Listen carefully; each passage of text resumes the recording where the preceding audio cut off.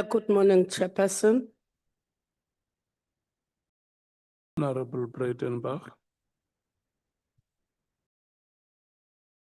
Morning, Chair. Honorable Kolabanat. Good morning, Chair. Honorable Tapa. Morning, Chair. Honorable Vessels. Good morning, Chairperson. Honorable Mwango.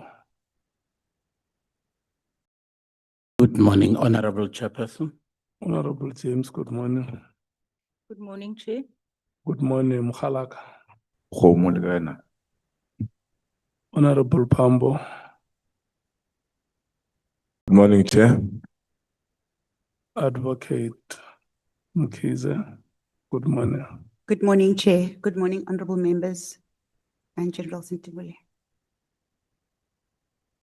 Good morning, Mr. Tejan.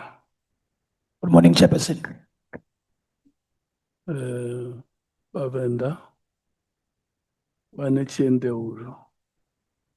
Good morning.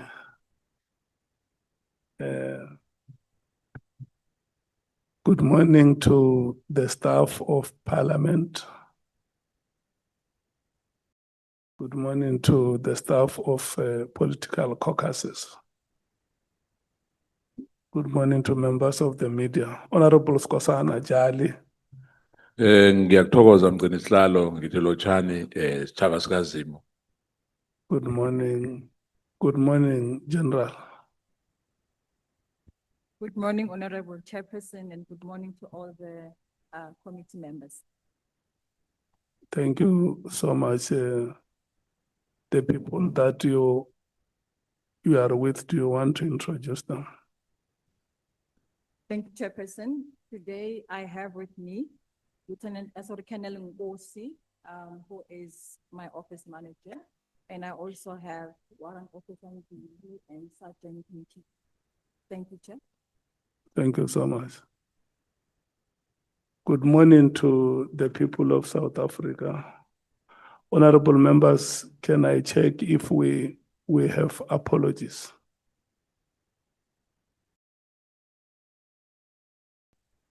Honorable Matei said it will come just around 10:30. Okay. Honorable Vessels, do we have apologies? Do we have apologies, Honorable Breitenbach? Yeah, thank you, Chair. Honorable Cameron may be late and he may not make it at all. He has other obligations today. And I have obligations in the House from 2 o'clock. Thank you, Chair. Honorable James, do we have apologies? No, Chair. Honorable Skosana, do we have apologies? Yes, Chair. My two other colleagues, Honorable Nomvalo, will come at lunchtime. He's still at the airport. I think he departed already. And Honorable Shongwe will join us later or tomorrow morning. Honorable Sokanyile, do we have apologies? Yes, Chair. Honorable Mtuli is not well. Honorable Sangoni is delayed by the transport. There's an accident on the road. Then Honorable Olangola will come later. He's attending to another, is attending a meeting at 9. He'll be here. He'll join us later. Honorable Sangoni has arrived in the delay of a transport. What is the meeting he's attending? Portfolio committee. He was summoned there. The portfolio committee where he's the chairperson. Okay. Is it didn't go the committee where he's the chair? I didn't go that far in Okay. asking, Chair. Good morning, Honorable Sangon. Good morning, Chairperson. Thank you. Thank you. So, Advocate Arense, good morning. Good morning, Honorable Chair, honorable members, everyone present, General Senthumule. Sorry, I was a bit late. Okay. I'm handing over to you as the evidence leaders. Do you have any remarks that you want to make? Honorable Chair, just that fairly late in the day. When was it? Last night or this morning? Last night we were advised of a change in the order of that witnesses will appear. We were expecting Honorable Adams to be first up this morning, and then we only got advised late by Bonani that it will be General Senthumule, which caused a bit of not panic or consternation, but Advocate Mkhize, who will be leading her. But we are here, and thank you, General Senthumule, for accommodating the late change, and we ready to proceed. Can you also confirm that the witness that is before us is the witness that the committee expected today? Thank you, Honorable Chair. Yes, the witness is General Hilda Kosi Senthumule. She's been cooperating with the evidence leaders for the past 2 weeks or so, and she's here to present her evidence, Honorable Chair. Thank you. We can say her in. Yes, Honorable Chair. Okay. Thank you so much, Advocate Arendse, and welcome General Hilda Kosi Senthumule. Our proceedings here, every time we conduct them, we start by swearing our witnesses.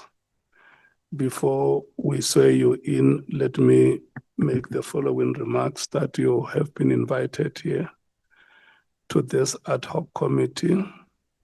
It's an ad hoc committee appointed by the National Assembly to investigate allegations that have been made by the KwaZulu-Natal Provincial Commissioner, Lieutenant General Lt Gen Mkhwanazi.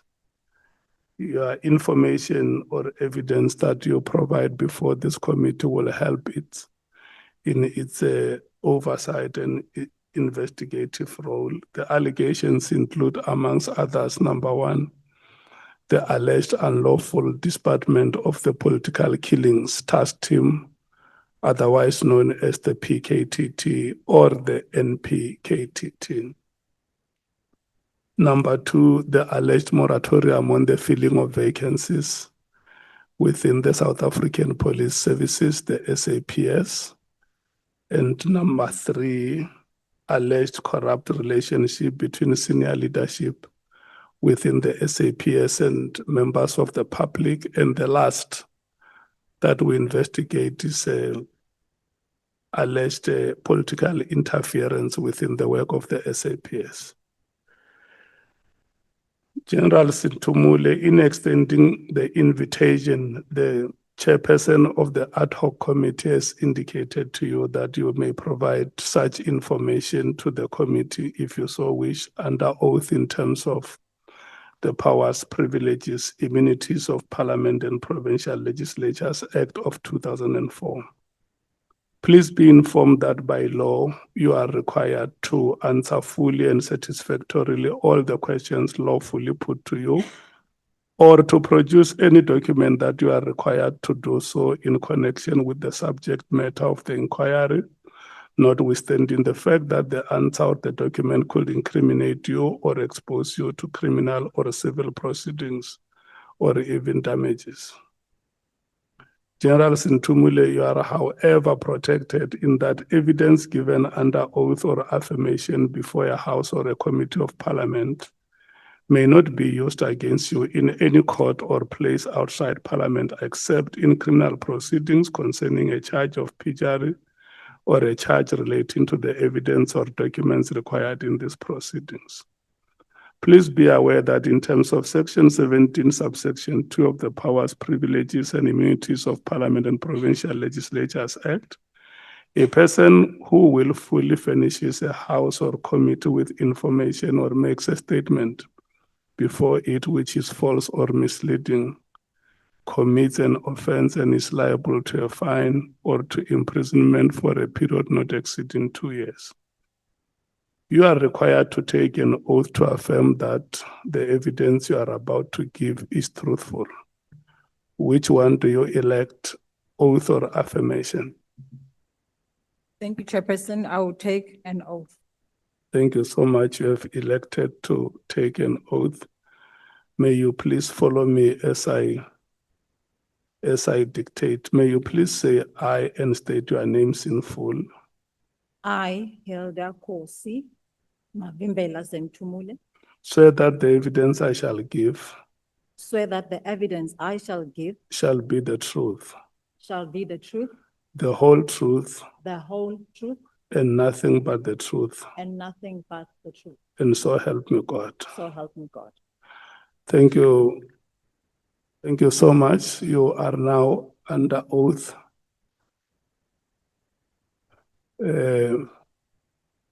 May I hand back again to your evidence leader and the general to proceed with the presentation of evidence. Thank you, Chairperson. Good morning, General. Morning, evidence. At paragraph 1 of your statement, please provide your current position for the record. Thank you, Advocate. My position currently is that of Acting Deputy National Commissioner for Crime Detection within the SAPS at the rank of Lieutenant General. Chairperson, I wonder if I might ask if the lady could put the mic by your mouth. Okay. Thank you so much. Thank you, Chair. Thank you, Honorable. Could you repeat that for the record? Thank you very much. I am currently serving in the SAPS in the capacity of Acting Deputy National Commissioner for Crime Detection and at the rank of Lieutenant General. When did you start in this role? My acting capacity resumed on the 22nd of July, 2025. Okay. At section B of your statement, you set out the educational qualifications. If I can just ask you to run through those from paragraph 3 of your statement. Thank you very much. I matriculated at Kenneth Masekela High School in Guatemala in 1988. And I went on to study for Bachelor of Arts, or Social Sciences and Psychology and Sociology at the University of Fort Hare. And I further obtained Bachelor of Arts honors at the same institution in 1993. Currently, I'm registered for a master's degree in management with a Stadio institution. Thank you, General. You mentioned that at paragraph 5 of your statement, you mentioned that you joined the National Intelligence Agency in 1998. Can you elaborate on the training you obtained at the National Intelligence Agency? Okay, having joined the NIA just after amalgamation in 1998, my operational training started with basic intelligence training. And I think that's where you do the entire spectrum of intelligence, including legislation, counterintelligence, domestic intelligence and priorities, as well as your estimates. And then I went further to then study within counterintelligence again, defensive arm of counterintelligence, where I was trained on vetting investigations or integrated psychoprofiling, as well as evaluations of those investigations. And that training took place at the SANDF. I see here, sorry, Chairperson, it says SADF, actually supposed to be South African National Defense Force. Thank you, Chair. Thank you, General. we then move to the section where you deal with your employment within law enforcement. We are now at paragraph 6 of your statement, where you say that following your time at the National Intelligence Agency, what was the trajectory of your career within the SAPS? I'm not sure if Chair, the advocate wants me to go to paragraph 7 because that's where the SAPS commences, or should I go back to paragraph 6? You may start with paragraph 7. Paragraph 7, thank you. My last posting within the intelligence environment was as a project manager for border intelligence within the NICOG, and I think whilst I was there, I was then approached at the time to apply for a post, and I must say that it was a lower post. It was on counterterrorism. So as a result, I applied for that post. I went for all the interviews. And in 2008, I was successfully employed as a director to head counterterrorism investigations within crime intelligence. And I must say in this role that I played an instrumental role during the World Cup, where we actually were supposed to secure the event together with the FIFA Security Committee. So at that young age, and I think at that junior level, because all the the commissioners then were sitting, and myself and Lt Gen Mkhwanazi were the only 2 directors sitting in that committee of the World Cup, chaired by General Cele. At that time, he was still the National Commissioner. Okay. At paragraph 8, you mentioned that you then joined the DPCI. On the 1st of September, I then was appointed to head organized crime investigations. And I must say it was a new post at the time. So I was the first appointed head of organized crime DPCI, commonly known as the Hawks.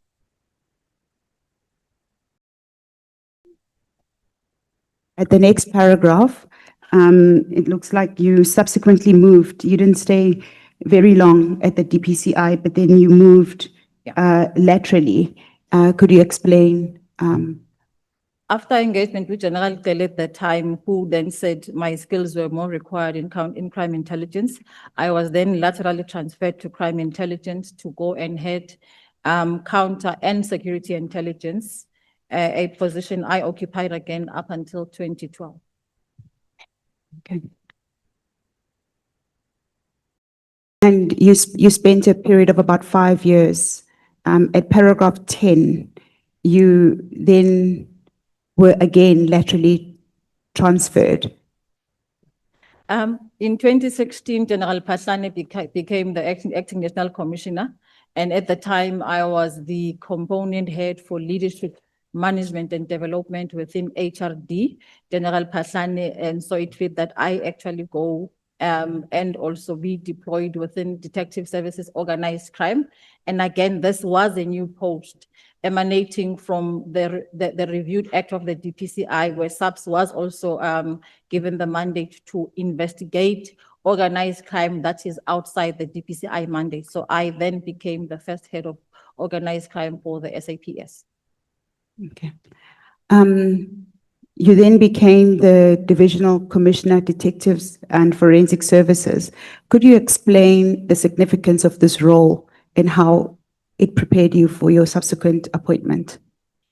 Being appointed the DevCom for Detective and Forensic Services meant that you are responsible for the entire criminal investigation business value chain, starting from your local criminal record center, your crime scene management, going into the analysis of your exhibits and into the investigation environment.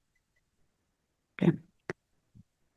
Lieutenant General, we are now at paragraph 11 of your statement. At paragraph 11, you say that on the 1st of August 2025, you were appointed to act as the National Deputy Commissioner, as you've already testified. What does this role entail and how does it leverage on your previous experience? This role, it's broader in that it now covers a third element of another crime detection environment, which is crime intelligence. So this is about synergizing the three environments that are critical or the backbone of the criminal justice system. So in this regard, my role makes sure I actually lead, oversee, and manage all the environments that are under those three divisions. That is Division Crime Intelligence, Division Detective Service as with the new structure, as well as Division Forensic Services.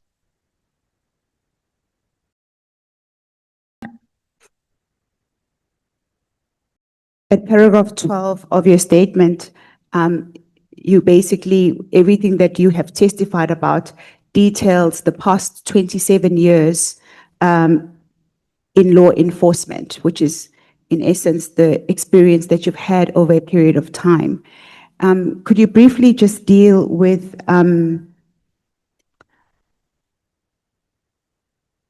what you were expected to do when you joined forensic services?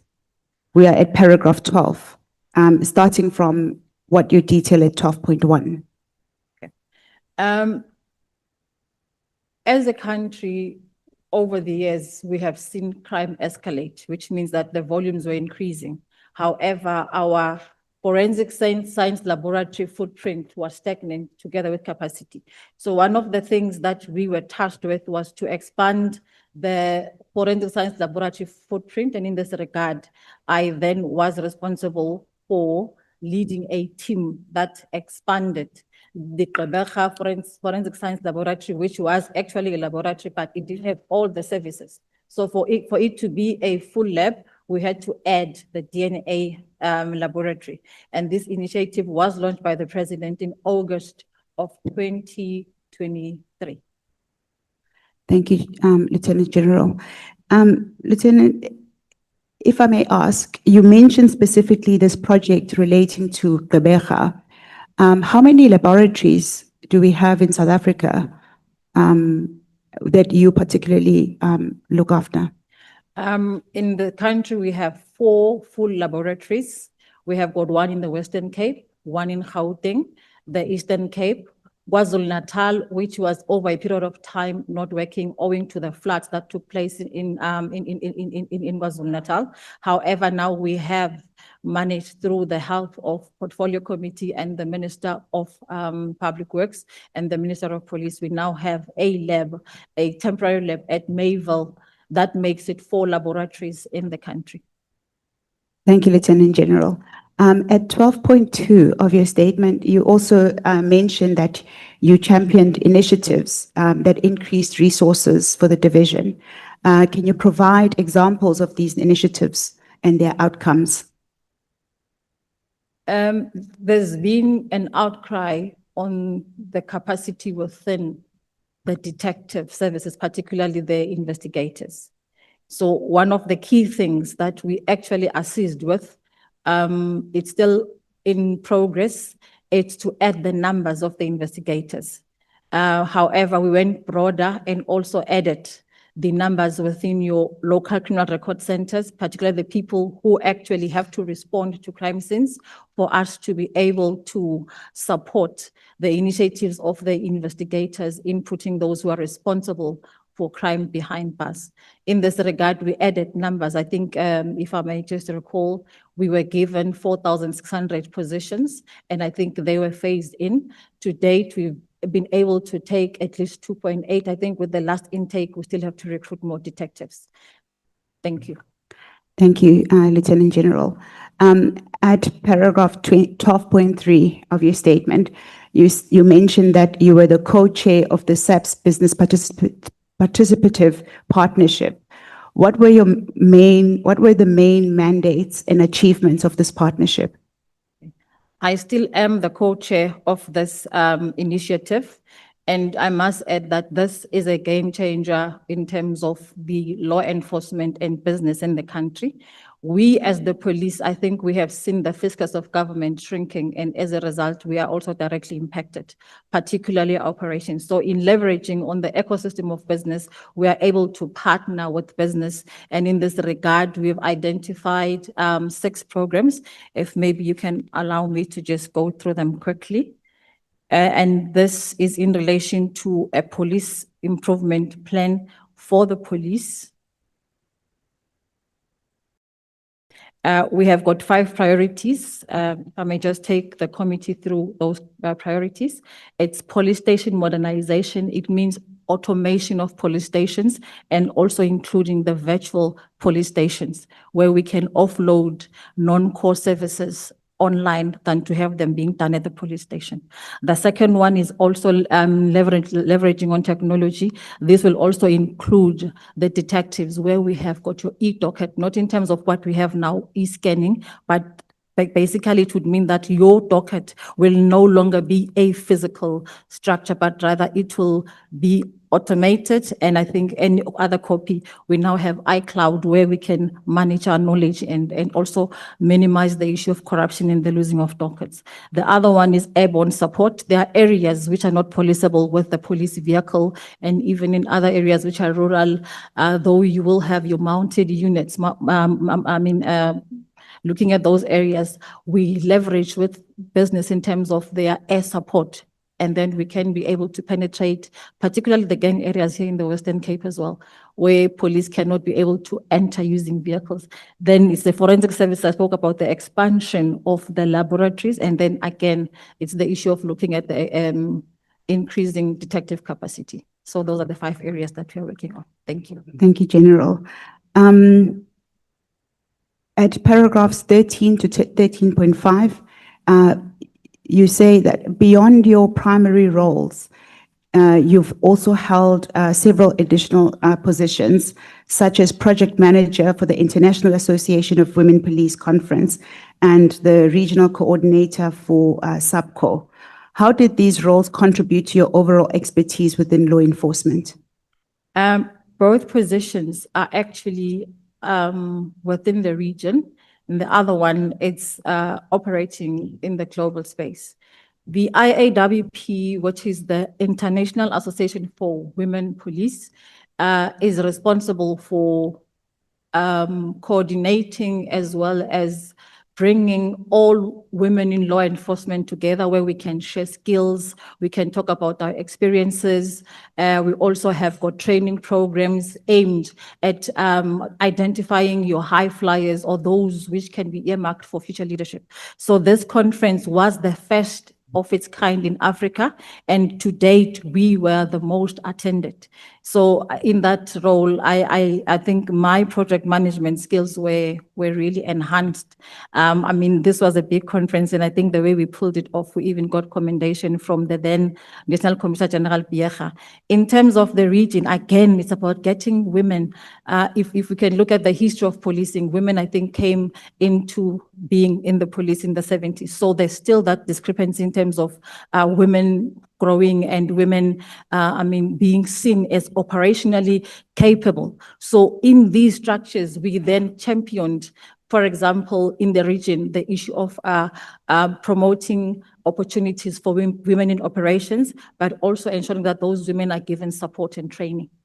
Thank you very much, Lieutenant General. You've set out your background very eloquently of all the years that you've spent within the SAPS. I now would like to just take us to the next point, which is your role and responsibilities as the Divisional Commissioner of Detective and Forensic Services. It starts at paragraph 14 and it goes all the way to paragraph 18.4. Perhaps you can just summarize your role and responsibilities, but specifically, for you to set out your primary responsibilities concerning strategic management, operational coordination, and the overall development of detective and forensic services. It starts at paragraph 14.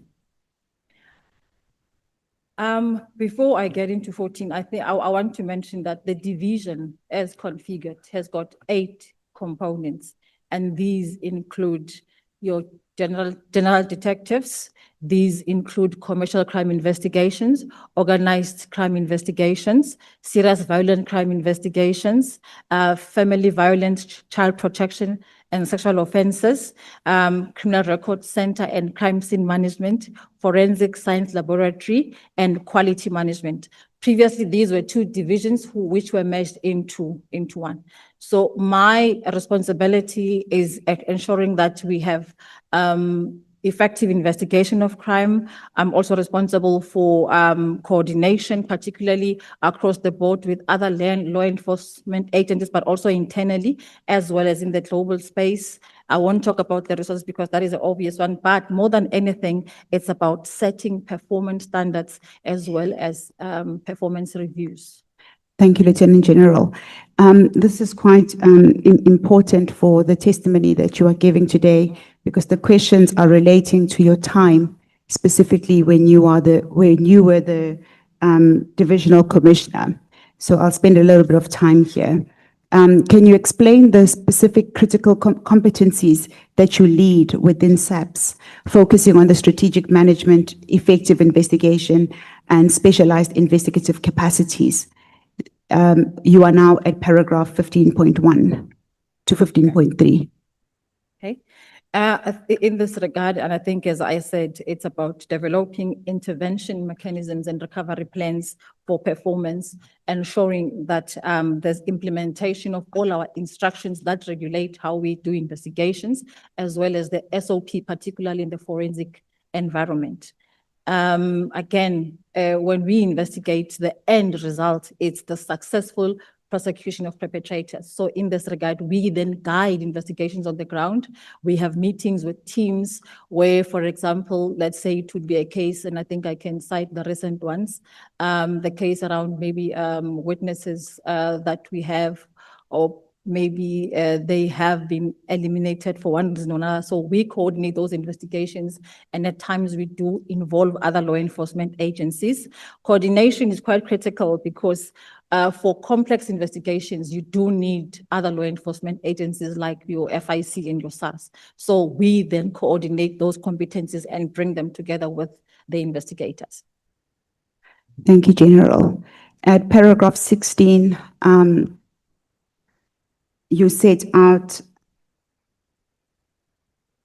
the ultimate objective. So what would you say the ultimate objective you aim to achieve in your current role? Well, that is the role before you started acting, particularly concerning community safety and crime prosecution. And I think this goes to the police in general, that ours is to contribute effectively and in a more professional manner towards increased feeling of safety in our communities. Again, I think we have had a lot of debates and discussions around organized crime. We have an obligation to really tackle and deal with organized crime successfully, and that we can do in a collaborative and coordinated approach. So we do need working with our sister agencies to ensure that all that we do is properly investigated, and that using our forensic evidence is gathered, that the justice cluster can be able to say safely that we have put the perpetrators of crime behind bars successfully and convicted them. Thank you, General. From paragraph 19 of your statement, which would be at capital letter E, section E, you set out the background of the issues that are before this committee. Could you kindly elaborate on the purpose of your testimony this morning? I will take it back to the 7th of November last year. After the testimony of Advocate Johnson, I felt the need to come and address the committee on specific areas which I felt were not covered. And also, I think the chairperson then subsequently invited me to come and then sit. So in this particular sitting, I will address the issue of the disbandment of the PKTT. Additionally, I will look at issues as raised by Advocate Johnson. And then lastly, I will look at the issues before the Madlanga Commission, particularly the allegations made by General Sibiya against me as a person. Lieutenant General, you mentioned that one of the reasons why you are here is to testify on the disbandment of the PKTT. What is your involvement within the PKTT? In my, yes. We are at section F of your statement. If I can take the committee through the historical considerations to get to where we are today. In December 2024, as per norm in the police, we are all deployed as senior officers to assist the provinces in monitoring and overseeing police operations during the festive season. And I was deployed in the Western Cape with General Pategile. I returned home in Gauteng on the 3rd of January. And from Monday, the 6th, I started my leave. I returned from leave on the 17th of July. So, Lieutenant General, when did you learn about the disbandment of the PKTT? Yeah. General Khumalo and myself, General Khumalo is the DevCom for crime intelligence. We work within the same program, so many a times we will be in the same meetings. I will not recall the date, and I think I did say before that some of the chronology I have lost in the process. I met him in one of the meetings. So normally during tea, we normally sit together, and then he informed me that I'm not sure if I can say it in Zulu, when he said, "Ubosi wakho uthi mangunika ama-dockets we PKTT," meaning that your boss said I should hand over the PKTT dockets to you. And I asked him again in Zulu, ngathi ngobani, meaning why? And he said, no, he didn't know, he was just given an instruction. So I said to him that unfortunately, an instruction in the police is everything. So you were given an instruction and I wasn't. So we laughed about it and I said, I cannot take it further. Thank you, Lieutenant General. You mentioned that you had come back from the Western Cape on the 3rd of January, and then you subsequently took leave from the 6th of January. When did you return to the office? And what did you then have the conversation with Lieutenant General Khumalo? It would have been on that week of the 17th when I returned from leave.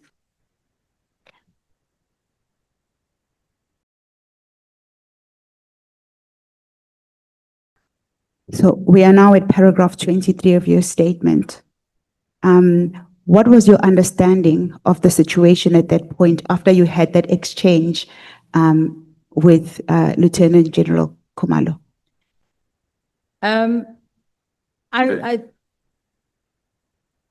Sorry. Honorable Malum.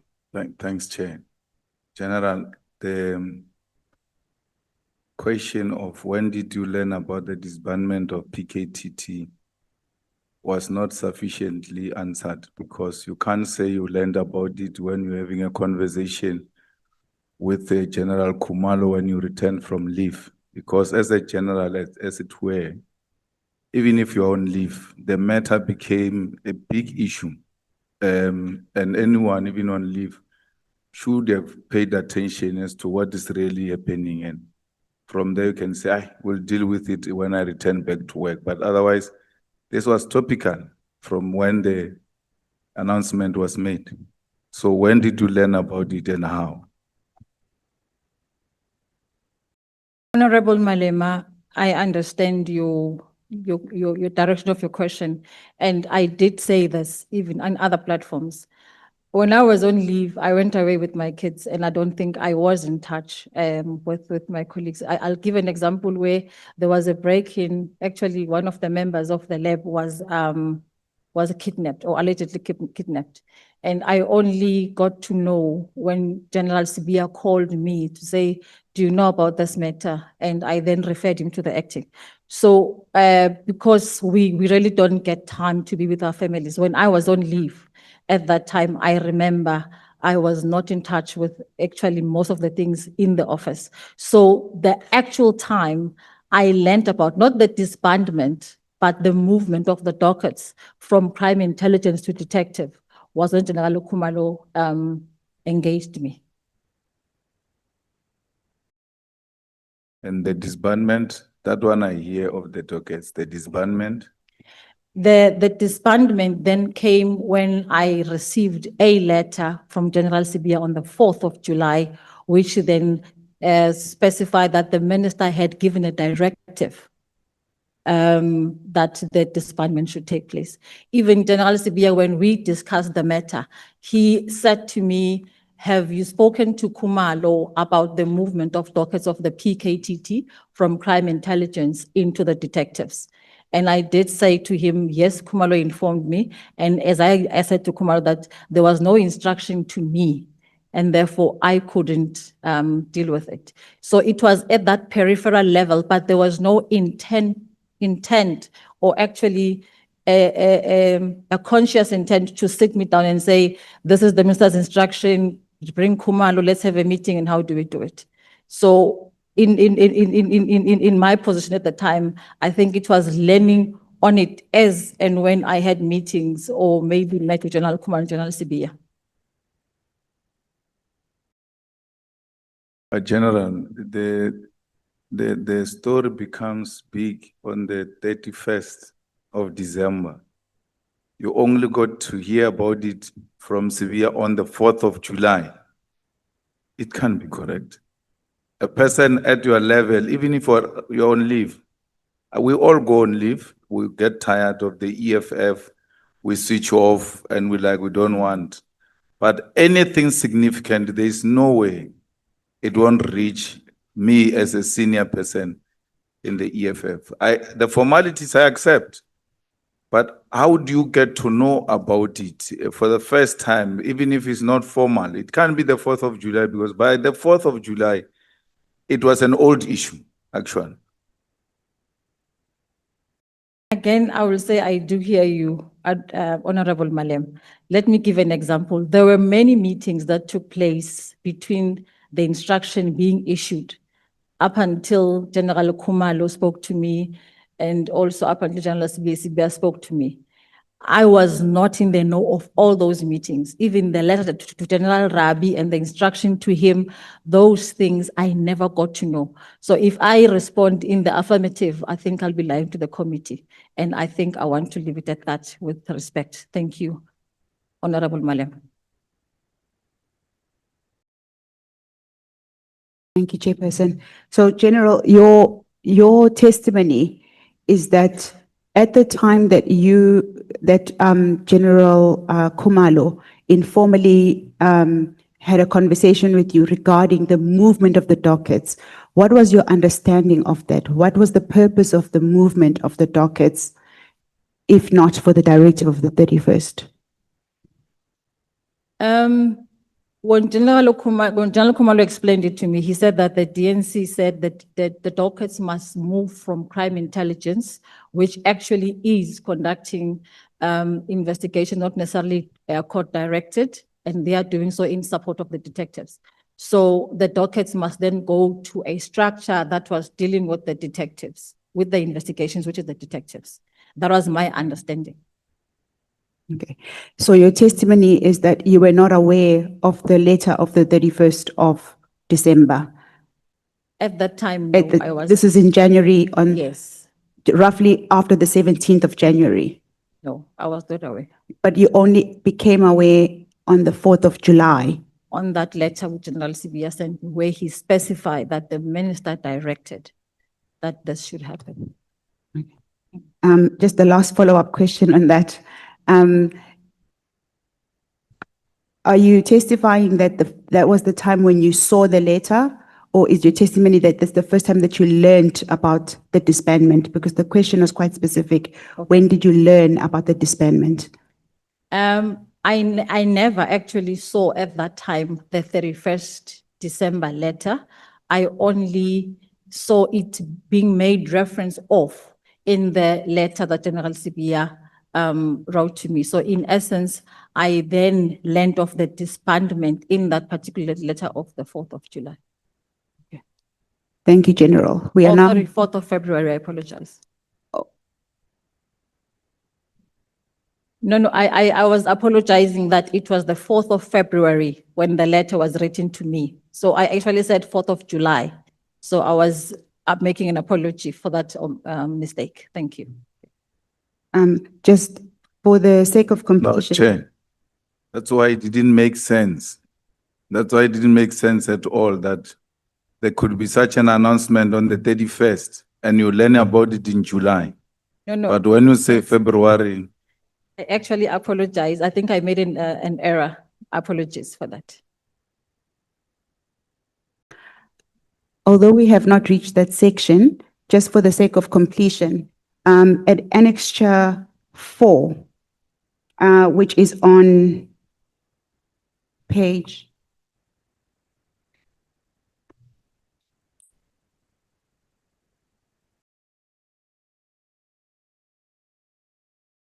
Annexure, I'm already there. are you there? Yes. Okay. Annexure 4 at page 77. It is dated 2025-0204. So that's the 4th of February 2025. Is this the date when you learned about the PKTT? Disbandment, yes. Yes, the disbandment of the PKTT. Okay. May I proceed? At paragraph 25 of your statement, actually, if I can just take it one step back, at paragraph 23, what was your you testified that you had an informal discussion with General Lieutenant Khumalo regarding the PKTT. What was your understanding of the situation at that point? The mention of the task team or the PKTT took me back to 2018. And when the IMC met in 2018, we were invited as the senior generals in the police. At that time, I was the head of organized crime. General Mosikiri was the divisional commissioner for detectives.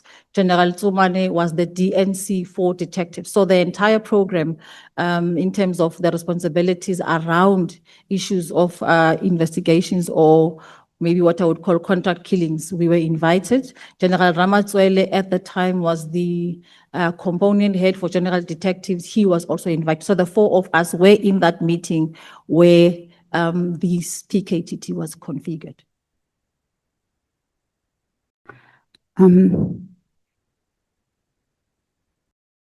At paragraph 26, after your discussion with Lieutenant General Khumalo, what transpired when Lieutenant General Sibiya inquired about the transfer of dockets?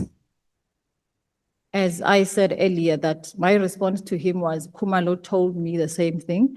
And I informed him that there was nothing in writing for me that actually I could use as a point of reference to engage Khumalo in relation to the movement of the PKTT dockets.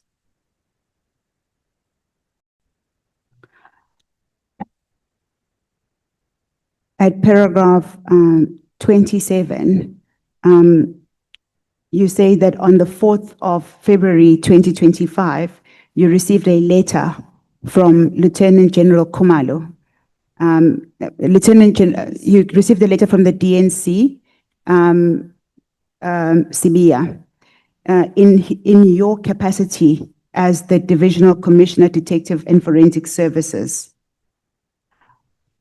That letter is attached as HKS 4, and it is at page 76 of the bundle. If you could turn to page 76 of the bundle. What were your instructions? What were the instructions that were contained in that letter? And what was its stated basis regarding the minister's directive?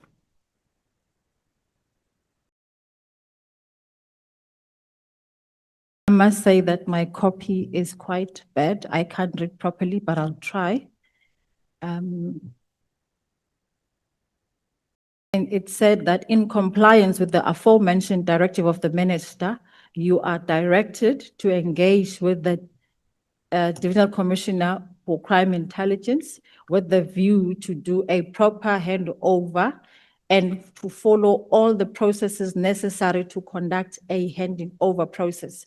This includes, but is not limited to, a report of all cases, a case register where all the cases were recorded, and the current status of court-going cases and cases under investigation. Paragraph 5.3, all cases or projects, documentation relevant to the political clearance task team.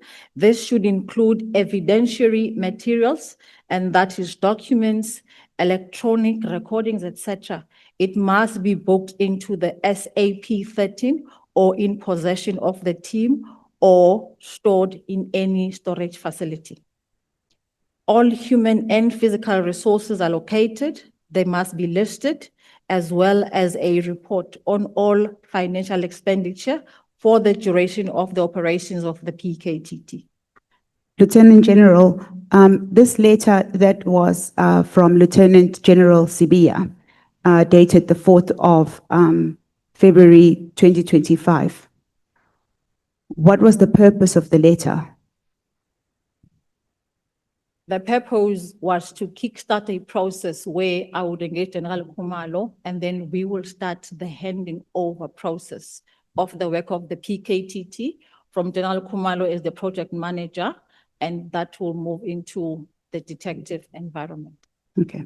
At paragraph 3 of the letter, it sets out that the directive in terms of the minister's directive regarding the disbandment of the PKTT, and the date there is the 31st of December 2024.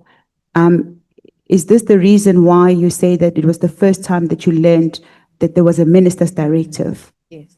In actual fact, even the 31st December correspondence as quoted here, that was the first time that I actually learned about it. Okay. Yes. What was the specific instruction to you within the division that you were heading at the time? As stipulated, it is to just get a report on all cases, and together with, I mean, if you read it, it said even items which were kept at SAP 13 or any other place was supposed to be handed over to the detectives for them to begin their storing process. Okay. On the following page, the instruction continues. If you can read that into the record. On paragraph 6, it says it is advised that the Divisional Commissioner for Detective and Forensic Services ensures that the cases and investigations are taken care of to ensure that cases are not lost in court because of the deactivation and the disbandment of the task team. Further, on paragraph 7, you are required to ensure that this is done within 7 days, in also considering the content of the attached correspondence sent to the DevCom Crime Intelligence, which you will also ensure the closing report is submitted as per the directive of the National Commission.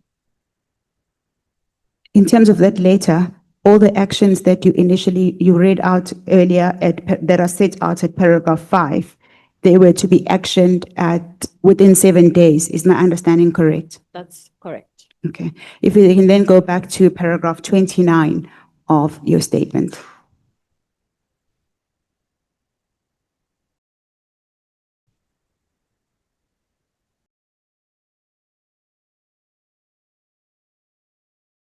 Okay, paragraph 29, paragraph 30 paragraph 29 sets out what you have read into the record based on HKS 4. Now, at paragraph 30, you mentioned the 6th of February. Could you explain to the committee what that relates to?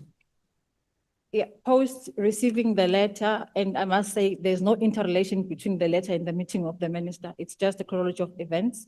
On the 6th of February, the Minister of Police, Minister Mkhwanazi, called a SAPS top management meeting.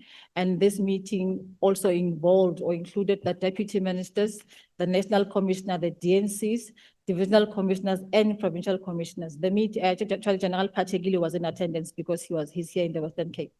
And the meeting was about briefing the minister on the key competencies of SAPS.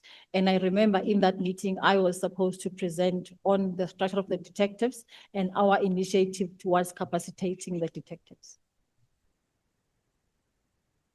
What were the outcomes of that meeting? Unfortunately, I think on the day we arrived, as we were driving to the venue, which is the provincial office in the Western Cape, I got a call from my cousin that my nephew, Oratile, was killed after he was stabbed. And that actually resulted in me having to return home. So in essence, I didn't conclude the sitting of that meeting. I had to go back home. How did this event, this tragic loss of your nephew, impact on your ability to engage immediately with the PKTT handover process? Because what we've read from the letter is that the minister's directive was that it ought to be disbanded immediately. That's number one. Number two, as per the author of the letter, Lt General Sibiya, he had directed that it must be actioned within 7 days. So how did this event impact on your deliverables? General Khumalo and myself were not able to meet because I think I was home fully in Guatemala for the better part of the funeral arrangements. And also General Khumalo had other engagements because as you can know that our portfolios require us to take part in a number of structures. So the only time then we were able to meet was towards the end of February. What steps did you discuss for the handover process when you met? And what was the PKTT disbandment? What steps did you take for the handover process? When you are given an instruction, I don't think you go haphazardly and implement. So we had to find a strategy or a way of how is this going to be done? And I think the starting point would be to have an implementation plan and also categorize all the, or maybe let me say, yeah, categorize all the issues that will have to be undertaken and also assign responsibilities as well as the period on which it will take you to conclude the handover. So in this regard, we then developed an implementation plan.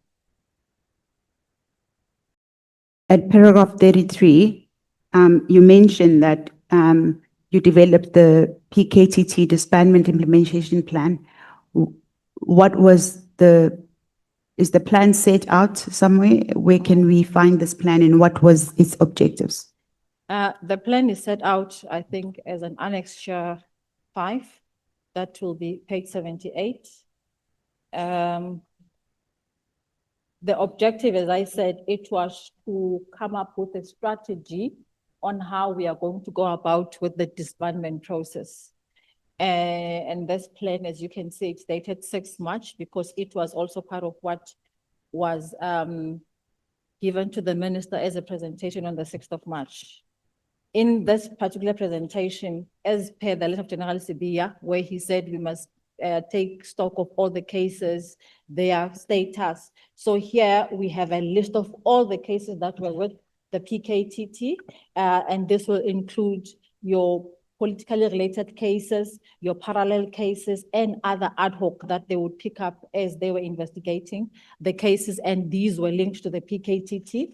And also it included the workload of the PKTT that included traditional leadership cases, University of Fort Hare cases. It had all the numbers and the cases status in terms of where they are in relation to investigation. So in total, at the time of our assessment, General Khumalo, the PKTT had 612 cases, 612 cases. And I think as you go down on page 82, and it stipulates now the phased out approach of how the disbandment will take place. In total, 125 dockets were under investigation, and of those, 60 were political related, 46 were traditional leadership related, 16 were parallel cases, 2 were University of Fort Hare, and 1 ad hoc. So all these cases were under investigation, and 10 dockets were already submitted for decision at the DPP's office. So all of these 125 cases plus 10 were to be transferred to KwaZulu-Natal and Eastern Cape serious and violent crimes, particularly murder and robbery unit for investigation. I need to clarify here that General Sibiya said the dockets must come to head office, but the plan as proposed for the minister was saying that the dockets must go back to the province to a specialized unit. I think we'll get into that when we proceed with the. Yes, we will. Thank you, Lieutenant General. Lieutenant General, as you are aware of the timeline, I'd asked you a bit earlier as well, that we are now on the 6th of March and you were presenting.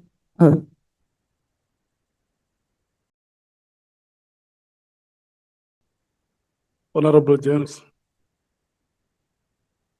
Thank you, Chair. Just clarity, the dockets, in the plan, it says that the dockets must go to KZN, Crime Intelligence, am I correct?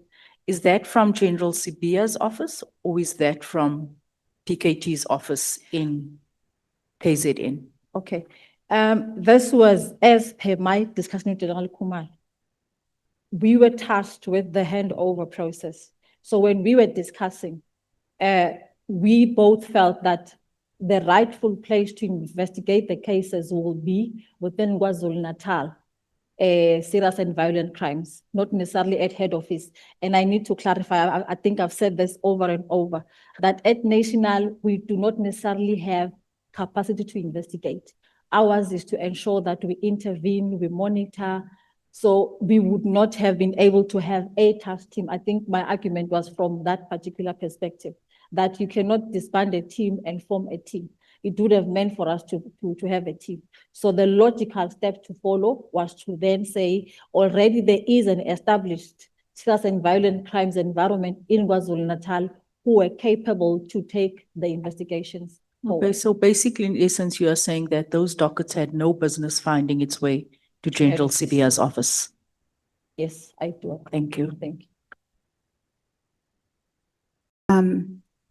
Lieutenant General, perhaps it's also a good time, even though we are still at paragraph 32, perhaps this would be a good time to explain to the committee at the point at which you were developing this implementation plan, where were the dockets? The dockets were in KwaZulu-Natal with the PKTT. And I suppose General Kumalo, though he actually had moved, maybe I should clarify this, Chairperson. General Kumalo was the project manager for the PKTT in KwaZulu-Natal, based in KwaZulu-Natal. In 2022, he got promoted to become the DevCom for Crime Intelligence. General Masemula and General Tele agreed that for continuity, General Kumalo should continue with being the PM for the PKTT.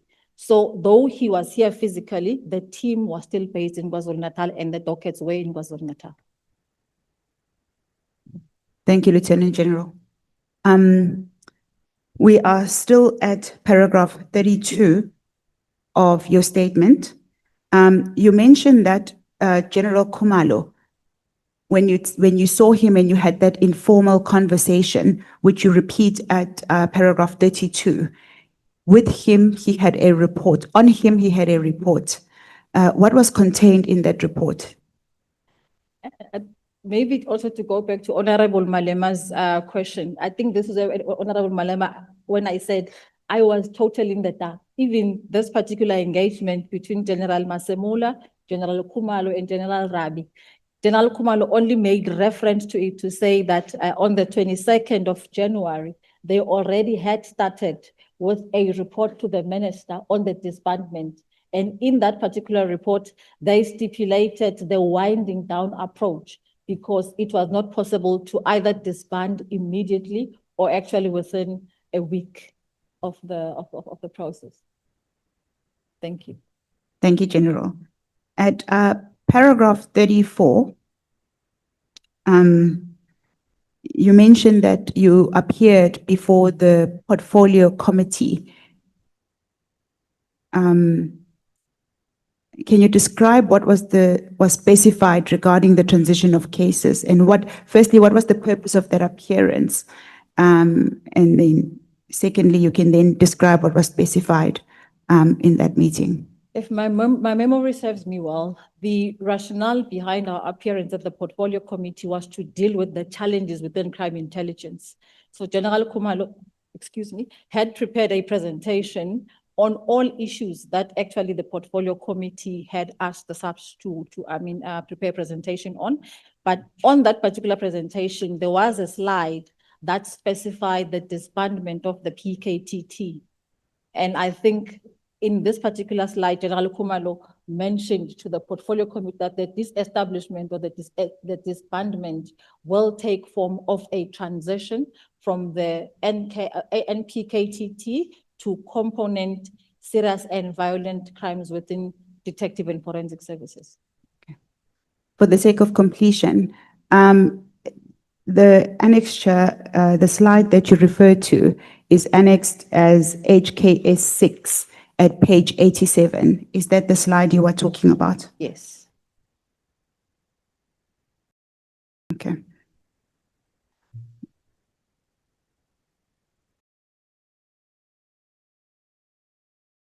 At paragraph 36 of your statement, you mentioned that a meeting was convened by the minister on the 6th of March 2025. What was the purpose of the meeting? That specific meeting was to address progress made after the minister's directive of the 31st of March 2024, and this will talk to the disbandment or the disestablishment of the PKTT. So the invitation was sent to the National Commissioner, who then extended through his office the invitation to all affected officials, myself, General Khumalo, General Musiki, General Sibiya, and the National Commission.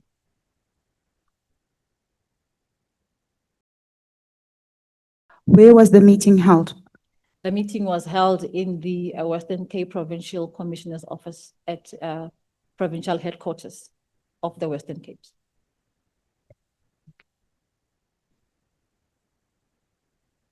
What were the deliverables outlined in the plan that you presented at this meeting? Yeah. I think I did cover it earlier, but I will just break it down again. As I said, 125 dockets under investigation and 10 of those which were submitted to the DPP for decision were to be transferred to KwaZulu-Natal and Eastern Cape serious and violent crimes. Remember, there were 40 dockets there. So the 122 would go to KwaZulu-Natal, and the 3 dockets of Fort Hare would go back to the murder and robbery unit of Eastern Cape. Then secondly, new cases which were to be reported on political killings will immediately be referred to murder and robbery units in KwaZulu-Natal. And the 297 dockets which were finalized, including 57 withdrawn and 9 unfounded, all of those were to be returned to their station of origin for archiving or filing. And lastly, which is very critical, 114 dockets which were on the court roll were to remain with the PKTT until they were all finalized. At paragraph 39, you say that during these deliberations, Lieutenant General Sibiya, the DNC, was not pleased with the approach of keeping the court-going dockets with the PKTT. What were the differing sentiments during the deliberations, particularly those that were with Lieutenant General Sibiya? Once the proposal was tabled before the minister and the deputy ministers and national commissioner, General Sibiya, I think he raised his concerns that if, for example, the 114 dockets were to remain with the PKTT, it would mean that the team was not disbanded. It would mean that the team actually was continuing. So he felt strongly that actually all the dockets, including the court-going dockets, were to be transferred to the murder and robbery units or to the detectives. Was And he the this- only official at the meeting who had these different Yeah. sentiments? From the minister's office, his chief of staff was there, and I think he also was in support of GNC's proposal that all the dockets, including the court-going dockets, should go to the PKTT. And I think the minister also was sharing the same view that no dockets should remain with the PKTT. So in essence, your answer is that the minister, Lieutenant General Sibiya, and the And- minister's chief of staff were dissatisfied with the manner in which you were approaching the implementation plan for the disbandment of the PKTT. I wouldn't necessarily say dissatisfied. I would say maybe they disagreed because remember we are presenting. So they disagreed with the approach of keeping the 114 court-going dockets with the PKTT.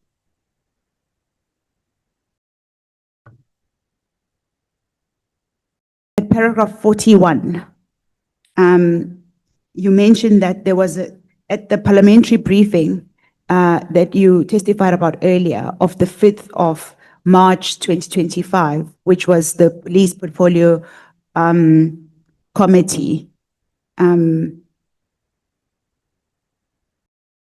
How did the parliamentary briefing and the March 6 meeting with the minister, his chief of staff, Lieutenant General Sibiya, influence your understanding and legitimize the DNC's instruction for the handover? Maybe with your permission, Chairperson, if I can go back to paragraph 40 because it's quite critical moving forward. As I said, that the meeting deliberated and then there were differing views, as you said, disagreements, but eventually the implementation plan was provisionally approved. And the only amendment on that plan was that, which means the meeting agreed that the 114 dockets will remain with the PKTT. However, as and when each case gets concluded, the dedicated detective holding the docket and the combat member assigned for his protection will then withdraw from the team and return to their station of origin or actually their business unit. Now, coming back to what you asked. And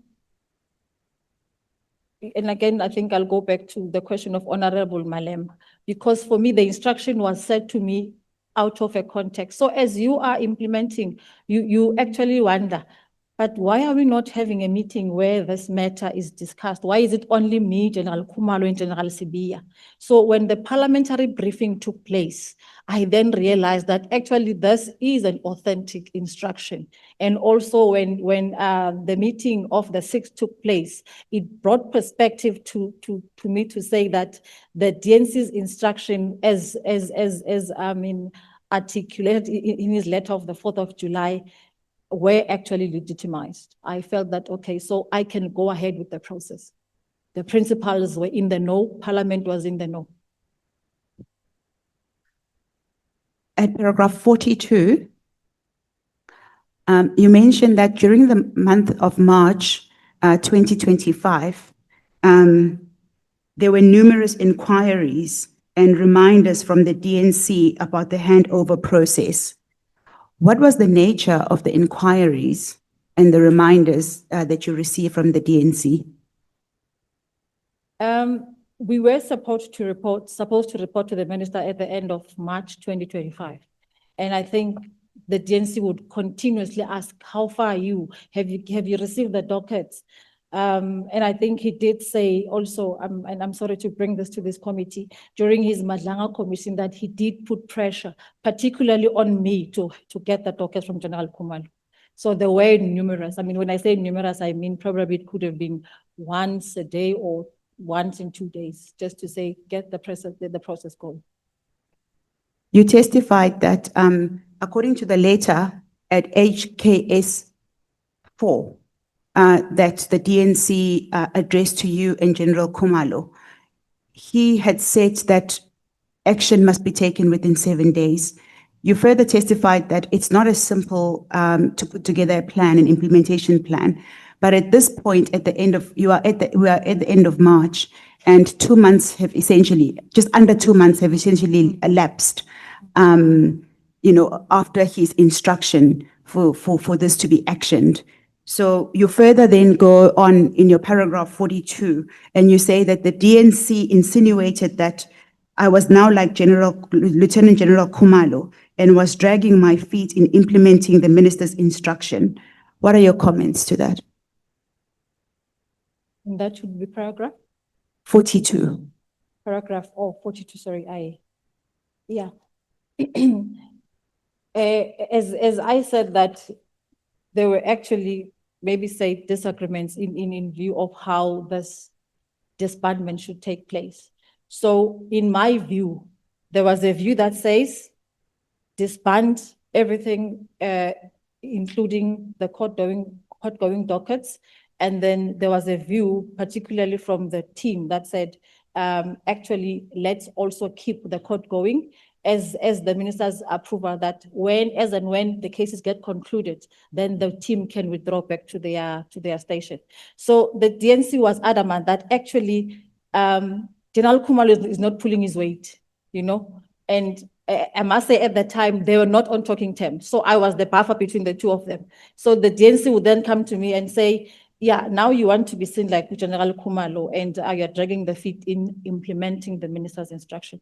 So he was saying to me that the minister also will see me as a person who was not willing or actually cooperative in fulfilling his instruction. Given that the instruction had come initially from the minister, from his directive of 31 December 2024, and subsequently from your the head of your division, who looked after your division, who would have been Lieutenant General Sibiya, where was the differing view coming from?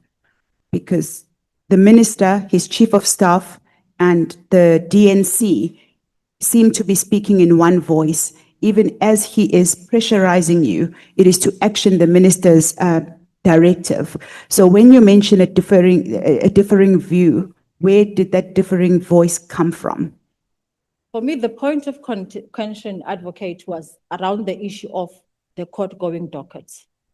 I think everybody was fine with the dockets under investigation and those which were with the DPP for decision, but also those which were finalized, withdrawn, that were supposed to go back to the station. General Sibiya, the minister, and the chief of staff felt that if the PKTT keeps the 114 dockets, it meant that the team is not disbanded. One area of the plan that General Khumalo presented was the reduced number of the current staff or members that were deployed in the PKTT. So I think there were about 96 members. The revised staff establishment would have come to 68, which means they were reducing. Other members would have to go back to their station of origin or business unit, and the 68 would continue. So this 68 would focus on the 114 dockets which were court going. And according to the minister, General Sibiya, and the chief of staff, that meant that the team was not disbanded. So that basically was the point of contention. Okay. Would it then be fair to say that the point of contention came from, it would have been you and Lieutenant General Khumalo, because you were tasked specifically to handle this, the disbandment and and handling the dockets, the transfer of dockets? Because we were the compilers of the plan. So we agreed with the 114 dockets staying with the team. General Musigidi, General Masemula, who were also in the meeting, were in support of actually retaining the 114 dockets. And the rationale is that when the docket is at court, already there's a rapport between the victims, there's a rapport with the prosecution and other role players who's involved. So to actually give those dockets to a new team, you are actually disturbing. And I think the best way is to talk about the chain of custody, but also the progress as well as the prospect of success in the investigation. That was the rationale why the dockets had to be kept with the team to conclude to court. Okay. At paragraph 44 of your statement, you mentioned that a follow-up meeting was convened with the minister. You would have initially met on the 6th of March, and this is a follow-up meeting about 3 weeks later. What transpired at this meeting regarding the progress of the disbandment implementation plan? In my view, the meeting was prematurely adjourned. As General Khumalo started presenting, if I may go back to the 6th of March meeting, he presented 125 dockets under investigation. But on the 27th, he presented 121 dockets under investigation. I think this is where the 121 dockets came into the fore.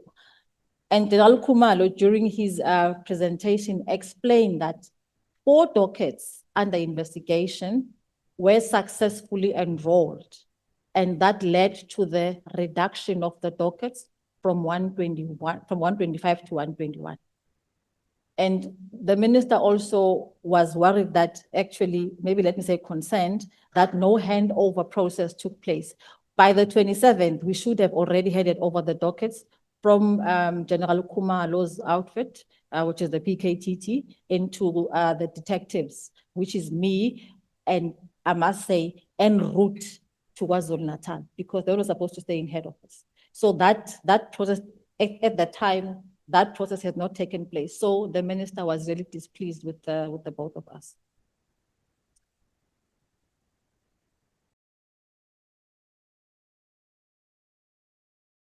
Sorry about that. Good morning, General. Morning. Just explain this. So the dockets were going to physically move from KZN to you and then back to KZN. Is that what you mean? At that time, the modalities of how were not discussed. It was just the roadmap to say, this is what needs to happen. Yeah, so meaning that eventually, whether it's from KwaZulu-Natal to KwaZulu-Natal, Natal to Gauteng, but the dockets by then should have moved from PKTT to the detectives. Thank you, Honorable.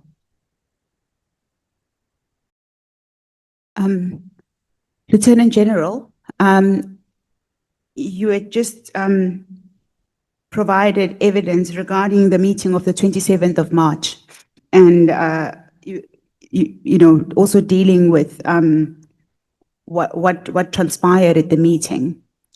At this point, 3 weeks, I think I'd mentioned this already, that 3 weeks had lapsed since the meeting of the 6th of March. What steps had you and Lieutenant General Khumalo taken to ensure that you, in fact, meet the minister's directive, that you deal with it and action it? If I may haste to mention that, much as the directive was given, I think all of us had to realize that both General Khumalo and myself are running divisions. So we were not only seized with the matter of the PKTT, there were other obligations. I remember on the 26th of March, General Khumalo informing me that he was busy with the auditors. And I think before that, he had meetings with Mikok and other role players. So from my side as well, I mean, running both divisions, we had to find time, and we need, all of us had to be realistic that this is not the only matter on the table for us. There were other critical and strategic matters that we were dealing with. Thank you, Lieutenant General. Did your office or Lieutenant General Khumalo's office engage the DNC's office regarding the delay? No, at no point. At paragraphs 45 and 46, you deal with the minister's dissatisfaction at this meeting. What was your response to the statement by the minister? And if my memory doesn't fail me, the minister said, these two divisional commissioners are not serious about my instruction. And therefore, National Commissioner, moving forward, I won't deal with them, I'll deal with you. And I remember I innocently raised my hand and I said, Minister, I understood the instruction and I am not undermining your authority in this one. How would you describe your relation? Had you interacted with the minister prior to this meeting? I did. How would you describe the nature of your relationship? To be specific, I mean, I've worked with previous ministers, and in my view, he was the first minister that I could at least identify with his vision, particularly in relation to the detectives. And the National Commissioner was in the know, so there were projects that he was running, and lo and behold, I was responsible for them. So we had a very good relationship.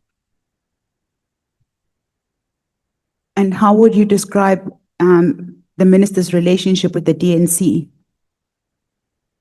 Can I be asked not to respond to that because it will be speculation? Thank you. Okay. Back at paragraph 45 and 46, we are still there. What did the DNC instruct you to do afterwards, after the minister had expressed his dissatisfaction? Thank you, Chair, and good morning. Good morning, Lieutenant General. Just a question of clarity. Do we have a copy of the minutes for that meeting, or where can we get them? I know there was secretariat on that day Mhm. from both the NASCOM and the minister. I've never seen the minutes of those meetings, and I don't remember them being requested. I suppose we can ask both officers if they do have a record of that meeting. Okay, so we'd need to ask both the Minister's office and then the National Commissioner's Yes. office as well. Thank you, Chair. Thank you, Honorable. Let's proceed. Okay. Lieutenant General, I had asked a question. What did the DNC instruct you to do after the minister had expressed his dissatisfaction? I guess he actually gained leverage because he reminded me that you see where this has led us. You're not willing to follow the instruction, and then he asked me to then hastily and expediently finalize the handover. I must say that from that meeting, both myself and General Khumalo, I mean, I was as upset because in the meeting, it would have seemed as if we didn't do what we were supposed to do, or maybe that we were not willing. And at that time, I asked National Commissioner and I said to him, but General, do really I have to get involved? Why don't these dockets go somewhere else? And General Masamula said to me, it is because you are the head of detectives. That's why you need to get involved. But again, I must say that you could tell from that meeting that I think General Khumalo also was adversely affected, and I think the meeting did not end on a good note. General, I keep going back to the same point because I'm actually trying to ascertain whether the minister and the DNC were acting in a manner that was to put pressure on you. What we know is that the letter had first been written for your attention on the 4th of February. What we also know from what you've testified is that on the 5th of March, there was a portfolio committee meeting where some of these issues were ventilated. And then the following day, on the 6th of March, the minister addressed you and Lieutenant General Khumalo regarding the plan and that it ought to be actioned by the 17th of March. And at the following meeting on the 27th of March, there were still no steps taken. And you've also testified that you did not, your office nor Lieutenant General Khumalo's office, neither of the officers had addressed a letter communicating the delay and perhaps requesting a further deadline. So would you say that on the 28th of March, when the DNC expressed, following the minister's dissatisfaction and what you've just testified, that this was now causing some type of tension between the team. Was that unreasonable, given the fact that there were numerous deadlines that had now not been met? In this process, I don't think there's anything that I can deem unreasonable. Probably, I think I would say some of the things were not as feasible as we actually had hoped. So yeah, there was no, after the 27th, we both knew we have to do it. So there was no reviewing whether the DNC should be informed. After he spoke to me, we spoke to General Khumalo. I actually spoke to General Khumalo, and I said to him, if it's possible, on the 28th, can we finalize? And if we go to the plan, in my mind, I was thinking, I really have a lot of work to do. I only have 3 actions on the plan. If I do this, then we can conclude the process. Still at So paragraph. maybe my focus wasn't so much on what the DNC said, but more on what the plan required of me. Still at paragraph 47 of your statement, you further state that you wanted the process to be finalized, particularly your role in the handover process, so that you do not have to be called out for failure to comply with the instruction. It seems that you just wanted to get the job done. Did you believe that the minister's directive of 31 December should have been actioned? So what I'm asking is, were you of the view that the disbandment ought to have taken place to remove the dockets from the PC's, the Provincial Commissioner's office in KZN to head office? I think part of your question, I'm sure we will cover when I talk about General Mkhwanazi. But as I said earlier, the 2 meetings, 5 and 6 March, were critical for me to say this is actually a legitimate instruction that all of us, because in that meeting there was deputy ministers, there was national commissioner, and by the way, their principals, myself and Khumalo, are implementers. So there was nothing wrong actually at that time when we were looking at the issue of the disbandment. For me, it came when I realized that the PC was actually not in the picture. So at paragraphs 47 to 50 of your statement, you deal with finalization of the dockets and the handover and transfer of them. What process was involved? General Khumalo sits in an office in Pretoria East, and we therefore had to make an arrangement to meet in his office and do the handover. General Motsepe, who is the component head for serious and violent crimes, would have been the operating officer from my division. Unfortunately, she was not feeling well, and she then delegated Brigadier Tata, who is the section head for stock theft, to actually, and assistant detective for that matter. People will say, but he's in stock theft. He is assistant detective who actually worked almost all the environment in the detectives. So then he was the one who was given to me by General Motsepe to accompany me with his team to complete the handover process. Sorry. Thank you, General. You set out the various steps that were taken, starting with the auditing of the dockets at paragraph 51. What was the process of auditing the dockets, and what did you sign as proof of receipt? We are at paragraph 51. We subsequently went to Crime Intelligence, General Khumalo's office, to be specific. It was myself, Brigadier Tata, and Kadel Mzuli joined me later. And there were boxes of the dockets, meaning that General Khumalo had brought the dockets to head office. And at that point in time, which means they actually came before the 27th, before the meeting of the minister. When we met, they were already there in Crime Intelligence. Then the team, together with General Khumalo's team, we then had to do proper due diligence. and that would have been your first level auditing. And that meant that they need to ensure, look at, for example, the complete list of the docket per box and compare it with the actual dockets. But over and above that, open the docket and see if all the documents are complete and properly filed, and also verifying the contents that there's nothing missing, and also then the handing over took place from there. Thank you, Lieutenant General. You rushed over the part when they actually arrived, when they were transferred from KZN to the head office. Could you deal with that in detail? Who brought them? Who brought them from KwaZulu-Natal? I wouldn't be in the know. I think I heard from Colonel Khumalo's testimony at Majanga that actually he was the one who brought the dockets. But at the time, I was not aware as to how they came to General Khumalo's office. So we were the receiver, so we didn't bring them to Gauteng.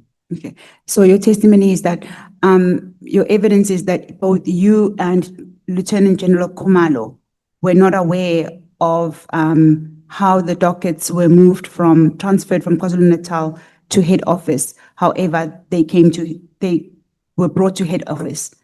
I wouldn't say both of us were in the know. My take on this is that General Khumalo, as the DevCom who had the dockets, instructed his people to go get the dockets from KwaZulu-Natal into Pretoria because that's where I'm based. That's my only logical explanation. When did they reach the head office? Because they were there already on the 27th, I suppose it would have been shortly before the meeting of the 27th. You can then continue at paragraph 51, where you set out the steps that you took, once you received the dockets. I think I've already covered those.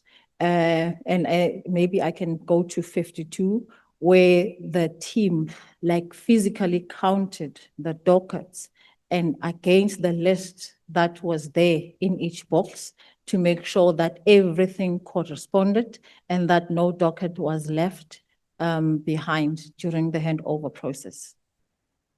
And once they were done, it was only then when General Khumalo and myself, we co-signed the handover list. Okay. If I can then ask you to turn to page 88 of the bundle. That is HKS 7. Okay, 88. Starting from 88 all the way to 91, particularly at page 91. That is your signature dated the 28th of March 2025. Yes. Is this the list at the front of page 88?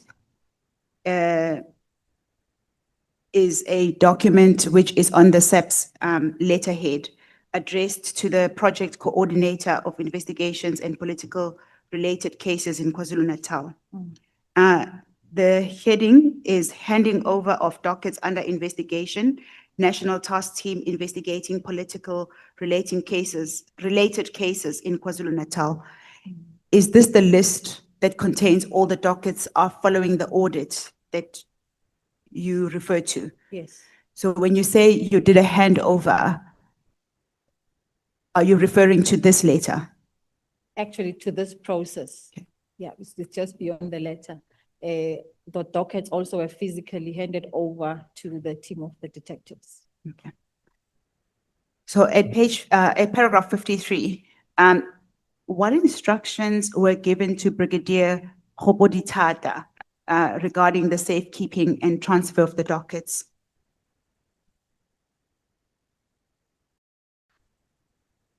In response to this, I want to go back to the issue of the plan. The plan said the dockets were to be taken to KwaZulu-Natal Murder and Robbery Unit. So the instruction was that in the process of waiting for us to travel down to have all the engagements, that those dockets I mean, he's assistant detective, so they know the protocols around the safekeeping and guarding of the dockets. And so that will be pending the final handover to the Provincial Commission of KwaZulu-Natal.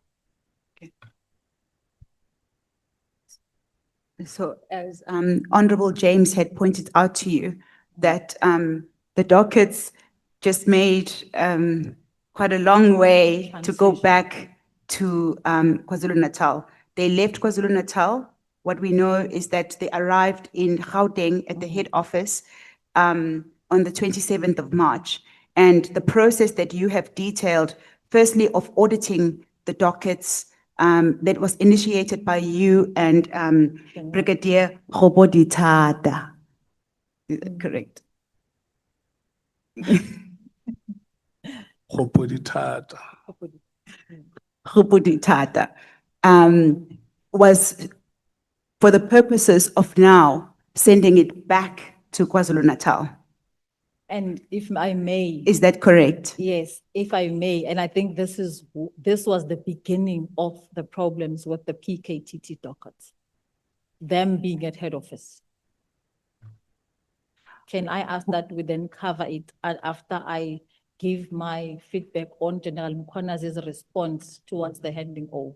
Okay, because you had now opened up a question to follow up to what these problems were. Okay. So we will park the question and then we will Yes. revisit it at the relevant paragraph. Yeah. At paragraph 53, you then stated that, 54 rather, paragraph 54. You then stated that this was the first and last time you physically saw and interacted with the PKTT dockets. Can you elaborate on why this was the case? Paragraph 54. It will even go to the issue of my discussion on how the dockets should be handled. As senior officers, we don't keep dockets in our offices. Dockets belong to the investigators, and therefore, for me, it was just to facilitate, and the people who would then keep those dockets for the handover would be the rightful people who are actually heading the investigations, and that's Brigadier Kgobodithata and General Motsipe. Okay. So General, from paragraph 55 to 57 of your paragraph 55, you set out the process that was followed for the handover of the PKTT dockets.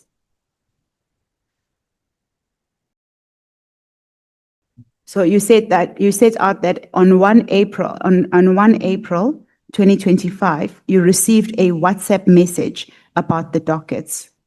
How did you respond to this message, and what were your reasons for delaying the immediate transfer of dockets to KZN?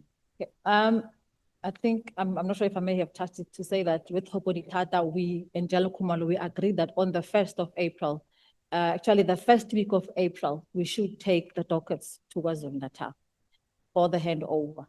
So Brigadier Kgobodithata then sent me a WhatsApp message where he was inquiring if they should start with the paperwork for the trip, meaning that should they plan for their itineraries for approval for us to then travel.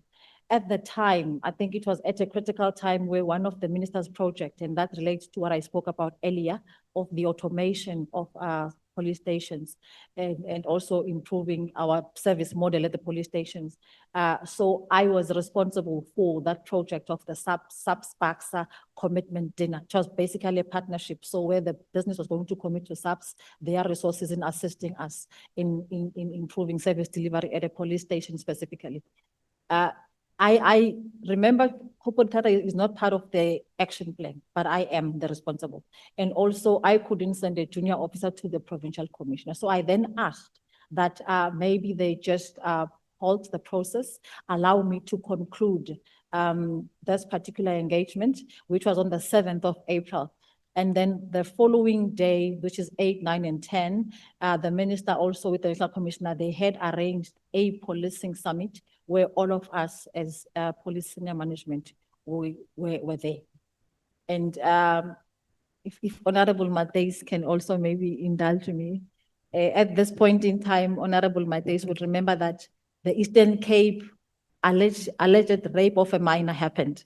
And I think also as the head of detectives, I was seized with that matter with the province. So that again affected my ability to be able to travel to the Eastern Cape. There was a public outcry on that matter.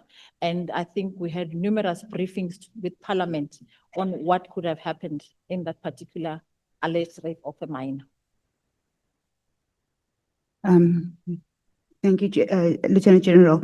Lieutenant General, you say that this meeting was to take place, that you were involved in, was to take place on the 7th of April, and that you say so at paragraph 56. You later say that immediately after that there was a police summit. When was the police summit? It was on the 8th, 9th, and 10th of April. And that took place at Emperor's Palace in Boksburg. Okay. You also testified about an issue, a matter that needed your attention in the Eastern Cape. Yes. When would that have been? Still in April, and I think it took place the better part, I think the better part of April. There were contentious reports, and I think the doctors had to be summoned, and I think for 2 weeks we had to really respond on the matter, particularly to Parliament and the public. Were you physically in the Eastern Cape? We were in the Eastern Cape, but also we were at National, and at some point I think we came to Parliament for a briefing. Okay. How long were you in the Eastern Cape? I wouldn't remember, but I can say, as I said, I think the better part of the 2 weeks from the 14th, I think, up until probably the 21st or so. Not necessarily in the Eastern Cape, but dealing with the matter of the Eastern Cape alleged rape of a minor. Okay.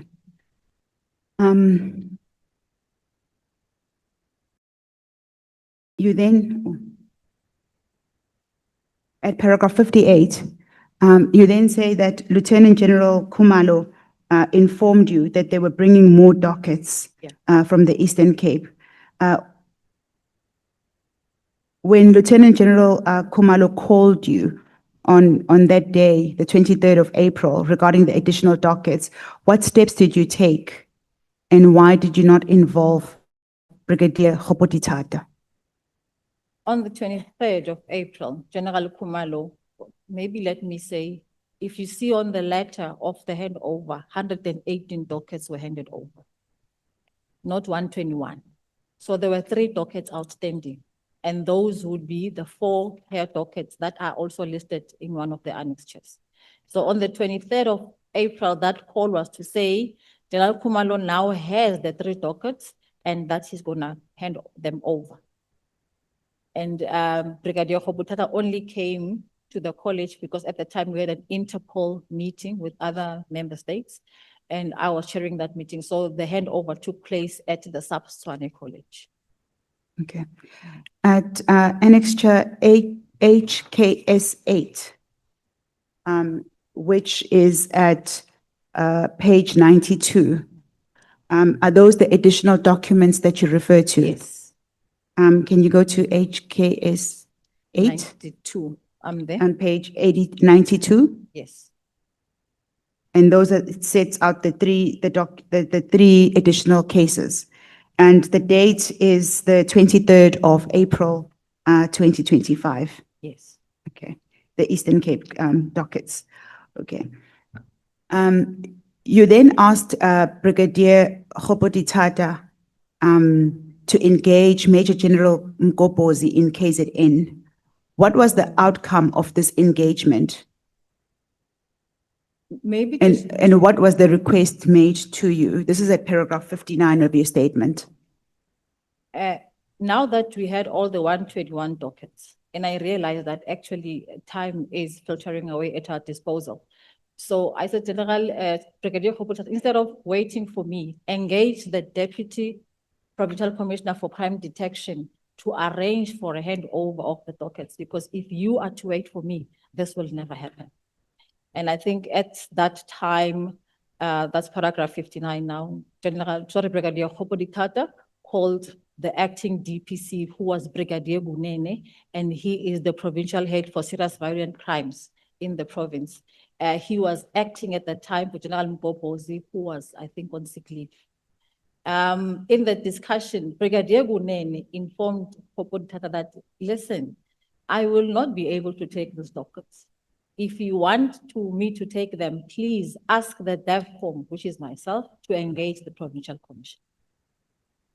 Lieutenant General, if it was always available to you to be able to request from staffers in your office to communicate with the KZN team, why did you have to wait a month, the whole of April? We are now at the back end of April, before you could take the step that didn't even physically involve you. You are now giving the instruction to a brigadier to action it and start the communication. What is your comment to that? I will again go back, Advocate, to say the intention was for me to go because I am actually on the action plan. And realizing that, you know, I think the pressures of work, and I must say, this is not like you just take this docket, you move. As you work, in the police, I always say you don't plan. I think the National Commissioner will attest. So today you plan that, okay, we are traveling. Tomorrow you are told, pack all your bags, we are traveling to KwaZulu-Natal, there's a crisis, or we are going to the Eastern Cape. So we also, I must say that on the structure, there is a dotted line from the DPC to ourselves. So I thought, and we actually work very well with all of them. They report to us on performance. So I thought, maybe thinking on my feet at the time, to say, engage the DPC and see if we can, in the interim, engage. The intention was to engage Lt Mkhwanazi afterwards. And normally when we do that, I talked to General Khumalo, Mbuso in Gauteng, without the PC, and it's how we do business. And I think the PCs are in there, they understand. So it's never an issue. So I thought maybe instead of keeping them further, let the team at least at the bottom start the process without me. I will engage the PC afterwards. Okay. Thank you.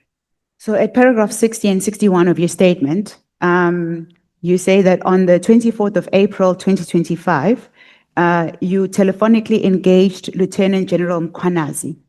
What was his response to your request to arrange the handover of the KTT dockets?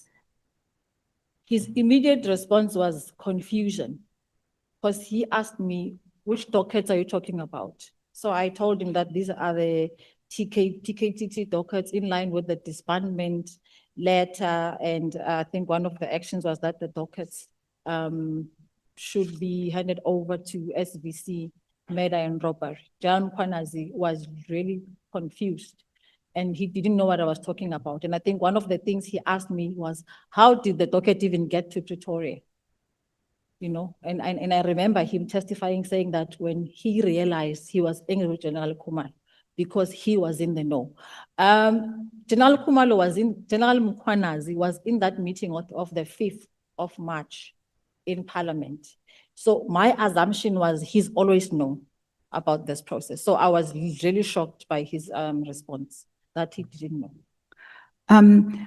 Perhaps for the sake of clarity, he did not know about the dockets being transferred to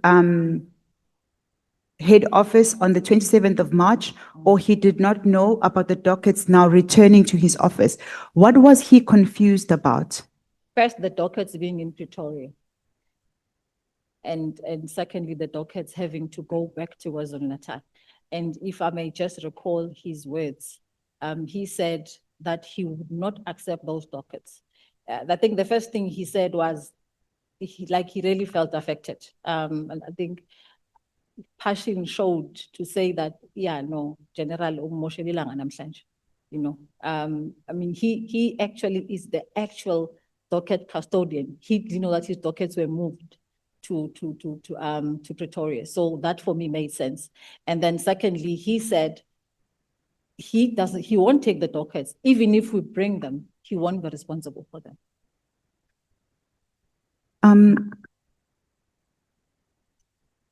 Honorable Sokanyile, look at me. Honorable Sokanyile is this one. Oh, okay, sorry. She says the microphone is below your cheek. I apologize. I feel as if I've got a very strong voice. So as I speak, I actually can hear an echo. I apologize for that.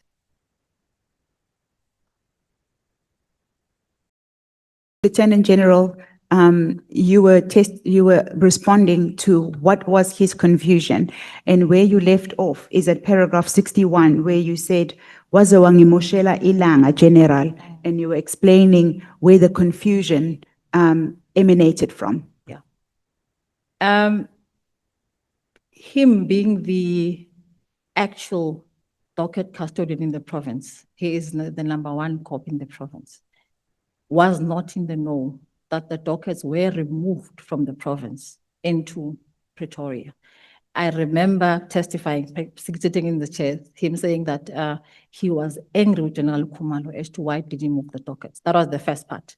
And then the second part was when then he said, "I will not take the dockets." So he refused to take them. And then thirdly, he said, "Even if you bring the dockets to KwaZulu-Natal, I will not be responsible for them." So that is the PC basically saying that if you bring them, you will work with them, work on them with your people, and I won't get involved. Lieutenant General, did it not raise concern that for a period of almost a month, we are now at 25th of April, 2025, the dockets had been transferred on the 20, at least you became aware that they were now at head office from the 27th of March. So roughly speaking, a month had lapsed. And is it not concerning that a provincial commissioner responsible for dockets, as you said, he's the custodian of the dockets, had no knowledge that 121 dockets had left his office? Yeah. I was concerned. And I think one of the things I did was to apologize, to say I was not aware. And I think that's where it dawned on me that actually the process was flawed, because the PC should have been the first person to be informed if he's not involved in the process. So the dockets, as they said at head office on the 27th of March for a period of a month, they were, basically your evidence is that they may have been improperly transferred. If the PC was not involved, if the PC was not informed, and I think I did say in my statement that for me, the whole process was suspicious. What would have been the status of dockets that belong to another province under a particular provincial commissioner being at head office without the knowledge of the provincial commissioner? If in fact the process was flawed, as you have testified, what was the status then of the dockets for which you were busy implementing a disbandment plan for?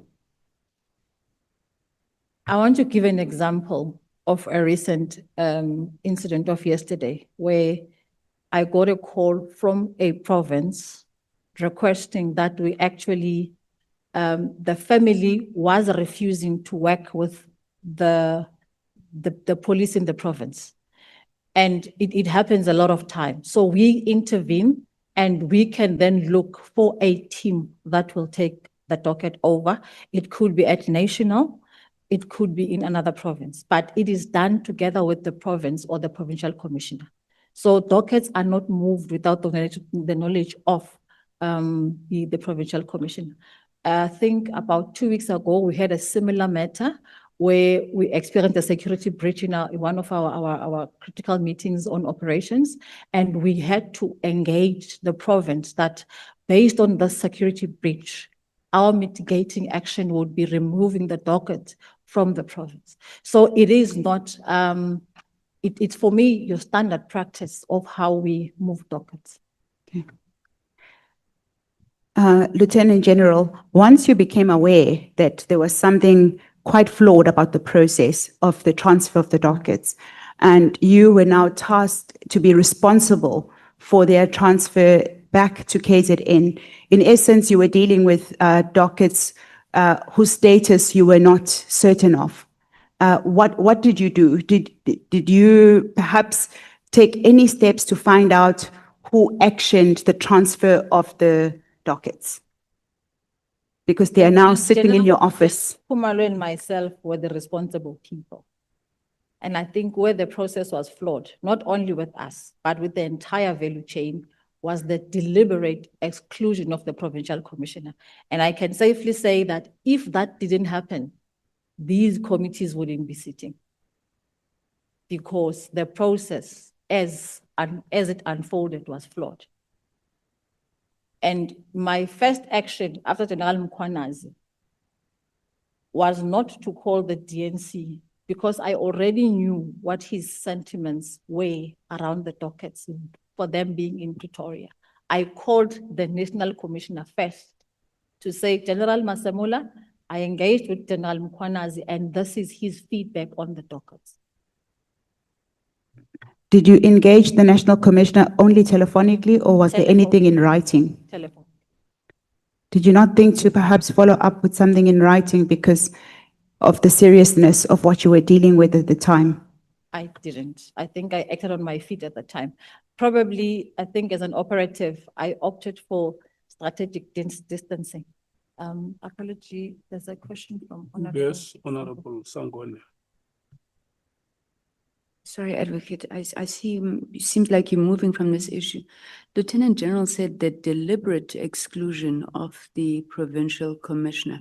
What does she mean by that? Because she said both her and General Khumalo were responsible. So did you deliberately exclude the provincial commissioner? I wouldn't say so. Now, if I look at the events, as I said earlier, that I was not there in the beginning.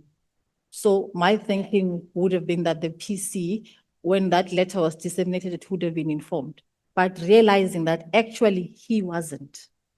And for me to be bold enough to call him on something that he was not aware of, then I realized, maybe I can use vendor and say, raw kaka. I think we made an error in judgment. All of us in the value chain. You blundered. We definitely blundered. Rokaka. Yeah, rokaka. Body worthy. Okay. Just a moment. Honorable Mathis. Right, thank you, Chair. Mine is also just to follow up on Honorable Sangone. Do you think we can actually consider this just a blunder?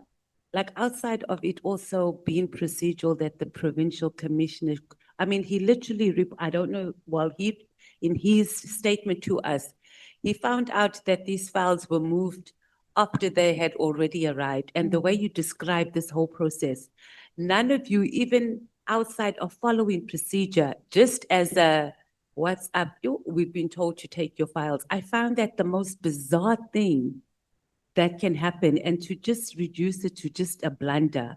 I'm not sure, because even the members, and we also asked the Lieutenant General this question, even the team who put the files together did not say to him, they're coming to collect the files. There's something that someone is not telling us, because it's not possible that someone would have not even if it was procedural that he didn't need to be included, that someone would not whisper and say, yeah, you better follow up on the files. It's not possible.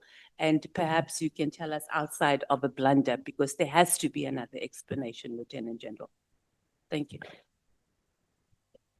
Thank you, Honorable Mades. And I think I'll stand by the fact that I'm not sure whether I can, link this to lack of proper communication or maybe the hastiness of the process, you know, but in essence, we were not supposed, all of us, and when I say all of us, from the minister, national commissioner, the DNCs and ourselves, we were not supposed to work outside the provincial commission.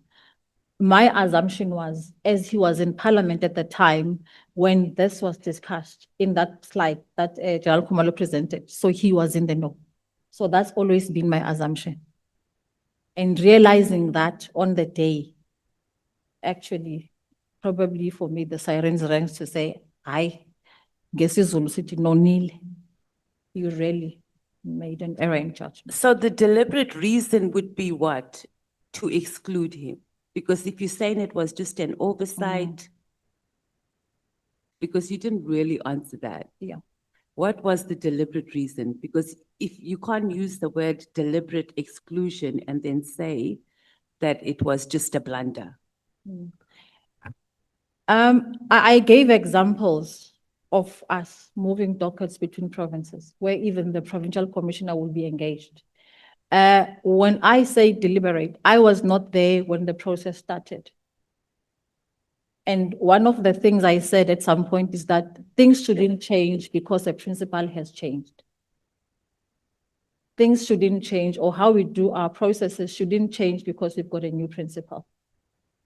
And I think for that reason, one of the people, if I go back to 2018, I think there are minutes to this effect, and I think they've been declassified, where General Mkhwanazi would be the one to introduce the topic around the PKTT, then General Khumalo would present progress on the dockets to the IMC, which would be the ministers and the DGs who would be there. So for me, it makes operational sense that the starting point, even with the Office of the National Commissioner, should have been also including the PC in the process.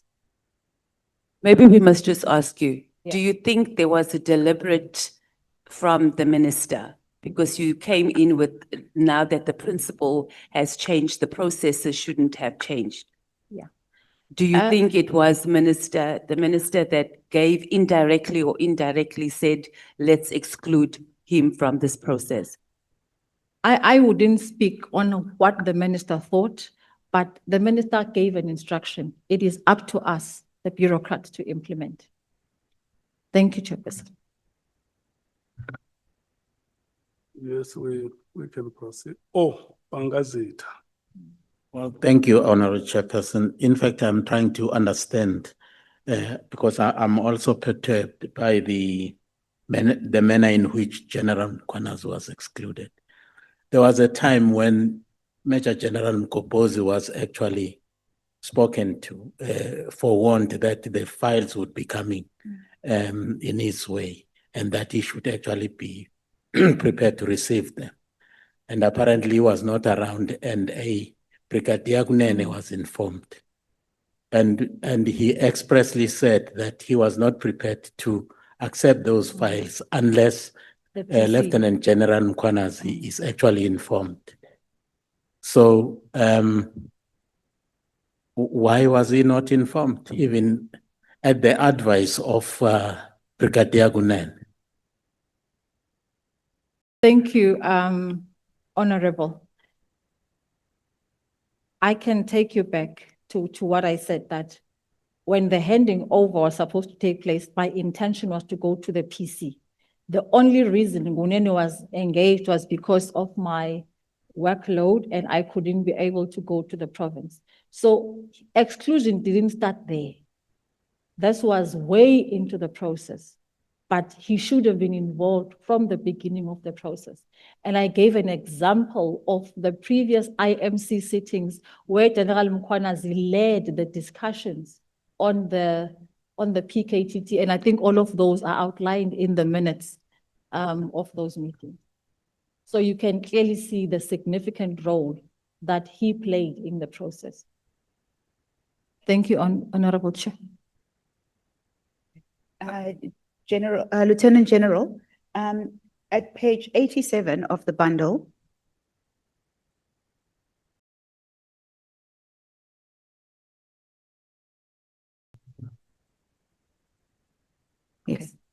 And that is the slide that was presented before the Police Portfolio Committee on the 5th of March. You've testified that General Mkhwanazi was present in that meeting. And when you dealt with your evidence in respect of that meeting, you said it would have started the day before, which is the presentation on the 5th of March. And then the following day, you met with the minister regarding the implementation plan. Before I ask you on this presentation, was General Mkhwanazi also present at the meeting on the 6th of March? No. No, okay. Then let's limit it just only to the slide. When you look at the slide, what you testified is that Lieutenant General Khumalo, amongst other issues that he was raising before the Police Portfolio Committee, because it was not a meeting limited only to the disbandment of the PKTT. However, as it was a current issue that was ongoing, he presented on it. And you furnished us with the document as set out at page 87 of the bundle. And that page, basically, even though it does not detail what was canvassed at the meeting before the Portfolio Committee, but it deals with the topics that would have been presented regarding the PKTT. The first one is the Minister of Police issued a directive to the National Commissioner regarding the disestablishment of the National Political Killings Task Team. The second one, various meetings had been held and a detailed progress report submitted to the Minister of Police.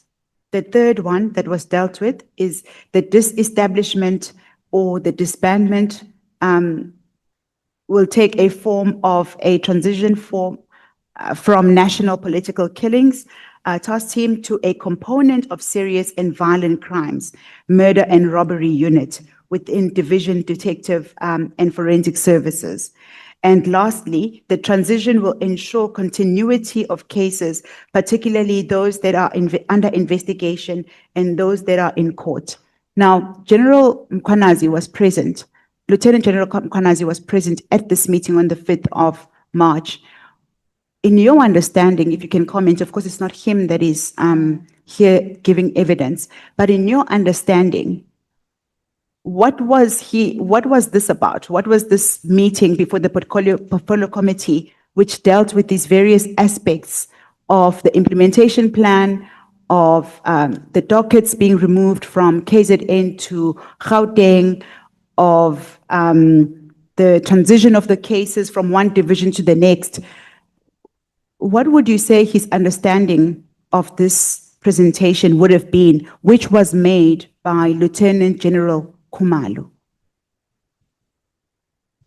And this is in relation to his surprise, specifically his, that he was surprised that these dockets had now left.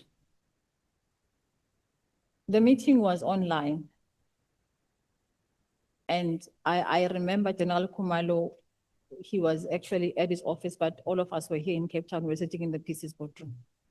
And at some point, General Mkhwanazi was asked by the portfolio chairperson to also give his remarks on specific matters around crime intelligence. I cannot say that he saw this when it was presented, but he was in the meeting. That's all that I can say. So in terms of his consumption and understanding on what General Khumalo was presented, that is actually something that I cannot comment on. Okay.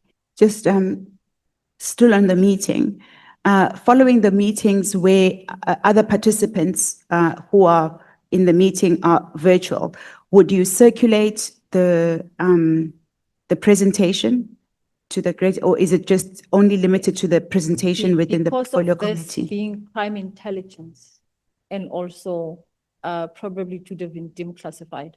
So there was no circulation of the presentation. I mean, you can even see clearly that I also only have that copy that relates to what I was discussing, but not the entire presentation. Indeed.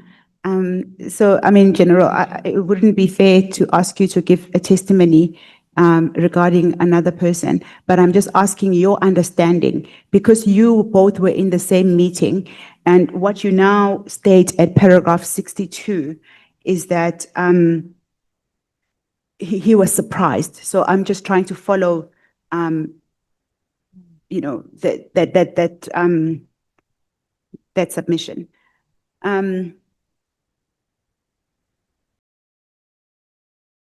You also earlier testified that Lieutenant General Khumalo, even though he now was sitting at the head office in Gauteng, he was still the project manager who was responsible for the PKTT dockets. What is your understanding of his knowledge now that you know that Lieutenant General Mkhwanazi had no idea that these dockets had now been transferred to Pretoria? What was Lieutenant General Khumalo's understanding of that process as the custodian? Well, the custodian is Lieutenant General Mkhwanazi, but as the person who had oversight as a project manager over the PKTT files, dockets. I think in relation to your question, I can request that I don't respond because I don't know. I can only account for myself, but in terms of what General Khumalo thought or whether he engaged the PC, I definitely wouldn't know. So you only informed the National Commissioner regarding Lieutenant General Mkhwanazi's surprise element, but you did not engage General Khumalo on it. Is that your testimony? Okay, if we look at the plan, Yeah. General Khumalo's role had come to an end. So the dockets were now with me. And in terms of the meetings, for me, the first person to actually inform was the boss of General Mkhwanazi, who is the National Commission. Just to close off on this point, so that we can move to the next section. Now that you were aware that Lieutenant General Mkhwanazi, as the provincial commissioner, was not aware of this process that you were overseeing, you informed the General Masemola, which telephonically, but did you take any steps to look at the reporting lines who would have transferred the dockets from, who would have prepared the dockets from the KwaZulu-Natal side? Did you ever find out who that person was and what the reason was for not informing the provincial commissioner? I testified earlier that Lieutenant Colonel Khumalo, Ndate, testified at the Matlala Commission that he was the one who prepared the dockets. Now, in relation to the interaction with the province, again, I think I'm in the dark. I wouldn't know. Thank you very much. Okay, thank you, Lieutenant General. Just moving on now, still at paragraph 62 of your statement. What advice did you give the National Commissioner? Did the National Commissioner give after hearing about Lieutenant General Mkhwanazi's refusal to receive the dockets? National Commissioner didn't say much. He didn't engage in terms of the reason why. And he just said to me that maybe to put it bluntly, to say, your boss must decide what to do with those dockets. So in other words, he asked me, to put it polite, to engage with the DNC further on the dockets. And for me, that was what I can term operationally, again, strategic distancing, to say, I am not part of this problem. Okay. So when the National Commissioner said that, he was referring to the DNC, Lieutenant General Sibiya. When he said your boss should decide, he meant General Sibiya. Okay. What was his subsequent advice regarding the dockets? I think that was the end of my discussion with the National Commissioner. So what I did then after that, so for me, it felt like a directive to say, engage General Sibiya further. I then called the DNC And also now, that was the only time that I informed him of General Mkhwanazi's refusal, as well as the National Commissioner's, I think to put it politely, advice that he must then direct how these dockets should be dealt with moving forward. So at paragraph 64, can you clarify how the dockets were then transferred? Oh, no, we've dealt with that extensively. We can then move on to paragraph 65. Okay.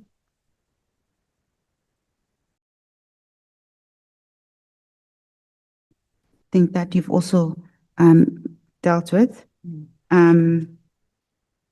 You can read it, you can perhaps read 64 and 65 into the record, but we've asked you questions before you could get to that part. I think you've clarified it. In case you've left anything out, are you satisfied? Thank you, Okay. yes. Maybe I can read 65 into the record. Again, when we sat with General Khumalo, we had a roadmap, and I think we had responsibilities. When General Khumalo and Mkhwanazi and General Masemola, both actually didn't want anything to do with the dockets. At that moment, in my mind, I'm thinking, what more do I have to do? If he says that DNC must decide, then the DNC being my supervisor, that ends my role in relation to what was in the action plan. I think that I would want to put into the record. So at paragraph 64, no, we will hit past there. I think we're at 66 now. Paragraph 66 of your statement. You say that on the 24th of April, 2025, you received another letter from Lieutenant General Sibiya. What did this letter direct? If we can maybe go to the letter, it is contained at HKS 9, annexure HKS 9, page 93 of the paginated bundle. So this would have been post the handing over of the docket, and I think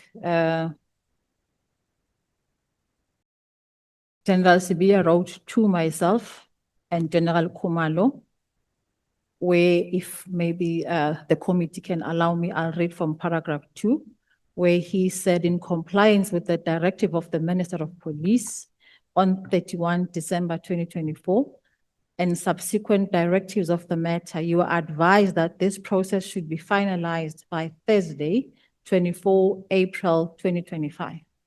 And this includes the transfer of all dockets closed, currently under investigation, and in court to the Division, Detective, and Forensic Services.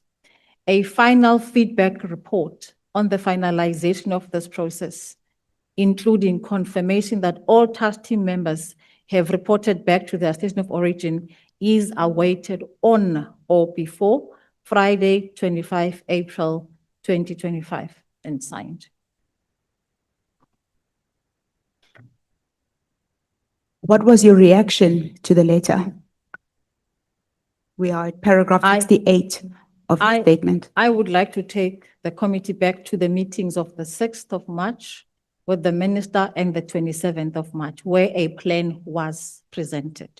This letter was outside of both meetings, as the meetings agreed that the 114 dockets in court will remain with the PKTT. And also there was no mention, if maybe I can go back.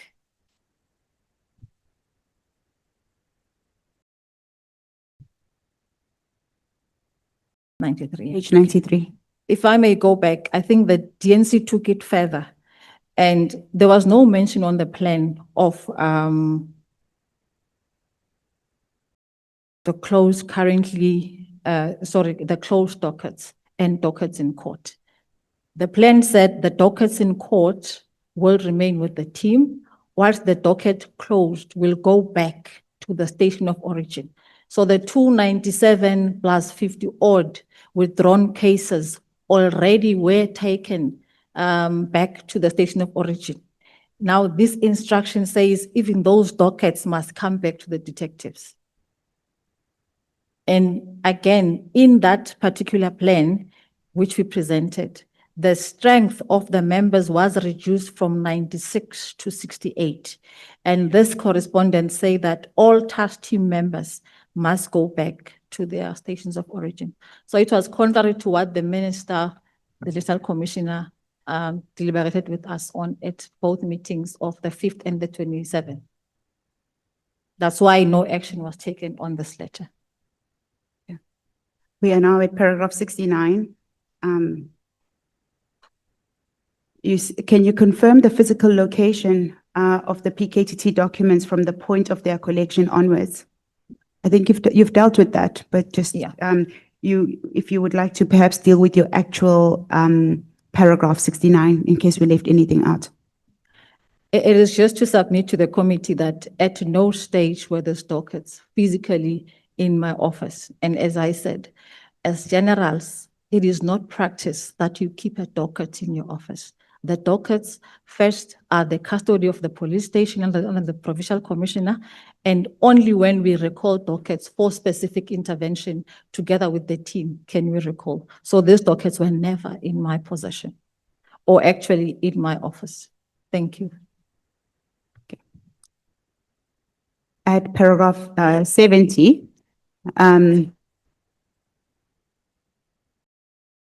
you deal with the meeting as it was called by Minister Mkhwanazi on the 23rd of June.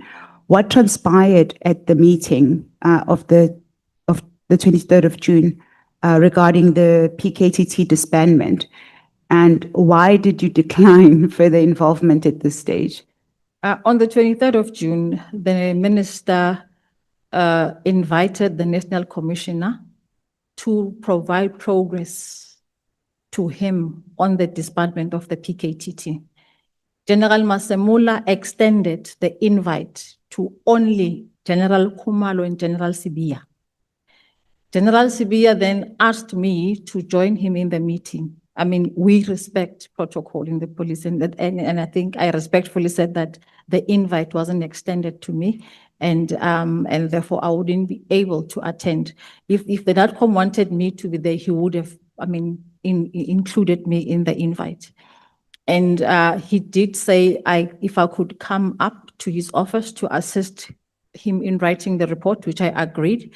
And upon arriving, he was sitting with General Motsipe already compiling the report. Later on that day, we had a meeting with the minister, with Baksa, to present progress on our partnership. And therefore, I had to excuse myself. But I must say that at this time, after having seen that, actually, it's more like now the ball is in the detective's court. So I actually had no interest in getting involved in the matter. Hence, you will see post the 25th of April, after talking to NADCOM, you won't find any footprint of mine in the dockets. Thank you, I submit. Thank you, General. That concludes that section that we were on. And now we move on to your views, which you have titled Your Attitude Toward the Disbandment.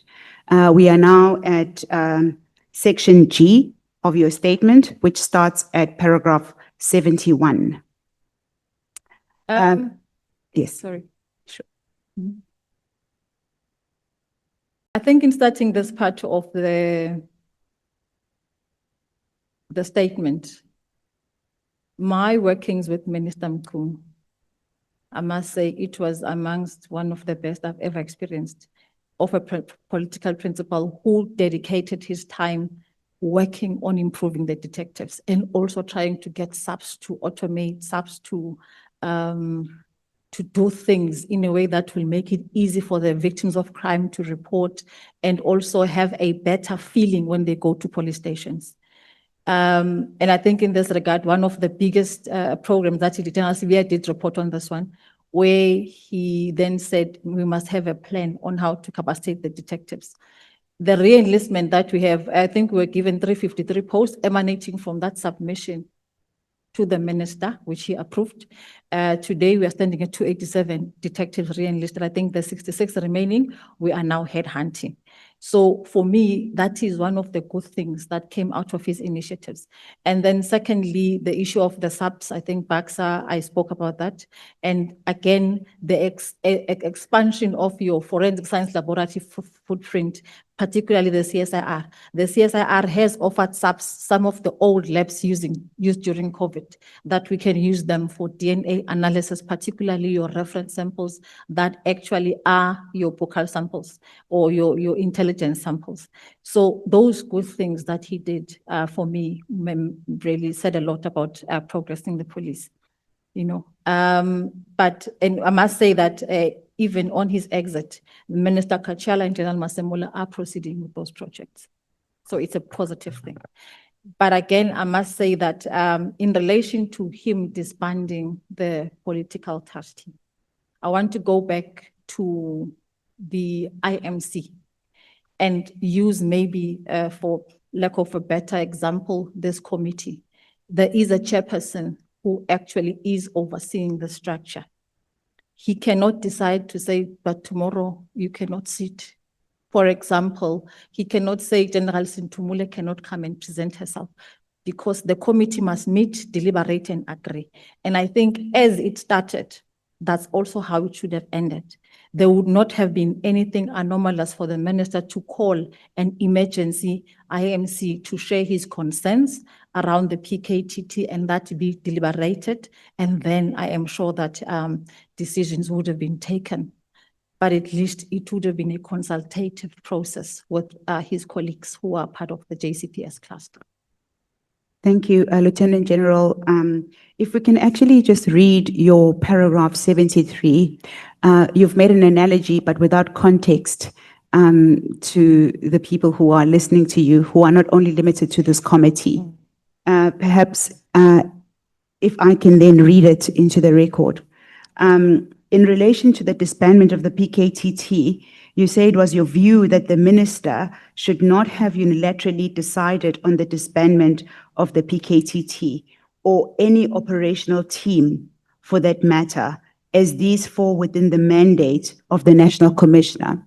Now, what you have explained about the chairperson who oversees this committee, the chairperson is actually a member of this committee. Yes. What I'm reading from your paragraph 73 is that, if I have to put it in layman's terms, he had no business getting involved in operational matters. Do you have a comment about that? I think those are very strong words, so I wouldn't necessarily agree with them. Let me leave them to you because you are giving evidence. Maybe, as I have said earlier, that it would not have killed anybody if, for example, an emergency IMC would have been called, or actually if an emergency police meeting would have been called to say, here is a matter, and how do we then go about doing it? And probably the minister said, I think I saw General Sibiya's letter, that there was an assessment, at least share the assessment with those who are going to be involved, that we can deliberate. And I think that's why when we talk integration, it means that we then bring all our brains together and come up to an amicable solution that will advance the organization.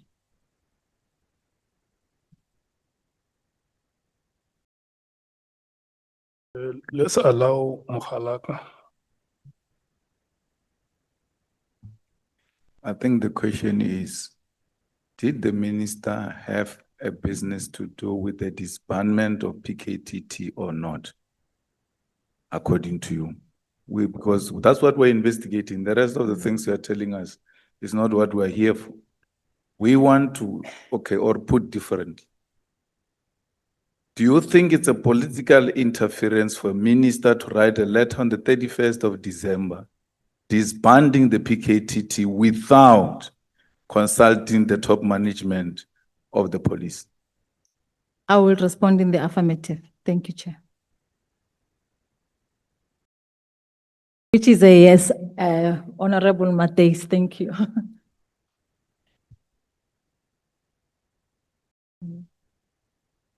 I think you've answered the question, but I wanted to also give you an opportunity to expand on, because political interference and that we are investigating is a conclusion, but we have to still deal with the facts.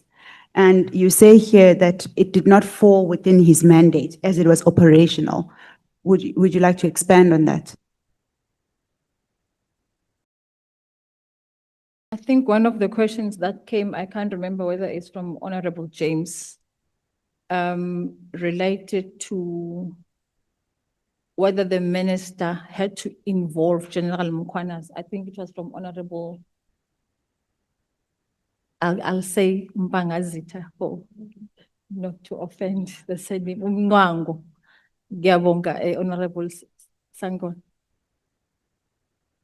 The minister could not have involved any operational person, but the minister had an obligation to call a meeting, whether with the IMC or with the SAPS management involved in such matters. And then there was a discussion, but he could not sit alone and then make those decisions. So for me, operationally, I think, for lack of a better word, I think he overreached. The intentions might have been good, but I think the process was flawed.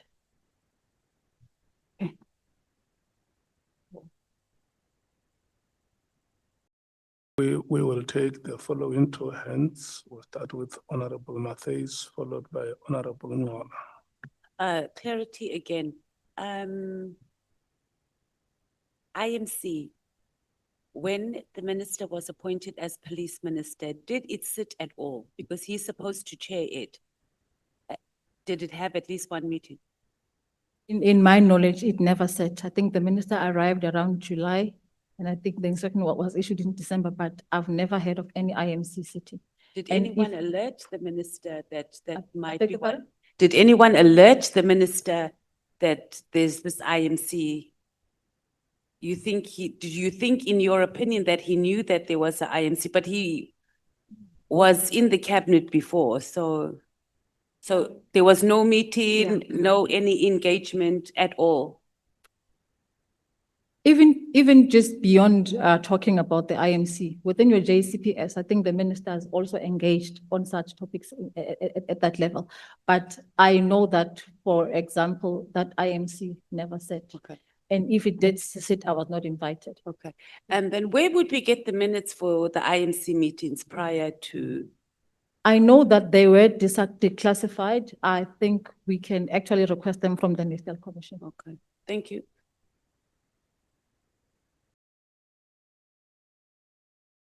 Honorable Nomaan.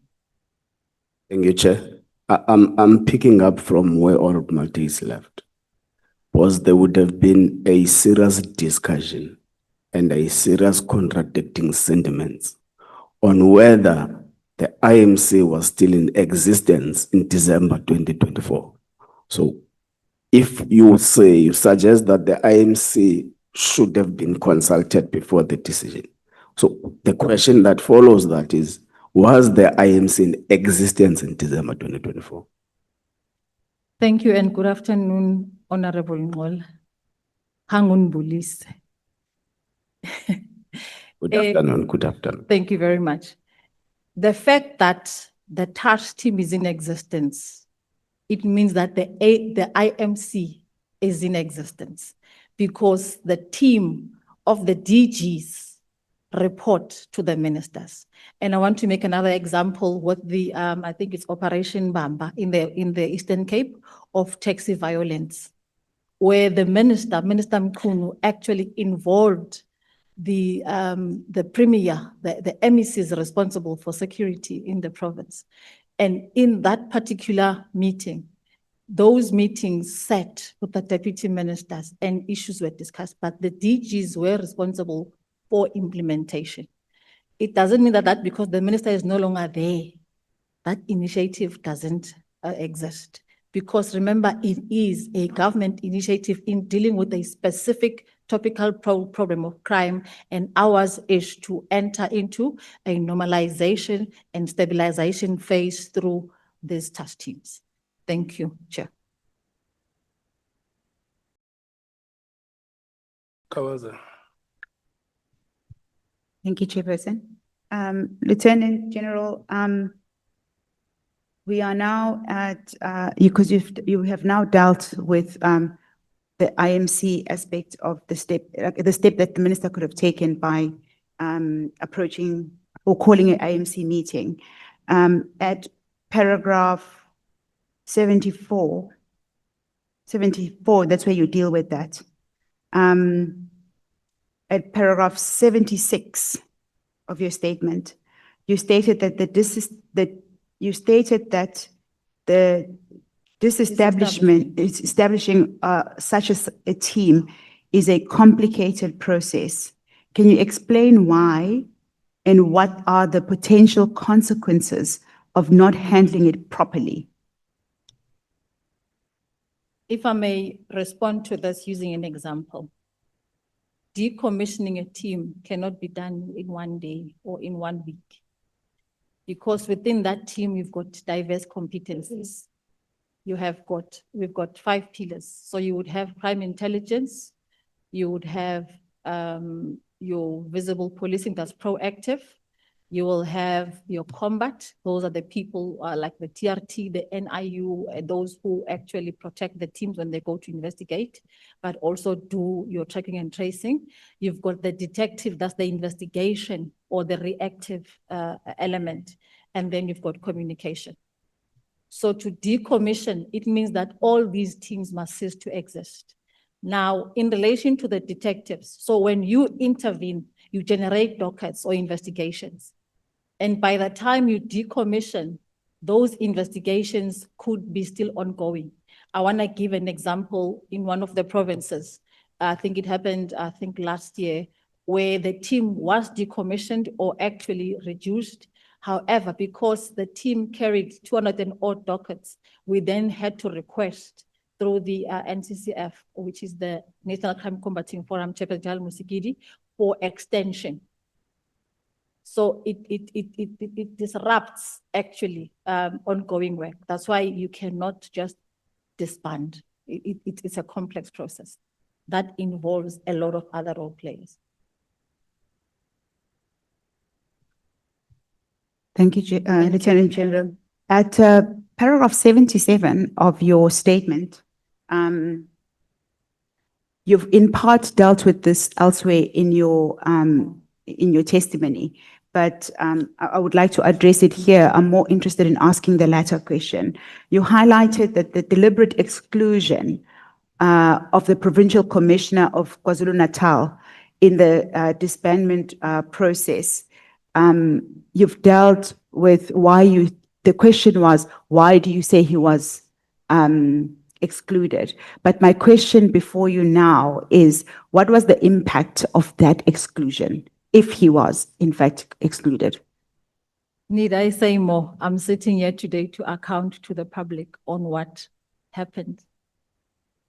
Thank you. General, if you can just perhaps expand on what you mean by that. I am basically saying that the exclusion of the PC led us to where we are today. Had the PC been involved and being part of the process, I think the outcome would have been different. And I am not saying this because General Mkhwanazi. I'm saying this because it is the process in the police that when it comes to moving the dockets, the PC needs to be engaged. So I don't want to attach it to a person, but to a process. Thank you.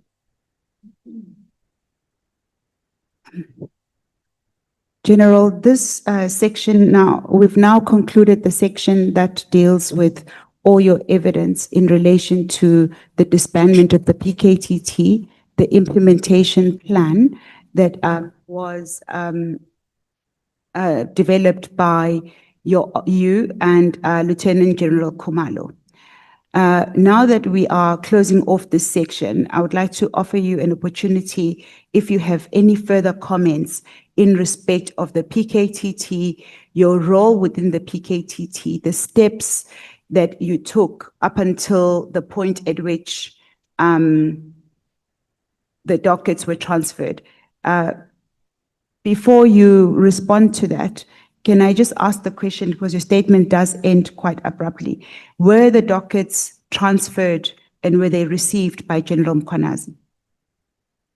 I think post our engagement, I know that I was no longer involved, but the docket eventually found their way back into KwaZulu-Natal, into the PKTT.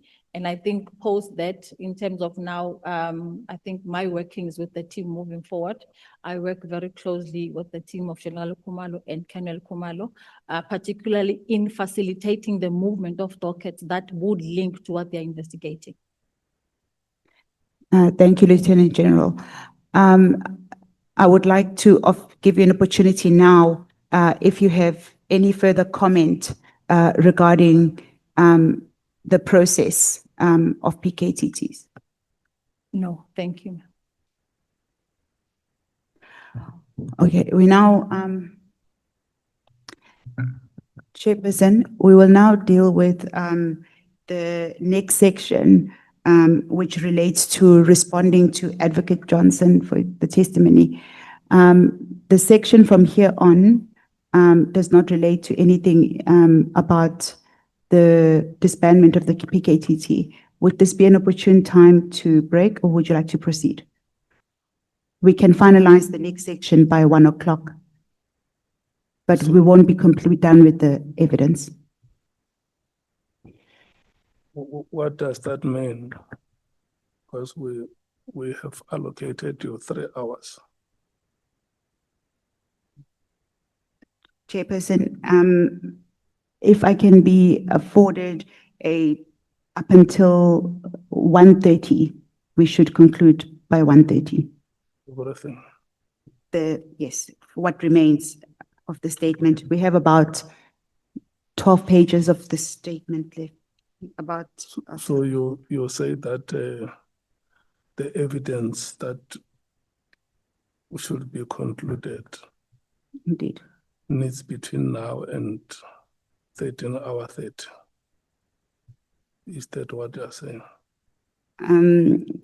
I can attempt. I think I need a little bit longer than that, perhaps a full hour to do justice to the statement, because the issues that we now are going to deal with are responding to what the allegations that have been made, which either need to be corrected or need a response from Lieutenant General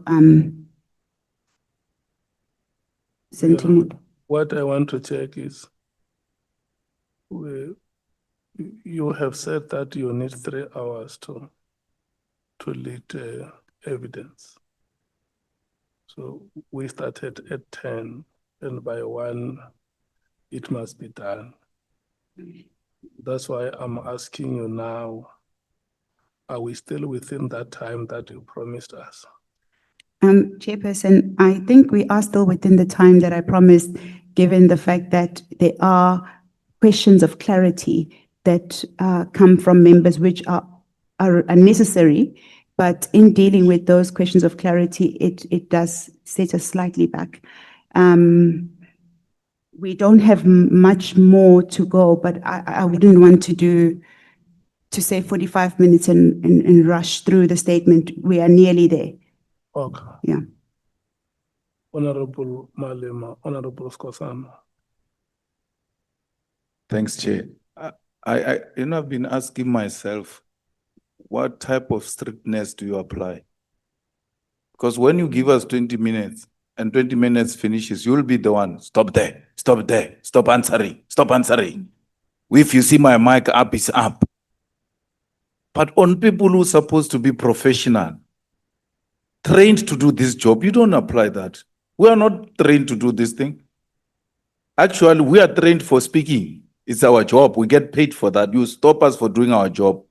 But the people who are trained to be professional, and the excuse that we come in between, I mean, we didn't take much time, really. So you don't apply that strictness. And I've been asking myself, what criteria does he use? Because when it comes to us, you can't even go 21 minutes. But these ones can say 3 hours, 4 hours, and then they can cost 7 hours. And then you say, no, let's give them more. And then even after we finish, you still give them more. No, the thing is, honorable members, you have requested me to allow you to interject during the presentation of evidence. And it has been happening from the day we started. But the reason why I'm very strict with the time that is allocated to you is that when we start, I make a proposal here to say, today, I'm proposing to give you 20 minutes, all of you agree. Or I say today you will have 30 minutes, like today you are going to have 30 minutes, and you all agree.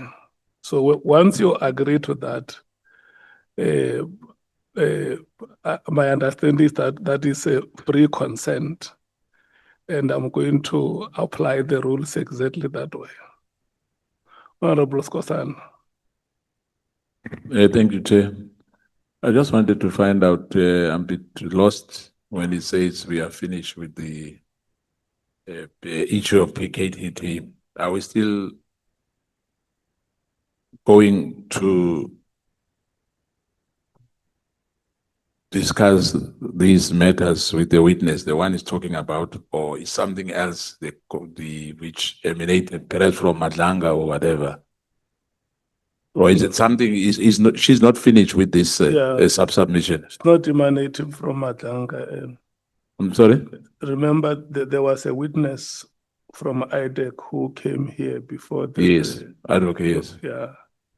So the general feels that there are matters that were presented before you.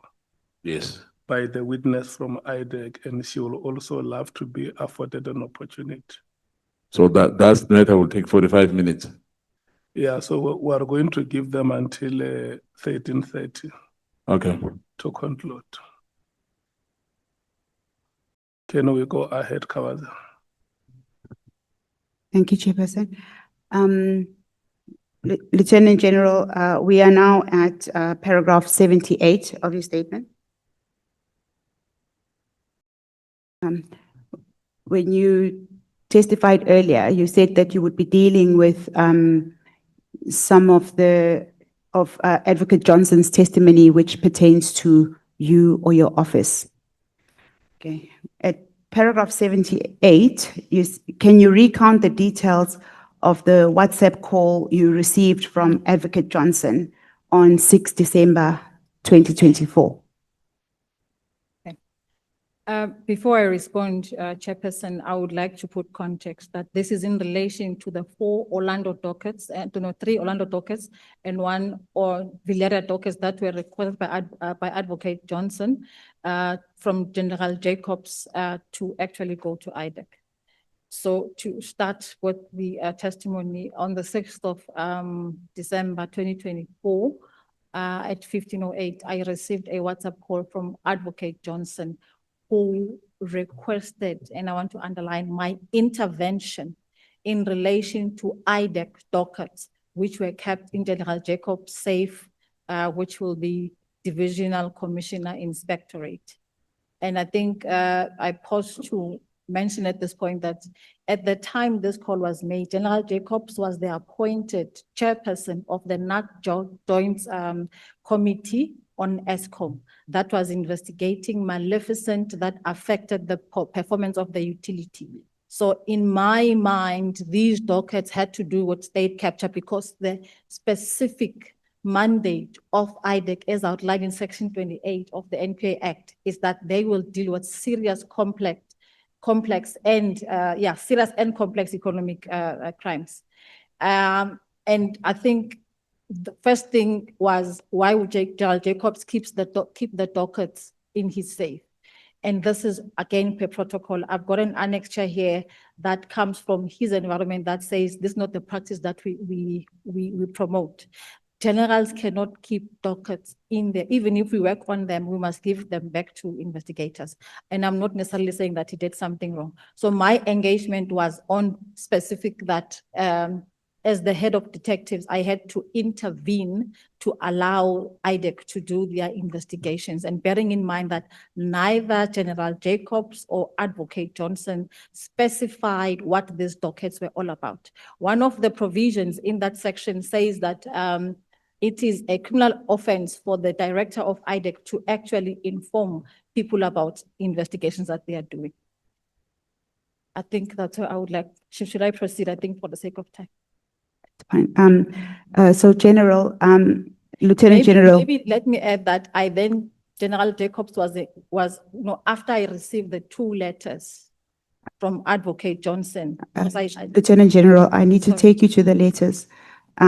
So those letters are contained at Annexure 13.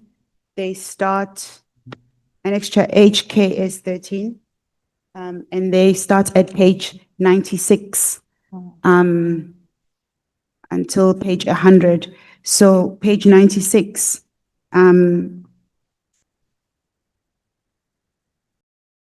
is the email Yes. from, you can speak to that email and then you can speak, yeah. Maybe before we get to the email, that Advocate Johnson then specified to me that they followed process in relation to getting the dockets. They engaged the DPC General Khumalo, who is responsible for crime detection in Gauteng.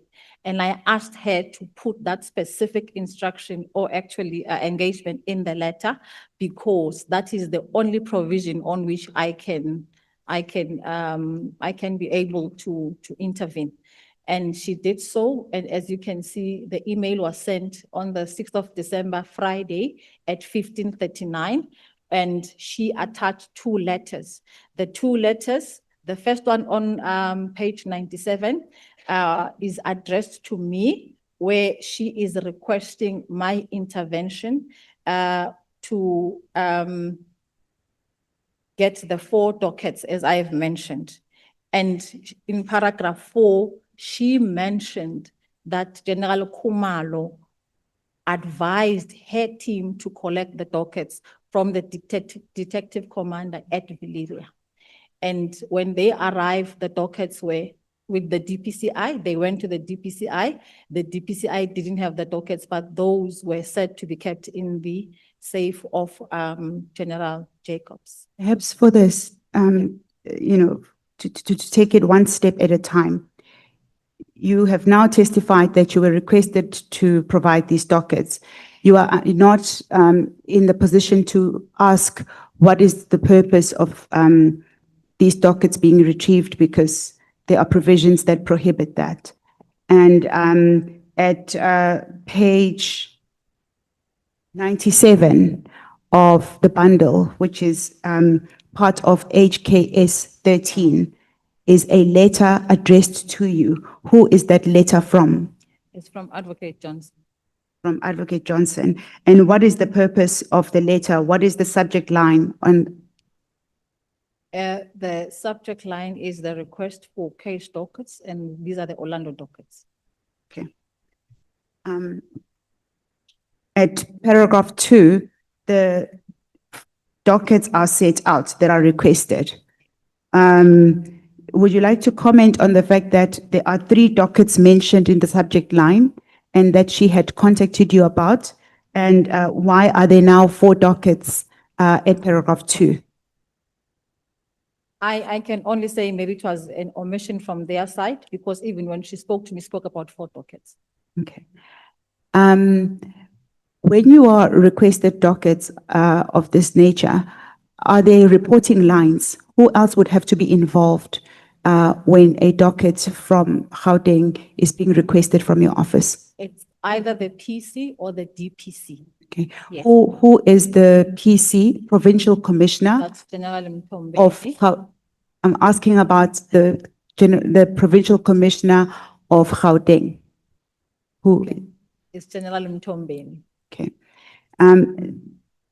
In this letter at paragraph 4, it states that officials were advised by Major General Khumalo to collect these dockets from Detective Commander at Viliera SAPS. Who is Major General Khumalo? Major General Khumalo is the Deputy Provincial Commissioner, deputizing Mtombeni, responsible for crime detection.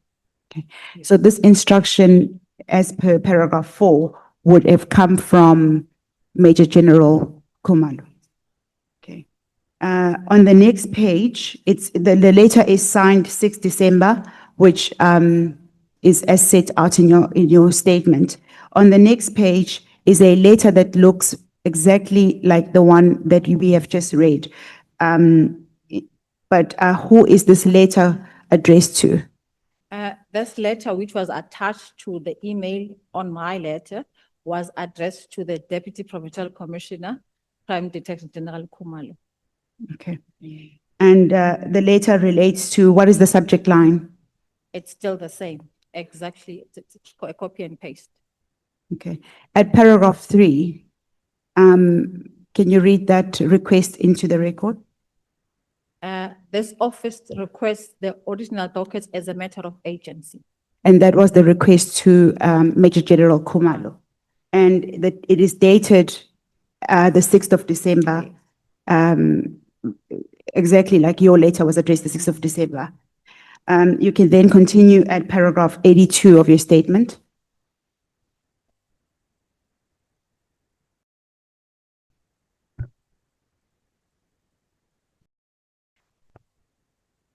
Based on these two letters, then I engaged General Jacobs and informed him of the request for those dockets. And I need to mention, Chairperson, that I am not General Jacobs' supervisor. In actual fact, in terms of the rank, he's my senior because he was appointed in 20, I think, way before me. So in talking to him, it was in my capacity as the DevCom detectives. I'm saying this because at the committee it was said that I am his supervisor. I am not, on the contrary, actually, he would have been my senior. And then we spoke about the dockets that actually he should hand over the dockets. Advocate Johnson mentioned that he mustn't, interfere with criminal matters, and my thinking was that they could even charge him for defeating the ends of justice. And again, at this time, neither of them, not Jacobs, not Advocate Johnson, specified what these dockets were in relation to, and they were not bound by law to do that. I only got to know that these dockets were in relation to the arrest of General Khumalo when General Mkhwanazi called me. I remember I was from overseas on the 26th of July, Saturday, and asked me if I knew that these dockets were in relation, or actually these are the dockets that led to the arrest of General Khumalo and others. And I was totally shocked. At that point in time, I felt the need to then inform National Commissioner to say, actually, this is the email that came from Advocate Johnson. At that time, if I may mention it here, advocate that the National Commissioner looked at the time at which the dockets were requested and said to me that this was at the time when the PKTT team was conducting a takedown operation at Katiso Molefo's home. So he drew that inference, but we didn't discuss the matter further.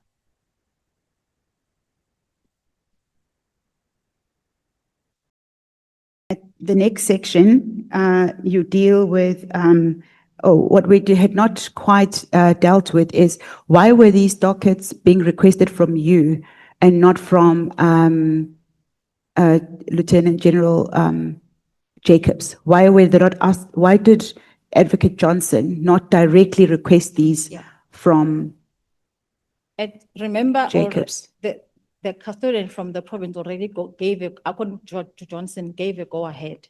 So the next person to intervene is Nashina. Where was Jacobs, is the question. He is, he was the DevCom inspectorate, but responsible for that ESCOM project. So he was away at the ESCOM project, and this is the reason why they were being requested from you. That's the reason why I thought, yeah. Okay. If we can now go to paragraph 84. Paragraph 84 of your statement and 84 and 85 deal with the legal opinion. As I said, Chairperson, that my coming here was to clarify issues. One of the issues raised was that if there was already work done on the dockets, why would I have given General Jacobs a request to hand them over? And this is specifically because at the time of my intervention, there was nothing in writing, no information to me that these dockets were being worked on. And as you can see, the final letter signed to Inspectorate was the 11th of December, 2024, and this was post my intervention on the dockets matter. So at the time, again, I think, Honorable Sangoni is not here. It was not at my disposal. At Annexure HKS 14, which starts at page 101 of the bundle, you attach a document when dealing with that section. It is an information note. Could you comment on this note? What was the purpose of attaching it in this section? In relation to the relevance to my testimony, I won't go into the contents. I will just talk about the dates. The date at which the intervention took place was the 6th, and the date on which the legal opinion was signed is the 11th. So which means it was signed after the intervention was requested. From paragraph 86 to 89, you deal with the challenges you faced post the testimony of Advocate Johnson. What were these challenges? I followed the proceedings, and I think when Advocate Johnson was asked by Advocate Arendse, Senior Counsel Arendse, that they took 7 dockets, and I think her response was in the affirmative. And my recollection was, but we only gave 4 dockets, then why would they take 7 dockets? So that was the first challenge I had with her testimony. And it's something that then post, I think she made a request to come and see me. We discussed, and I asked that she actually submit a supplementary affidavit clarifying the discrepancy between the dockets requested versus the dockets taken. Okay. At paragraph 88, you engaged Major General Khumalo regarding his involvement in the IDEC, with IDEC on these documents. We've read the letter which showed that Major General Khumalo was involved. What was his response? To that effect, you've annexed a document at HKX 15, which can be found at page 108 of the bundle, 108. I think during Advocate's testimony in her engagement with Honorable Source, I think the issue of this letter of General Khumalo came in, and Advocate Johnson didn't seem to be forthcoming on the letter. I then engaged General Khumalo to actually ask his engagement with IDEC. That led to him saying that they can come and get the dockets. And to my surprise, General Khumalo informed me that he has never had any engagement with Advocate Johnson, nor anybody from IDEC on these dockets. And therefore, this denial for me implied that the letter as submitted by Advocate Johnson did not represent General Khumalo's sentiment. Again, in my discussion with Advocate Johnson, I did clarify the matters to say that she will then have to provide a supplementary affidavit to clarify the matters as raised. Okay. You were not here, Honorable Sangon. I remember at some point, and I think when you said no, General Senthumule interfered, I'm like, in my whole life, this is for the first time I hear that about me. And I think it's what prompted me to provide response and a perspective to the committee. Thank you. Okay. Thank you, Lieutenant General Senthumule. So you've attached Annexure 15 in support of the fact that Major General Khumalo was not involved in the IDEC investigation as it was stated before this committee. Yes. Okay. And the statement, if just for the sake of completion, at page 109 is dated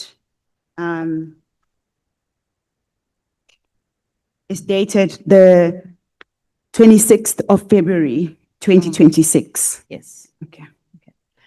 We now move on to the next section. This section, the heading does not necessarily speak to the heading of this section is allegations raised by Lieutenant General Sibiya during his testimony at Matlanga. The allegations that were made speak to some of the work that we are doing as part of this committee that we are investigating, and that is specifically infiltration of law enforcement by civilians. And so the first allegation that you talk about is that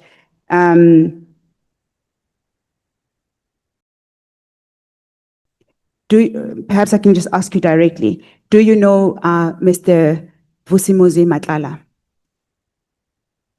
I can say safely before this platform, I do not know Mr. Matlala.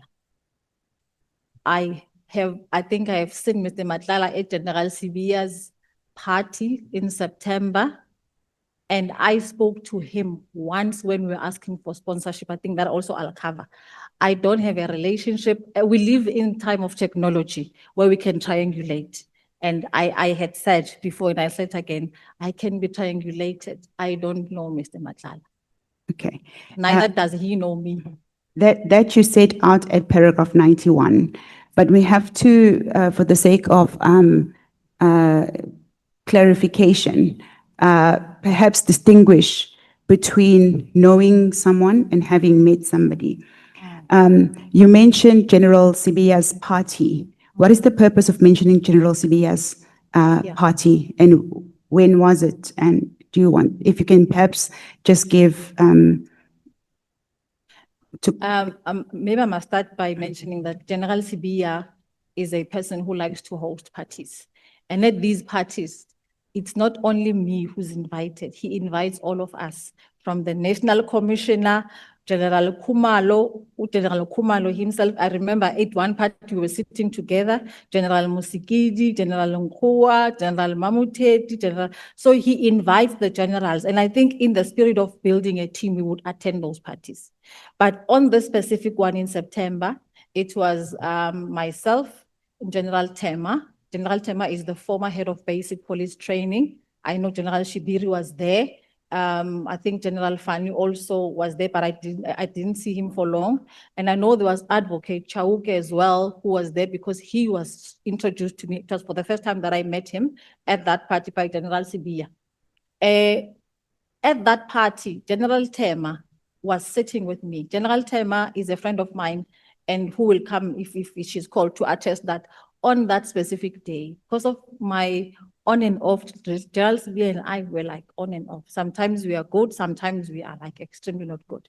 So I said to her, I don't want to go alone. I've never gone alone. I always take my sister or take General Mamuteti sometimes. So both were not available. General Tema came with me. And on that specific day, as we were sitting, a lady dressed in white came to join us. And General Tema said to me, this is Kekana Matlala, and she used to be Dr. Pet's mother's driver. So we met, we said the three of us. Later on, I think Mr. Matlala was standing, then she showed me that that's the husband of Kekana, Mr. Matlala, not giving a name. And nobody introduced me to him. So was this the first time that you had learned of his yes, of his name? Even seeing him, not meeting him, it was for the first time. And he was standing, I think, just close to the swimming pool. Okay. At paragraph 96 of your statement, you say that you only then got to know his full name when General Tema shared his details. What were the circumstances of General Tema sharing his details after that pointing out session? Before I get there, I need to clarify this. I believe in constitutionalism. And I think one of the things that key principles there is nobody's above the law, and as public officials, we are accountable.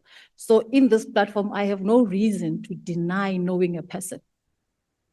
You know, I want to just clarify that part. And then secondly, and as we were busy planning our awards, we then had issues with the sponsor, particularly for my award, the DevComs Awards and the DNC's Awards. So perhaps, Lieutenant General, I really apologize for interjecting. What we did not set out is the timing of the party, Lieutenant General Sibiya's party. When were you invited to this party? I mean, not when were you invited, when did you attend this party? It was in September 2024. I can't remember the date. Yes. You may proceed. Yes. Chair. And, okay. I wanted to make a quick follow-up. Yeah. You meet a person at the party, a lady is wearing white. You are shown some stranger across the pool. That guy is Mr. Matlala. And you remember that. Like, I mean, someone should have said to you, is Mr. Matlala for the name to ring bell. Someone can just say to me, that's so and so. And then I pass. And then I get asked about a person. Oh, I was told this so and so 6 months, 8 months after that. Because if it's not somebody who's relevant or significant, there's no way you can be told this is so and so, and you remember their names after so many months after being introduced, even from a distance. When they said that's Mr. Matlala and this is Mr. Matlala's wife, what was discussed? What made it so special for you to memorize that name to an extent that you can even remember it and even where you were sitting on that day? Thank you, Honorable Malem. I want to start it from scratch again. So we went into a party. We went to sit. I think there were people everywhere. And this lady came to join us. General Tema knows this lady. And she introduces her to me as Kekana Matlala and specifies that this lady used to be Dr. Pat's mother's driver. That's the context. And as we were sitting and chatting, and out of the blue, she says to me, there's the husband of Kekana, Mr. Matlala. So there was no discussion, there was no interest. And as I said that, Mr. Malema, I do believe in constitutionalism, that nobody's above the law. So I wouldn't come to this committee and say something that isn't and make it that it is. There was no discussion. On that specific day, we sat in one corner and we left. So there was no engagement. Nobody, unlike Advocate Chauke, who was sitting close to us, Lt Sibiya came and introduced me to him. But on this one, that's how it panned out. I submit, Chair. Thank you. Yeah, let's proceed. Lieutenant General Senthumule, you were now explaining when that General Tema subsequently forwarded Mr. Matlala's details to you. What were the circumstances surrounding this? What was the purpose of her sending these details to you? General Tema and I are very close. So we actually meet over the weekends and sometimes even during the week. She had just resigned and I expressed to her that we actually are struggling, and it's not the first time that she would do that, with sponsors for our awards. So in the award ceremony, you will then have a special category that is actually based on the discretion either of the National Commissioner, the Provincial Commissioner, the DNC, or the DEVCOM. So for that category, we didn't have a sponsor. And she suggested to me that I approach Mr. Matlala, and she gave me his name on that day and said it's Vusi Matlala, and she gave me the number, the details. Okay. At paragraph 97 of your statement. Maybe if I may add that General Tema is prepared to put in a statement in support of what I say. Under oath, I may add. Thank you, Lieutenant General Senthumule. At paragraph 97 of your statement, you set out the circumstances that you have just related. Sorry, Advocate. I was saying we shouldn't miss that acting chair, but we should seek confirmatory affidavit Yes. from advocate, from General Tema. Tema, yes. That's not at all, Malema. Thank you. We can proceed. Thank you, Acting Chair. You may proceed. Paragraph 97, is your response fully covered? As the Divisional Commissioner, if you are hosting awards, you don't personally invite people. The people are invited through the LOC chairperson and the people who are just dealing with the guest list. So in this regard, General Manamela was the LOC chairperson, and for that reason, because of the sponsorship, which happened after the 27th, I think, then I asked her to also extend an invite to Mr. Matlala and his wife. I think we've jumped a step. Before you get to invite Mr. Matlala as a sponsor, how did you then approach him? The question was lost at the place where Yeah. General Tema, where Major General Tema has now forwarded his personal details. Is it the norm within SAPS that you would approach service providers to assist with Yes. awards for the SAPS? Okay, I Perhaps you think- can explain that. Thank you. Through the chairperson, chair, if you may, acting chair, if you may allow me. We are following allegations. I think what you are asking is covered in the next allegation. That is the issue of the sponsorship. So on this one, he says, I deny knowing Mr. Matlala, yet I invited him. Yeah, so the one of how then I got to contact him is covered in the next allegation, which says that we accepted a sponsor from Mr. Matlala, from Medicare 24. Yes, Lieutenant General, I know we're not necessarily following the sequence as set out in your statement, but we're following your evidence chronologically. Because you would have had to approach him for sponsorship before you invite him. So if we can just follow that chronological sequence. Post General Tema giving me the details, there was an LOC meeting. I think we were a few days to the event, and General Manamela came into my office. We're still discussing the issue of sponsorship, and in her presence, I then said that General Tema had said we can approach this Mr. Matlala, and I said he works for Mediclinic. General Manamela, my staff officer, who's my head of office, was with me at the time, and General Manamela said, no, it is called Medicare 24. So I asked that then we write a letter as per the National Instruction 6 of 2018 that regulates protocols on donations. And that letter is also annexed on the 22nd of November under my signature, was then sent to General Fani, who's our Divisional Commissioner, Supply Chain Management. This is the protocol that we apply to getting a sponsorship. That letter was sent on the 22nd. On the 27th of November, all of these are... General, before you move on, we Sorry, just ma'am. need to make sure that everybody is on the same page about the letter you're talking about. Okay. The letter is annexed as, it's marked Annexure HKS 16, and it can be found at page 110 of the paginated bundle. The response for our request was then submitted from supply chain on the 27th of November, and attached to the response, it's like a vetting form that indicates that none of the identified companies are currently under evaluation and may therefore be approached for donations, and it is signed by General Fani on the 25th. I'm not sure it's fine, but it's signed on the 25th of November, 2024.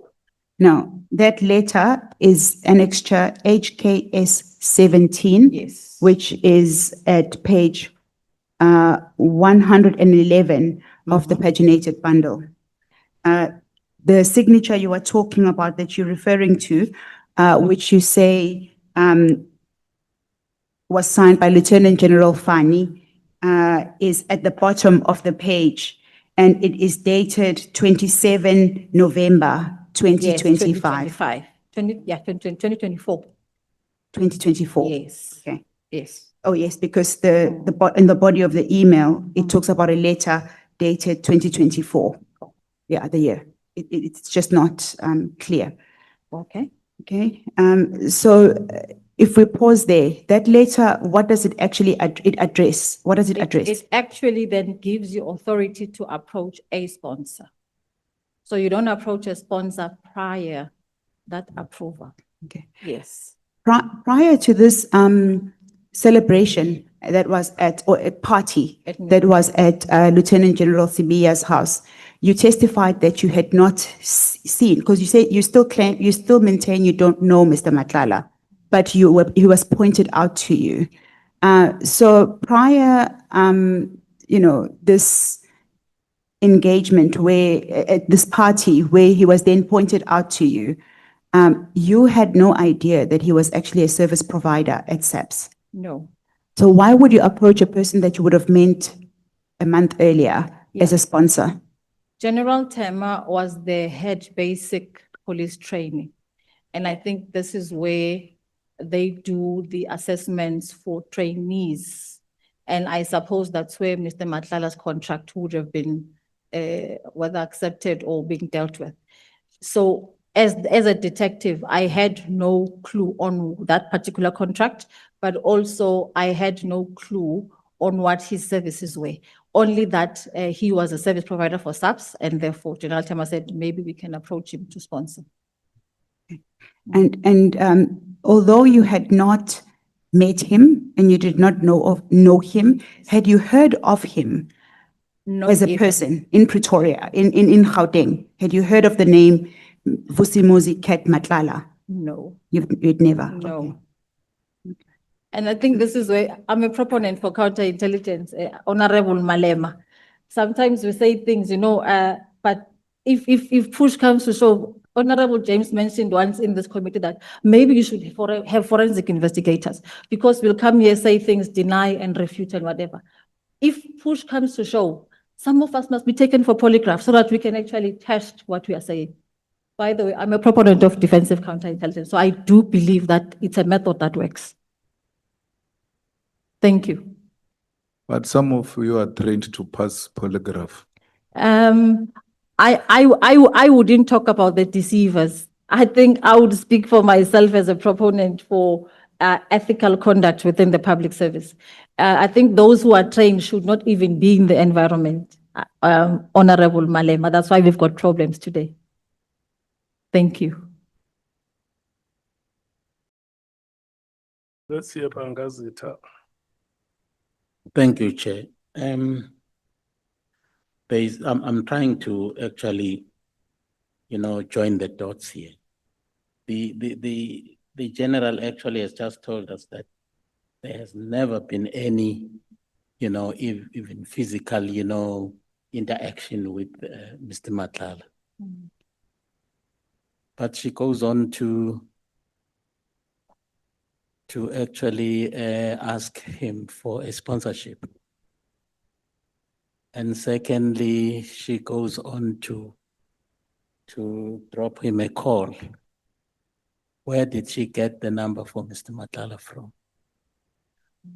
What did Matlala say? I mean, whom was he talking to? Matlala, in his mind, how would he know that he is talking to whom he is talking to if they had not met anyway? And actually ask for a sponsorship. It's a big thing to ask for a sponsorship. It means that you must have actually had some interaction with me for you to be courageous enough to approach me for a sponsorship. So if you have not met with me, you have not spoken to me, but suddenly you drop a call, you ask for sponsorship. Something is not adding up for me, at least. Thank you, Chairperson. Just to respond to Honorable Mwango, and I want to refer you to paragraph 105 of my statement, that maybe starting with the numbers that I used were given to me by General Tema. Hence, I'm saying that a confirmatory affidavit can be provided in this regard. General Tema was the head of basic policing, so she would have come across Mr. Matlala as a service provider. So that's where it basically came from. So she gave me the detail, and she's the one who proposed that actually maybe we can approach him. Upon getting the approval from supply chain, I called him with my caller ID visible, so he would have my number. And I introduced myself and told him where I got his numbers from and told him the brief of the call. And in that call, I did say that actually we would like, if it's possible for them to sponsor for the DevCom and the DNC's awards. That's basically how it took place. And in response, he said to me, it's fine, they can sponsor, but somebody from his office will call me I think you'll see in the emails, I was called by a Mr. James Murray. Mr. Murray does indicate that we will speak. Oh, no. Did I say James or say Murray? Sorry. You said Maria. Maria. James, No, I said, oh, no, Honorable James, the name is James. The surname is Murray. No relation whatsoever to you. Thank you.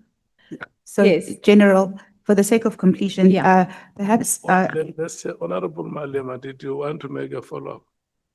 Yes, Chair. I mean, Lieutenant General, in your CV, highly decorated intelligence person. And part of your training is to be aware of the environment you are in, your surrounding and all of that. It is not believable that you could see Mr. Matlala and not pick it up that there's something different about this guy as an intelligence person. Because Mr. Matlala's presence, I've been to places where Mr. Matlala is. You can't miss him because of those 100 bodyguards he was telling us about. And there's just too much activity around him, including of white bodyguards looking after this black man. And there's no way an operative like you, who's trained to handle agents, who's trained to handle agents and knows what is what here, because in your training, by virtue of being that, when your body is sitting, your eyes are everywhere, including at the back, in front, because your training includes that. There's no way you didn't notice. There's just something about this guy. And from there, you lose interest completely to want to follow up as to what is actually the story of this guy, because there's something different about him. And then from there, you even ask for sponsorship from him because you didn't, you're not aware of this kind of a character you're dealing with after you met it for the first time. You shouldn't have made even a follow-up after meeting him for the first time. If you meet him once, Chair, you will not want to have anything to do with him because of what goes around him at that moment, not after, at that moment. So General should have picked it up that there's something with this guy, to even go back to him to ask for sponsorship. Yeah, no, before you respond, Honorable Sangon. Thank you, Chairperson. Chairperson, I want to call a point of order, and I think this point of order is on you. You are failing us, Chair. We've always agreed that during the leading of evidence, we will ask clarity-seeking questions. Now, the whole day today, you've allowed members to come in, especially Honorable Malema, not asking clarity, and the rest of us are sitting here being very disciplined. The same member complains about the time of the evidence leader and still comes in the additional time that you sought to compensate for the time that we've taken. I really think you need to help us, Chair. We want to hear the evidence of the witness being led by the evidence leader. It's 1:30 now. You are going to say she must stop. But in the last 15 minutes, she's been interrupted again by the member who was complaining. Chairperson, please, can you assist us? Okay, let me. If she's looking for me, she will find me. No, Honorable. Because I've been asking clarity-seeking questions, items that are this is on wrong. the agenda. Honorable Malema. I've never asked anything new. It's not a clarity-seeking question. You are following You are up. not the one to determine this. Now, Not, you're not running this no, you are not committee. going to determine that. The You're chair. not running this committee. The chair will determine that, not The you. evidence leader is not going to talk when you But want the her to talk. chairperson Be is going quiet to because you decide want to that, talk. not No. you. This is not an ANC meeting. This not is a an committee EFF gathering that is going to either. be decided by the chair, You not allow you. the chair to chair. You are not the Chairperson, chair, Honorable Malema. You allowed me to make follow-ups. I did exactly that through you. Are not supposed to Not be through a following backdoor up. arrangement. Clarity-seeking questions. You think none of us I have questions asked that we want to ask, but clarity-seeking we're restricting questions the process. Through you, Chair. I asked clarity-seeking questions through you. And if she has got nothing to say, she must keep quiet. Because if we have something to say, we'll say it. And we've been saying it through you. I'm not going to be directed by her on when to come in, not to come in. As long as you allow me, I'm going to do that, not her.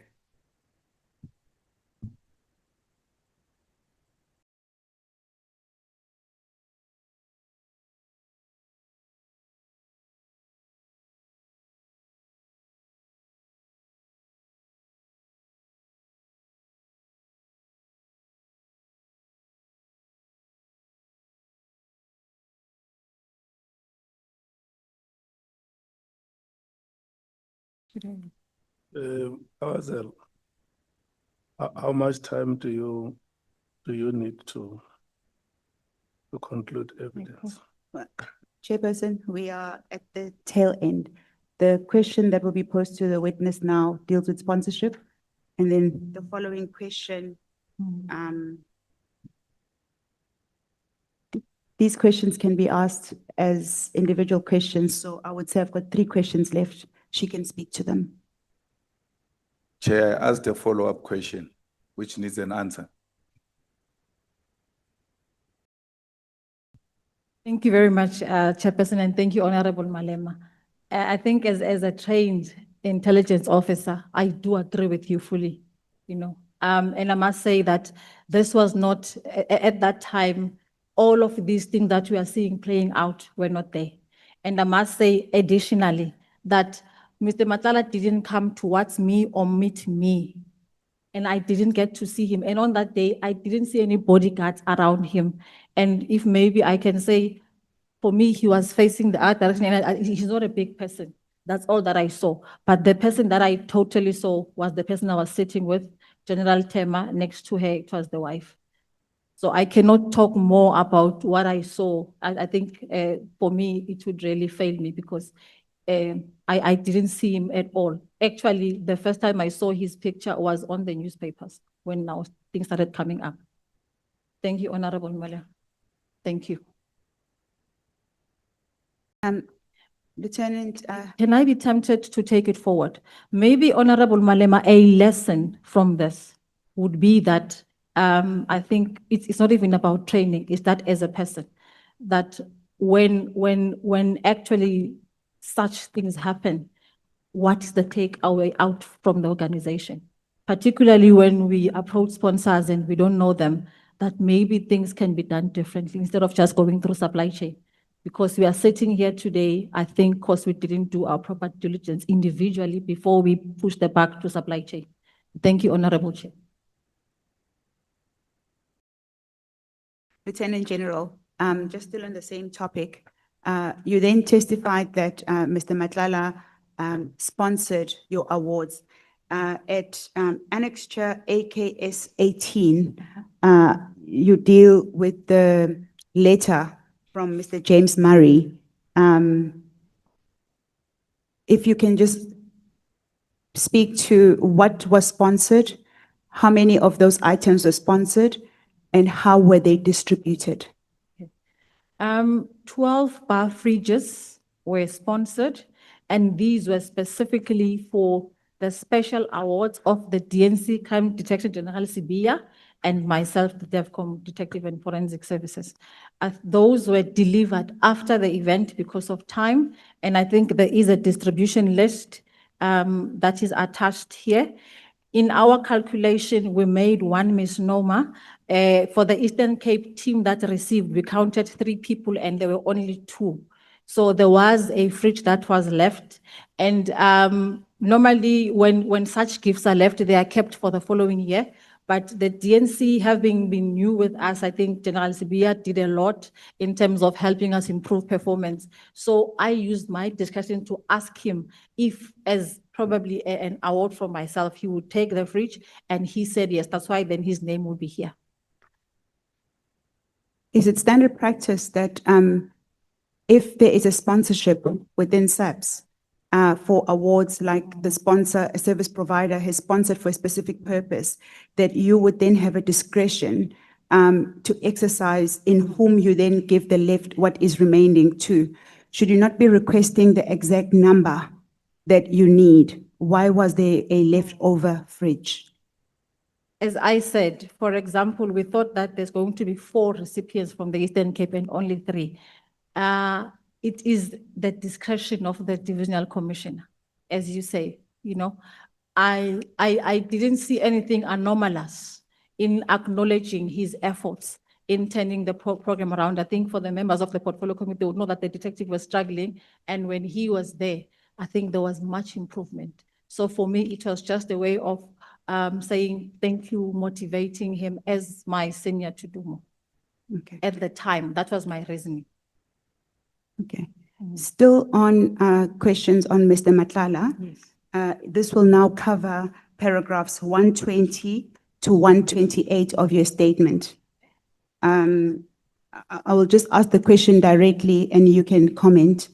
Did Mr. Matlala pay for a Brazilian what is it? BBL, Yes. a BBL surgery for you? If the chair can allow me before I respond, I actually want to stand up. People have been dying to see this BBL. They were expecting Tebogo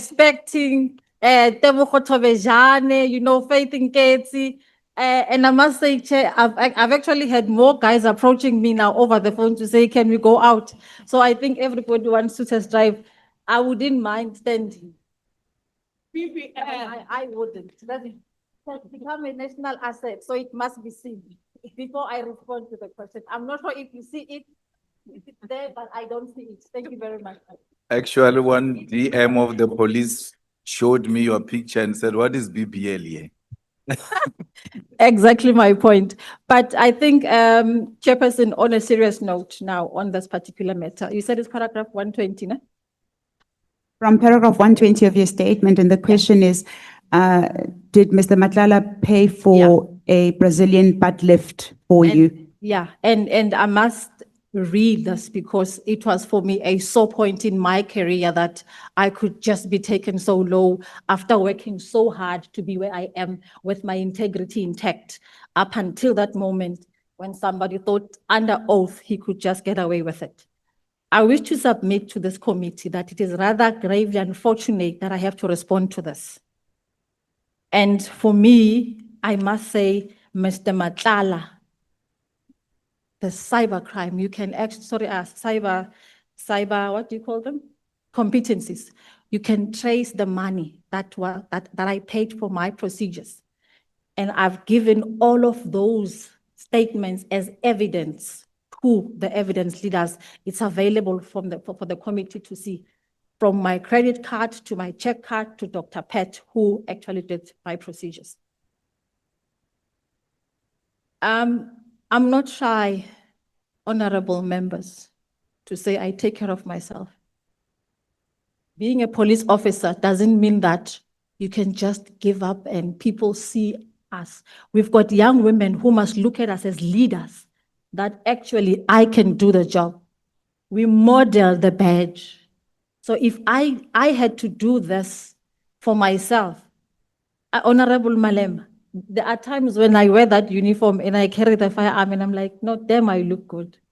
There are times where I also, like you, I don't see it, but it's all about my body, my decision, and what I deem fit as a woman at my level, with the money that I work hard for, not seeing my kids. If I can give an example to this committee, my son almost committed suicide on Sunday as I was about to come here. I don't know what my kids are going through. He was in ICU for the better part of the week. And I think advocate was there actually at some point talking to me when it happened. So if I take my money to feel better, I'm not going to apologize to anybody. Yes, it can be a laughing stock for a moment. My biggest problem is that it was said under oath by a senior official of the South African Police Services. I do have the dates, I think for the sake of time, Chairperson, the procedure was done on the 16th of October in the afternoon. I went to work, and I took leave. General Sibiya is correct, because my back had pins, I couldn't sit properly. But I don't think it's something that for me he should have rode on as a man with a badge of honor. And an allegation that he just threw from nowhere to say that Mr. Matlala paid for it. in 2023, Honorable Sangon, I've not even seen Mkhwanazi. I've not even seen him at the time.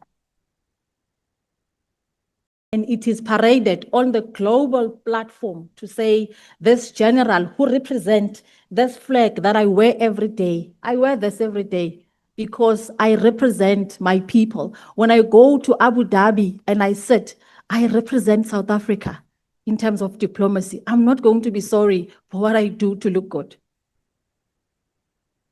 And maybe also juxtaposing General Sibiya with Brigadier Majeng. I don't even know what Ozempic looks like. You can see advocate, Honorable Sangoni, ngesizulu bathi ngusuma mngam sikubone. I think I was built for show off. I was not built to be normal. I don't know what for this thing to be paraded and my name to be attached to it. It is rather gravely unfortunate. Lastly, I want to request the committee and the world at large, because I've been getting calls from as far as Paris, from as far as Tanzania, people asking what is going on, that you see these allegations for what they are, with an intent to damage me, my reputation, and also a deliberate attack on my credibility and integrity. I submit, Chair. Thank you. Lieutenant General, thank you for clarifying. I would like to now ask you to just deal with the final part of your statement. I will ask you just one question and you can speak to that question. Just before.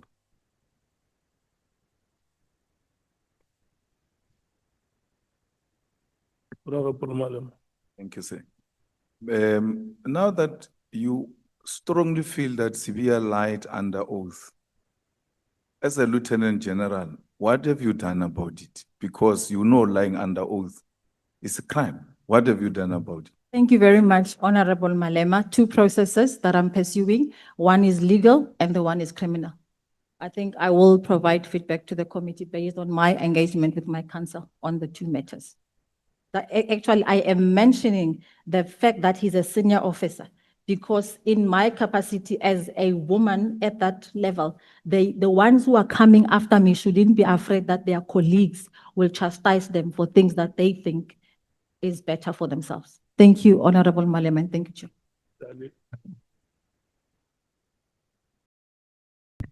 Okay, Chair, let me, the evidence reader finish. I'll let the evidence reader finish, it's fine. Lieutenant General Senthumule. I was saying, Chair, it's fine. I'll come later. Lieutenant General Senthumule, the last part that I would like to deal with in your evidence, in your statement, is relating to the allegation that you authorized and approved overtime claims for Warrant Officer Monageng and Warrant Officer Sekhodi in May 2023 without verification that the protection services were allocated or rendered, thus failing to exercise due diligence in ensuring overtime claims were supported by objective proof, that proof was rendered. Do you have any comments to that statement? I think the video that I got said I employed ghost workers and it's on TikTok. And I'm thinking, really now, I need to clarify this, Chairperson. Early 2023, the National Commissioner informed me through a telephone call that there was a member, I would call him Captain M, in my division, Detection and Forensic Services, whose life was under threat as he was a witness in a corruption matter in forensic services. And this member required protection. One of the things that happened to the member was that his kids' pictures were taken from school and were sent to him as a threat. And I think he experienced issues from that. Then he was hospitalized. These people unknown, they took the pictures of him and saying to him that they will find him wherever he is. For that reason, I then was asked to ensure that Captain M is protected. In this regard, General Kumalo, who was the head of who's the head of CI, and General Motlala were engaged. A TRA was conducted, and General Motlala provided security. So those two members were attached throughout the 4 months to Captain M. There is evidence in this regard. The member's wife also could be engaged, Honorable Malema, if I think we need, what did you call it? A confirmatory affidavit. So the security was for them. One of the recommendations from the TRA was that they be relocated or be put into a safe house. However, because the wife is working around Pretoria and the kids go to school in Pretoria, for that reason, the wife felt that actually security that is being provided was enough. So these members were deployed around Captain M 24/7. There's no way where I signed a claim for overtime. The only claim I signed for overtime is for the members who are sitting behind me, who are working in my office. However, for my office and those members, I then signed an overtime application.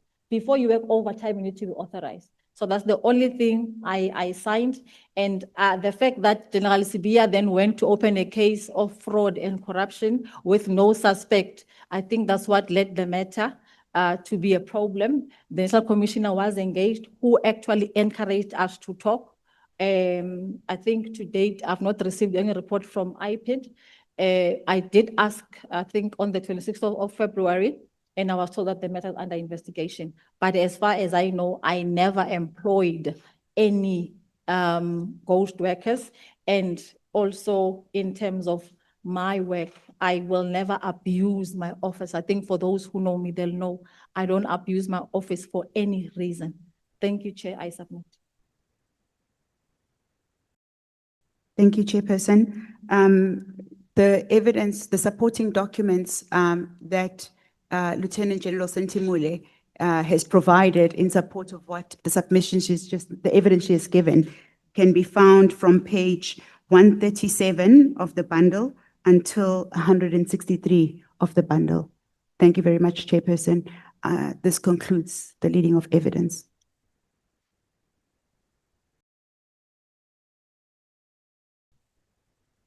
Are you done, Kawaza?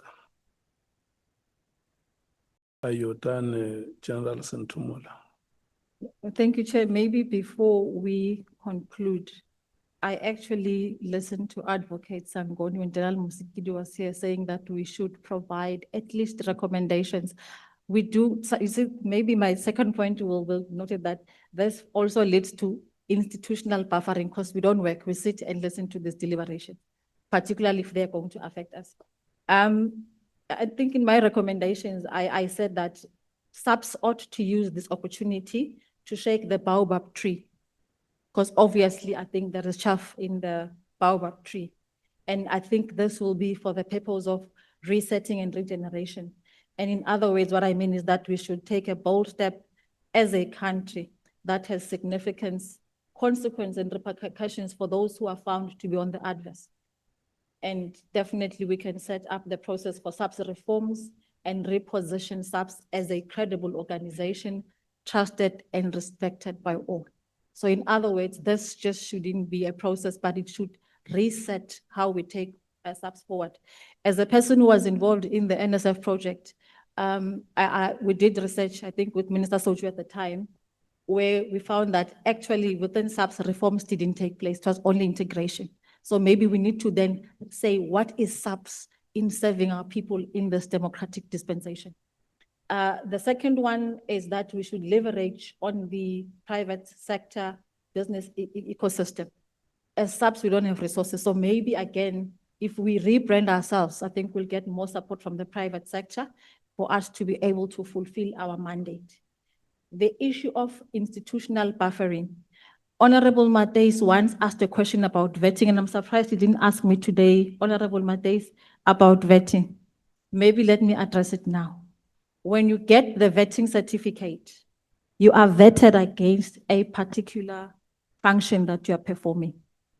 What makes you vulnerable or puts you at risk? But that certificate doesn't give you integrity. integrity comes from within yourself. Integrity is not defined by declaring that I have integrity. People see it. So in dealing with this problem, I think we need to reset counterintelligence.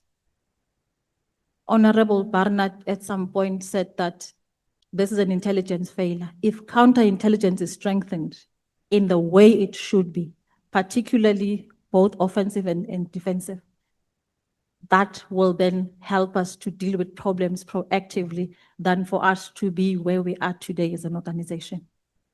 I submit, Chair. Thank you.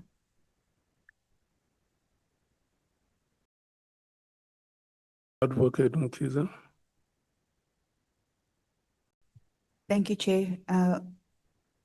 This, the evidence is concluded. We're done. Thank you so much. Thank Advocate Mkhize. Thank you, General Senthumule. We're now going to take a break. We'll come back at 2:30. May the honorable members stand up and leave the chambers.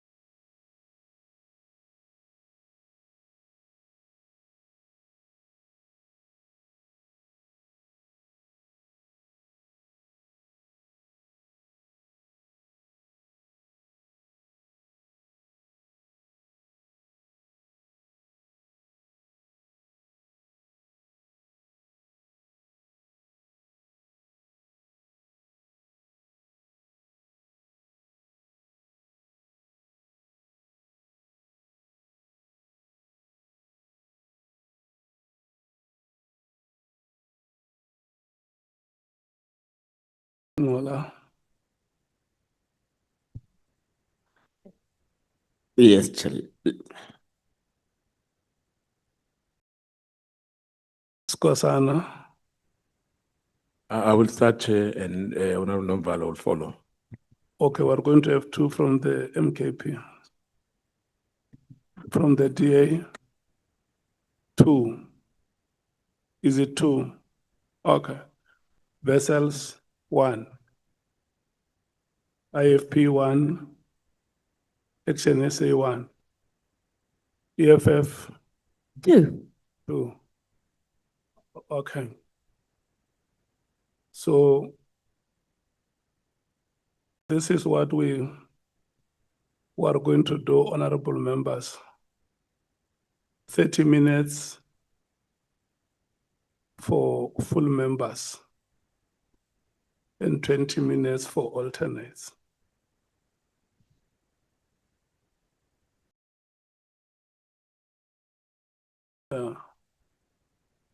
So are you disagreeing, honorable vessels?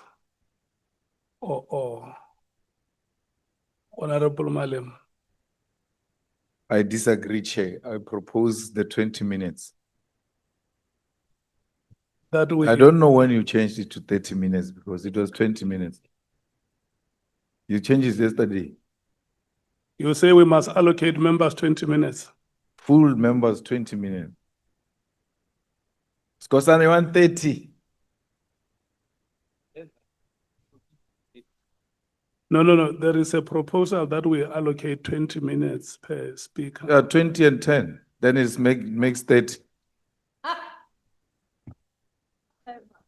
Is that proposal supported?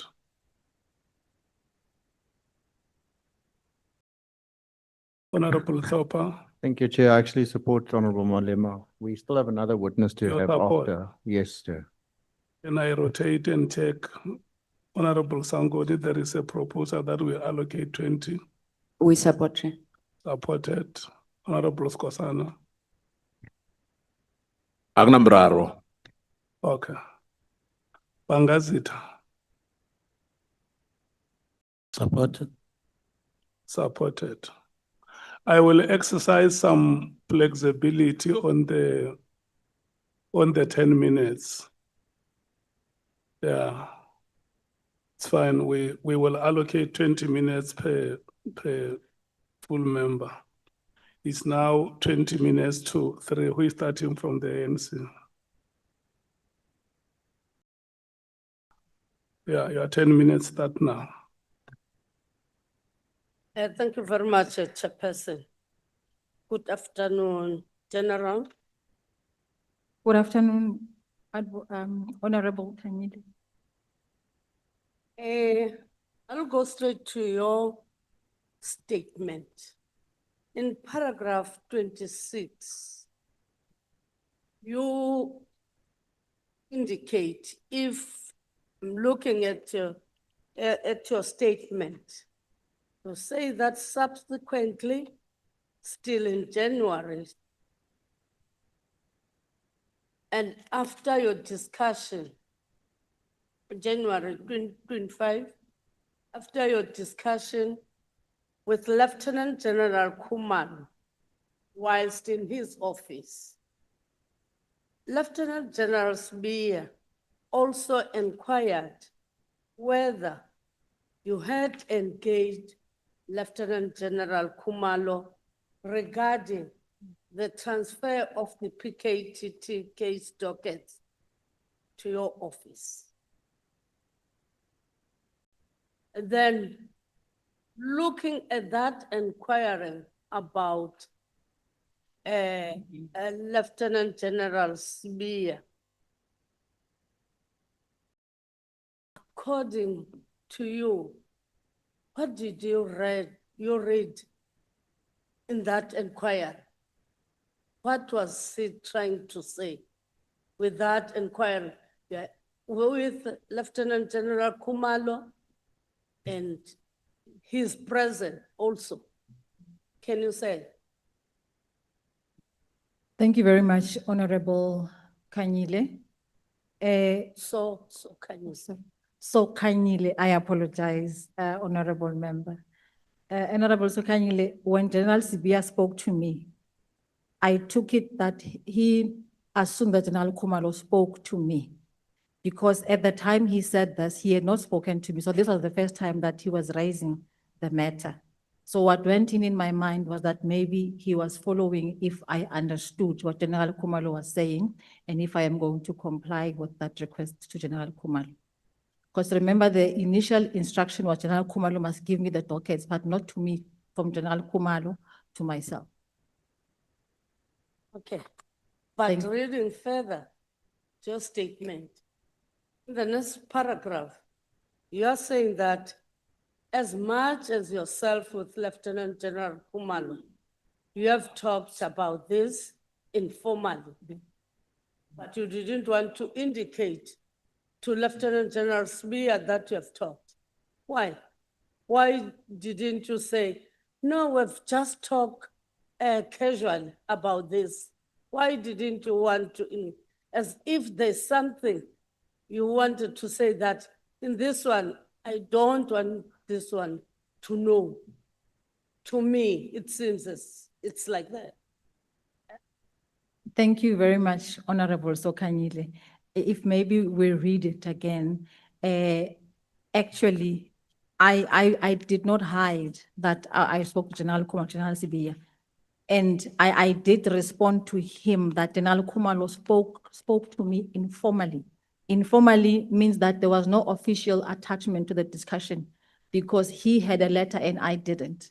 And I think for that reason, I then asked that if he wants me to act as General Khumalo received the letter, he must do the same to me. Thank you, Honorable. Okay. Then in paragraph 29, you indicate that according to Deputy National Commissioner's letter sent to you, that letter is annexure HKS4, the directive by the minister was based on an assessment which concluded that PKTT no longer made significant contribution to the broader policing effort. Are you aware of any assessment that have been undertaken on the work of the PKTT that is maybe looking at their performance, that it can be even penned down to say that there was an assessment? Honorable Zokanyile, and I think I did testify to this earlier, that there was no assessment that was made available. There was just a mere mention of the assessment. And I think in my response, I even said that the IMC would have then had to look at that assessment. So as far as I know, there was no assessment conducted in this regard. And if there was, we never received, I personally never saw the report.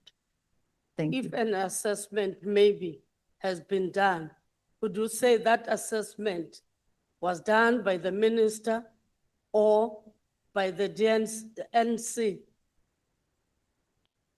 An assessment is in the purview of the operational heads. So for example, as we provide progress to either the ministers or the national commissioner, that is an assessment of, for example, if you are intervening on political killings or let's say contract killings.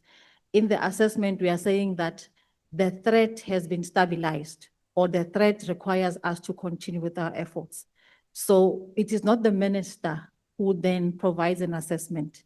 It is actually the operational heads and probably led by the national commissioner who then provides the assessment to the minister, to the ministers who then deliberate, and based on that presentation, they then take a decision whether the threat has been stabilized or we can proceed with the interventions.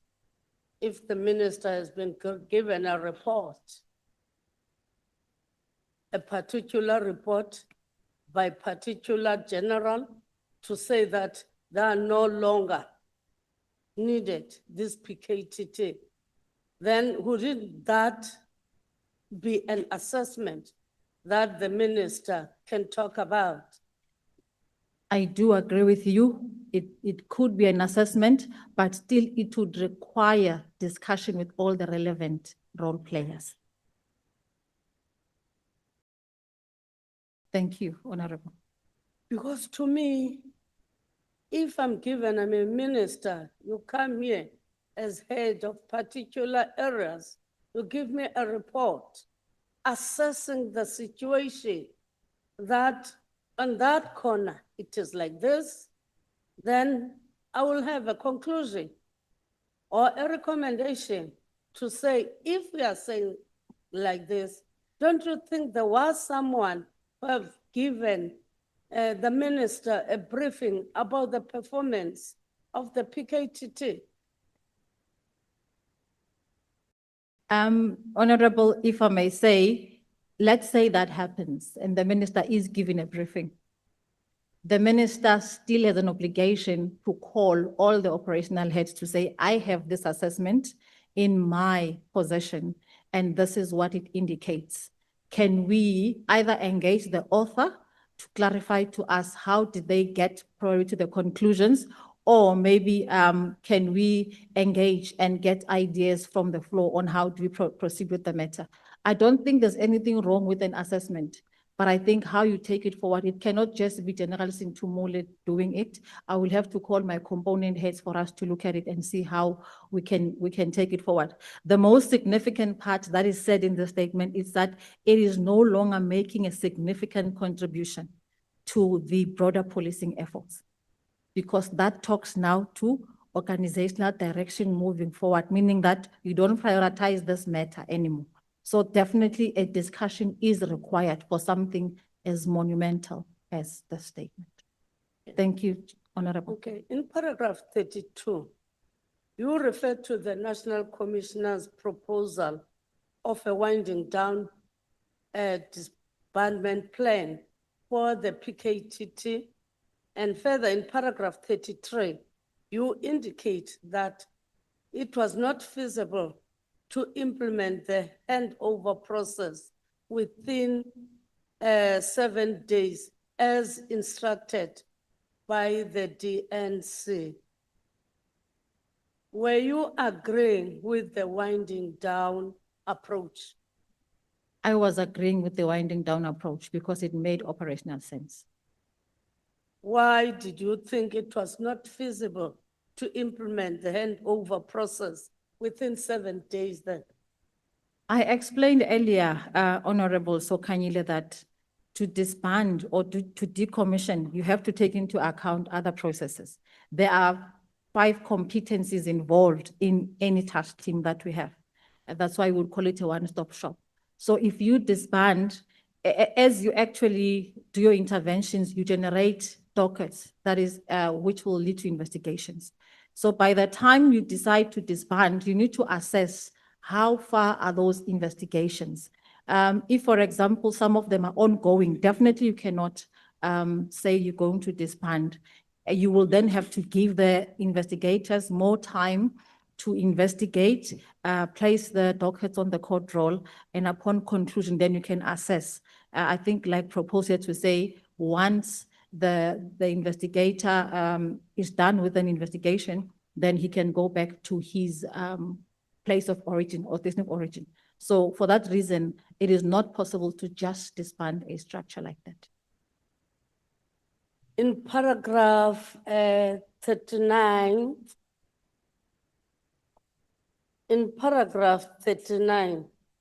you are saying that during the deliberations regarding the implementation plan on the disestablishment of the PKTT, you indicate that the DNC was not pleased with the approach of keeping the court going dockets with the PKTT, arguing that would imply the team was not disbanded. Further, that the National Commissioner and Lieutenant General Musikidi were not in support of the DNC's approach, but rather supported the retention of the court-going dockets with the PKTT, as the handing over of those dockets would adversely impact upon the court processes. Were you not concerned about the displeasure of the DNC on the implementation plan? Thank you, Honorable Sokanyile. I'm not sure if I said this to this meeting earlier, that in this process, we are guided by what is operationally sound and correct. It's not about the sentiments of the individuals. It's about how do we serve this process moving forward. So I wasn't as much concerned, because at the end of the day, as an investigator, he would know that it is not an easy thing to do, to take a court going docket, which means already it's on the court roll, to give it to someone else. Because it actually affects other processes, including your chain of custody. Thank you, Honorable. Okay, in paragraph 42, you indicate that the GNC insinuated that, if I can quote you, I was now like Lieutenant General Khumalo, and I was you were dragging your feet in implementing the minister's instruction. What was your view about this comment that he made, that you are now like Lieutenant General Khumalo?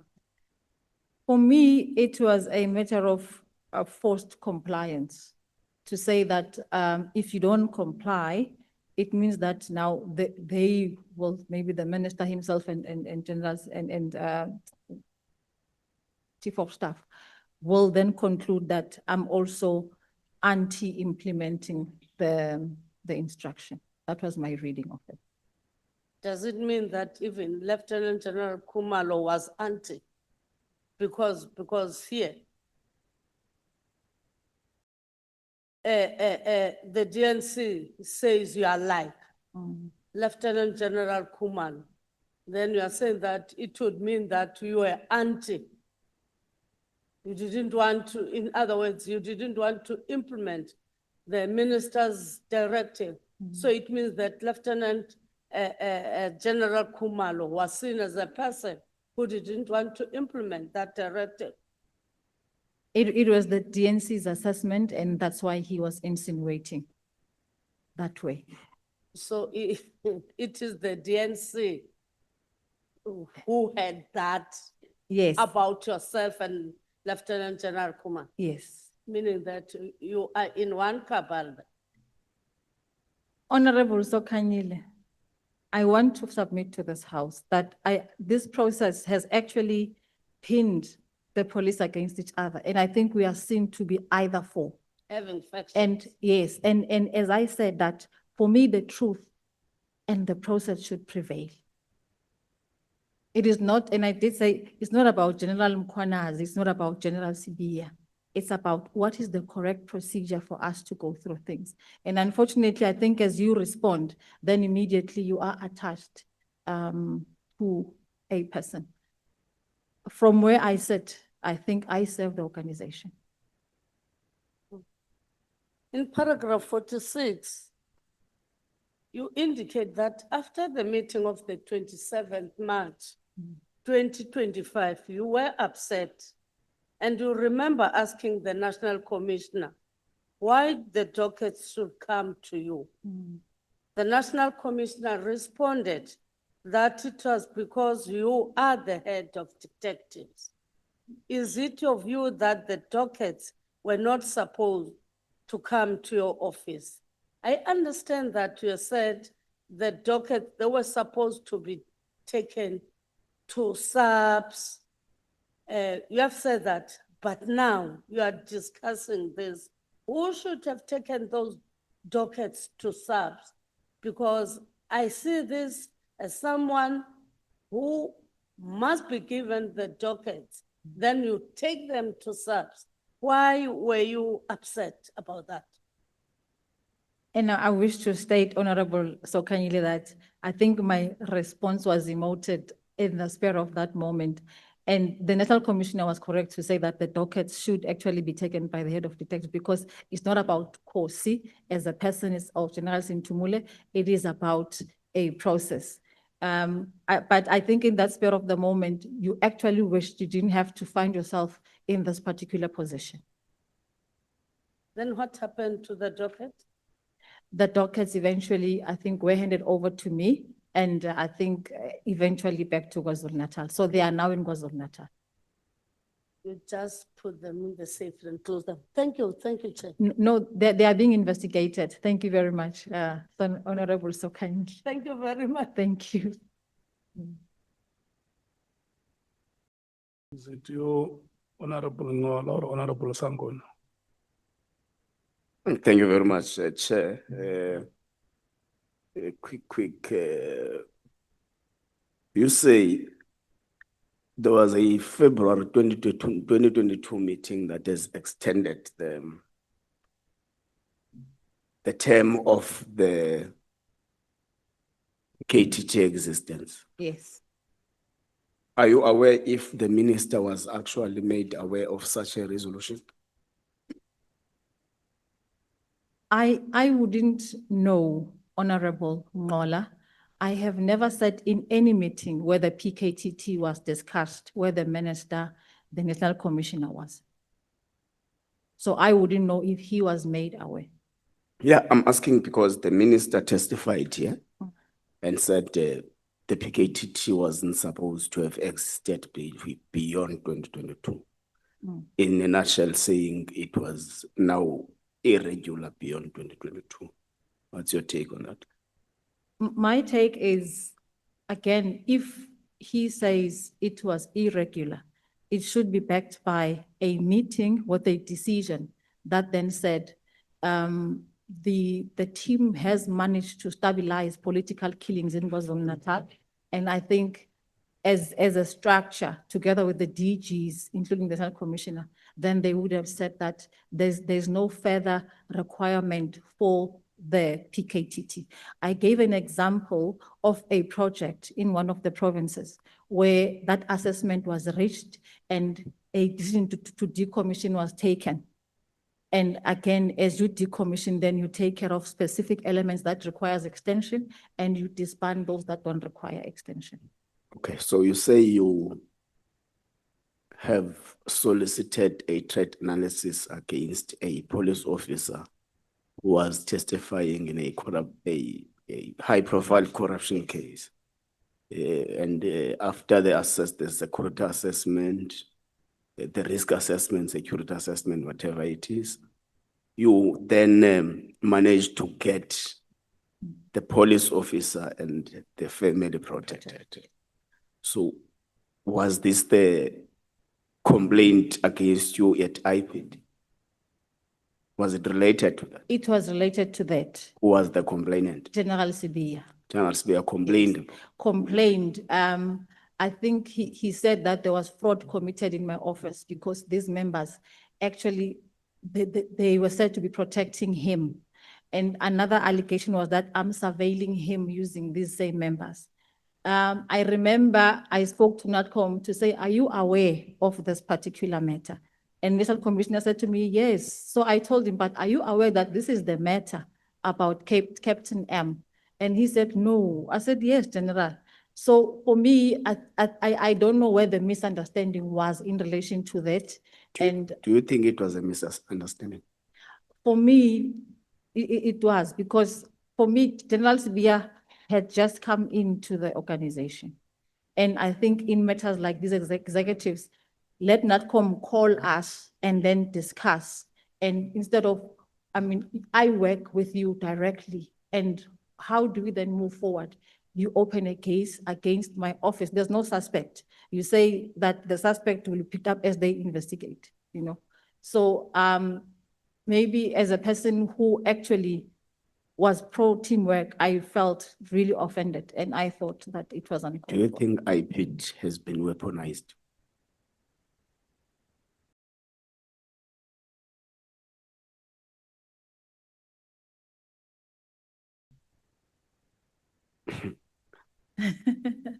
Yeah, sorry if I put in a corner. Yeah, it is a I'm corner. asking because we've received numerous allegations about APT here since we've started Maybe, this work. maybe I can respond to it this way, Honorable Ngola. I actually think that the law enforcement agencies could be weaponized, not only IPID. No, I'm specifically asking about IPID because we've received numerous testimonies that are directed to IPID. Can I take it to me personally? I've never had an incident where probably I had an issue with IPID being weaponized. Do you think that your current case at IPID was it a genuine complaint against a police official, or General Sibiya is trying to weaponize IPID to fight battles between you and him? Just be frank. We're here for that. I wouldn't say no, but I would not be informed. So of there the is a dynamics. possibility that there's a weaponization of IPID. For me, there is. Okay, thank you. So you were dancing at a party with Mr. Matlala. He testified here and said he only went to, is it the same party of the engagement of the General Sibiya's son? I think it is. I didn't go during the day, during the ceremony, but I came later. So that's why I Okay, didn't- when you were invited on what? there was a You are I hereby think cordially invited to attend this and that. there was no formal invite. He just said he's got a ceremony at home and he would like for us to attend. Baba, past time. Yeah, kaloku Saturday kwamziyawa. Okay. So under oath, Mr. Matlala testified that he only went there to pick up his wife. You sat next to his wife. Yes. Did you notice her being heavily drunk such that she can't drive? No, So it was, according to you, according to observation, it's not true. my observation was that she was sober, she was engaging, and she didn't come to me across as a person who was intoxicated. Okay. And what was your observation on Mr. Matlala? Was he part of the guests invited, or he was a passerby? You know, Honorable Ngola, in the spur of this moment, because General Tema only pointed him to me, and if I was sitting this way and he was standing over there, he was just standing. I didn't even pay attention to what he was doing, but he actually was a guest because yeah, for me, he looked like a So person who was it's not true that he went as a passerby to pick up Mrs. Matlala. Okay. You're saying there are trust and uncomfortable issues between you and General Sibiya. What's causing that? Because we are working in the same office, for God's sake. I will start by his testimony at Madlanga Commission when he was asked, and he did accede that he's a person who really like changes, you know, his emotions are not constant. With General Sibiya, he is a very good operative, you know, but he can change today. Let me start it from the beginning. When he was appointed as DNC, I was the only person not invited to his celebration, and I think celebrations after that. General Khumalo and others would go. Then later on, General Khumalo doesn't come. Now I'm invited, you know. So you would think that actually you are working and then suddenly then he changes. Now this is where tradecraft comes in. Then you need to, employ your defensive. What makes you uncomfortable with General Sibiya? His ever changing mood and I think his approach to you as a person, you know, and the fact that today you can be in his good books and you're working well, and then tomorrow suddenly something happened and you wouldn't know. He wouldn't engage and say, General Senthumule, I am concerned, there are the issues. But you attended a number of Sibiya's parties. As I clarified just now, that initially I was not a guest, but when things turned south with General Khumalo, then I now was an attendee. But you always ensure that there is company on you when you attend. You know, I'm not one to mix work with pleasure. Then But I why think do you go to parties? Because parties I are think in leisure. Yes, in the spirit of building a team, we were crime detection. General Khumalo and General So you Sibiya. were detecting crime at parties. No, definitely not, Honorable. It was just in the spirit of building a team and supporting a colleague. But a colleague you are uncomfortable with and you are not trusting. And I would never be comfortable with. I have never been comfortable with. Okay. Divisional Commissioner, Detectives and Forensic Services. Do you accept that it was highly irresponsible of you to facilitate a transfer of dockets you don't know what they contain? No. Okay. In this environment, we work on a need-to-know basis. And I think when it comes to certain entities, when a case is opened at a station, it is opened on the SAPS system. However, for DPCI and IPID, they already have functions on the system where a docket can be moved over to them. But with IDEC, it's only now that we are working on that particular, So you mean it was responsible for you to transfer dockets to IDEC without you knowing what they contain? if I could be a Even suspect. if it would have been a treasonous act. Yes, I could be a suspect in those dockets. And I think it's not about IDEC. It's about the principle of need to know. If I need to know, somebody would tell me. But normally, let's say my son is a suspect, my husband is a suspect. So sometimes, and I think I've learned from intelligence, if you compartmentalize, if you need to know, you definitely would need to know. And again, if you go to the section 28, particularly. But General Senthumule, you didn't even know how many dockets we're talking about. There were 4. You said there were 4, but you later discovered that there were actually 6 or 9. I There don't were know. 7, yeah. 7. Yes. So do you now accept that it was irresponsible of you of transferring police information to a different institution at NPA without you knowing the number of the dockets taken, without you knowing what is contained in that docket? I would still remain with my answer, Honorable, that in my capacity as the DevCom, I did not have to know the contents of the dockets. And transferring dockets for me, it's not about police information. It is actually law enforcement information. So if IDEC writes it down and says, these are our dockets, I am not the one to say. no, Where they were are these not. dockets kept? They were in General Jacob's office. Safe. In his safe, yes. Where do you normally keep dockets? Dockets are kept at a station. Why were they in a safe at someone's office? And I think that's what General Jacob. Are these dockets the dockets of Honorable Adams? I checked yesterday, sorry. So it's Honorable Adams' case that was Yes. kept in a safe. Yes. Do you think that he is justified to think that you were sabotaging his cases? Not his cases, he was not the IO. As you can see, the dockets actually He's the belong. complainant. That's the point. He went to open cases, 3 police stations. He went to. And he says to us, he was testifying, he's still going to testify today. He was testifying that he has went to 3 police stations on the basis that he felt that you, police of South Africa, are sabotaging him. That's the reason he even went to an extent of going to IDEC. And you come here and confirm that the dockets he opened a case on at police stations were kept in a safe of someone's office, not where dockets usually get kept at SAPS. I was not part of any sabotage, and I think I wouldn't accede to that. And I would agree with you, and I did say this over and over again, the dockets are not supposed to be kept in general's offices. Okay, you did your medical operation on the 16th of October, 2023. Yes. On the same day in your bank account, you received 13,500 and you received 70,000 rands.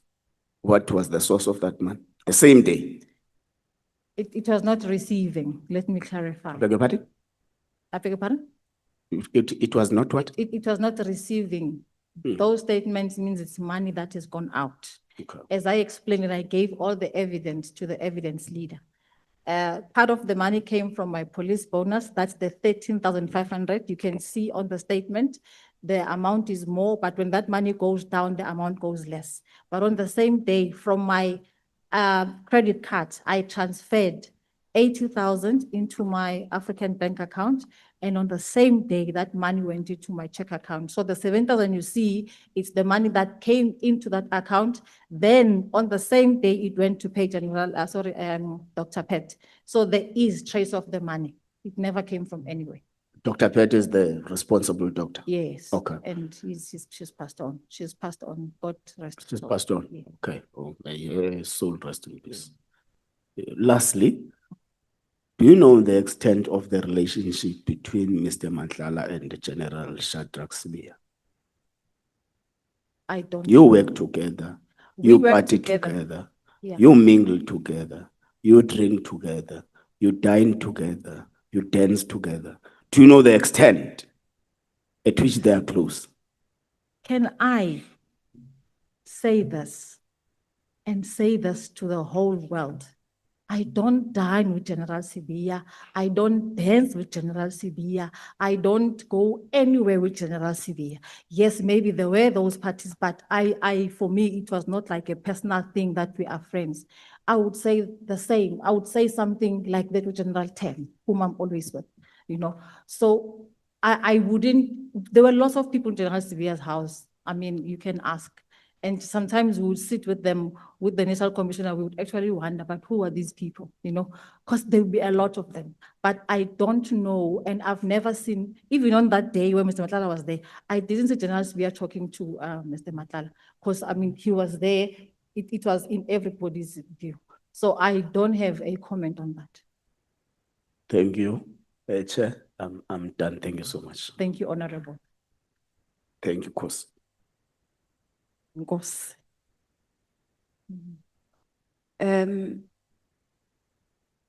Thank you very much, Chair. It is 15:15.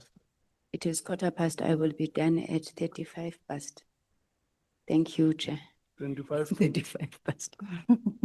If not sooner. General Senthumule, thank you. No. Can we allow the honorable member to ask?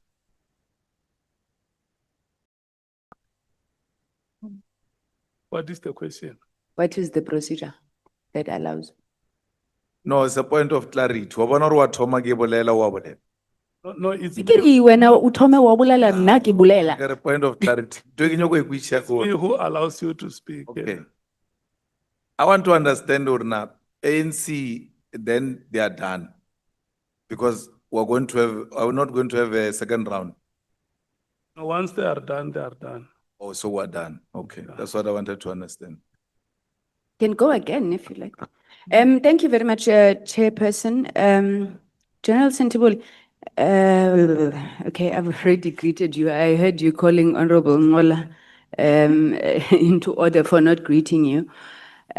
We've become very skeptical in this committee of praising people. Sometimes it backfires. I think the one person who's still dedicated to it is Honorable Salt. But I do want to put it on the record that we've seen a number of generals from the South African Police Service, many of them women, and I think that it is something that we should really acknowledge and applaud, especially even just looking through your CV. I think it's a very distinguished and impressive career record. So I wish you more strength in the work that you do, and thank you for the service to the country. I was a bit late this morning, Chair, so I'm not sure if General Senthumule had introduced who is accompanying her. Okay. Can I just ask, why is Major Van Rooyen not here? She has accompanied most, if all, of the Lieutenant Generals. Thank you very much, Honorable Sangoni. She actually was with me throughout. However, remember the sitting was for last week, and she is traveling today with her family on holiday. She won't even be here when the National Commissioner appears. Okay, so it's not like you're dumped. No, actually, during Madlanga, she sat with me throughout with the consultation about I think up until yesterday, she was with us. Okay. Yes. Now you are acting DNC. Maybe can I also add that she even texted me to say all of the best. Okay, no, that's fine. You are acting DNC crime detection since 1st August 2025. Is this Lieutenant General Sibiya's post? Were you appointed when he was, is he suspended? Okay. Who was DNC before Lieutenant General Sibiya? It was General Njinga and who retired. Okay. And before her, General Nomaan, who also retired. Now, how was General Sibiya appointed? Because at some point you were all on the same level, right, as DivComs for the different components? In actual fact, if I can just clarify, when General Sibiya came into the police, I had just vacated my office as head organized crime. That post became vacant. So in his victory based on the court outcome about his employment with SAPS, then he came into that position. So in essence, he came and reported to me. Okay, and then how then did you come about to report to him? In the police, there's lieutenant generals, and the DNCs are actually your super DDGs, and all of us are DDGs. Then there's major generals. So the national commissioner and the minister can take somebody at major general level if they feel that that person will suit to the post, then that person is elevated. It could be over you. Is there a process, General Senthumule? And I'm asking this because, I mean, we heard people complaining about how General Mkhwanazi was made an acting national commissioner. So was there a process that is followed to move General Sibiya from head of organized crime to a DNC? We have a policy, actually it's part of our directives, which is called Section 45. So a national commissioner can approve an elevation of a person without advertising the post, I think based on the minister's approval. Is it effective? Don't you have fallouts amongst yourselves on that thing? Because it means I just look at you, I like you, I decide you must be DNC. I think that the downside of it is exactly what you are saying, because it could be open for abuse. Is it open for abuse, and has it been abused now? I've never actually implemented it or been near the process maybe where I became the applicant for somebody. So I wouldn't know, but I can safely say that it is open for abuse. Okay. It specifies criteria, no? It does specify, remember there are requirements for a person to occupy a certain position. So there is a motivation that is forwarded to the minister for his approval. Okay. All right, let's move. Dr. Pat, your doctor, sorry. And please, General, don't ever stand up and twirl for anybody. You have a right to do what you please with your body. But I'm interested, is this Dr. Pat who's your doctor, the same Dr. Pat who Cat Matlala was Dr. Pat's mother's driver? Yes, that's what General Tema told me when she introduced Zakan. Because I already knew, Dr. Pat is General Tema's friend. I think they come back a long way. So in our interaction, I knew Dr. Pat, and I think there was a situation where one of her employees passed, Richie, and I think I had to accompany Sandra to the memorial service. So that's the same Dr. Pat, yes. So Mrs. Tsakane Matlala, yes, was a driver. That's what General Tema informed me. How did you meet Dr. Pat? Through General Tema. They were friends. I think they stayed in the same estate as well. Okay. Okay, let's move on to issues of the PKTT. So now, were you... Sorry, Honorable, I think I did say General Tema is prepared to actually depose an affidavit on all the issues that you want to clarify. No, that's fine. I suppose for me, it's like such a coincidence, right? Well, firstly, I didn't know Mrs. Matlala was a driver. And then it's a coincidence that she then just happens to be a former driver to the mother of the doctor. Yeah, I mean, it's, yeah, okay. The ministerial directive, were you surprised by that directive when you eventually got to know about it in the letter of the 4th of February? I think it only surprised me when General Mkhwanazi was not in the picture. Like I said, that when we were in Parliament on the 5th, we were with the minister on the 6th. No, but when you were told that the minister said disband PKTT, what went through your mind about that? It's an instruction that I understood the history of the PKTT because I was part of the process. But if General Sibiya says it is an instruction, however you feel, you have to comply. And not only to me, General Khumalo also was given the same instruction. Okay. Okay, you said, I'm quoting you here to one of the questions that the honorable members, you said you understood the instruction. This is now when the minister was unhappy, you were not undermining his authority. But you then also say he had no mandate or authority to disband PKTT. So which one is it?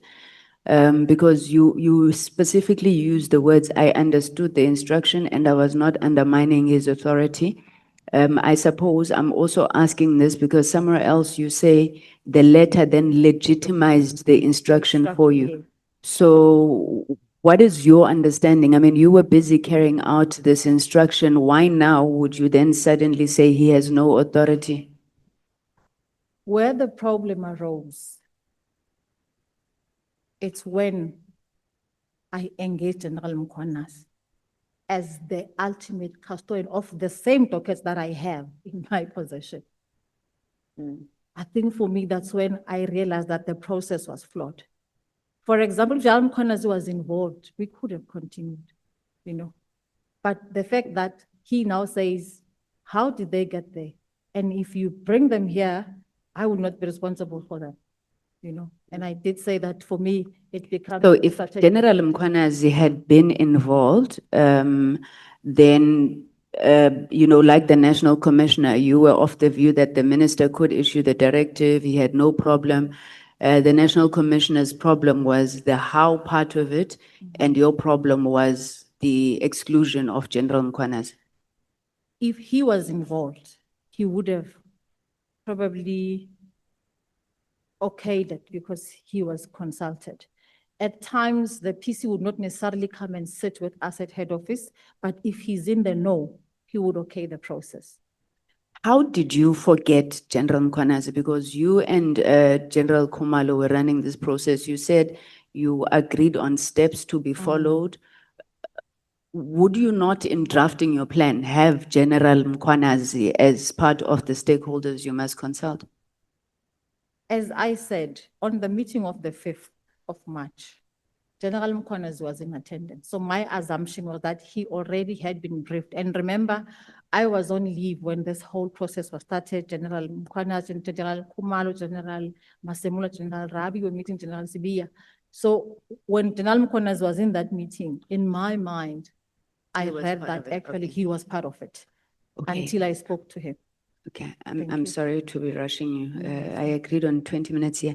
Before the Madlanga Commission, Lieutenant General, I think it was Sibiya, says that you expressed the view that the PKTT was untouchable, and you allege that in your opinion, the task team was being used to siphon the budget allocated to it. Can you just give us your view on that? Did you express concerns about the PKTT in the budget? On this, I would like the committee to hear me for what I say. General Sibiya, throughout, he would actually really, and I said that he was actually strategically recruiting, want you to agree with him. And I think in that discussion on that audio, I actually employed what I would call your counterintelligence defensive approach to say, I'm going to feed him whatever he wants, disinform him, because it was no help. Why I'm saying that? Because if you look at what he said and the documentary evidence, the following day, I called General Mkhwanazi and I went on with business as usual. So for me, he wanted to corner you to be able to say, yeah, no, this is wrong. So I thought, you know what? I'm done with this guy. Marini Bangani, that he would even go to the extent of recording you and take it to Madlang? I don't know. And I actually feel that I don't want to get into the pigsty, with him. And I want to be above the situation. I think my conclusion even had a quote about forgiveness to say, maybe he needs forgiveness. There's an English saying that hurt people hurt people, Maybe I hurt him with my testimony at Madlanga. Maybe he actually assumed that actually I was working with him. And Okay, yeah. just for the record then, General Senthumule, are you saying that you reject a notion that says you don't believe that the PKT was genuinely engaged in effective policing? You disagree that they didn't deliver any meaningful investigative outcomes? What is your true reflection of My the true work reflection of the is, PKTT? I believed in the work of the PKTT, hence even today I still work with them. As I said, it was part of my counterintelligence. General Sibiya must be off my back. I mean, there was a point where I said, redeploy me, So for me to survive, I thought, okay, let me handle him this way. But my feeling is still that I never expressed in any document to say I don't believe in it. I never even signed their request for extension for detectives. Okay, why do you think General Sibiya was putting pressure on you to get those dockets? Did you ever ask him why he was so eager to obtain these documents? He's not a person you can ask. If his mind is made up, he's adamant. So for me, there was no reason to ask him. Okay. I think Honorable Ngola has already canvassed a lot of the issues around the IDEC. I just want to know how did those documents get to General Jacobs safe? From what I gather, he took them from the province, from General Khumalo's office, General Mbuso Khumalo, not Domisani Khumalo, the DPC, and were given to Colonel Phillips, I think then to General Jacobs, and he kept them at his office in his safe. Why? General Mkhwanazi and I, when we were discussing this matter, even General Khumalo himself, we asked ourselves as to why. It's something that I cannot respond to. And as I said, there's I'm no going police. to push you, General, because you are the supreme leader of all dockets in the country. Yes. If something like this happens, and I mean, you've had a bit of time now, we need to know why General Jacobs took those dockets. I wouldn't know why, but I can tell you that it was not practice. Hence, I even asked his own division to put it down writing to say, even in their line of work, they are not encouraged to actually take the entire docket. I can give examples where, let me say now, during the PKTT investigations, when Colonel Khumalo and the other members are looking for linking dockets, we request the province and we write there that they must give us copies of the dockets, not the original dockets. So he takes these dockets, we don't know why, then he gives them to Colonel Phillips, then he puts them in his safe. All of these are breaches. What has since happened to General Jacobs since all of this has come to light? I would like to start this from the fact that when the docket story was discussed, my assumption were these. When I think of IDEC, I'm thinking State Capture, I'm thinking Zondo Commission, I'm thinking ESCOM, I'm thinking Transnet. I was assuming that these were those dockets, but I only learned later that actually it was based on a complaint to the minister and National Commissioner from Honorable Adams to say that these dockets were not getting job. So that is how he got involved in the process. Hence, I said, I don't think he did anything wrong. Safe to say he wasn't supposed to keep the dockets in his safe. Okay. Through you, Chair, can we request that SAPS provides us with a comprehensive report on how these dockets have ended there and also consequence management for what is clearly a breach? My last two questions, General. You testified here that Advocate Andrea Johnson called you after, not sure if after the testimony or... Way after. Yeah. Is it usual for her to call you, and what did she have to say? Advocate Johnson and I worked together for more than 10 years. We've chaired the CIT committees, we've chaired committees on organized crime, we've attended training together. So we actually not necessarily talk, but we would interact. And after her testimony, I just shut down. Because I felt that 2 minutes of engaging with her became the center of her testimony. So one of the things she wanted to know, why am I quiet? And then I clarified to her that actually, as you were testifying, here are the issues, and I felt that you were supposed to clarify. For example, when you get a docket as a prosecutor, you go through a diary and you see what should be or is contained or actually done on the. You're not supposed to say no, but SAPS is supposed to check. I mean, this is a chain of custody thing that you're talking about. So the reason she came was to understand why was I like shutting her out. Okay, but in truth, Advocate Johnson threw you under the bus. And from your testimony today, it's clear that she lied as well, to you and to this committee. Did you raise that with her, and what did she say? I raised it and in earnest to say she supposed to submit a clarifying affidavit to which she agreed. Okay, which we have not received, I suppose. And actually she promised that before I appear, she would have submitted it. So I'm not I'm sure. sure there's no clarifying affidavit. Bonan? No. Okay, maybe then finally, General Senthumule, given everything that has happened, and I heard how passionately you replied to Honorable Sokanyile that you are not part of factions, will this management of SAPS ever be able to work together again? Are you seeing yourselves at least trying to find one another? Thank you that you did put some recommendations, but I think I'm also worried about the human and the leadership element that we have. Will you be able to work together, and what do you think needs to be done to ensure that that happens? My approach to the question would be based on why are we employed by SAPS? Why is there government in the country? Why are there government departments? How do they synergize and for us to be able to deliver a service to the communities? When we serve, we don't serve at our behest. It is actually at the behest of the people of this country. So how we feel or how we see each other should not be a determining factor of us moving forward. I think for me, we are here for a reason. And if, for example, some of us don't belong here, then let it be. But if we are not progressive, we actually affect even those who are coming after us. Thank you. Thank you very much, Chair. Thank you, General Senthumule. Thank you very much.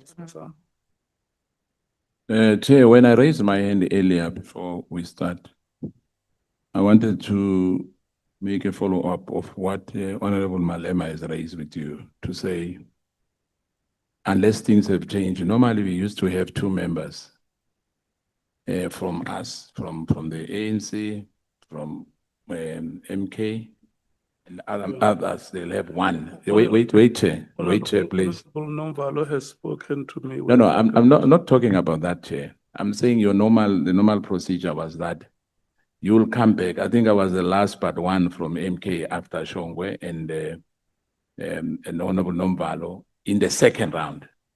Now, hence he was asking, what has changed maybe now that all of us, it's once and that's it. Did you understand, Chair? I understand what you are saying. Thank you. So we just wanted clarity that if that has changed, it's fine. It depends on the flexibility of parties. Thank you, Chair. Now, Honorable Sangon. Sorry, Chair, sorry, Honorable Skosana. I thought that, yeah, exactly what you're saying, because we decide how we allocate our time if we wanted to come at the end. I just want to make sure that our understanding is still correct. If we wanted to go later, we would. We just exercised our right. It works on flexibility. Honorable Nomvalo approached me and requested to come last, and I have agreed.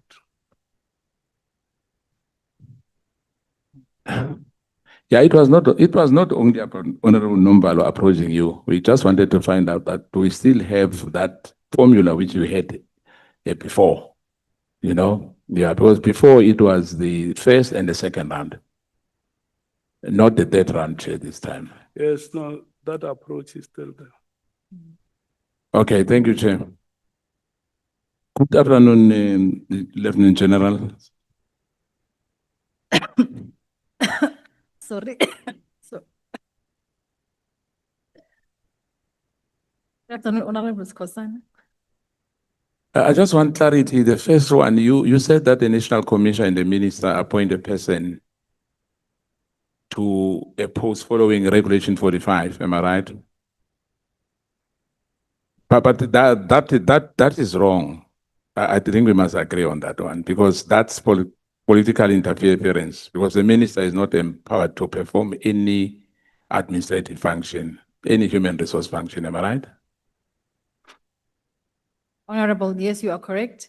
And I said that the minister approves, so the National Commissioner applies and the minister approves.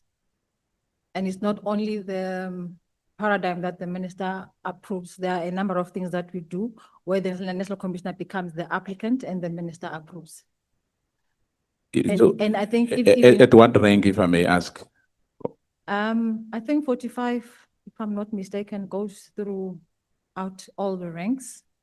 So it's not tied to a specific rank. I have seen it being applied from people who were at, for example, colonel level, they would become brigadiers. So the minister is empowered to do that. Actually, the National Commissioner is empowered. The minister has to approve. And I think it's all about concurrence. So if the minister doesn't approve, what happens? Then it doesn't happen. So you won't be appointed? Because I think there is, if I'm not mistaken, I'm not really okay with it much, but the minister has to concur with your senior appointments. Though even if he doesn't, the National Commissioner can go ahead and appoint. Hence I'm sitting on that one to say, as far as my understanding is concerned, is that the minister cannot stop even if he doesn't approve the appointment by the National Commissioner. Thank you. And I wanted to ask a quick one before the issue of this SAPS National Inspectorate, which does your internal oversight division, it's a division within SAPS. Is it still in existence? Does it still exist? In the new structure, it is not there. However, functionally, it is still there. Yeah, because why I'm asking you is because there's a lot of problems about police stations around the country, and I think you know that. And I think they've dropped the ball because the complaints which we get from the portfolio committee as well and as members of parliament, it says that it does not exist at all. Let's start by. Let me start now as well. I just wanted to find out the clarity on these matters, and thanks for the clarification. And I hope that in the future others will know exactly what is happening within the police force. The police service, there's no more force. When did you first become aware of this allegation by Lt Gen Mkhwanazi regarding the interference in the organized crime investigations, and what immediate step did you take upon learning of them, if any? On that 6th of July briefing that he had, it was the first time that I got to learn about those allegations. And I also wish to submit that at the time, I had reservations that probably could have been done differently. But I think upon realizing and also seeing what is coming out of this, I actually saw an opportunity for the organization to redefine itself. I can imagine if it didn't happen, where would we be right now?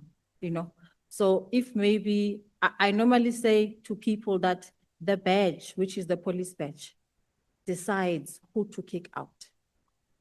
And I think in this process, my analogy was probably the badge got tired of the rod and the moment had come that we begin to purify the organization. So you reckon that the ocean cleans itself?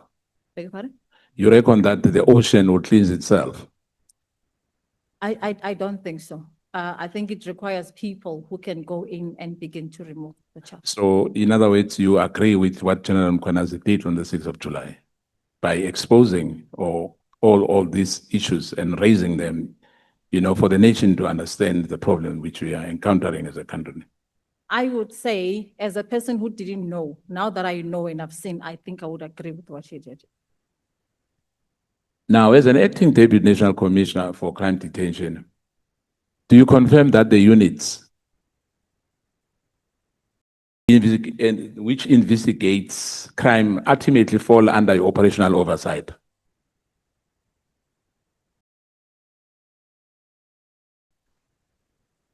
The organized crime units, they ultimately fall under your operational oversight. Yes. Do you agree on that? Yeah. Now, are you happy with what is happening in that, in organized crime units? Can I also talk about organized crime in general within the law enforcement, including DPCI? I don't think we have actually scratched the surface. Yes, we do have takedowns, we do have successes, but in my view, we are not dealing with the people whom we would call in organized crime high flyers, the people who can't explain their income, the people who can't explain their assets.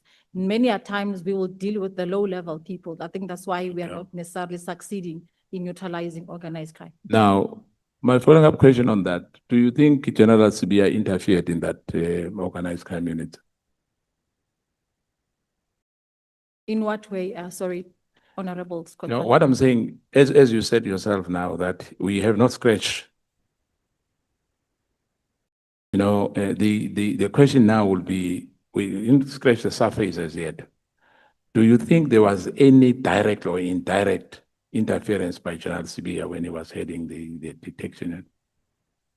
To actually agree with you would mean that General Sibiya is the alpha and omega of organized crime in the country, and he is not. Maybe the element of what we see now, but I think broadly, we can all do better. It's not attached to one person. I mean, this is just a drop in the ocean, but I think the organized crime issue is a problem. That's why it is prioritized as well. Yeah, well, hence why I'm asking about General Sibiya. It's not personal, it's more about accountability as a head of the Deputy National Commissioner responsible for that. Hence, I'm asking whether do you feel that there was any interference by him? I think the only time I can speak with certainty is when there are findings around all the allegations, but I think for now, I would not be able to comment on that. At any stage, the Minister of Police communicated with you formally or informally regarding the investigation on operational decision related to the matters raised by General Mkhwanazi? Not at any stage.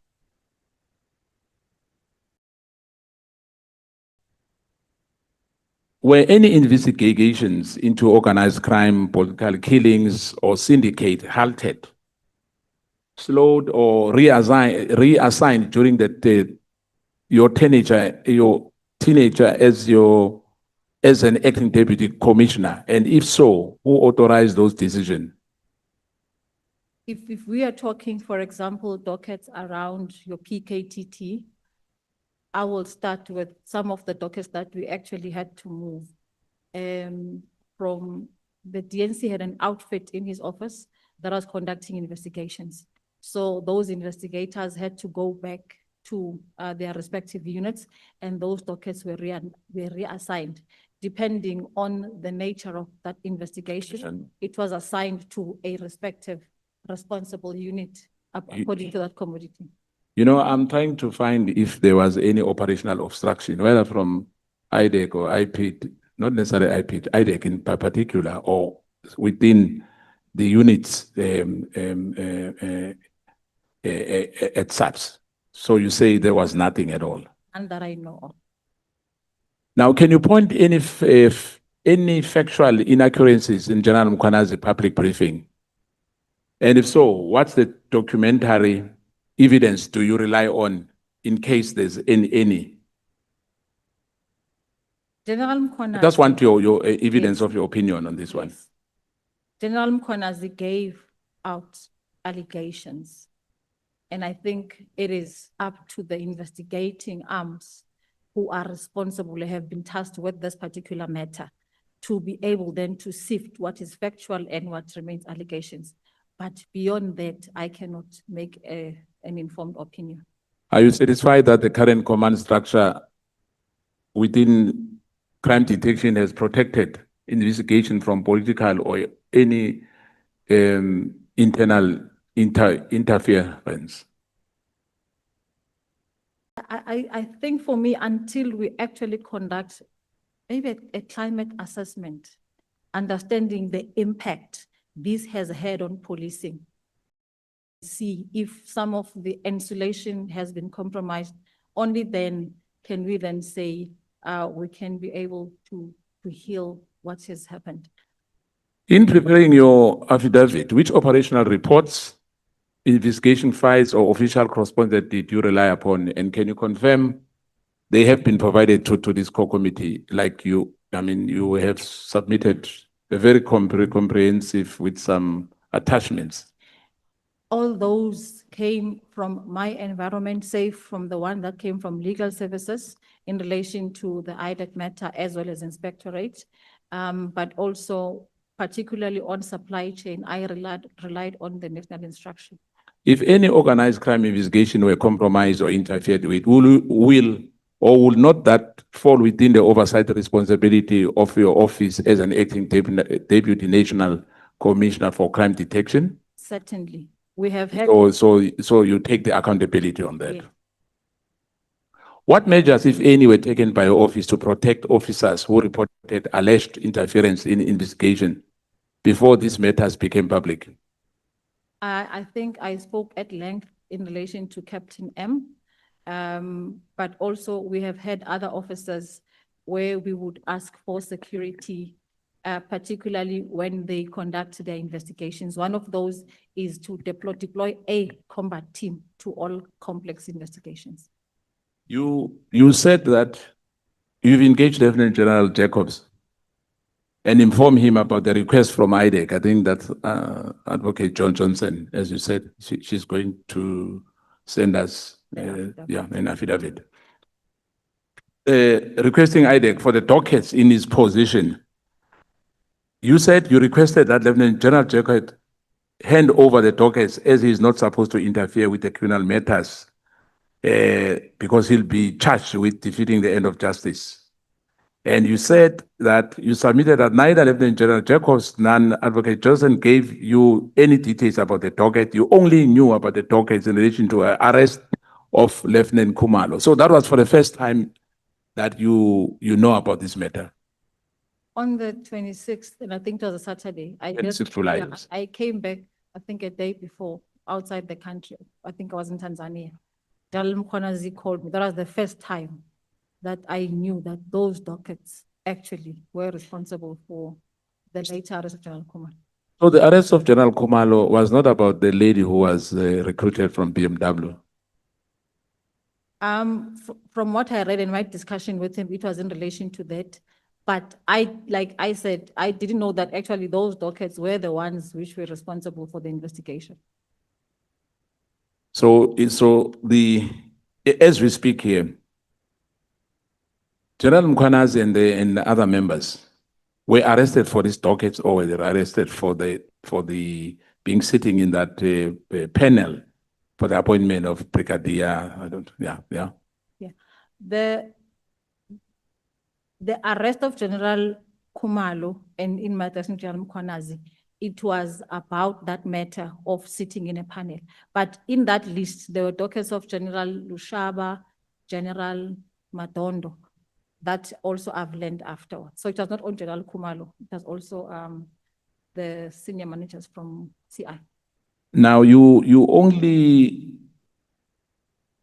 became aware that the legal opinion was obtained and signed off by the divisional commissioner, inspector, on the 11th of December 2024. There was a post that requested for my intervention by IDEC, and after my engagement with divisional commissioner inspectorate, the one I asked about earlier, you've attached the annexures here. Now, when there was your intervention, what was the response from Advocate Johnson?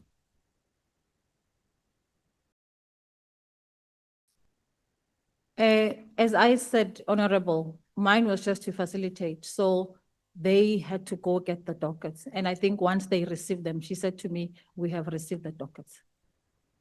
Now, you spoke vividly about the issue of the police when Honorable, I think, Sangoni asked you now to say, you said that perhaps it's time for SAPS to reset.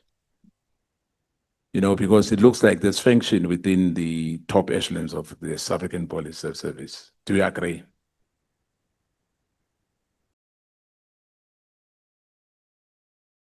When I say the affections, it Yes. means that I am saying that we are actually using our functional powers to perpetuate differences or wars.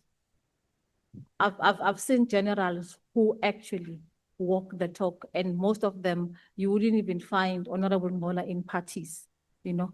I wouldn't say the affections.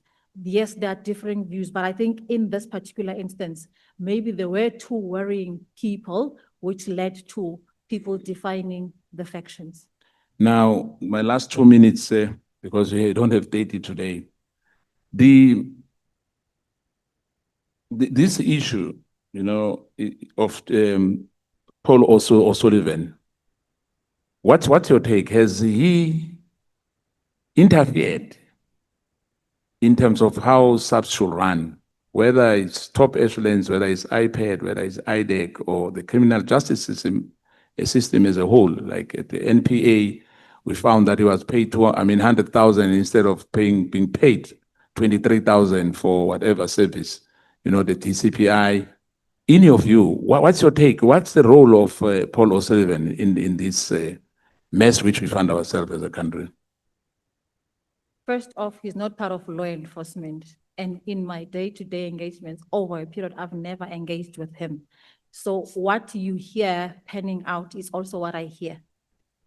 In my space where I work, I've never had a situation where I had to deal with him. Yes. Now, you heard him saying that he's opening dockets.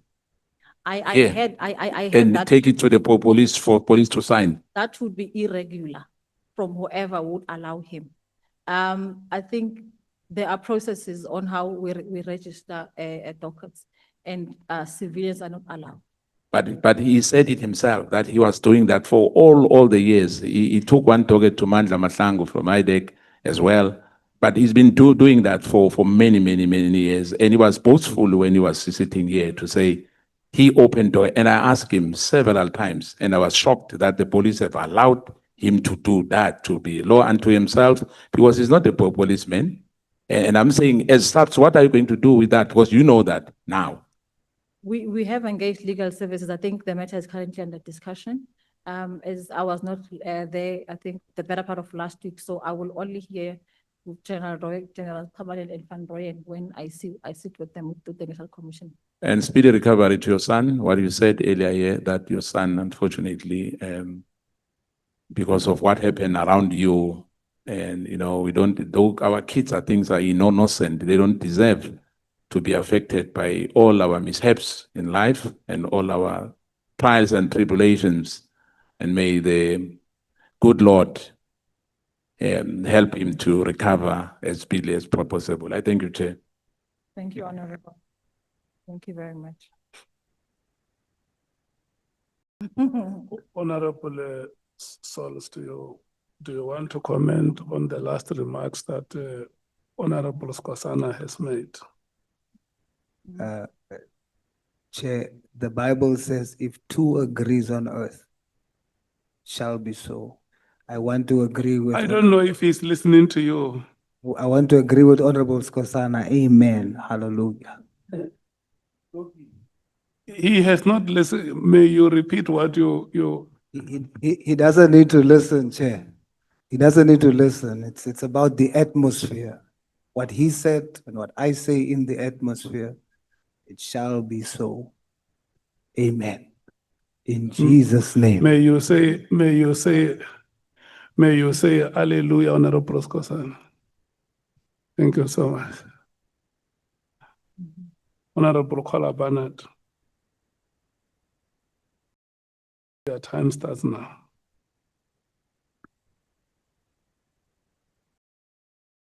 The microphone is not on. Beg your pardon, I thought, yes, you are. I'm sorry, I can't see the lady at all. I'm terribly sorry. If you could move.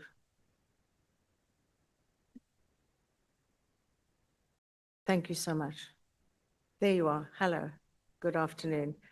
Let me start with the elephant in the room. In paragraph 103, you say that Major General Tema suggested that you should approach Matlala for a donation to the SAPS. But it was surely clear to you that Cat Matlala was deeply involved in serious criminal activity, specifically as a tenderpreneur linked to organized crime and contract killings. Now, we all know that around May 25, he was arrested for allegedly masterminding a botched hit on his former partner, actress Teboko Tobajane. And yes, you had approached him for a donation a year before that. But even then, he already had a long history of arrests dating back to 2000, including a 2001 conviction for burglary. Now, of course, the 2025 arrest, combined with revelations of 360 million rand fraudulent SAPS tender and his role in a criminal syndicate, firmly established his status as a major criminal suspect. Now, the question has to be, don't you look into someone before you ask for donations from them? How many times must a person be arrested before the SAPS distances themselves from him or her? And where was your due diligence in this instance? Even the smallest entity does due diligence so that they don't find themselves in the headlines as being in the thrall of criminals. And here you were, a highly experienced police officer, we've looked at your qualifications, and you had no idea and you did not bother to check. I would like to know what the SAPS protocol is in this regard and how you, at the level you are, had the wool pulled so successfully over your eyes. Thank you, Honorable Barnett. And I think, as I said earlier, that our over-reliance on supply chain, I think we burden supply chain. At the moment, and as I said, it was a hasty request, and I think because of the time, I didn't actually see anything wrong. I didn't read anything wrong. I didn't hear anything wrong. There were no issues that came to my attention about Mr. Matlala. So if there was a lapse probably in judgment for me, I will take that rep. But I think supply chain for me at the time seems suffice to say they would then vet. If they okay, it means the person is fine or the company is fine. Just to point out, Google is your best friend. You could have done a 3-second search and you wouldn't have had this issue even being raised. The Sibiya accusation that you weren't taking the PKTT disbandment seriously, speak to that. What is he on about? In my view, and I think it will also show with the others, General Sibiya within crime detection wanted all of us to actually walk with him this journey. And I think that there was an instant where he even said to me, and I think I've got WhatsApps that I removed, where he said he knows now where I stand. So you are working with a person constantly who doubted you, who didn't trust you. So for me to be able to move forward, I was sticking to process and I was saying something else to him. And that's for me, as I said, it was part of my operational tradecraft handling of General Sibiya to be able to walk through. Because if you listen to what he said versus the process, you would see that actually there is a disjuncture there. Okay, moving on to page 103, there's a reference to CAS 1650/10/2, in which there is a claim amongst others, that Lieutenant General Khumalo, for example, instructed other senior members of the service to ensure there would be no investigation into the alleged theft of Major General Shaba's official firearm, cell phone, and laptop by a sex worker. And it's alleged that the sex worker was paid off using funds from the Secret Service account. Now, the SAPS finding internally was that there was no evidence provided, therefore there was no charge. In such a matter, is it not the job of SAPS to do a cursory investigation of a matter, or would they expect, in this case, the MP to investigate the matter personally? In my view, I thought there was a criminal matter already registered on the same matter. And I think the 4 dockets that I spoke about, one of those was in relation to General Lushaba when I, after the fact, read, I think some of the summaries. So in my view, there is a criminal matter that was registered. And I guess that's why actually he was also arrested at some point. Yes, indeed, there is a criminal matter, but the internal finding was, well, there's no evidence, so there's no case. So that you understand they're diametrically opposed, and that, from my experience, is a very typical outcome. Okay, moving on. Now that the PKTT has been disbanded, to your knowledge, what's been done in terms of transferring the, I believe it's 96 members of the PKTT to other divisions? Where they've been relocated? The plan initially proposed that 68 of them be retained to finalize the 60 cases in court. Of the other cases you list, for example, 43 not guilty, 96 declined to prosecute, 9 undetected, and 35 awaiting constitutional court decisions. But there were 60 over. There were listed still, I think, 114 matters that were defined as court-going. So I'm trying to reconcile the 60 cases to the 114. Is it possible that dockets perhaps include multiple charges? If you could explain that, please. The team is still in existence.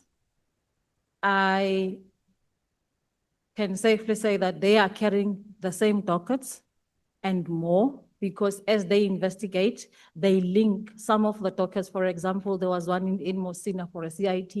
There was one in Gauteng for, I think it was for hijacking.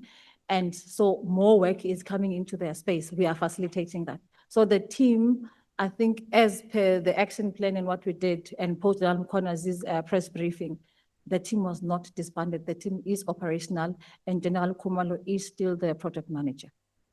Okay. And those members are still within the team. Yes, that's what I thought. You said in paragraph 62 that there were deep emotions associated with the dockets from the PKTT. Why do you think that was? Deep emotions in relation to a docket?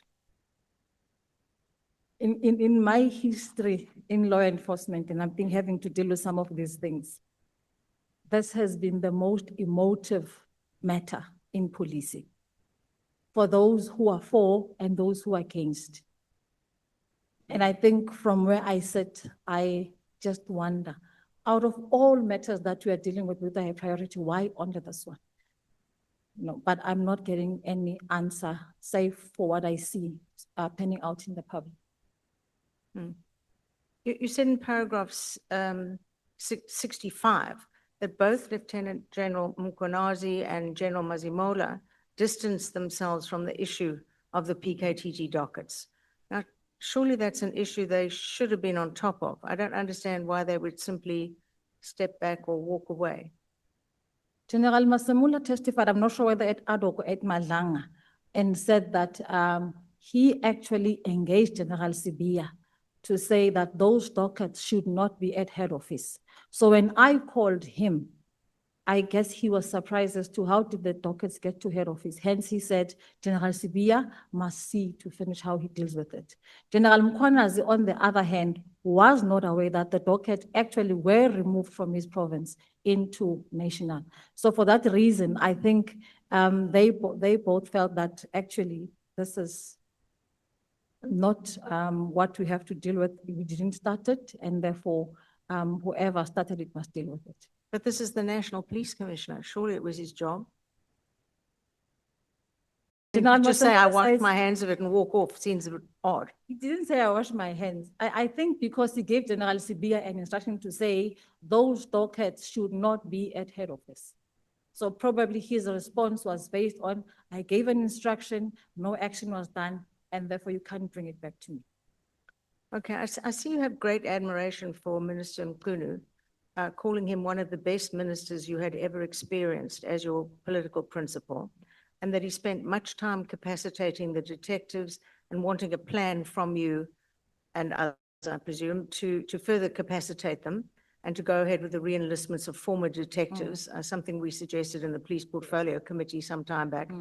Do you think he would have disbanded what seems by all reports to have been an enormously expensive unit in favor of other entities without giving it due consideration? The letter that I read from the DNC said an assessment was done. I've never seen the assessment, and I think if that assessment was there, I would be able to say maybe he did give consideration, but for now I can't respond because I don't know what informed that decision, because more so in the absence of an assessment. So your opinion on standing back and looking over this whole debacle, what do you think the real motives were, if there were different motives from the obvious? Minister Mkhwanazi came like, I think, my English is just running towards Natal. Minister Mkhwanazi, in my interactions with him, and I think with the National Commissioner being there and the others, he actually was focused on advancing the organization, So this side, discussion, decision, letter, I don't know what informed it. And I think for the love of God, I don't even know how to dissect it. You referred finally how it would have been different if Lieutenant General Mkhwanazi had been included in the process of closing the PKTT, which you now have confirmed has never been closed. Why do you think he was excluded from the process, if indeed he was? Because I know we saw the movements in the portfolio committee and you brought various reports down the line. But that initial decision, why do you think he was excluded and for what possible reason?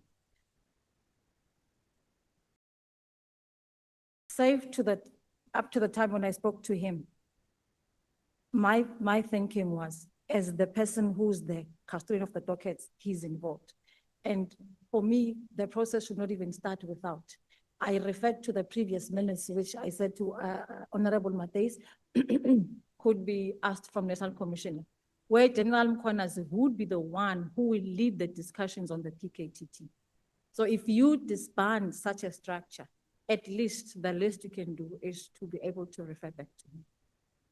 Thank you, Chair. I'm done. Thank you. Thank you, Honorable.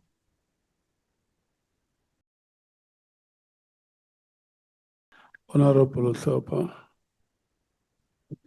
Thank you, Chairperson, and good day, General Senthumule. How are you? Good afternoon, Honorable. I'm great. How are you? I'm great, thanks. I would just like to thank you first for coming here to assist and considering what your family is going through. It is acknowledged and it is appreciated. Thank you very much for your consideration. I'll start with a few direct questions, General, because we're here because there's been many allegations of widespread interference in SAPS and other institutions within the criminal justice system. You earlier said that there's this narrative that you are either here or there in terms, and I think we were speaking about factions at the time, and sitting here day and night, it seems to, or at least for myself, that there's a glaring split.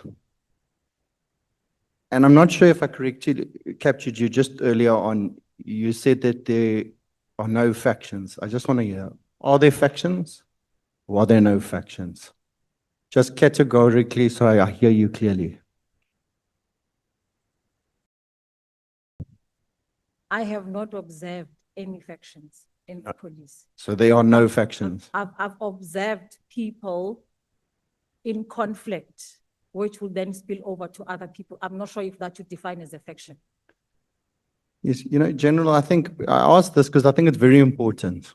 Because if there is a split, these are individuals that are causing the splits. Are they just for personal gain? Because there can be no ethical justification by splitting SAPS into camps and divisions.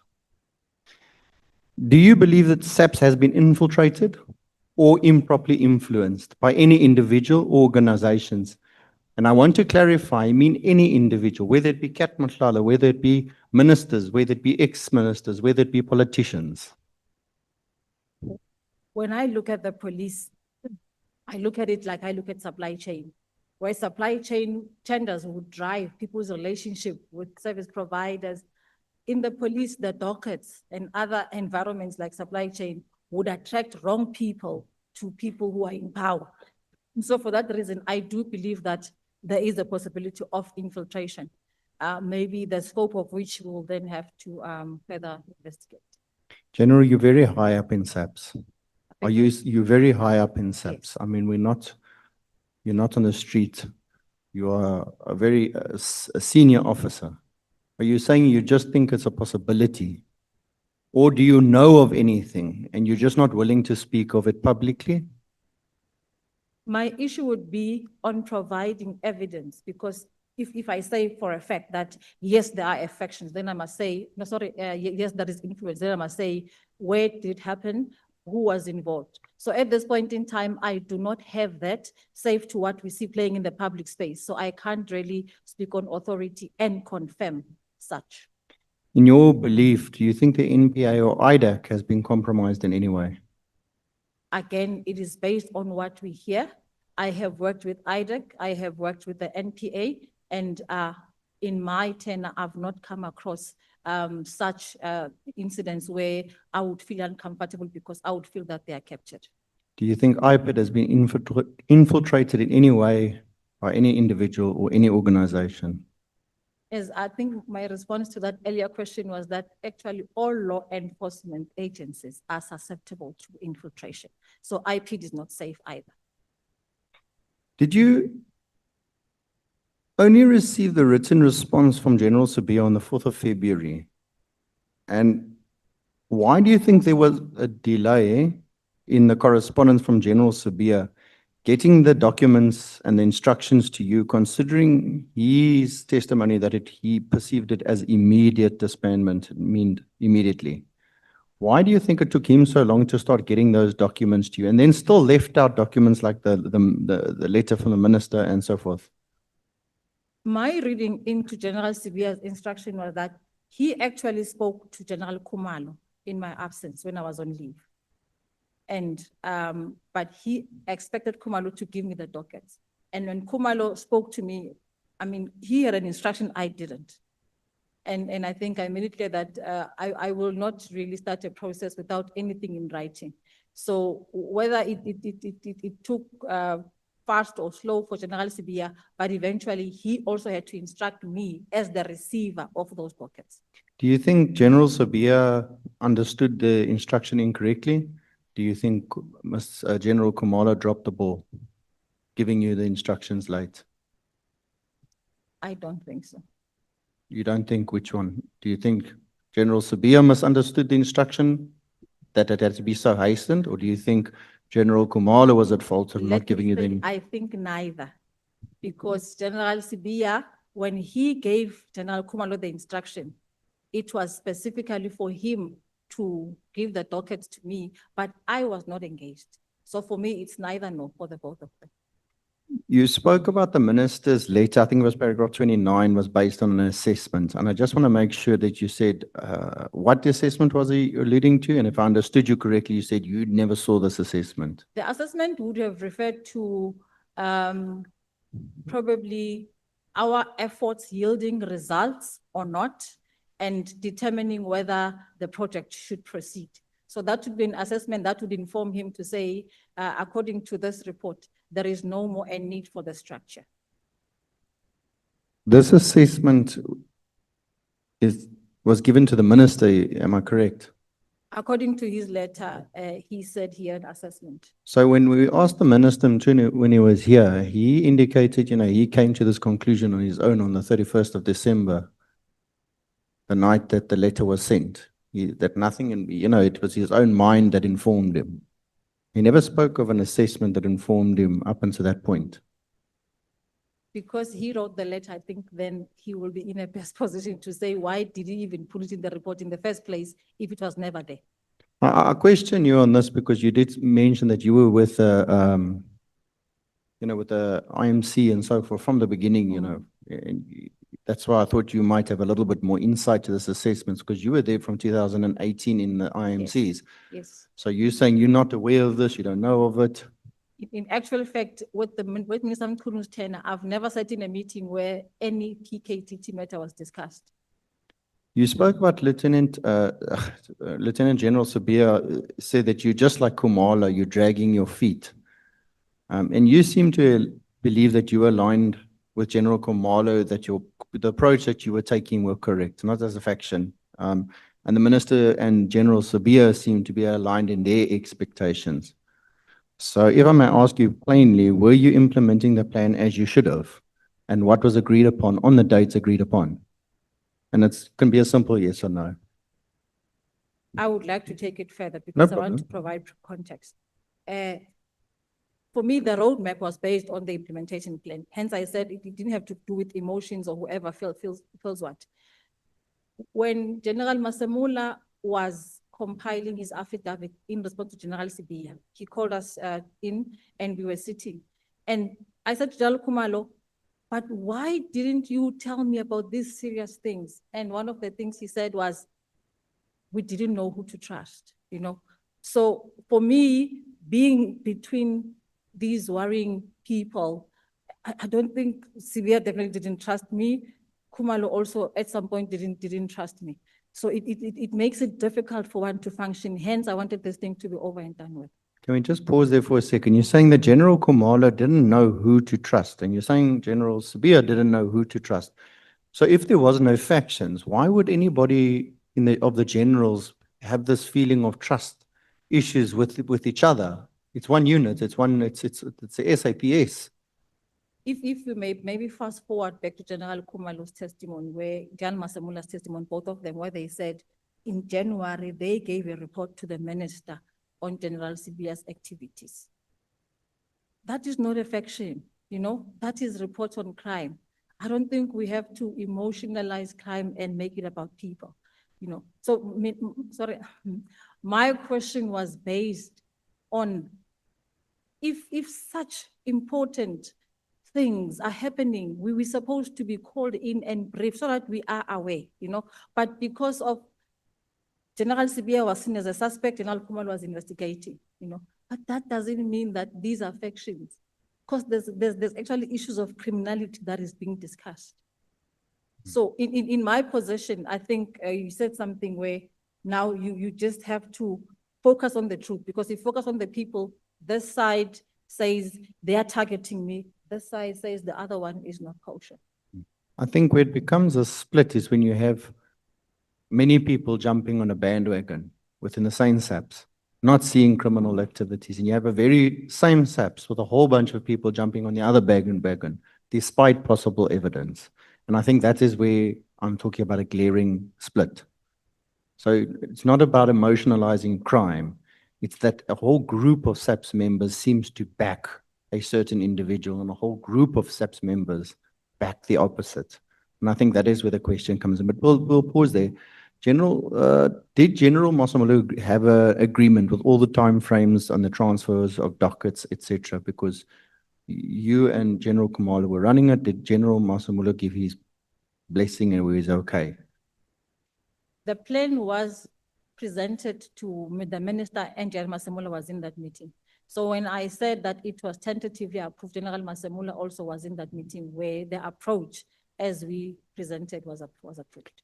When General Khumalo, and I think I heard you correctly, you said General Khumalo started venting in a meeting on the 27th of March. You said it, and the meeting was prematurely ended. This was when the 121 dockets was discussed. Am I correct? It was the minister, not General Khumalo. Was General, sorry, was was it the minister. Minister? Who ended the meeting prematurely? It was the minister. All right, so the minister, did he basically present and then cut himself short? No, General Khumalo was presenting. Yes. And I think with the issue of the figures, which were diverse from what we presented earlier, then the minister thought this meeting cannot proceed. Okay, I understand. So General Khumalo was still doing the presentation, and then when he started speaking about specifics, the minister ended it. You spoke also early on about other matters requiring your time, as well as that of General Khumalo, and it's completely understandable. And if I listen to you, you spoke about earlier, General Sibiya is not the person that you could question. Were you able to ventilate and find solutions around your time constraints? Or were you pushed into a corner and you were told, just do this? Or, you know, you're just as bad as Khumalo, you're dragging your feet. Is that that's the impression I'm getting? If you could just clarify. General Sibiya does not hide the fact that he wanted those dockets dockets out of the PKTT. I think he did ventilate on this matter here and at the Madlanga Commission. So me not moving, actually, I think probably got to him and he tried to push me in whatever way, even if it was to a point of maybe saying that now I'm like, Khumalo, I'm not listening, you know. So he was adamant that actually those dockets must be out of the PKTT. I just want to move because I'm just worried about my time. I think it was in paragraph 92. You spoke about the first time you saw and the only time you spoke to or met Cat Matlala was at your General Sibiya's private party in September. And I just want to make sure that was Matlala invited by General Sibiya? I was invited by General Sibiya. I don't know. Remember, I didn't know them at the time. So you don't know who invited him? No, I didn't invite him. Okay. And maybe can I, Honorable, say this again? People have sat in this chair and those who know Matlala, they've agreed. I don't have a reason to say I don't know a person that I know. No, no problem. Thank you. If Cat Matlala was present, did you understand him to be known to General Sibiya? Was there anything at that party that made you feel that they had a relationship? Just from observation? Yeah, from observation, I never saw anyone get close to him or talk to him. He was just standing there. And for that matter, I don't know for how long, how disappeared. I know we stayed there only for an hour with General Tema and we left. And then General Sibiya ever question you about your connections with Cat Matlala before making, I wouldn't say allegations in the testimony that you kind of knew him? He made that reference. I think it was in your paragraph 92 of yours. Yeah. General Sibiya and I never discussed Cat Matlala before, I think his arrest. And I did write it here on my statement that the only time General Sibiya called me, and it was at night, when Cat Matlala was arrested. And he said to me, ba tshwere tšhomi ya Senra, in Sotho, meaning that the PKTT have arrested Senra's friend. So Senra is my friend, General Tema. So I asked him, which friend of Senra? The only friend I know of Senra that I was with that weekend, it was Kimora. So I asked, is it Kimora? He says to me, no, Cat. So I asked him, who is Cat? And when I put the phone down, General Sibiya, I called Senra. I asked Senra, who is Cat? Then Senra says to me, that's Mr. Matlala. Mr. The one who gave us the sponsor. He says, yes, but why is Sibiya telling me that he was arrested? That was and he never phoned me after that. So we've never discussed Matlala. We've never sat together with Matlala. No problem. With Sibiya. Thank you. General, well, I really do not want to know about your personal medical procedures. I just want to speak to the allegation that it was funded. Yes. And you have categorically denied it. You've explained the funds in your account. However, I would just want to find out, is there any truth that you were at the facility of a Medicare 24? And secondly, I would just then ask, did you get any special treatment? Did you get any discounts? Did you get anything of that nature, not direct payment or someone paid for you? Was there any incentives given to you for any procedure? And I don't want to know about the procedures itself. As we sit here, I don't even know where the facility of Medicare 24 is. In my line of work, I never had to deal, not only Medicare 24, I don't deal with contractors or service providers, save to ask them for sponsorship. And thirdly, I've never benefited from any of, I don't know what they do outside what they did for SAPS, so I've never benefited. Chair, I don't know how much time I have left.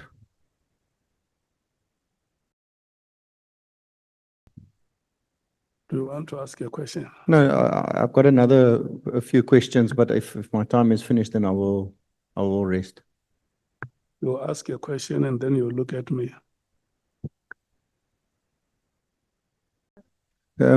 General, maybe you can just answer it in one go for me, so I hope it's not overwhelming. But if the dockets were removed from the investigators that were handling them, who would have effectively gained operational control of the investigation? And in your professional experience, is the movements of these sensitive dockets sometimes capable of disrupting the investigations? And would that have then been an advantage to any individual to have them actually, I want to call it an orchestrated disruption? I think that's the easiest way I can ask that in one question. Thank you, Chair. In the value chain of security, the human factor is always the weakest. Where you've got human beings and hands, I think things are likely to be manipulated. Where I sit, we facilitate the movement of dockets. We make sure that the investigator who's receiving sits with the other investigator, there's a briefing, then the diary is updated so that you don't actually interfere with the chain of custody and they keep in touch should there be any further interaction. However, as I say, this is not a perfect process. Where there's a human element, people can deliberately then interfere with the process. But again, as I said earlier, I wouldn't have examples where I have dealt with such. Thank you very much, Honorable. You still have 2 minutes. No, as Honorable Breitenbach-West tells me, it's a limit, not a target. Thank you, Chair. Or she says you must stop. The EFF, who is starting? I am starting with just one question, then she will take the rest of my time. Okay. Lieutenant General, yourself and General Tema, both of your medical procedures were done by Dr. Pett. Dr. Pett, yes. Do you know, may her soul rest in peace, do you know Dr. Pett's husband? Unfortunately, I don't. I didn't have a personal relationship with her to that far. Dr. Pett's husband is an ANC regional secretary in Tshwane called George Machile. So now it's important that people at your level, especially with your training, appreciate the company they keep because it comes back to bite you. True. And especially a female lieutenant general who has worked so hard to be where you are, gets to be destroyed by association with lunatics. Because if we're to look for a female general of the police, commissioner of the police, I think you stand a very good chance. But it is these nuances that are going to cause a serious problem. And people who know how you guys get trained, especially on intelligence and counterintelligence, there is no way. Because when I met Matlala for the first time, I couldn't miss him. I didn't know him. And I asked someone, who's this guy? And they explained to me, this is so and so. Later they said he wants to greet me. I said, no, I don't want. And that has been my stance throughout. You're a human being, you go around, you go to parties, go to funerals, and you're going to meet all kinds of characters. But a person in a position must have the capacity to detect that there is something wrong with what is happening here and be able to immediately withdraw. That's why most credible judges, it doesn't matter how painful it becomes for them. They're not part of a lot of social gatherings because they avoid coming into contact with wrong people. And those people are going to end up appearing before them. So I thought, because I'm not asking questions, I must say those few remarks to you as a black sister. Please, you can't work so hard and have a moment that destroys everything that you have built for yourself. And that's why even children will make an attempt to do suicide because they don't know their mother to be a criminal.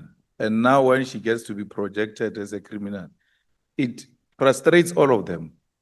Like my mother has been this honorable person, a woman of integrity, who enforces the law without fear or favor. The next thing stories are told about your mother, it's bound to affect them. So I'm just saying, this is not the end of the road. I think this is just the beginning of life. I mean, everything is a lesson. Going forward, you should be aware, especially as an intelligence-trained person, you should be aware always about your surrounding. Thank you very much, Chair. Over to you, Honorable Matis. I'm in charge now, whether Kusala likes it or not. Let there be love. Thank you, Chair. Thank you, President. Honorable Mathis, wait. Because I'm the one who presides over here. Honorable Malama. We do have a habit of expropriating wait, without wait. compensation. Sorry, Chair. Honorable Malama presides over the EFF meeting. So now let me tell you what time is it and recognize you to speak. It's now 28 minutes to 5. Your time starts now. Thank you, Chair. Well, my president pretty much covered me, but I just wanted Lieutenant General, just as another woman, to say when I read through your CV, okay, I'm getting teary now. I must not pull a Sarah Jane trend. When I read through your CV, I was like, wow, we actually have women of this level in our country, and we always told that there are not enough African women like that. There are also not enough of our young girls that know the spaces that they can be in. So I also just want to give you an opportunity to tell her, you're also getting teary, are we going to have a moment? But I won't pull a. There's nothing, tears is not a bad thing, don't worry. I say that in EFF all the time. I'm a crybaby in EFF, so. Yeah. Yeah. What made you get into this space? Because you started off and you served a good 10 years at what was then called the state NIA, and now it's the SSA. So what led you there? Was it accidental or it was deliberate?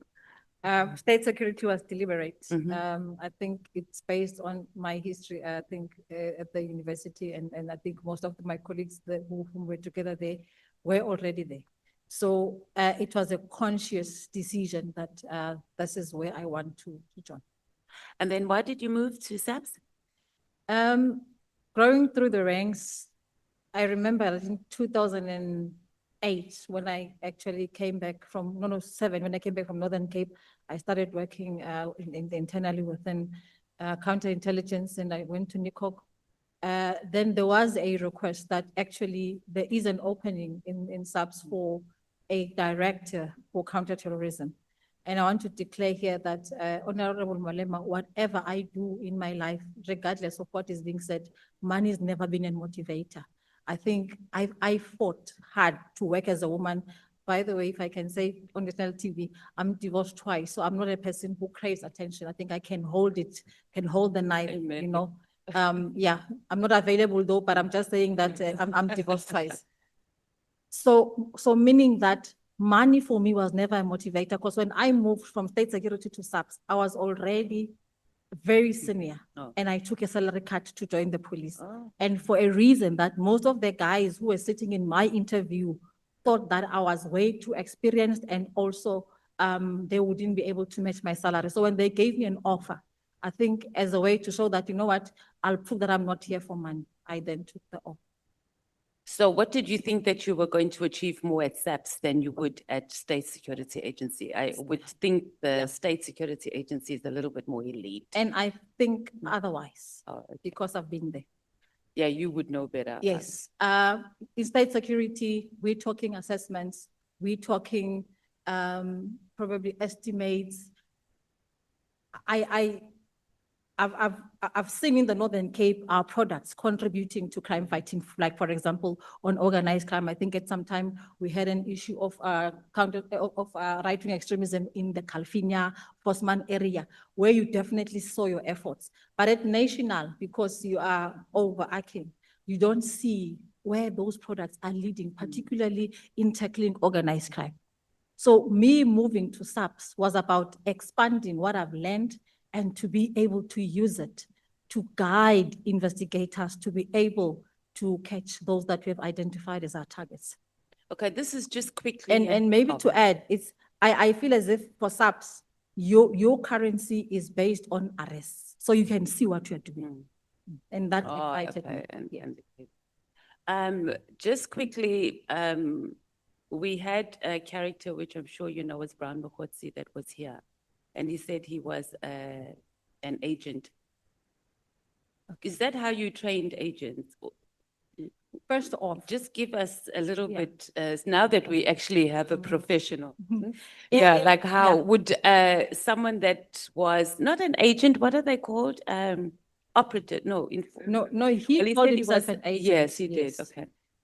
First off, just to clarify, we still state security Mm.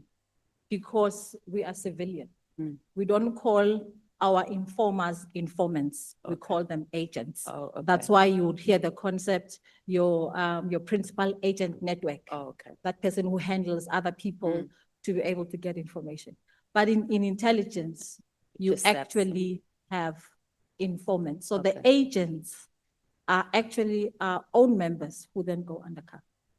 No, explain that again. So in SAPS, under the crime intelligence. Yes, an agent Mm. is a SAPS member Okay. who is exfiltrated out of the system, erased from the system, and actually we could call him either Oh, as okay. your infiltration agent, Okay. or maybe penetration would have been from inside.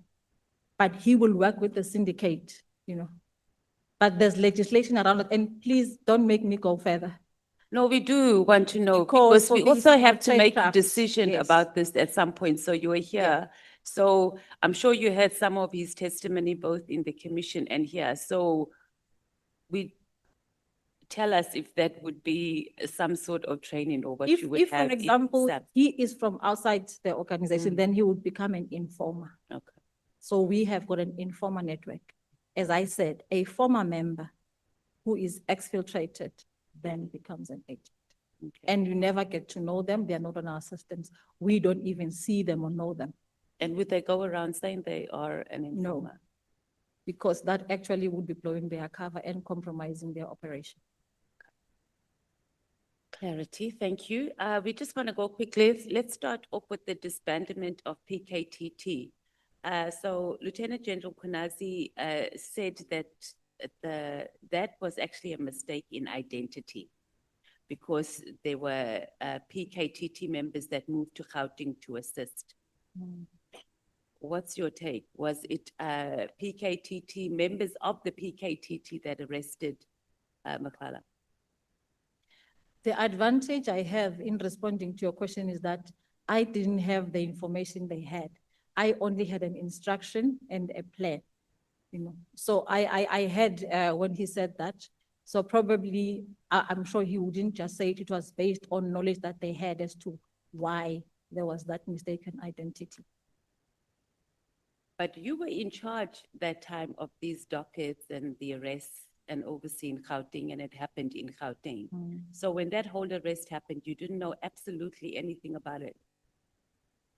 I thought you were asking me about the dockets and the fact that maybe in following the dockets, it was a matter of thinking that the PKTT was the team that made the arrests in Gauteng. Okay, no. Yeah. No, the question here is that he's characterized that whole, has characterized this disbandment of PKTT, right?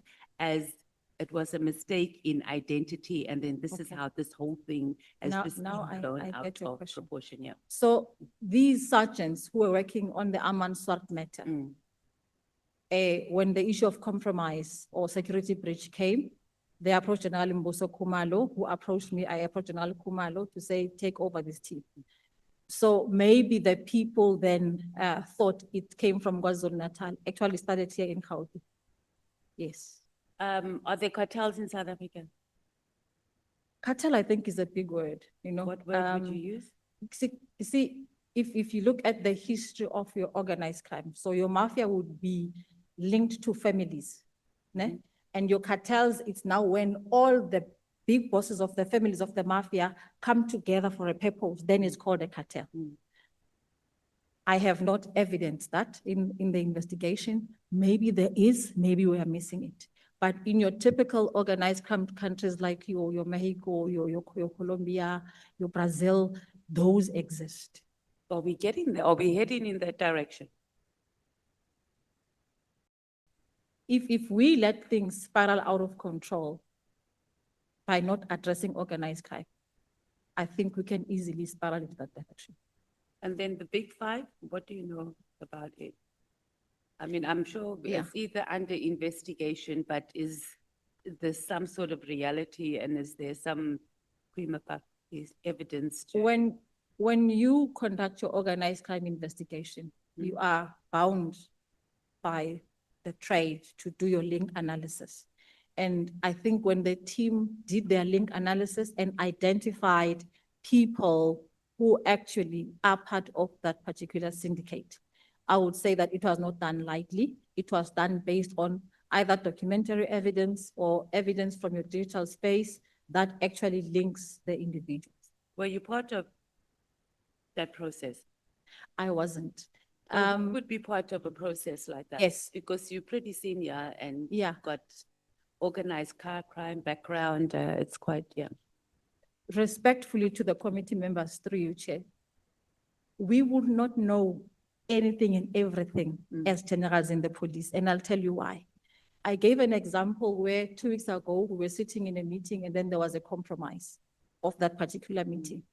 And that's why you cannot know all the dockets because it could be a friend of mine. I mean, we are human beings, you know, not that actually we would give out the information. For that matter, I actually led my own nephew to the police station to get arrested when he attempted to rape my niece. You know, so law for me is law, and law doesn't look at families or who works for what. So what I'm saying is that you are not bound to know everything. Even the National Commissioner wouldn't know everything about the cartels, about the individuals. But cartels, Lieutenant General, is a big thing in organized crime. Yeah. So we're not asking about one of so many cases Yeah. of rape. So a cartel or a mafia, so to speak.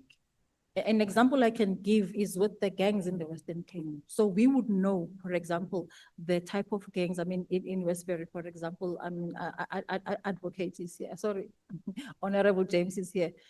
Those, because they are within organized crime. But in probably, let's say, in our briefing with the members, if some would slip into our hands, it doesn't mean that we were ignorant. Probably it could have been that at that time we didn't know. Okay, let's go to General Jacobs. Why did you call him and not send him a formal or whatever the formal process was for him to release the files? And if maybe let's look at my responsibility and his responsibility as he would have been with ESCOM. If Advocate Johnson writes down and says, this is a docket for IDEC, and this docket is based on Section 28. And General Jacobs has those dockets. Understanding the system, I know that IDEC does not have a system where a docket is registered, is moved to IDEC. So they will have to ask the dockets from SAPS. So mine was to say, General Jacobs, she's to say that you keeping those dockets. I think one of the things she wrote was that the complainant was. But initially, from what you said, and you'll clarify, Yeah. is that she called you and asked you for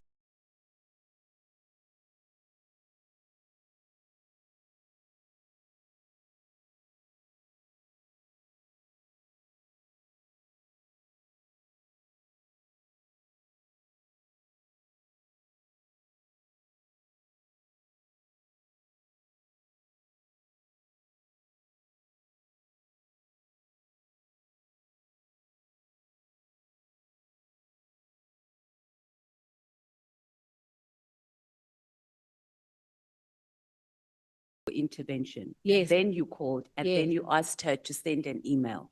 No, actually, I asked her to send an email first before I called. You called Jacobs. That's Did the process. you forward him the email? No, I didn't. Okay. Yeah. So when you spoke to Jacobs, Lieutenant General, it's a Lieutenant General Jacobs, yeah. yes. Did he not even tell you, or there was no even discussion on why he didn't want to send these files? Because you should have been irritated that you even have to intervene when these files should go. I think that's the unfortunate part because neither he or Advocate Johnson specified, but understanding the No, nature you of. keep saying that. Yes. Lieutenant General. What I'm Yes. getting to is that it's a bit bizarre that you are called to intervene to get these files, right? And then no one even randomly mentions what these files about. So you even have to call Jacobs, who's actually hiding these files. And then he doesn't even mention, or you don't even ask, but why are you not giving the files to Advocate Johnson? Maybe let me start by explaining the process where a high-profile case is registered. And I think I'll start with the one of General Sibiya and Minister Mkhwanazi. The DPC has an obligation to call and inform me, and I inform the National Commissioner. And I think the same happened in the Western Cape when National Commissioner's case was open. So in that case, I would have known, ne? Just probably I would have known, okay, now there's a docket against General Khumalo. At that time, there was no report either to me or to. But you're not answering. I'm saying, you say to me that Jacobs did not even tell you No, he these didn't. files are in relation to, and No, you he weren't didn't. curious on why he did not Yes. want to even send these files to Advocate Johnson. Yeah. Because it's very like. For me, maybe now on hindsight, and in vendor, we say, "Madi otebo," it means the water has already spilled, but I can talk to it, you know? He could have said, General, can we discuss the matter? I think that would have made a huge difference for me, because him and I work, I mean, even today we are very close.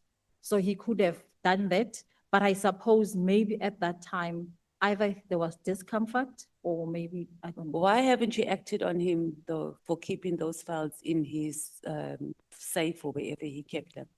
I posted here on the statement, ne, that there's a letter from General Hankel that there is no policy regulating their taking the documents. And for that reason, even if you actually want to act on a person based on what? However, the practice is that we don't take the dockets away from the station. So it's what we always preach.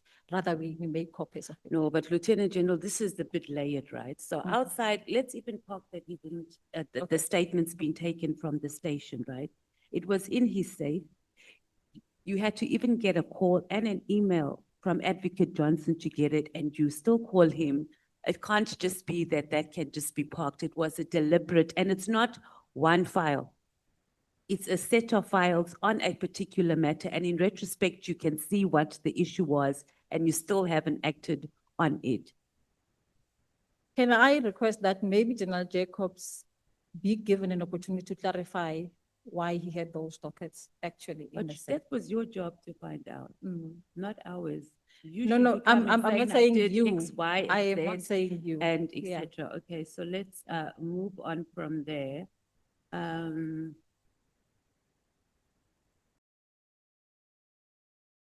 think you've answered that. Were you surprised? Oh, when Lieutenant General Khumalo was arrested, what was your personal response to it? I sent him a WhatsApp message, not only him. I sent Zippo, I called General Kabela, I sent Likalakala. I work with all of them.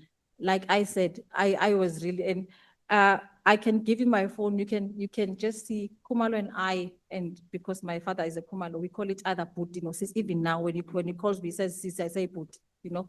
So I really was one of those who were just shocked and hurt. But I can show you my phone. I did text him to say, Mbulazi, I am really hurt and I hope it's gonna come to pass. Were you surprised that something like this could have happened?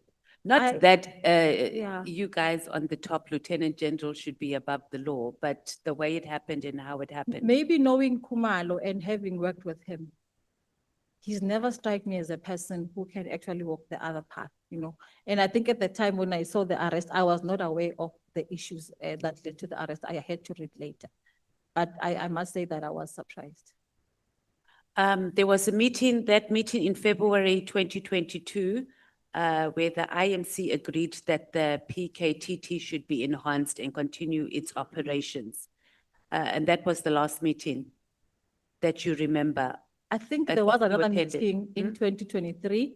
We will have to check the minutes, but that meeting, I know I didn't attend, the last meeting that was there. Then that meeting on the 6th of March 2025, it was the National Commissioner, Lieutenant General Mosikele, Khumalo, and they took a position. Do you think the position was taken against the minister, clearly. For me, As the Deputy National Commissioner and the Chief of Staff, like. Because we were made to understand that this was the position that was expressed in the meeting. So you were there.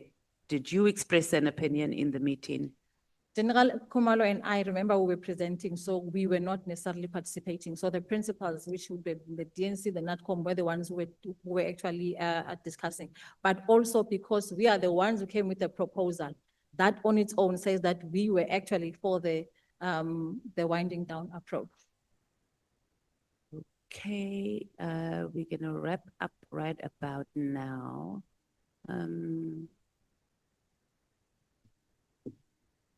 So you spoke earlier that SAPS members are, because of these proceedings, I guess both the ad hoc and the commission that's going on, they are kind of being forced to pick a side or pick sides. And I didn't say that we are forced to pick sides. I say by virtue of your testimony, then you are attached to a faction. Or you're attached. So they are to- factions. Yeah, people would say, no, this one is for Mkhwanazi, this one is for the Kunu team, you know. But I think for me, it shouldn't be, and I'm talking about generals that I know, that I've worked with, who actually are not even part of this whole thing. They are observing it from a distance. I mean, we are in it. And I've never experienced them choosing a side.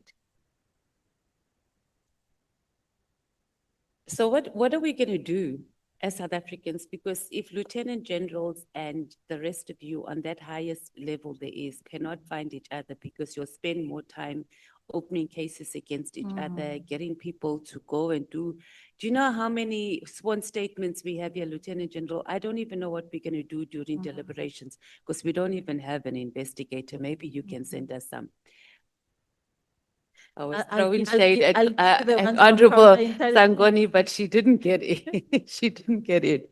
But I'm saying, like, what is going to happen? Because if lieutenant generals on that level, if you all are not protecting us, and you all are spending so much time opening cases, I mean, oh, this was also a question, Lieutenant General Mkhwanazi, was it procedural or was it out of character for the Northwest to conduct that whole investigation into O'Sullivan and Paula Jane Trent?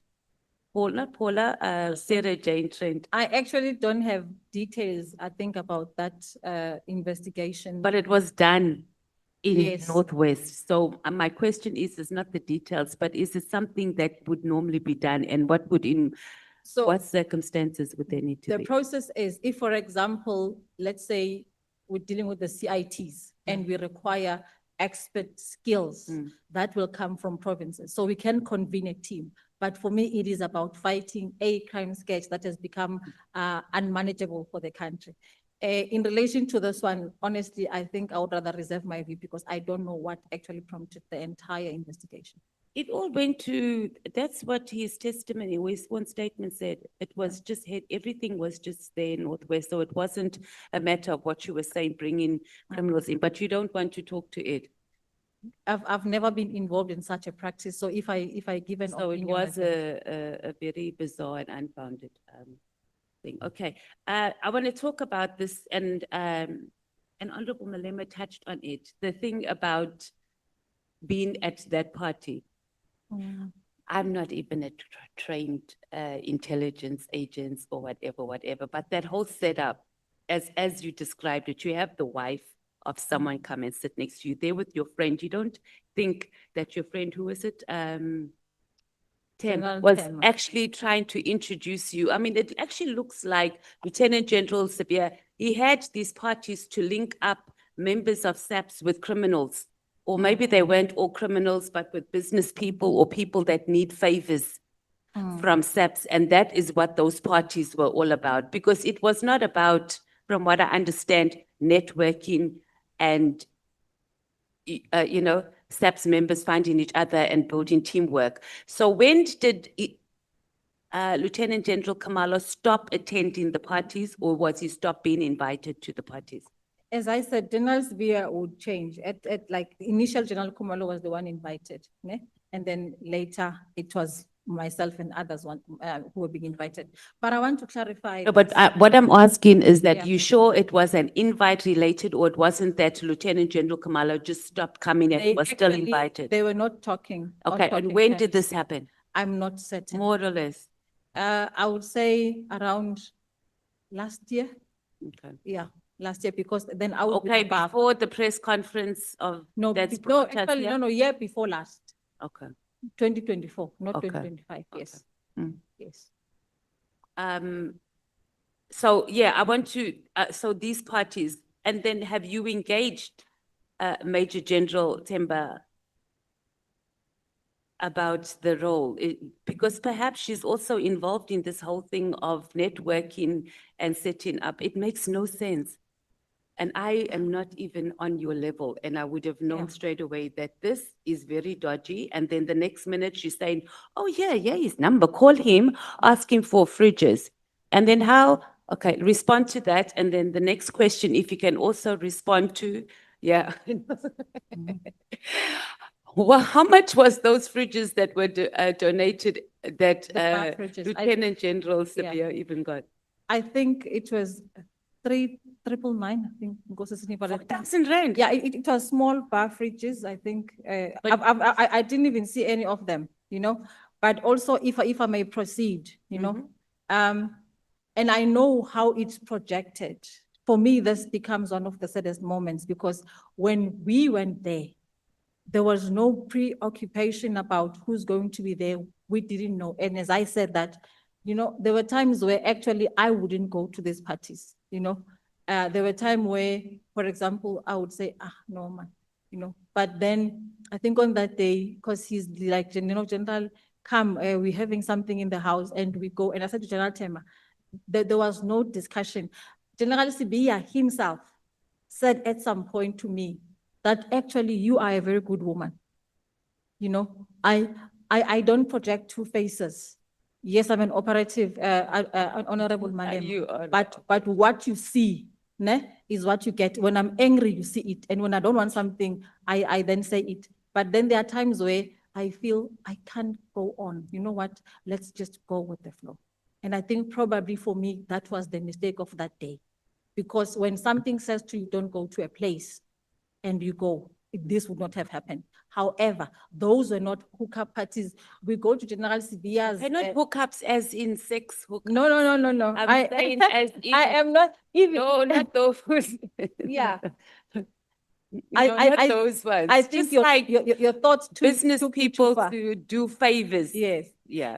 I must say your thoughts took you too far. When I was saying, I was No, thinking it's about. Honorable Sangoni that was looking at me in Yeah. her mind somewhere. But actually, there's nothing more I can say to convince anybody otherwise that this was just an innocent going to a party. And again, there was no intent in terms of asking for that sponsorship. For that reason, I didn't even see one of the activities. I didn't get any one of them. Yeah, Yeah, thank you. I understand. I understand your concern. Honorable Thank you so much, Member, we Honorable. shall take a Matei. 20 minutes break. Then come back at 17:20.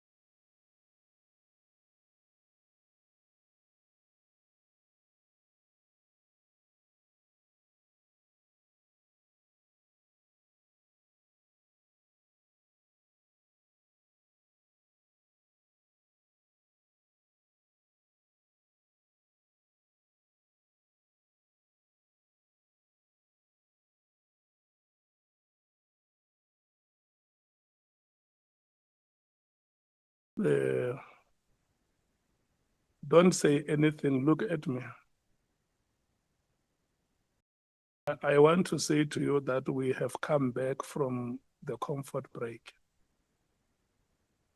And I now want to allocate you your 20 minutes. Your 20 minutes will start at 25 minutes past 5 and will end at 5:45.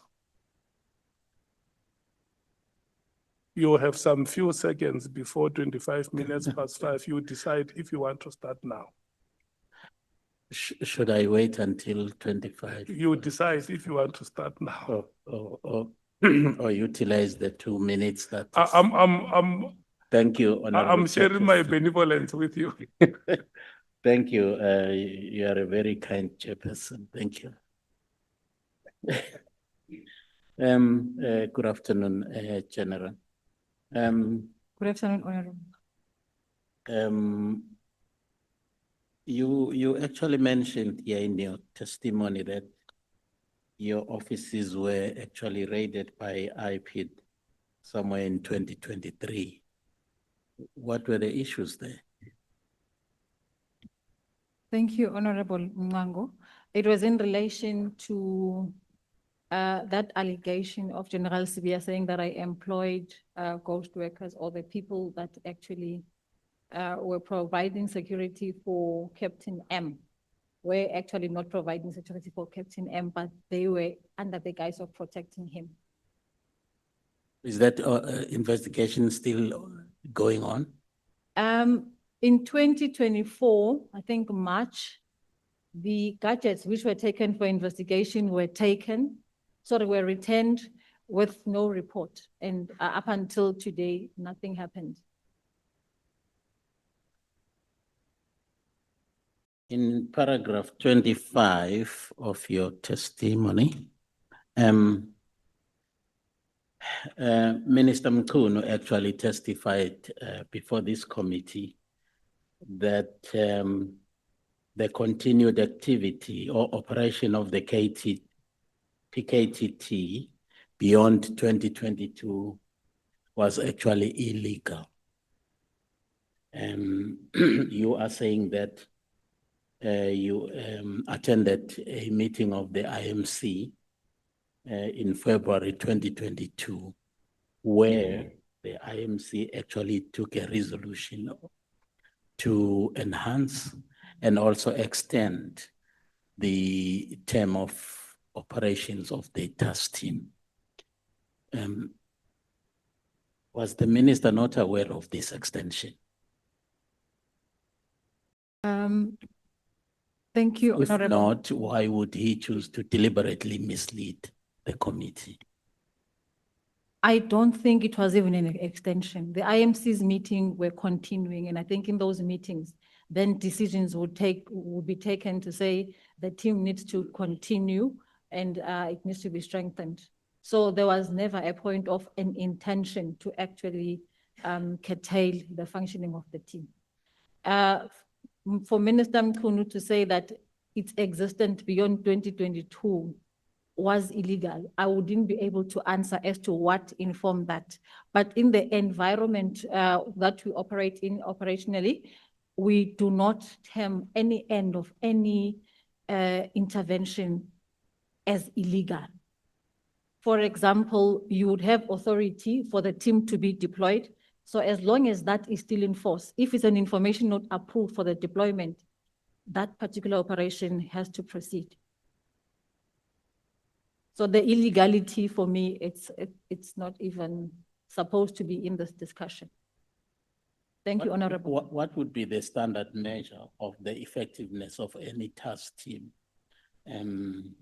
which would actually, inform the decision whether to extend its life or to terminate its life? What would be the standard yardstick that you would use to actually determine whether indeed a task team actually is effective? If I may maybe use the Manguzi team as an example. I think we had problems in Mangus, particularly in relation to, I think there was an issue of stock theft, there was an issue of escape at the time, and I think the issue of the Mozambican cross-border issues. And a team, full team was deployed there to sit. But as time progressed, the problems and the challenges were probably, let me say, stabilized, and we had to decommission. So after an assessment in terms of looking at the crime picture, pre the intervention and post the intervention, and we look probably at the addressing of the people that we would have deemed either person of interest or suspects or targets. And once the environment gets into what we could term a stable environment, then you begin to decommission. And decommissioning, you also inform. For example, I was informed as the head of detectives to say, this is the instruction based on the assessment, then we are decommissioning. And we as the detectives, because we still had dockets, we then had to ask for an extension, particularly for investigators. So that's basically the standard that we use. In the Western Cape, we've had lockdown, now we're on lockdown 3, because the problem persists. So you strengthen the team based on the assessment that actually we are generating more crime in the environments of the gangs than actually neutralizing. So what do? You then force multiply and bring in more capacity to stabilize. Thank you. Now, who generates that kind of a report? It would be. How does it actually land on the desk of the minister? Within the police, we have got what we call the National Operational Coordination Center, and that is the central hub or the fusion center for all our operations. There are people who are receiving reports from all the ends, particularly on these projects, and as they receive, and then an assessment is compiled that shows the picture of what we are dealing with, and based on that, and then a determination is made to either decommission or strengthen the teams. Would that process have been followed in relation to the PKTT report upon which the minister actually based his decision to disband the PKTT? The NOCC, General Khumalo, before he became the project manager for the PKTT, he was actually the national head of operations, intervention operations at the NOCC. That's why he then got involved with the project. And that structure then appoints a project leader. It is driven from there. The PKTT was no different. That's why even the budget had to go through the NOCC for approval. The meeting of the 6th of March, which you attended with the minister, General Sibiya was actually very unhappy with the presentation that was made there. And his sentiments were actually shared by the minister and the chief of staff. Is it normal operations procedure in the SAPS, given the fact that you actually have been there, you know, even before the tenure of Minister Mkhwanazi, to have a chief of staff actively participating, in operational matters of the South African Police Service? Point of actually expressing his position on matters that are being discussed. If the committee can permit me to use the military terms of the chief of staff, and that would be your staff officer. Normally, your staff officer, like I have behind me, wouldn't participate in management meetings unless maybe for a point of clarity for record keeping. So I'm not sure, maybe this was something that was agreed upon to say that he can participate, but I'm really not aware of any situation where we would have the chief of staff or the staff officer participating in executive management meeting. Thank you. In paragraph, well, my colleagues have actually asked the question about the exclusion of Lt General Mkhwanazi. in the whole process. And I'm concerned that perhaps by omission, you also may be actually also lump up with the group that actually deliberately, excluded Mr. Lieutenant General Mkhwanazi. Because when you were actually approached to actually receive the files and start, the process of, winding up the operations of all those dockets, I don't hear you saying that you actually picked up the phone and contacted Lieutenant General Mkhwanazi. Why was that? During the process, I think I explained that from the parliamentary meeting, General Mkhwanazi was there. So in my view, he was in the know in terms of the project. And if anybody were to call General Mkhwanazi, it would not have been myself and General Mkhwanazi because we were implementing. It would have been either the DNC or the National Commission. And I think upon realizing that he is not part of, and then I began to express my reservation. In essence, I was not part of those who actually would attempt to have deliberately excluded him. On the contrary, I understood the process because I deal with the PCs on a daily basis. Thank you, Honorable. Where were the dockets kept from the day when they were actually collected from KZN to head office? From head office, an attempt was made to return them back to KZN. But where were they kept? Who was actually having authority over those documents at the time? It was the Office of Serious and Violent Crimes, General Motsipe and Brigadier Hopodi Tata. So they were kept within the SVC environment at National, General Motsipe and Brigadier Hopodi Tata. Not in your office? Not in my office. Maybe let me say, Honorable Mwango, never in my office. Do you still stand by your view in relation to the disbandment of PKTT as expressed in paragraph 73, if I'm not mistaken?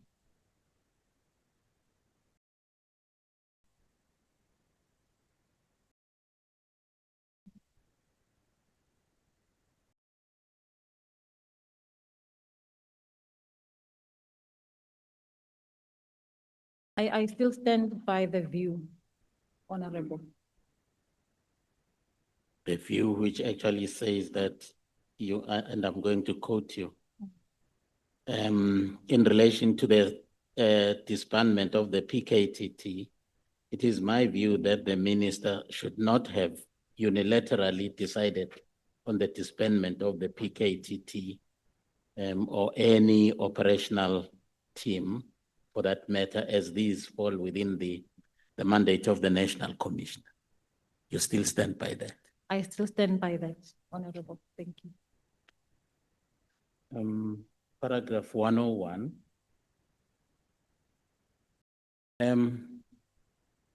You attended this function where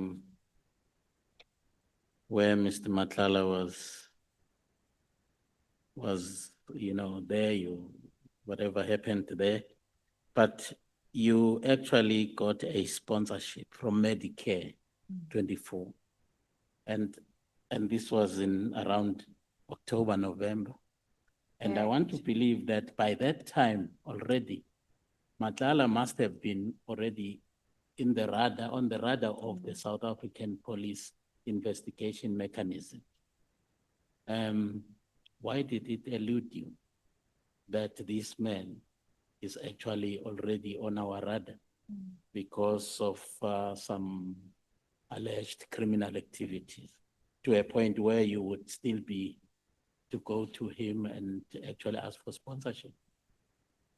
Before even engaging on this particular request for sponsorship, there was no profiling done from my office. And I think I relied more on supply chain when they were doing their vetting of the sponsor. But I must say that post the events, with Gauteng General Mbuso Khumalo, DPC, we then drew that profile.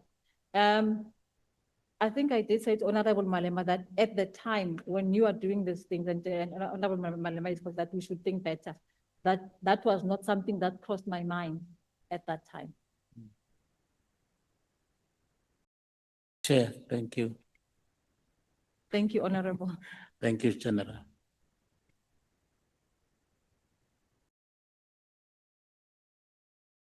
So much, Honorable Mngango, Honorable Sols. 20 minutes to 6. Then at 18 hours, your time ends.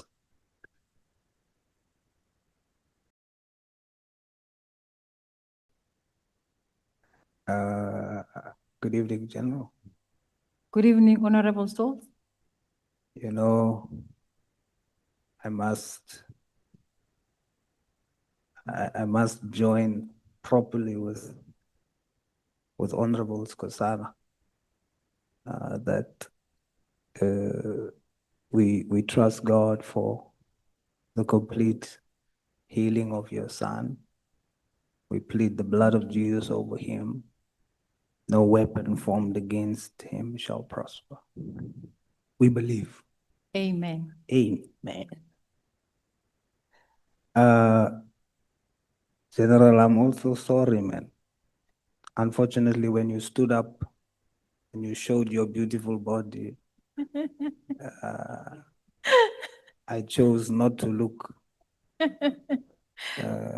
because I'm a man with many holes and I'm prone to temptation. And what makes it worse is I changed bags. So I left my Bible in the other bag. So I feel spiritually vulnerable. So to protect myself, I looked away. I'm a man with many holes. General, so I love the fact that when you testify, you emphasize that you are about process and not personalities. I love that about you. So based on your testimony, did you follow process consistently? In my knowledge, I followed process. I accept your testimony that the minister did not follow process about how he went about the disbandment of the PKTT. Now you state in paragraph 73 that the minister should not have unilaterally decided to disband the PKTT. And by your own account, you had one of the best working relationships with Minister Mkhwanazi. Better than any other political principal, you say. Throughout your 27-year career, did you use this relationship to advise the minister that this process was wrong? In response, Honorable Souls, I want to say that in my clarification, that at the beginning of the process, I was not involved. And I think when I got involved, then there was those two briefings, the 5th and the 6th of March, 2027. Sorry, 2025. Yeah, 2025. Sorry, I'm getting the dates wrong now. And General Mkhwanazi was in one of those meetings. So in my understanding, process is followed because General Mkhwanazi is in the know, until I realized later that actually he wasn't. But I think at that time, it was too far in the process to even engage. Minister Mkhunu never engaged with me on the PKTT matters except for the other projects. So in that regard as well, I don't think we ever discussed it. Even if post General Mkhwanazi's discussion with me, I were to advise him to say, but the manner in which it happened actually has caused the organization problems. It would have been after the fact. Okay. Tell me, how do you feel about the fact that you, such an high-ranking officer with so much skill, and how do you feel about the fact that a person with the most training he got in intelligence was an after-school youth empowerment program, and biggest experience he has is as a tavern owner, Mr. Brown Mokgotsi? How do you feel about the fact that he knew before you?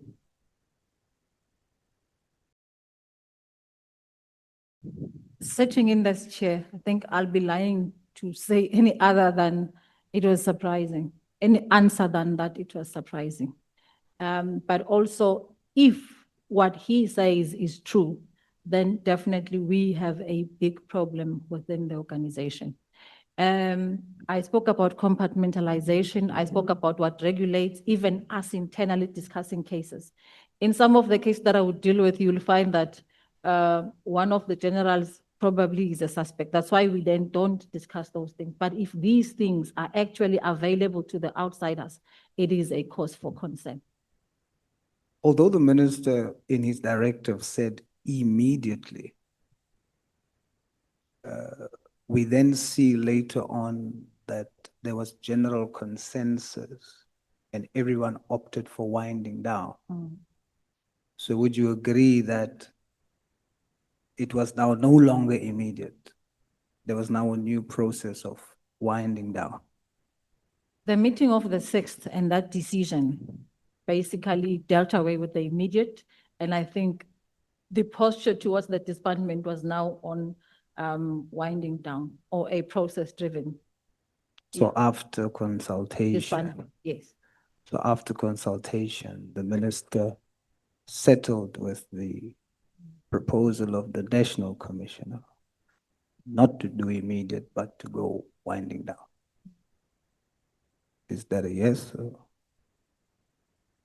Maybe before I respond, may I ask you to please repeat so that I get the gist before I make a wrong The minister on 31st, inference. when you are not around, Yes.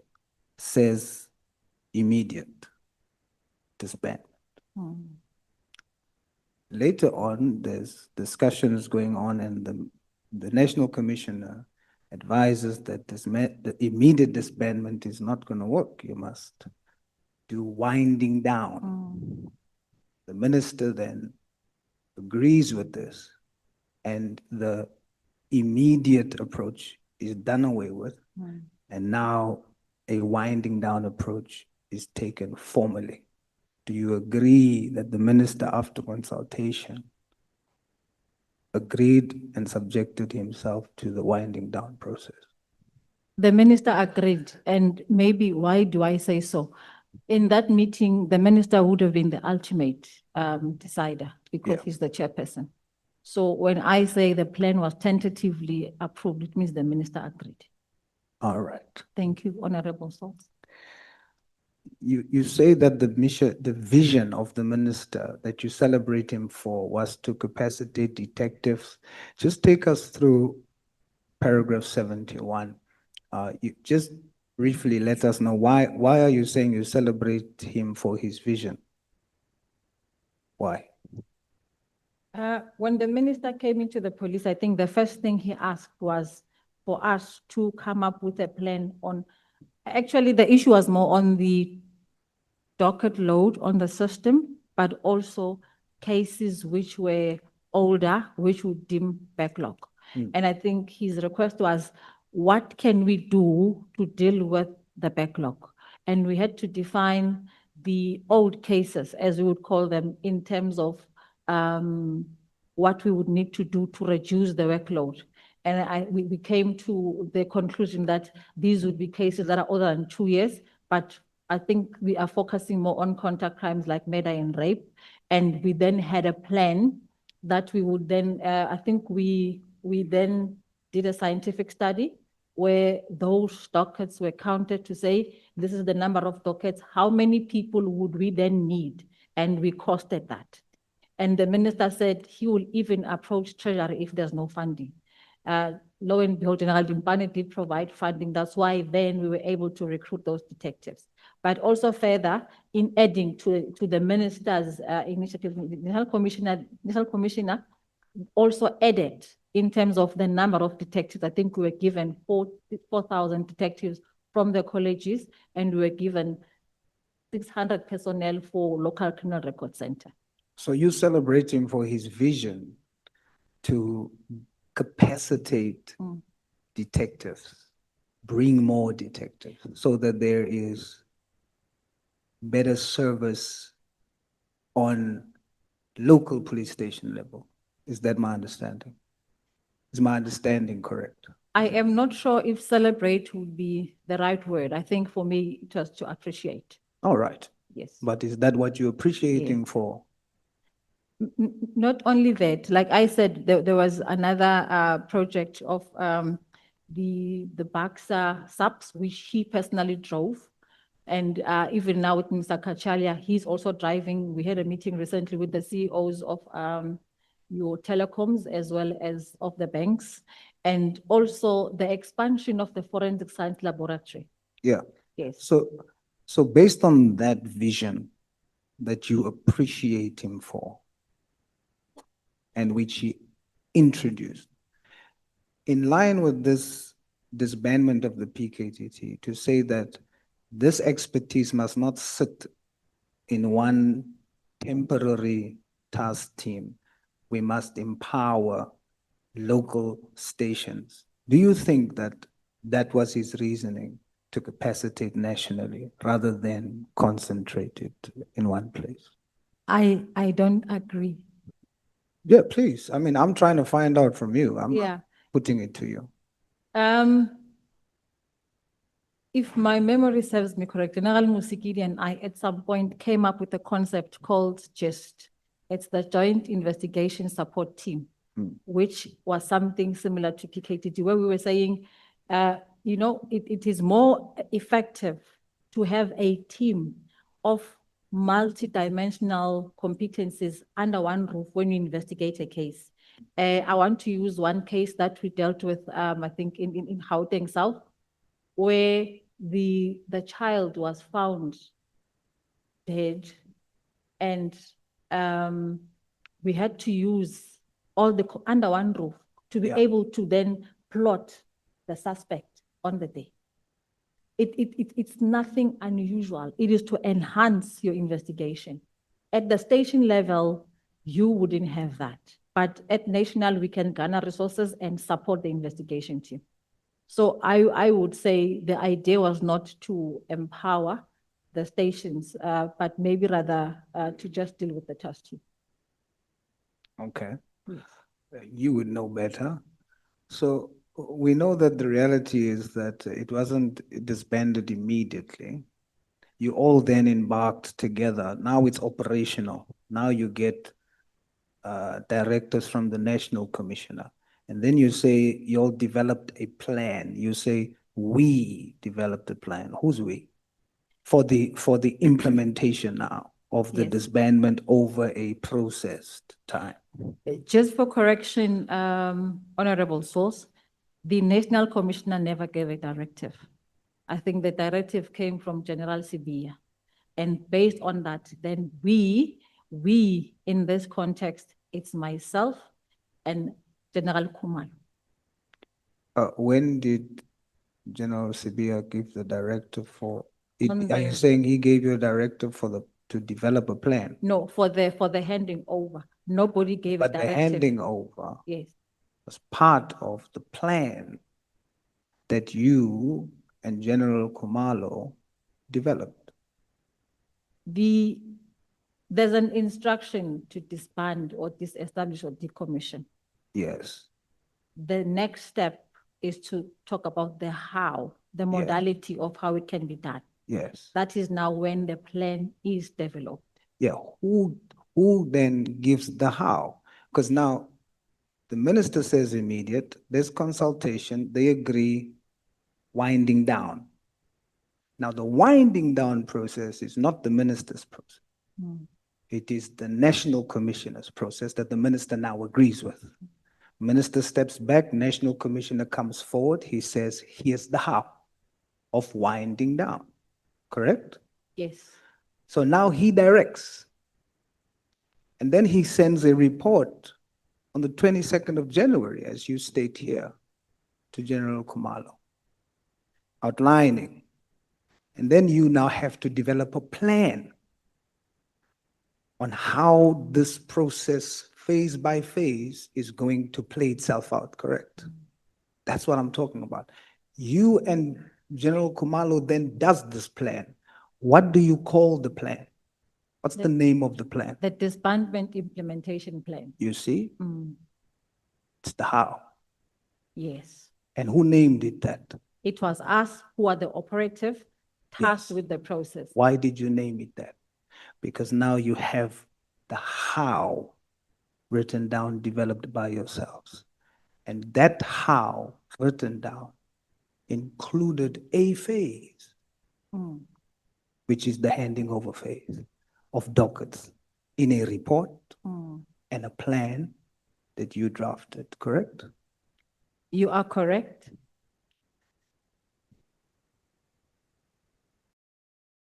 You say, did you testify that General Mkhwanazi did not know about the disbandment at the time when you called him? My call to him was in relation to the dockets, sorry. In relation to the dockets. And so he didn't know that the dockets were in Pretoria. Oh, but he knew about the disbandment. Post his July 6th press briefing and post his testimony, when he engaged with Chief of Staff, so he knew already of the disbandment. I'm basing my answer on his testimony. At the time when you called him, did he know, according to you? Of the disbandment, yes, but not of the dockets having been in Pretoria. So he didn't know that the dockets, so what you mean in your affidavit is not that he didn't know about the disbandment, is that he didn't know that the dockets left KZN for Pretoria. Maybe let me rephrase. Please. According to his testimony, I think he knew of the intention, but I'll be lying to say he knew of the process that General Khumalo and I started based on his response. I want to understand, Yes. are you saying that he didn't know that the dockets left KZN? That's exactly what I'm saying. All right. Thank you, Honorable. If you say so, in your affidavit, paragraph 59, you say Brigadier Kunene informed another brigadier that he will not be in a position to receive the dockets without a directive from the provincial commissioner. And when he said, I won't receive it because I need to hear from the provincial commissioner whether I can receive it back. That's how it came about that you had to call General Mkhwanazi, correct? Yes. Now, with such a man, with such clear military precise chain of command, not know that the dockets is gone? To receive the dockets, they say, we can't receive it if we don't hear from the provincial commissioner. To let go of the dockets, they say, let it go without him knowing. That's a big contradiction. I would like to take you back to General Mkhwanazi's testimony in this particular committee, where he said when he learned that the dockets left the province, he was very angry with General Khumalo. I understand that. Yes. But somebody at KZN gave it. or did National just go in there and take it? The dockets were with the team, Which team? so the PKTT, In KZN? yes, So someone in the PKTT team gave the dockets. yes. I'm asking, they were willing to give it without letting the provincial commissioner know. They were not willing to receive it without him knowing. Brigadier Gunan is not part of the PKTT. So General Kumalo was the project manager. Now, this is the issue of. Oh, I see what yeah, you're saying. So yeah. General. So Brigadier Gunene indeed could not have known. Yes. Yes, So General Kumalo went to take the docket. yes. And no one questioned because it was him that took it. I suppose, yes. So General Mkhwanazi was angry with General Kumalo. Because he didn't know that the dockets were taken. So General Kumalo doesn't tell the provincial commissioner he's taking the docket.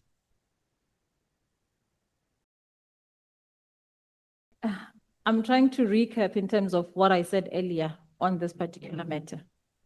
And I said that General Kumalo and myself did not have the responsibility of Lt Gen Mkhwanazi. Sorry. Chair, are we not getting 30 minutes? What is the problem? He is. How do you agree without me on 20? No, Chair, I didn't agree on 20 now. You're gonna stop me at 20? Chair, I didn't agree on 20. I worked on 30 here. Earlier when I was here, my understanding was it was 30. You said earlier we receiving 30. So I worked on 30. No, it's not unfortunate. I wasn't here. Chairperson? Thank you so much, Honorable Sols, for that No. understanding. No, That, Chairperson. That's yeah, very unfair. that your time has ended. You didn't tell me I have 20 minutes. Yeah. Let me remind you that I thought I heard 18:15. I told you that your time is ending at 18 hours. I thought you said 18:15.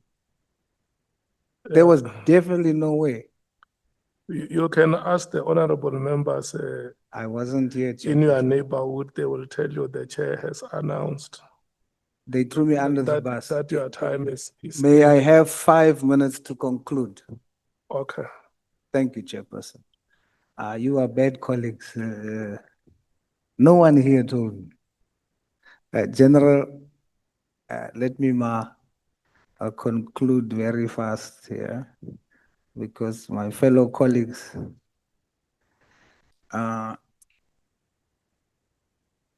who was present at the party that General Sibiya gave?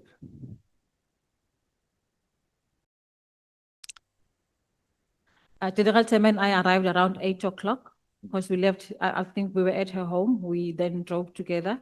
When we arrived, there was Brigadier Mthembu, there was General Shibiri, and I also saw Sergeant Nkosi, and there was also General Fani. Yes. And this is not the National Commissioner? No, he was not on this day. He was not there. Not that day? Yes. Okay, so you're speaking about a different Fani? No. Fani. Fani is General Molefe Fani, Dr. Fani. The son Not General. Fani Massimo. No, don't waste his time. He doesn't have time. General Fani appeared before us. He knows him very well. Okay. Just say the Fani who appeared before you. Yes. Because So he doesn't have time. He is on the benevolence of the chair. yeah, so the other parties, all generals was present. It would differ. Like I said, there would be those where I would not be invited, and I think they would be there. Then also they would be there when we are all there. Okay. Yeah. And I must say. Let me rather, sorry, General, I Okay. literally have 2 minutes. You know, you say you didn't trust the people at the party or the generals, and you usually take somebody with. These parties, you're 100% sure there's no baby oil there? No, it was not the DD party, if you Now- want me to put it Now, like why that. do you say you don't trust the generals? And that because you are concerned about discomfort amongst generals? That's the first question. The second question is, if you don't trust generals, how must the South African population trust the generals? Those are my two questions, because by the time you finish, my time will be up. Two questions. Okay, and I'll answer them very swiftly. Thank you very much, Honorable Source. I didn't say I don't trust the general. I just said I had discomfort going alone at these parties, which for me would make sense. I would go there and I wouldn't know anyone and I would be sitting alone. So better I go with my sister, but also it becomes an easy escape route to say, hey, the person I'm with wants to leave. Okay. So it was just about the You were general. very good. I love what you just did. That Yes. gives me chance for the last one. Okay. Why didn't you give the fridge to a long-serving cleaner or someone working in maintenance? You give it to someone who can afford a fridge. Like I said, I think I acted on the feet on that day and appreciating what General Sibiya, he came in as the DNC and he did. If I were to redo that decision, actually, I would do it. Otherwise, unfortunately, it is what it is. I thank you. Keep on loving yourself. Thank you very much. Thank you, And, Honorable. Top model out of here will clap for you. Thank you for your benevolence, Chair. In the Lord we trust. The God that we pray never fails us. Honorable vessels. Thank you very much, Honorable Chairperson, and good evening. I think it's already evening, General. Good evening, Honorable Vessel. General, let's go back to the party. You spoke to it just now with regards to who the other generals were in attendance. But were there any other service providers or suppliers at that party other than Matlala? Honorable Vessels, I don't know SAPS service providers, and I think on that day, we were basically sitting on the site static. I know there were a lot of people, but on that day, the only person that I remember was introduced to me is Advocate Chauke, but I didn't see any other people. Okay, so it's not normal practice. You attended a lot of these parties, you testified. So it's not normal practice that suppliers and service providers were invited to General Sibiya's parties, or was it? I really wouldn't know because I wouldn't know service providers. Okay. At this party now, and you testified earlier that General Tema introduced you to, or pointed out who Cat Matlala was, and also introduced you to his wife. Am I correct? Yes, you are correct. Who suggested that you approach Cat Matlala for a sponsorship? It was General Tema, and I must give context again, because she was the head of basic policing where trainees is, so she knew Mr. Matlala. Okay, but she's quite a controversial figure, isn't she? I wouldn't know that one, Honorable Vessels. So you don't know that she left the force in 2013 due to misconduct claims?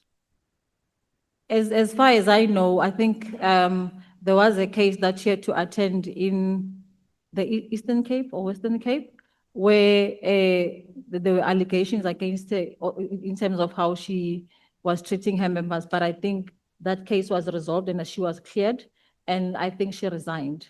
She left, she resigned in the organization. And then she's currently facing criminal injury charges as well. That is the one that I know to have been concluded, but I'm not sure, maybe I might be wrong. But don't you think it's quite strange that you said she knows him? Why would basic police training know Cat Matlala? If we look at the history of events now that I know, when he got that contract, General Tema would have been at the college at the time, and I think she would have been the head of basic policing. Okay. Yeah.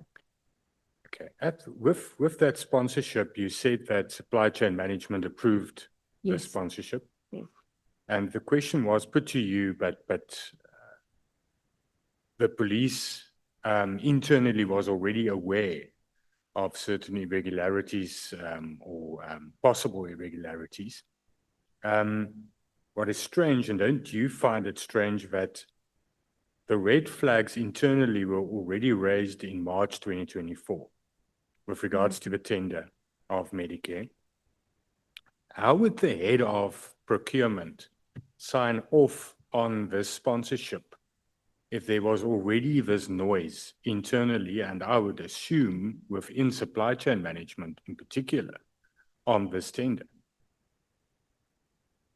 Honorable vessels, I think some of the things baffle me. You know, when you are in investigations, and I think you don't get involved in matters of procurement or support for that matter, I wouldn't know. Have you taken it further? Because this exposed you, the sponsorship, obviously, and you got approval from supply chain.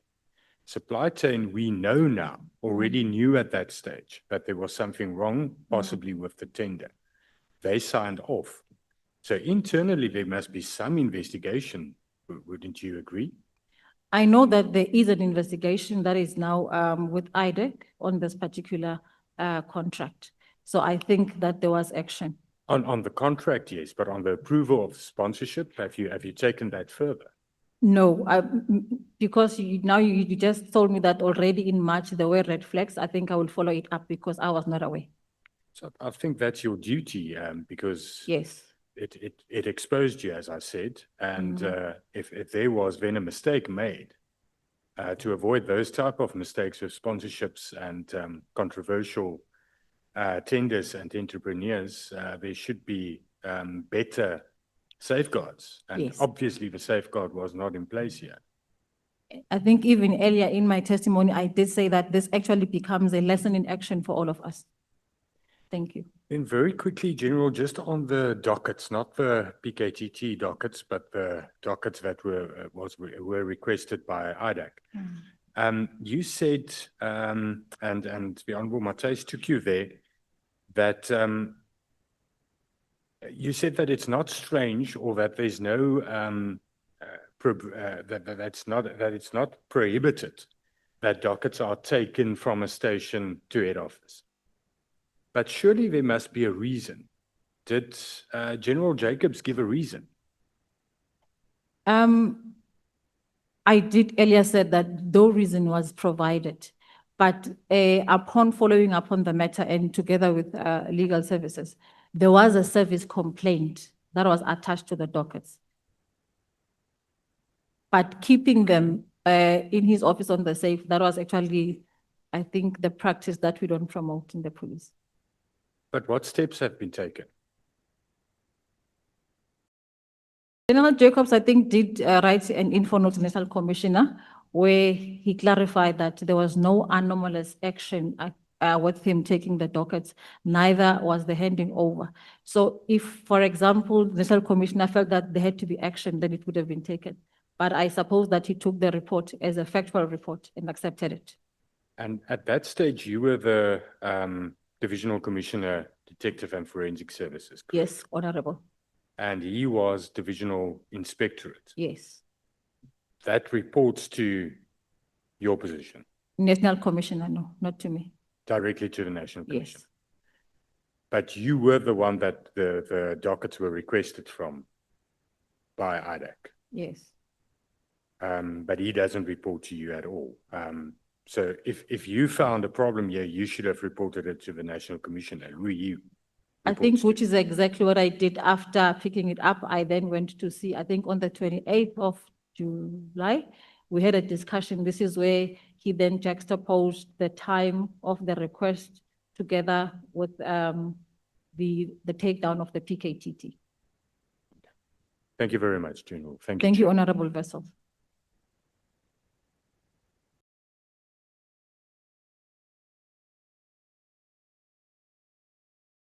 Honorable James, your 20 minutes start now.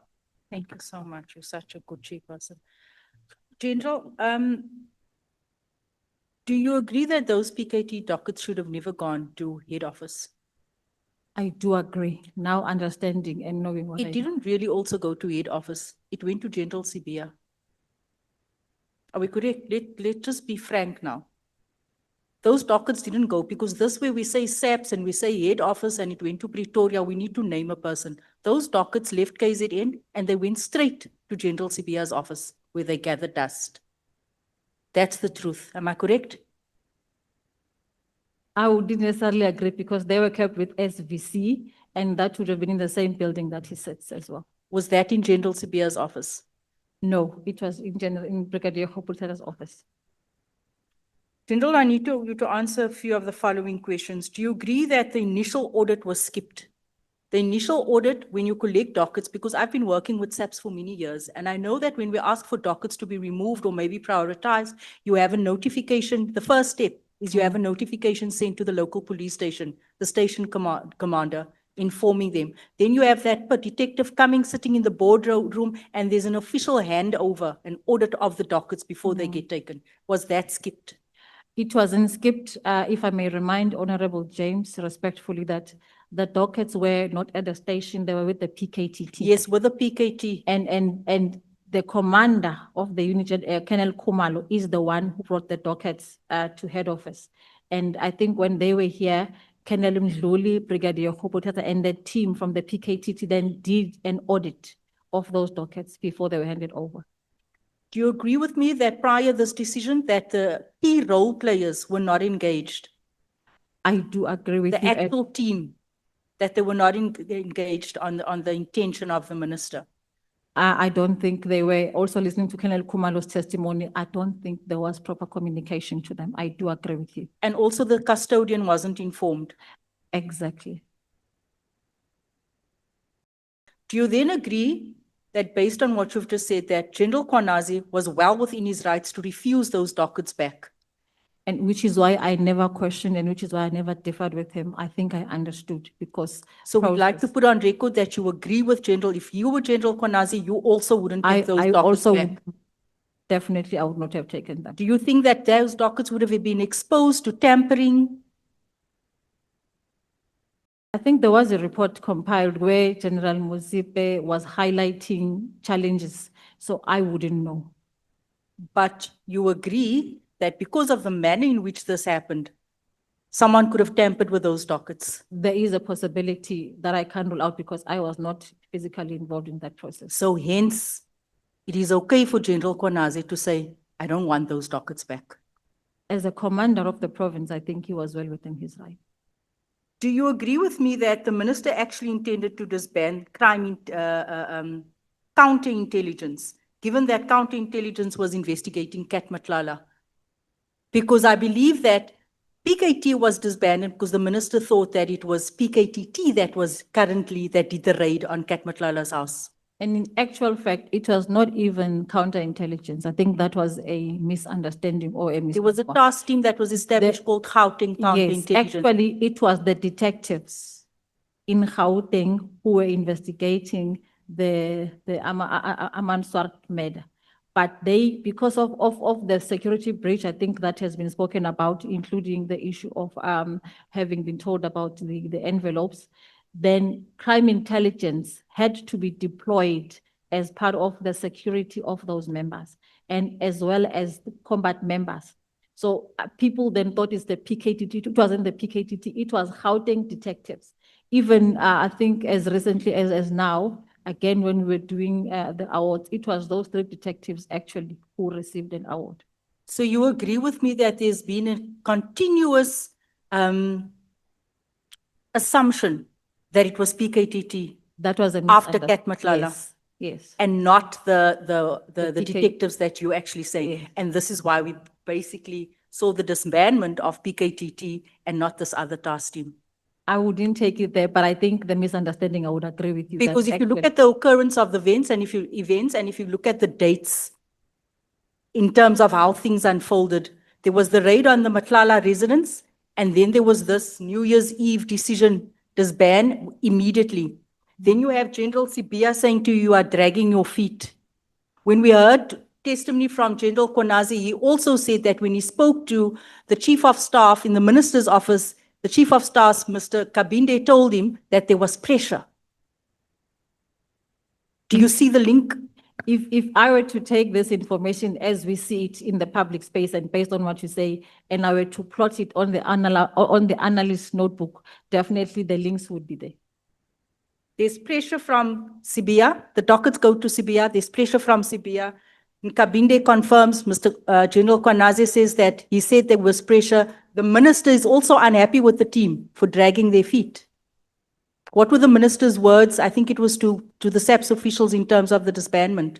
Yeah, he was. In terms of the pace. Yeah, he was dissatisfied with how far we've moved or how we have not moved. So do you think we've been barking up the wrong tree here? I actually wish I could have supported you in relation to forensic investigation because then we would know whether we are barking at the wrong tree or not. Yeah, but that is required because some of the things require more than just talking. I think we need to follow some of the issues. I want to ask you, this issue of the fridge, it's bothering me. What is the mandate in layman's terms of counterintelligence? Counterintelligence, I think we've got two angles. We've got the offensive one. The offensive one basically deals with dealing with your threats as they manifest. For example, if you have got a threat of espionage, sabotage, subversion, but also corruption, so then you would go offensive because you are responding to a problem. Threats within which space? Threats within SAPS according to the Act, within the whole of SAPS. Within SAPS? Yes, the whole of SAPS. So threats that would compromise the integrity of SAPS? Yes, yes. That's the offensive side. And then the defensive side is looking at the people who are deployed to fulfill functions in terms of the organization. So here we are talking personal security. General Senthumule, do I have integrity for me to sit where I sit?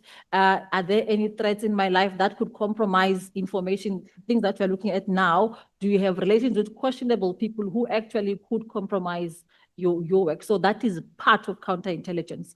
And it does not only talk about personal security, also it talks about document security. I think we've also seen how people are moving documents and sharing documents. That is the mandate of counterintelligence. So in layman's terms, and simply put, it's to detect threats and risks within SAPS associated to SAPS members. And you've got three options. You mitigate, which means you deal with it to manage it, you neutralize, you remove it. So sometimes it could even mean dismissing a person, or charging them. But at the end of the day, then you monitor that threat that doesn't re-manifest. Okay. Are they effective and are they present at the moment? Based on everything that we've heard here, how many SAPS members have been compromised? You say counterintelligence is effective and they are present and working effectively in SAPS? For example, if they were effective, our physical security, even in stations, would be intact. So what we have done, see, unlike SA security, all these are lumped within one environment in counterintelligence. So you would have people working on, and please, Honorable Malema, I'm going to use it as an example, working on maybe your office. They wouldn't just look at you, they would look at your office security, your physical security, they would look at your personal security, your documents. Your bank account, your personal. Yeah. But in the, yes, everything, including your interactions, also like such things we wouldn't be dealing with because they would have been picked up proactively.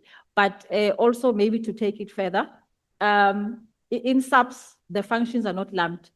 Physical security belongs with auxiliary services, and I think we just do your basic minimum to check cars that are coming in and out. We're not conducting counterintelligence. Okay. Okay. General, sorry, I only have 10 minutes. Oh, sorry, I apologize. Okay, so with you having explained to us in layman's terms, the mandate of counterintelligence to monitor interactions, bank accounts, relationships of SAPS members with certain individuals. And then with all of this knowledge, General, and at one stage, I think you were heading up this department. You did not see anything wrong. with asking for a sponsorship from Cat Matlala as someone who was the head of counter. The head of counter goes to someone that has not only a service provider, and remember your mandate as counter is to detect interactions, improper relationships. And here you are telling us, as the former head of counterintelligence, you approached a service provider, which number one is improper and makes this questionable, and you approached someone with 17 charges.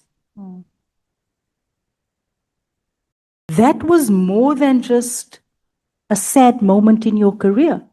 It actually is regrettable. And much as I can say it was innocent, I think from the look of things, it doesn't sound right. It doesn't sound correct. And it's something that will follow me. And no matter how much I can argue it out to say it was innocent, it remains. And again, as I said, it also exposes the vulnerabilities of us letting our guard down, relying specifically on supply chain to clear this sponsorship for us. I think it should go beyond that. So I do understand and agree with you. Sure, General. You know why this is bothering me? Because I know we have these victim-friendly rooms at police stations who could have benefited from a fridge in one of our communities. You could have much rather donated that fridge to one of these impoverished communities. So we are and the reason why I'm asking you these questions, we are not only probing criminality, we are also trying to establish the people who are in these positions, are they fit for these positions? And are they able to make sound decisions in the best interest of South Africans? And this is why I am harping on this. And with this matter, you are left wanting. I totally understand, Honorable. Thank you. Thank you very much, Honorable. Honorable James, you are asking a question about the credibility of the company that made that donation. And you once again on a moral standing say the fridge could have been given to a charitable organization.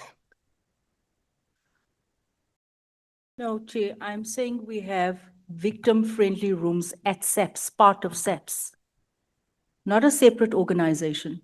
It could have been used at community level. This is what I'm saying, at a police station. Yeah, the question that you ask first is where does the fridge come from? Where does the fridge come from? The fridge was donated to SAPS, isn't it? By who? By Cat. Okay. And you say it could have been used elsewhere charitably. In light of the fact that she didn't have the history of Cat, so even if it came from a credible person, donating the fridge back to someone who earns a massive salary, that doesn't make sense. Why don't we say that an honest police service disposes of such a... Yes, but that is what I've been trying to paint here, Chair. The fact of the matter is based on the fact that General was the head of crime intelligence. This should have never happened. Okay. But since we are here now and we have these fridges, it could have been donated or given to one of the SAPS at the victim-friendly rooms. That is what I'm saying. Okay. Honorable Nomval, your time starts at 6:30 and it ends at 10 minutes 7. Thank you, Chair. It is not 6:30 now. The discretion is yours if you want to start now. Yeah, no, let me use my discretion, Chair. I'm starting now. I'm starting immediately. Good evening, General. Good evening, Honorable Nomvalo. At least inter alia, one thing that is commendable from your testimony is that maybe for one aspect, if we are to be taken to court for a finding that we can make against Cat Matlala, we can have a witness who can testify to a finding that we would have made because because his testimony is that he attended the braai. He did not attend the braai. He went there to fetch his wife. That is his testimony. And you have told us here that he was there in the braai because he attended, he participated. He did not only go there to fetch his wife.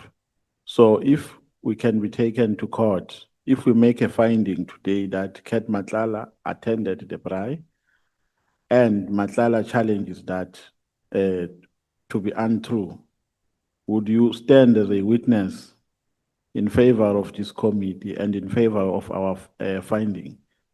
Not only me, I think even the people who were there, but also further in one of the questions that General Sibiya was asked, even at Malanga, he did post that he invited him on that day. Yeah. No, I'm talking about you. No, yes, I do agree. So you can be a witness and say I he do was agree. there, he stayed there for some time. I wouldn't say for some time because we left after an hour, but when we left, I think they were still there. So probably then you can term it some time. Okay. So tell me, General, why did you leave DPCI? I mean, why did you leave crime intelligence to DPCI? I got promoted. You got promoted. Yes. Were there no, or was there no investigation that was launched against you? That was for using slash funds in an appropriate, in a manner which is not appropriate? I like the fact that you say it's allegations. I left the DPCI, no, sorry, the CI to go to DPCI. General Tele transferred me back to crime intelligence. And when I was there was an invitation, I think, to a church service, I think, and outside of work, with one of the people linked to the Miles Monroe, what do you call it? The foundation. And later, after we went, because I think in the invite it was said that, The church service was in Durban, correct? yes, it was in Durban, you are quite correct. Organized by Yes. Mr. Marimutu. Timi Marimotu, yes. But also there was, I think there was a Mr. Charles who was responsible for the foundation. And I remember I was in Venda when I was actually told that, no, but Mr. Miles Monroe is here.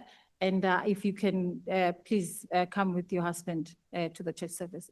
I take God seriously and I went to that service only later to learn that only the tickets were paid for by SSA and General Lazarus. I never signed anything. He was the one who was charged and I wasn't.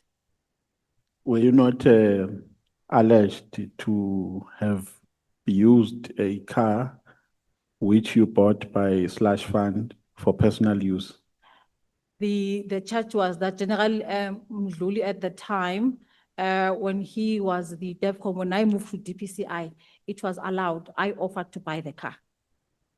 And I think before it could happen, all these things happened. So What do you mean everything you I offered did to was, buy the car? You mean from your pocket? yes.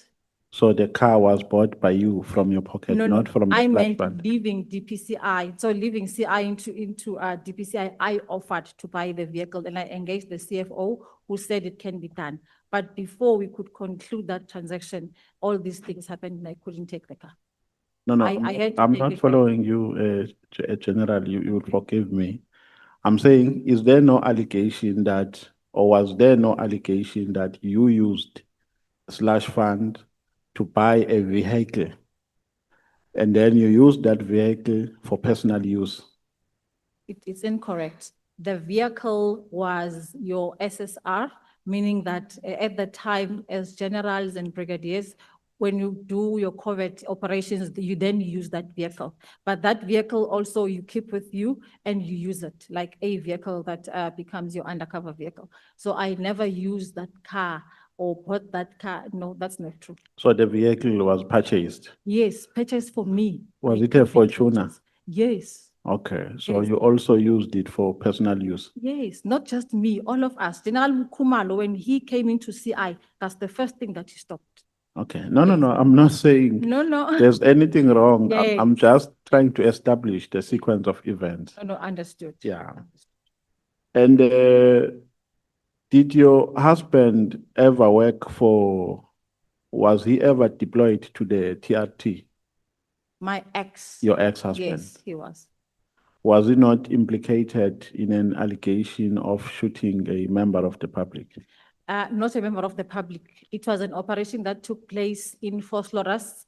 During an operation, I think the member who passed, he actually used his firearm for some reason. He discharged it, and I think the bullet went, and I went. I remember I drove.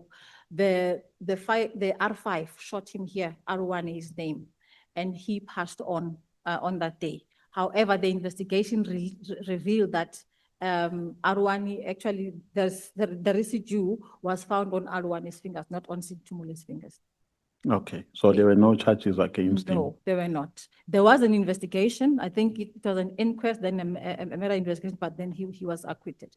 Okay. Yes. So you are saying it's a lie that you invited Cat Matlala with his wife I will stand by that. I never invited your house.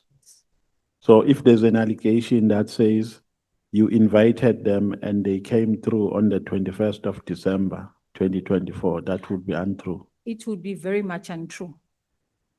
So you dismiss that? Yes, I dismiss that. So even if we can ask for footage, And as we I can't see said, them. you can triangulate. I'm actually wondering, I'm an open book. If they can point at my house, I'll be very happy. My house is actually a panhandle. You can't even see it. That can be done. Okay. I think you did not do justice to yourself and to Mr. Jacobs when you reacted to a request that was made by IDEC, because I think it was going to be proper for you to first establish facts from Jacobs. Two, it was going to be proper for you to first educate yourself about the content in the dockets before you give an instruction or an advice to Mr. Jacob to hand over the docket. Is that a fair criticism? I think knowing now what I didn't know then, I wish General Jacobs could have at least said to me, because the process was followed. He could have said to me, General, can we discuss? I need to clarify issues around those dockets. I think for me, I would have been in a better position. Yeah, there's something that I would like you to clarify in your statement. But before we go there, who told you that, because we are saying in your statement, you learned about the legal opinion at a later stage? You are saying you learned on the 11th of December, 2024. How did you learn? Who told you? Remember, I'm basing my testimony on Advocate Johnson's testimony, and I think questions which subsequently came from this house that at the time the dockets were handed over, there already was a legal opinion requested. And I think based on that, then after an Advocate Johnson's testimony, then I followed up on that because I was not aware. And only then General Van Rooyen then handed me over the copy of the legal advice which on the 11th of yes, December. on the 11th, yes. 2024. Yes. So the content was displaying, what was disclosing the content of the docket. The letter I think is attached here as an annex, but it wasn't necessarily, it was just analyzing the validness of the allegations as made by Honorable. So you learned on that day that some of the dockets were dockets which involved General Khumalo. Only on the 26th of July, when General Mkhwanazi called me. And I think only after then, you can see, I only received this document from Major General Van Rooyen. I think I received it early this year, together with the report of General Khumalo from Gauteng and that one of Colonel Phillips.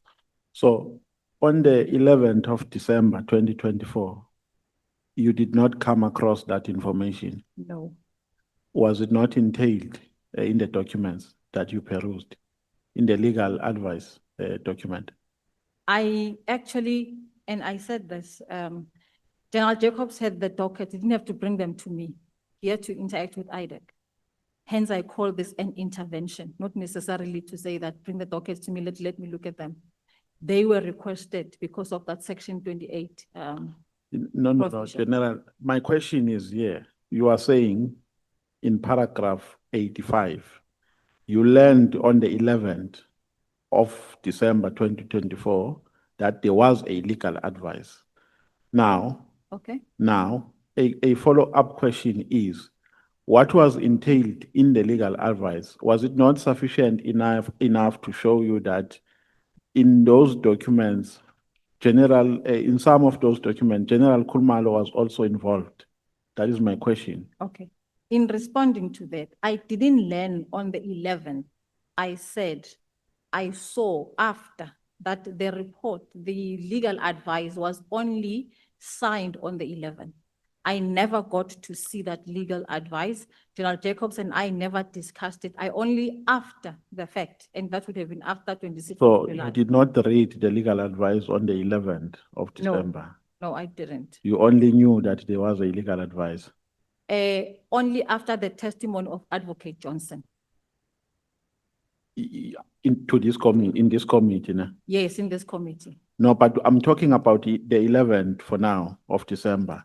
So I'm Before- saying you only learned that there was a legal advice and you did not read that legal advice. I Is didn't that your learn- evidence? Yes, yes, my evidence is, I didn't learn of the legal advice in December 2024. Yes. I only learned on the advice, I think when Advocate Johnson came to present herself to the committee. Yeah. No, maybe let's go to paragraph 85 because Okay. I'm asking this question because I want to understand what is it that you exactly mean here. Okay. You are saying I only became aware that the legal opinion was obtained and signed off by the Divisional Commissioner Legal Services to Divisional Commissioner Inspectorate on 11th December 2024. So my question emanates from that statement that you have made there. If we read this in context, it says, I only became aware that it was obtained and signed off on the 11th, not that I became aware of the legal opinion on the 11th, that it was signed off, hence I attached a copy. Okay, no, it's fine. So how do you rate, in summary, the performance of the PKTT? I actually looked at the method or the modality that they were using in terms of how they operated.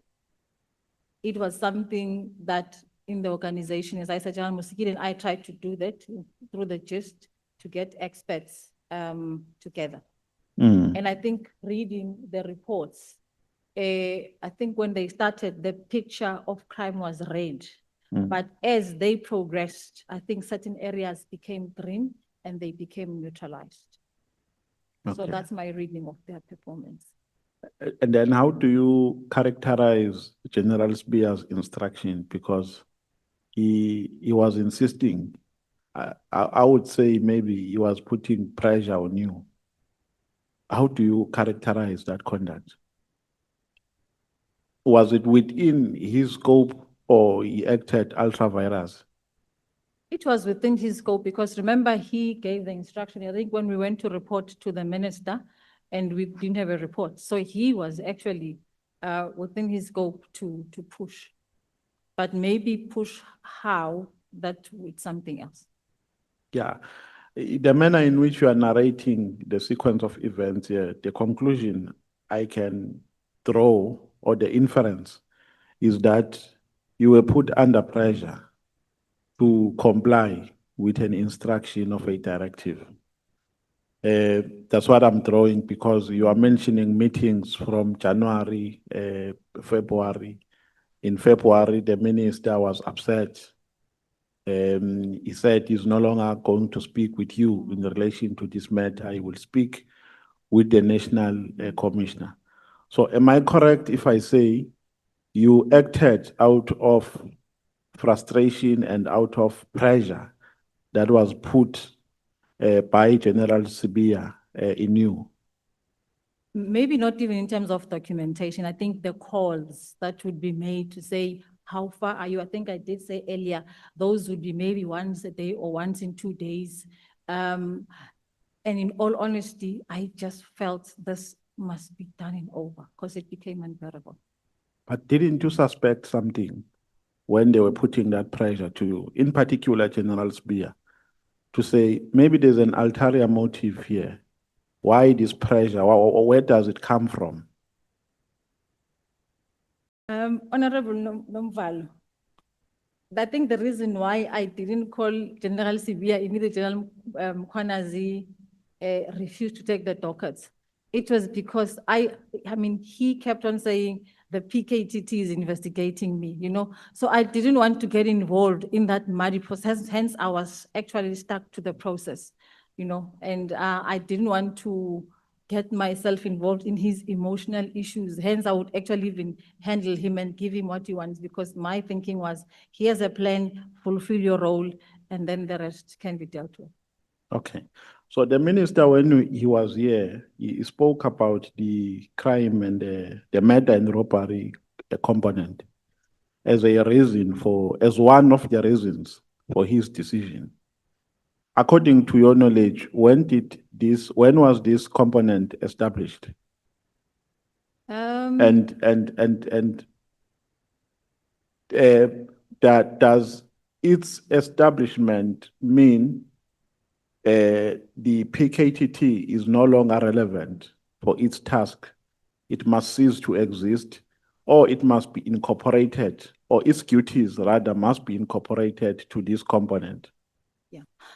In relation to the first question, the PKTT with the work study, I think it was conceptualized either around 2018 or 2019, I can't remember. Sorry, I mean the murder and robbery units. So in the provinces, you already had those units. Now, for a team to exist, it doesn't replace the mandate of the unit. A team is established to deal with a stubborn crime problem, and it does not necessarily function, not necessarily within or actually parallel to that structure. So for me, the two at the time were not mutually inclusive. So they could coexist? They could coexist, yes.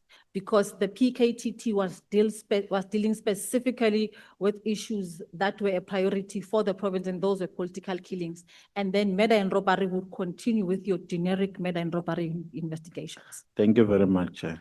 Thank you, Honorable Nomvalo.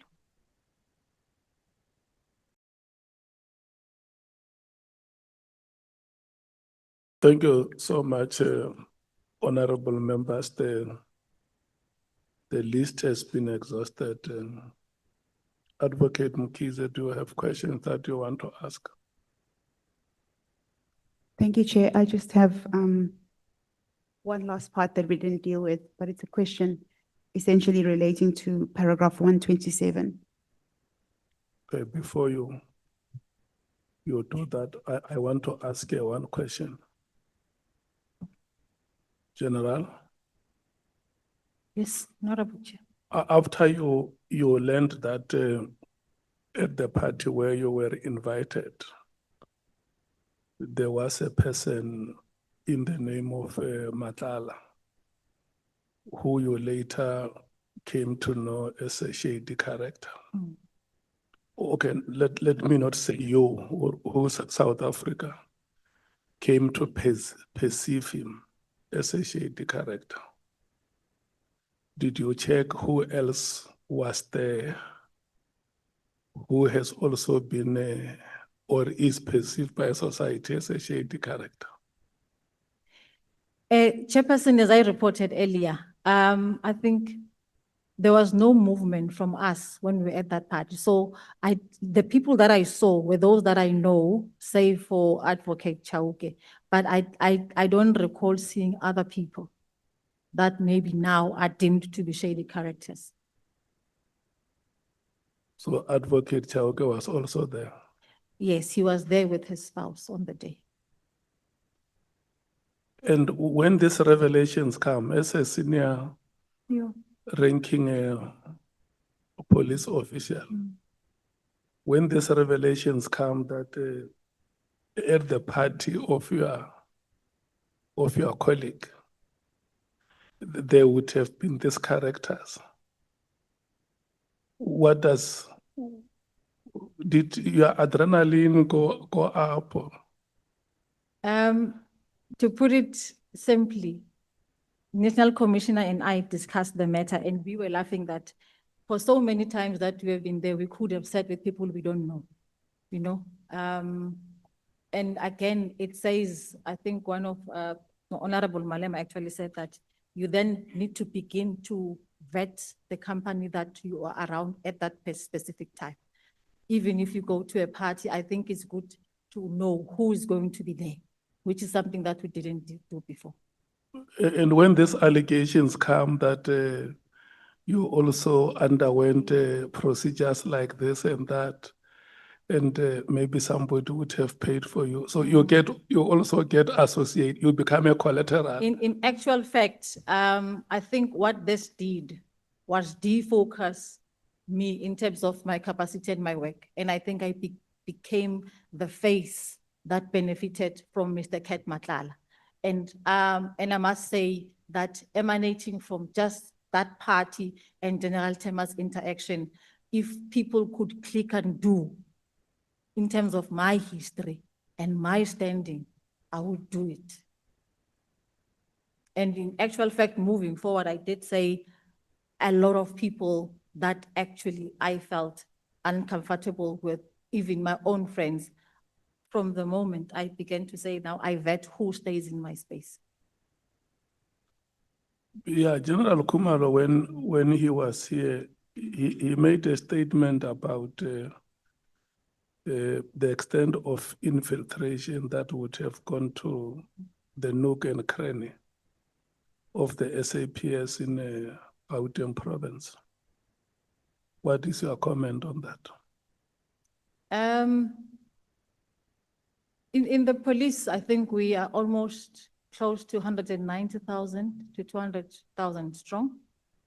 My belief is that in that big sec, probably only 20% would actually be rotten. And unfortunately, then the whole sec is affected, you know. I heard General Kumalo, I think he was referring to the stations where they actually had to interact.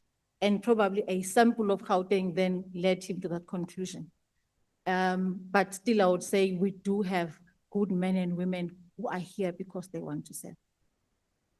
Okay.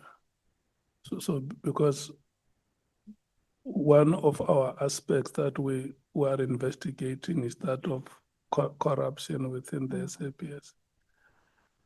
Do you believe, or has it been your observation that within the SAPS there are corrupt officers?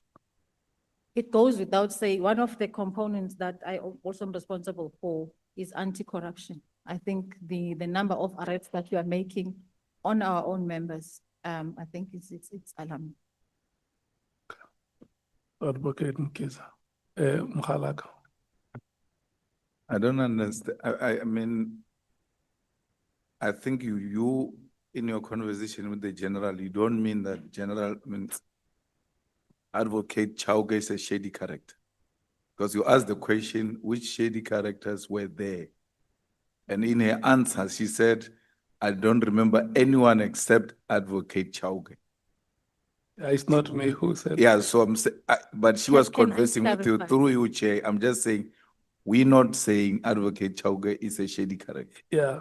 And neither am I saying, I think I was saying that where we were sitting, we're not moving. So I didn't see anybody else, save for the people who were sitting close to me. And I think he would have been one of them. But in no way am I insinuating that actually he is.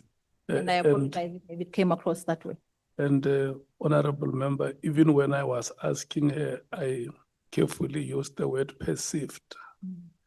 Yeah, so that we insulate ourselves from any other interpretation.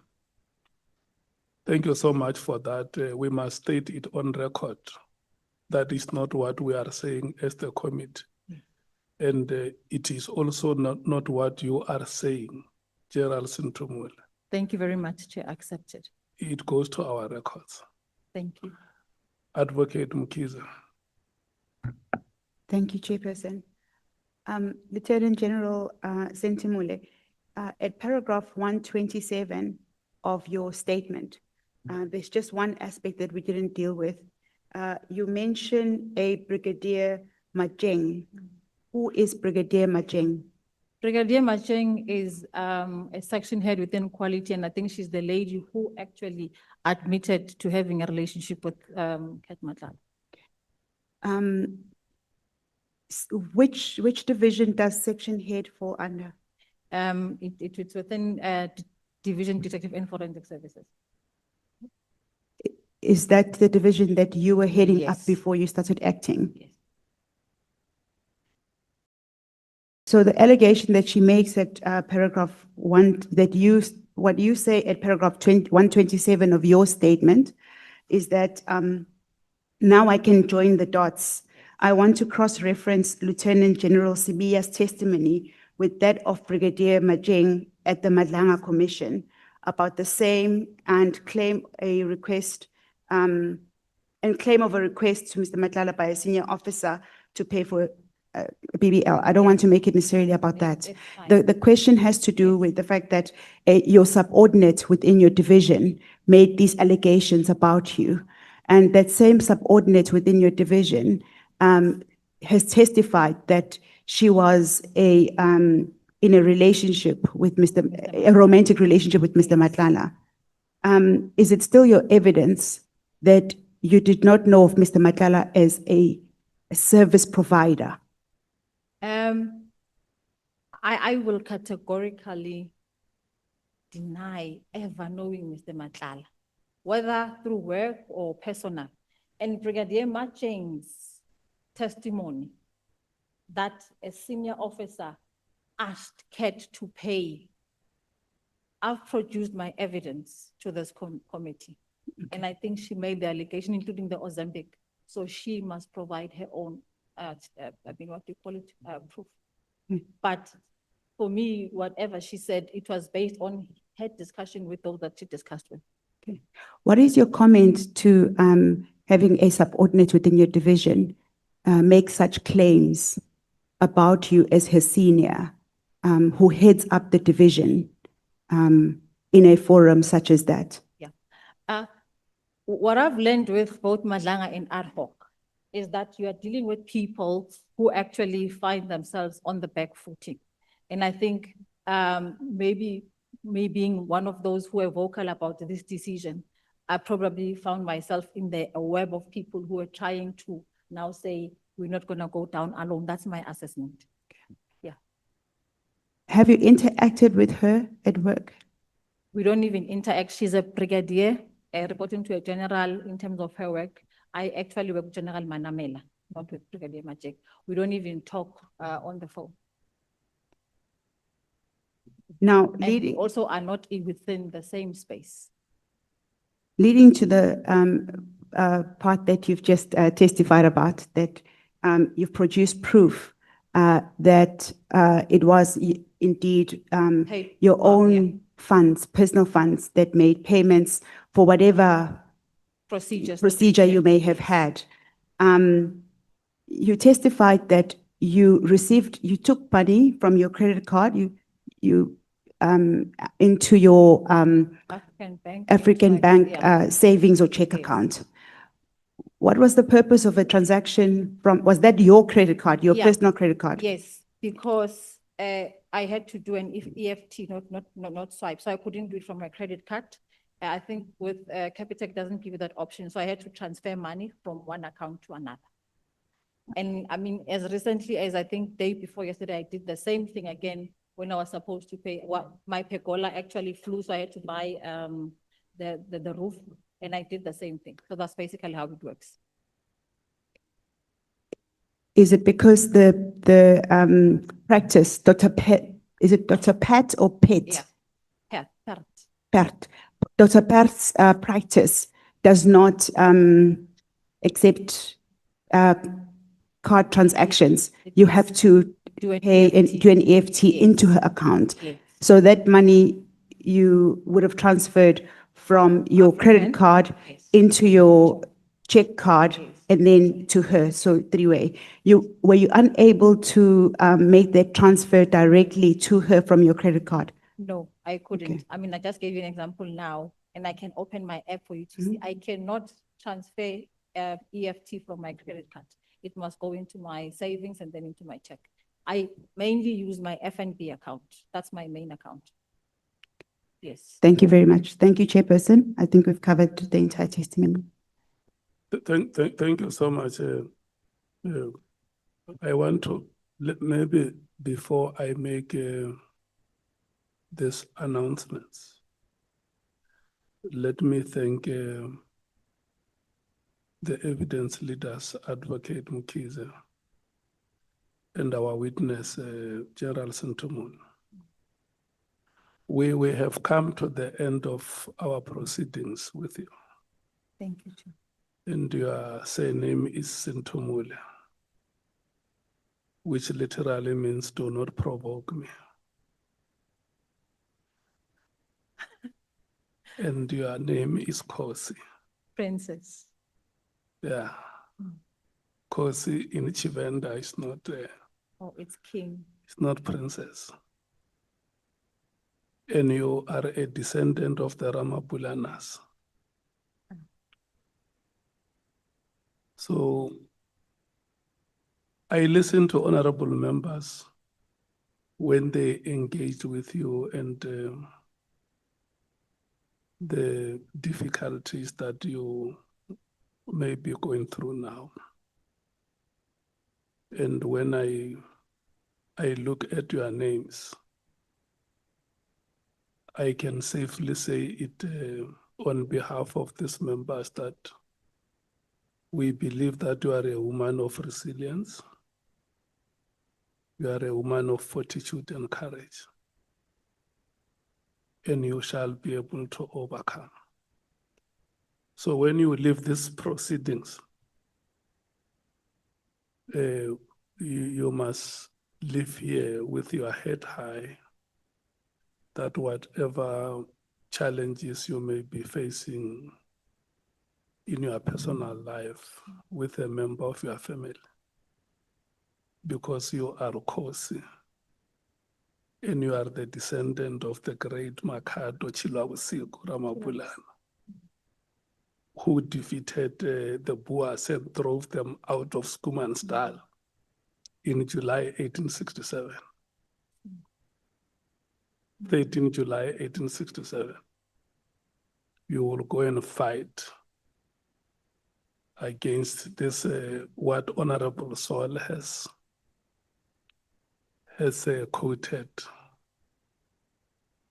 that no weapon from Isaiah 54, that no, I know it, Honorable Sol, that no weapon formed against me shall prosper. Yes. Members have cancelled you here. This country is affirming women leadership. And when you come before us with such an amazing profile and an impeccable credential, you make us to believe that the future is possible.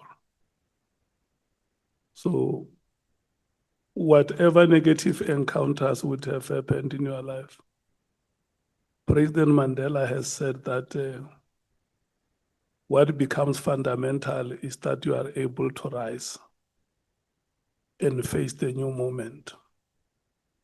Don't count how many times you went through negative encounters. Look at how you can rise and face the challenges as they present themselves before you. We want to thank you so much for the time that you had with the evidence leaders preparing your statements and the time that you created. We have been made aware of your difficulties even before you came to appear before us. But you still insisted that you, despite whatever challenges you are going through, you will make yourself available to consult with the evidence leaders. They told us here that some of the consultations happened on the hospital bedside. And even today, you came here having gone through another negative experience yesterday, but you are still here. Magongwana, Osaratipa Kabale. Thank you so much. Honorable members, we are going, and thank you so much for staying until the chairperson of the committee releases you. We have now released you from your oath. Let's hear what Honorable Skosana wants to say before we. Yeah, Chair. Ngifuna ukuthi nje siyathokoza njengoba uthokoza uGeneral angithi simjwayele ngeuniform. Namhlanje akagqoka uniform ukhe wajika so angajika no kokugcina usolo uyalila. Ngiyakuthokoza. You like it when she turns around. No.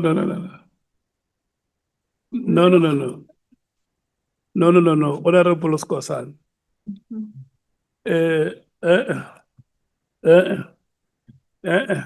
This country, Honorable Skosan, this country still bears ineffaceable patriarchal scars. And in a forum where I'm presiding, I will not allow a situation where we parade a woman. We can't. No.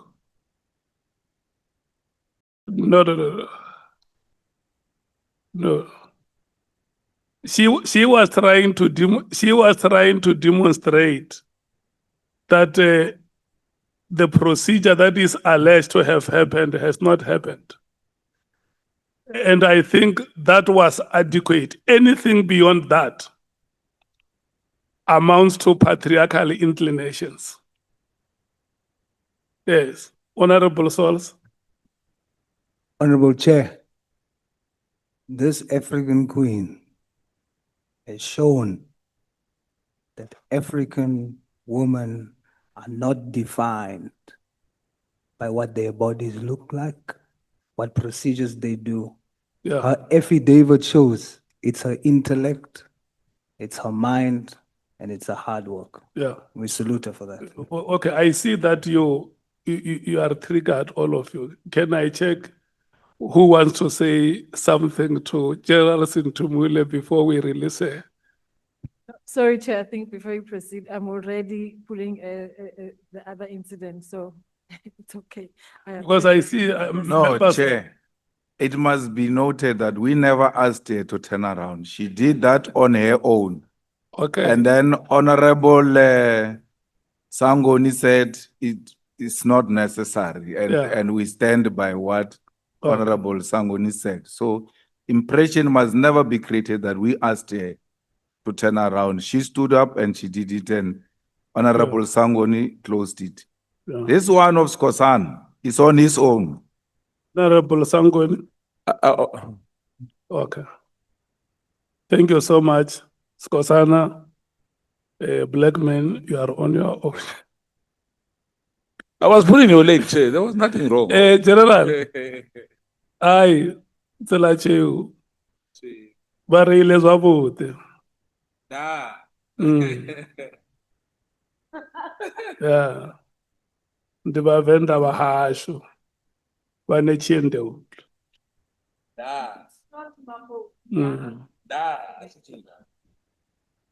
Yeah. Thank you so much.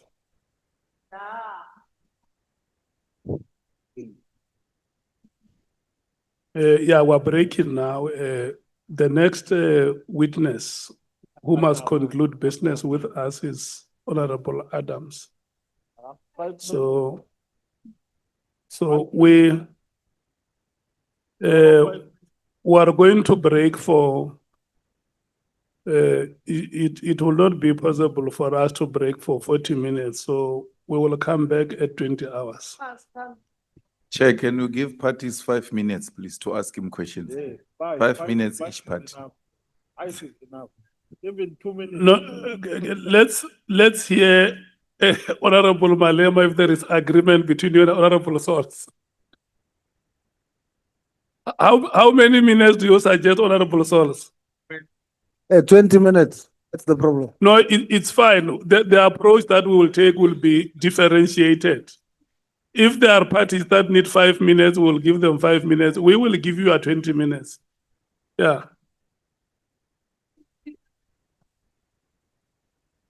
No, if you agree that one speaker per party, I don't have a problem.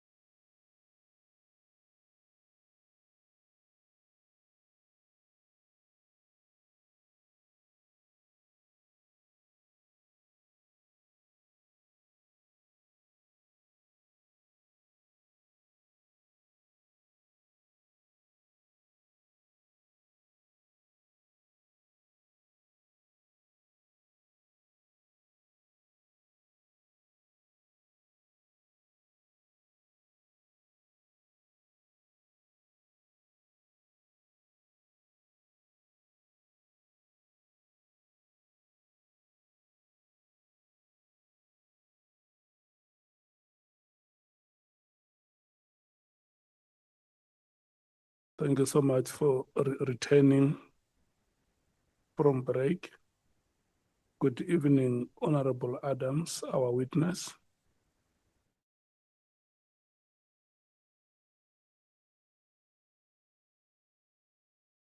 Under oath.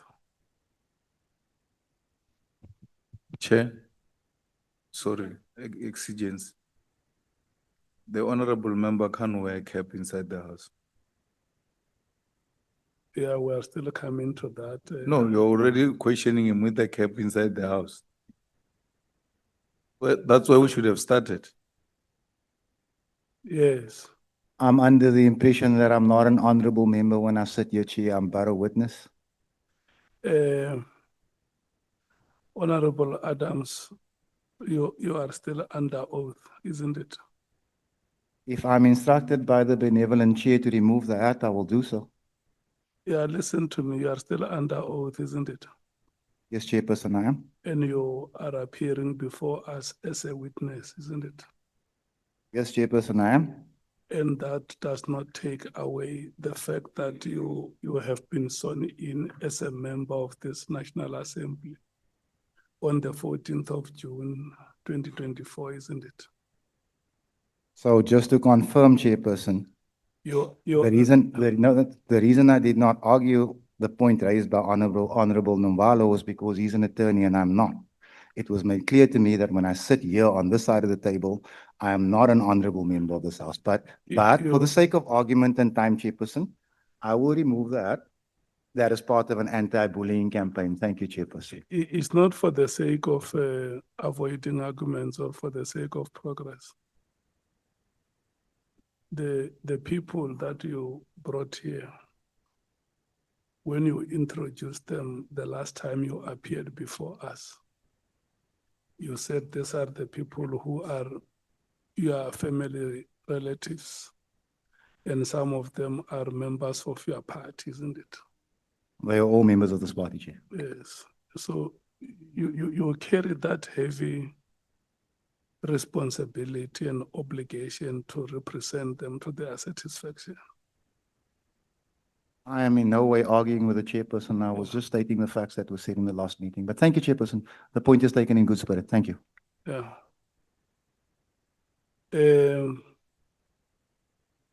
Honorable members, Honorable Adams, our witness is here. And let me also greet the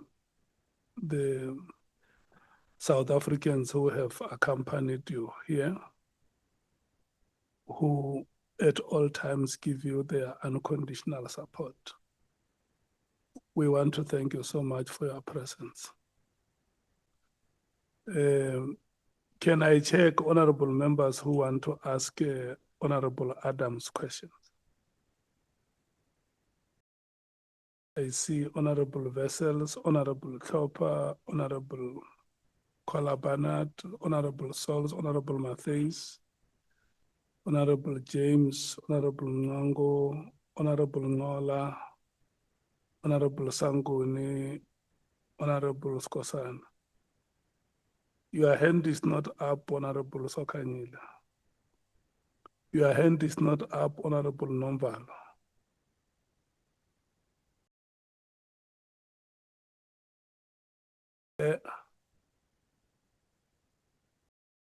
I'm giving my time to Honorable. Yeah, you have to raise your hand so that we recognize you and allocate your time. Okay. And then when we have allocated you, you can give it to Honorable Skosana. So, because if you don't raise the hand, you are going to forfeit. No problem. My Okay. hand is up. Can I check? Can I check, honorable members from the ANC? How many minutes do you need? 2 minutes. 2. Okay, together 30 minutes, Chair. You need 30 minutes combined. Yes, sir. Okay. Honorable members from the MKP.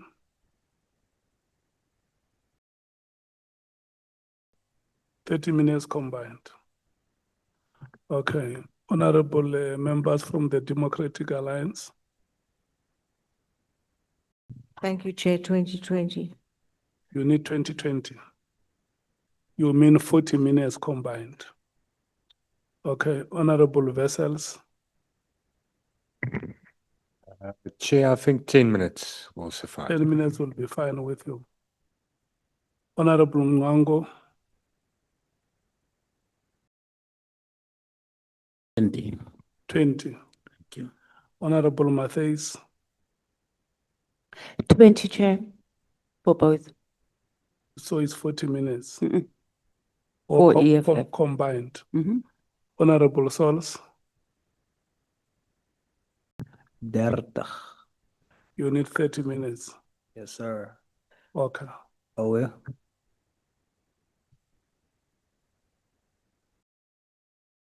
Yeah, it's now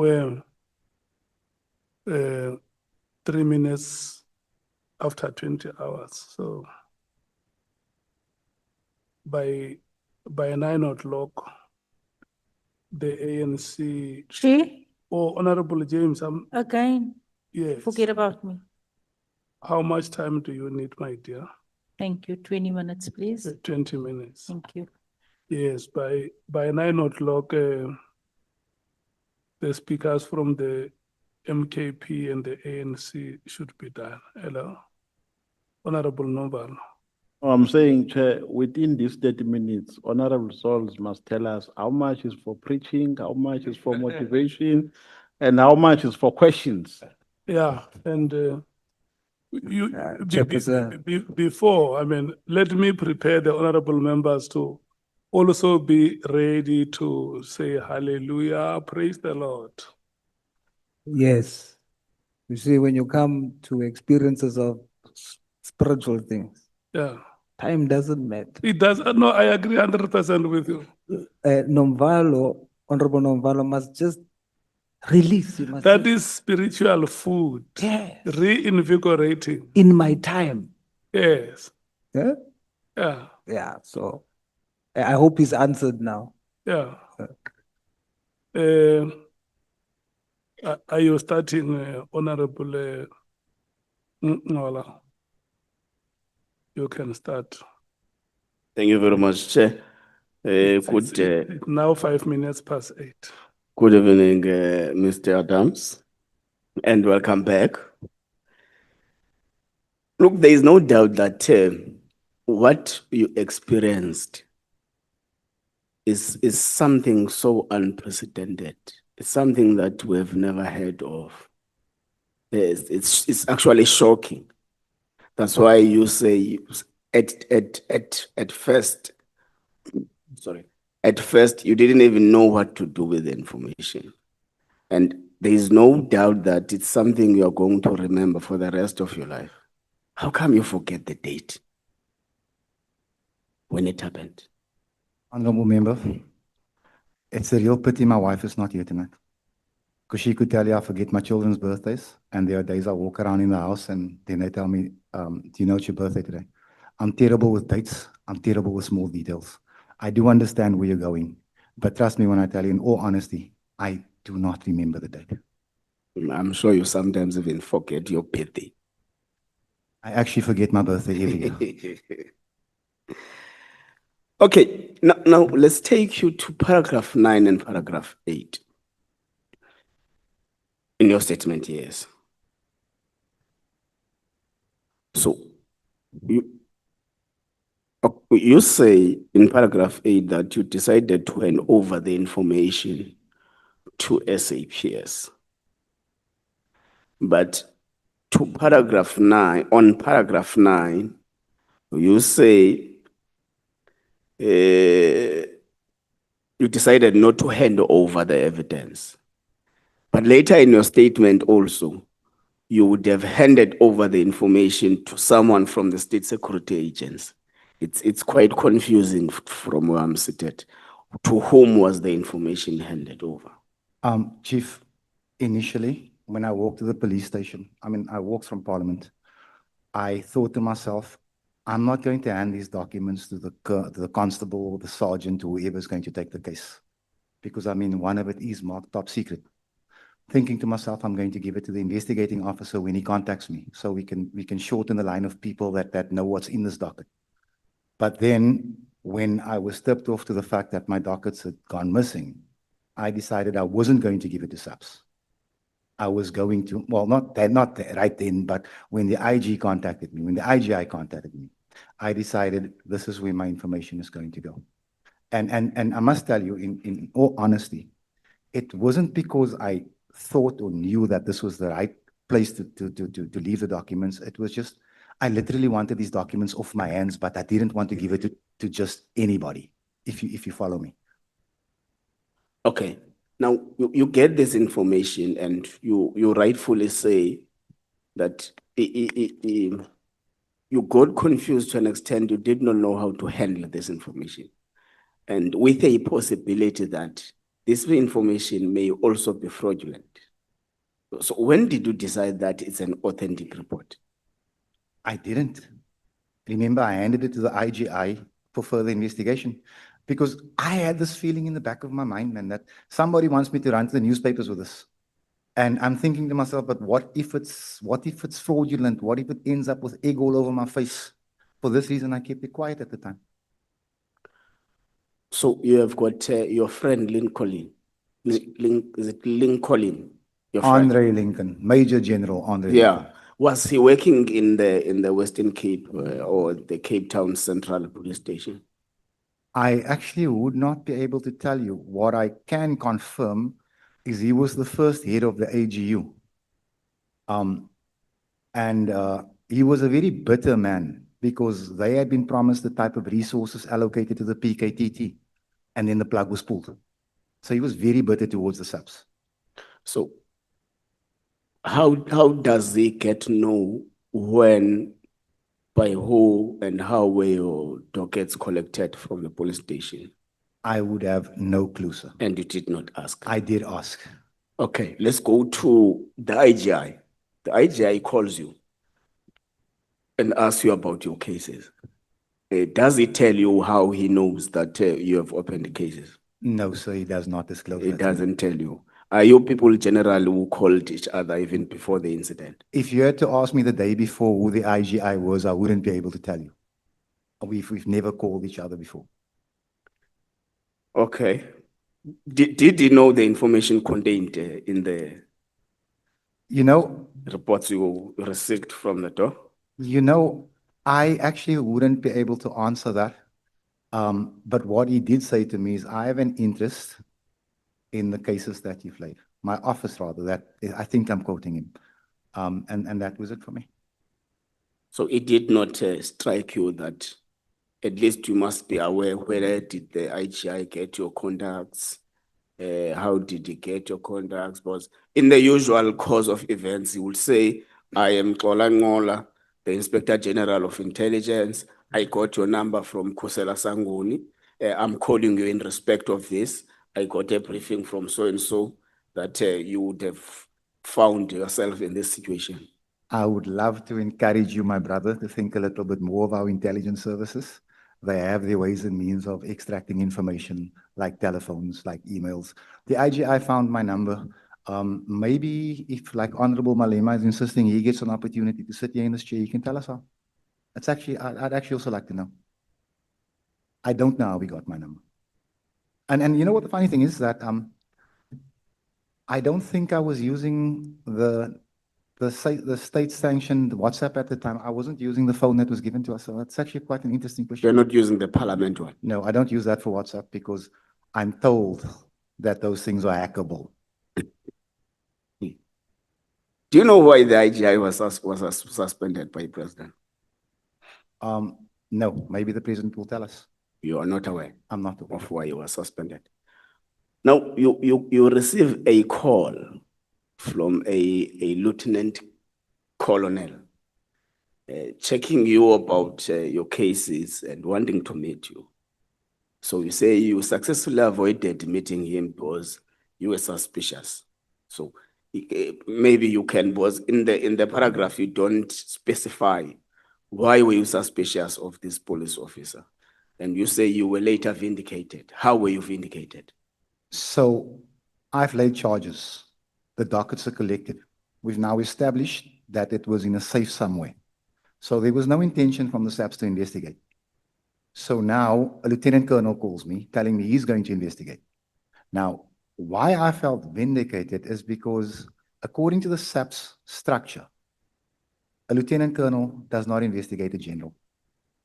So even if this guy was a genuine lieutenant colonel, he didn't have the authority to conduct an investigation. And for this reason, whenever he called me, I just palmed him off politely. No, man, I'm in Joburg. I'm sorry, I'm stuck in committee all week. I just gave him, because he called a few times, I just gave him an excuse every time until he went away. Okay. I've never seen a grabber. At what times does a grabber become redundant? What did you actually mean? You know, technology is a very funny thing. It evolves consistently. Yeah. Like an iPhone 6 is no longer in use because it's obsolete. So the grabber that was purchased by crime intelligence, by Dumisani Kumalo, mind you, they bought an obsolete grinder. See, the construction worker in me is coming out. Obsolete grabber. They bought a 4G grabber in the 5G era. But I have a suspicion that they knowingly bought that 4G grabber. I have a suspicion that they never intended to buy something at work. Because if you look at what the rumors are that the price was so inflated, I think they just bought a grabber for the sake of buying a grabber so they could loosen some money. That is what my suspicion is, but it's not something I can confirm. Like General Mkhwanazi would say, I thought to myself. Do you know which year was this grabber? I actually do have the data written. It's either in my office or at home, but I do, and I can supply it to the. Not just the year. You said you are not good with dates. I'm terrible with dates. Terrible. Was it not 2017? I don't want to lie. It could be, but like I said. Was the evidence that we have here is that there was an attempt to buy a grabber by crime intelligence in 2017, but the grabber finally was not bought.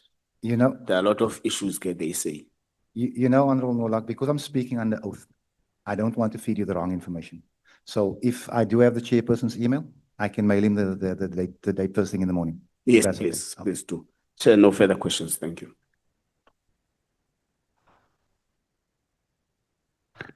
Honorable Sangwan.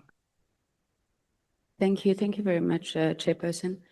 Mr. Adams, tell me, now that you've delivered your testimony, when all is said and done, what do you want us to take out of it? I would like for this committee to just look at the facts. Don't take my word for anything. Look at the facts that I've supplied.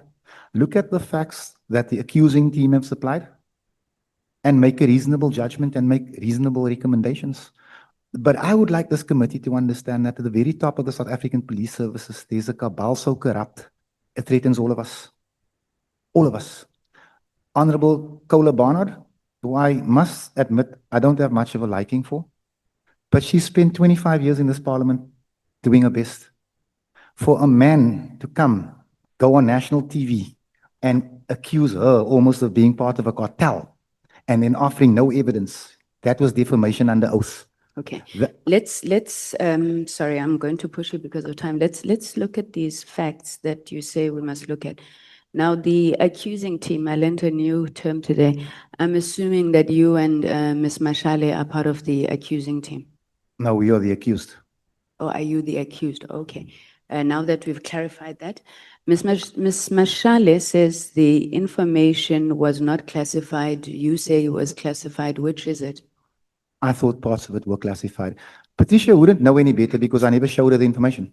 And I do think that she's trying to protect me somewhat, which you know what I love about her. But if I must tell you, how does that help us? Because you said we must look at the facts.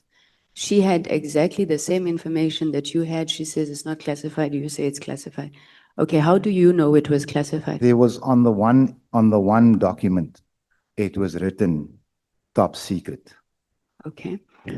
And now I'm trying to go to the facts now. One of the criminal documents you opened related to the abuse of the Secret Service account by Lieutenant General Khumalo, who you accuse of channeling funds of the PKTT. How much did he channel or siphon, or whatever the word is, and how did he do this? You know, Honorable Member, if you look at The 2021 uprising in KZN, when General Mkhwanazi and then Minister of Hele. Defense, I forget her name now. Nosiviwe Ngakula. There we go.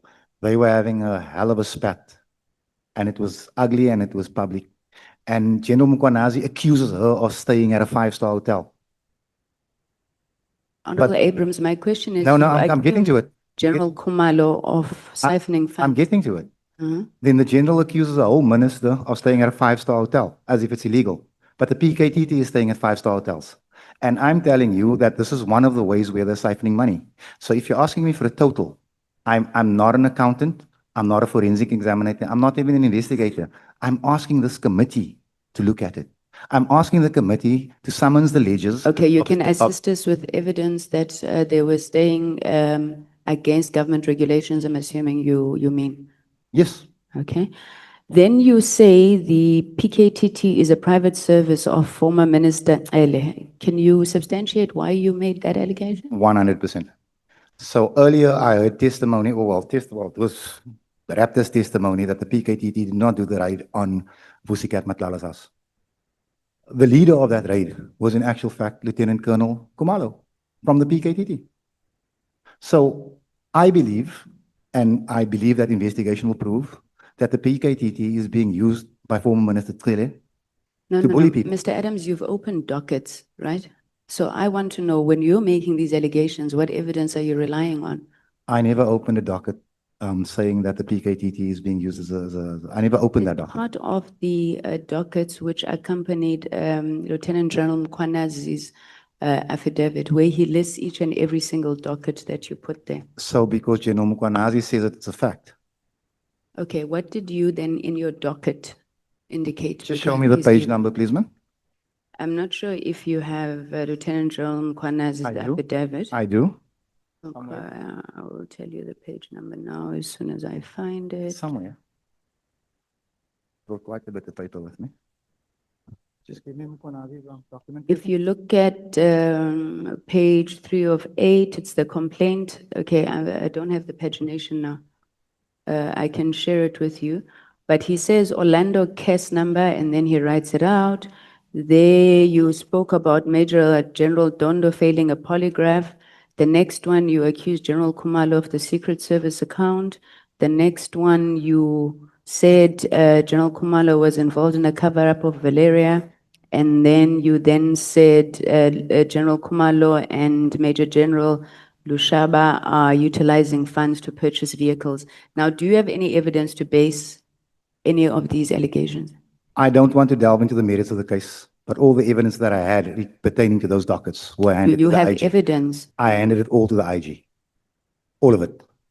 So you said that, and I'm quoting here, that in a civilized country, if I could find it, in a civilized country, if Lieutenant General Mkhwanazi did what he did, going around and speaking on things without evidence, it would have been dismissed or something to that effect. Why must we take you differently from Lieutenant General Mkhwanazi? Because you come here and then you just say. Don't take me differently. Take the judge who signed off on the arrest warrants differently. Because Khumalo is in court. Madondo is in court. So you claim to have evidence of all of this? I gave the evidence to the IG. I don't know how the IDA got it, but what I can tell you is everybody in this room knows that General Khumalo was arrested. Okay. On paragraph 25, you said General Mkhwanazi would have been dismissed. Oh, sorry. On paragraph 45, you say no one disagreed with the disbandment of the PKTT, and here you're referring to the Police Portfolio Committee. No one disagreed with the disbandment of the PKTT until a reason was needed to attempt to complete the capture of SAPS. What do you mean by that? Exactly what I say, ma'am. I was in the Police Portfolio Committee. Honorable Skosana was in that committee. Honorable James was in that committee. Honorable Kola Barnard was in that committee. And the disbandment of the PKTT was read to us as a fact. General Khumalo brought the presentation. There was not one word mentioned against it by anyone, including Mkhwanazi, until they needed a reason to call a press conference.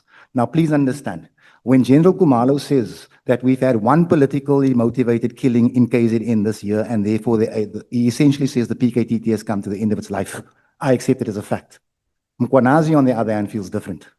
So are you saying that the portfolio committee, as well as these generals, then got a reason to complete the capture of SAPS? I'm confused. Not the portfolio committee. Okay.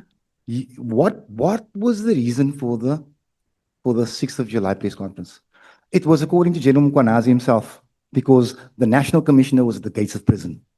It was to defeat the ends of justice, if he was telling the truth. This is what I'm saying. It's about the capture of the SAPS. It had nothing to do with the PKTT. The PKTT had been agreed upon in portfolio in front of all of us that it was no So you longer think necessary. Minister Mkhunu was correct to disband the PKTT? I think that the minister may have overreached. I think he should have discussed it with the IMC, which I didn't think at the time. But I'm willing to concede that because I was in full support of the minister. However, there was no disagreement on the disbandment of the PKTT. Okay. Do you know Mr. Cedric Ngabinde? I've met him. Before or after you wrote to the minister? I walked into Mr. Nkabende in the road outside here. Must have been a few weeks after. So you didn't know him before the I email? never met the man before. Okay, now on your annexures, and I do apologize, I don't have them in front of me now. Where you emailed the minister, where did you get the minister's email from? Email address? If I don't want to lie, I'm almost sure that I got 3 emails from General Lincoln, and then he called me and told me the first one doesn't work.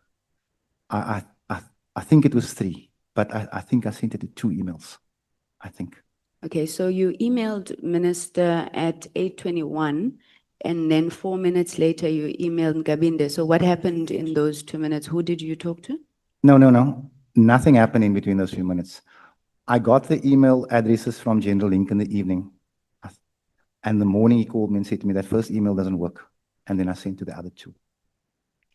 Okay, now why did you go to IDEC and not IPID again? IPID is toothless and useless. How many cases have they refused to investigate? How many recommendations have they not made? Why was this within the mandate of IDEC, according to you? I didn't know if it was in the mandate of the IDEC. I'm testing anyone and everyone. And if IDEC didn't get back to me, I'd have mailed the FBI if I needed to, but we needed action on this thing. But you chose not to go to IPID? No. Okay. So General Lincoln informed you that dockets were missing in the Western Cape. Who notified you in Gauteng? General Lincoln again. Oh, he also has access to Gauteng. That man was a legend in the service. What exactly did he do? People respect Mr. General Lincoln for being who he was, for risking his life to fight for those of us sitting here today. So what was his role that he could access such information? I have no clue. Very convenient though, Mr. Adams. Why is it convenient, ma'am? No, because General Lincoln is not here to give us this information. Right? I don't know if this is going to come as a surprise to you, but all of us will die. All of us. So tell me, you said, okay, you 2 days or 3 days after you messaged the minister, you contacted IDEC. Who did you contact at IDEC and how did you get this person? I was given the number by General Lincoln. He did not give me a name. He just gave me a number. It was a female. I did not ask for a name. I said that I need someone to contact me. I'm a member of parliament. This is my number. Okay, you had very scathing remarks to say about General Mkhwanazi and the 21 July unrest. You said he took leave. How long was this leave? I don't know how long paternity leave is. I've never taken paternity leave. Where I'm from, when your baby is born, you leave work, you go and check if the child has 10 fingers, 10 toes, you make sure it's got the family nose, and you go back to work. That's what I'm understood. That's how I understand it. Are you from KZN with a wife from the Eastern Cape? I'm from the Cape Flats, ma'am. Okay, let me finish my question, if you don't mind. Yes. General Mkhwanazi testified that his wife gave birth in KwaZulu-Natal. She is from the Eastern Cape. He drove through the night, took her home, where we come from. That's what you do. Now he went back to work, having checked the nose the following day. Now, that's why I'm asking you, when you come here and you say he took leave, what do you have that is contrary to what General Mkhwanazi said? I'm not, you're gonna have to argue with Minister Nkula, because she's the one that says that they were It's very adaptable. convenient that when you ask direct questions, somebody else is responsible for what you're saying, If not I you. was the defense minister at the time, I'd give you a direct answer. I wasn't. She's the one that was struggling to get a hold of Mkhwanazi. And also, if he drove through the night, that was one night. The case in unrest went on for weeks. And he testified that he was there. He wasn't gone for weeks. Ma'am, Okay, can you direct us, and hopefully this might be my last question, which policy says that crime intelligence buildings can only be used by crime intelligence officials? just a second. I actually do have the documentation here with me. But there is a policy on the purchase of buildings and the use of them. I've got a lot of documents here, but I did actually bring it with me. Just give me 1 minute. No problem.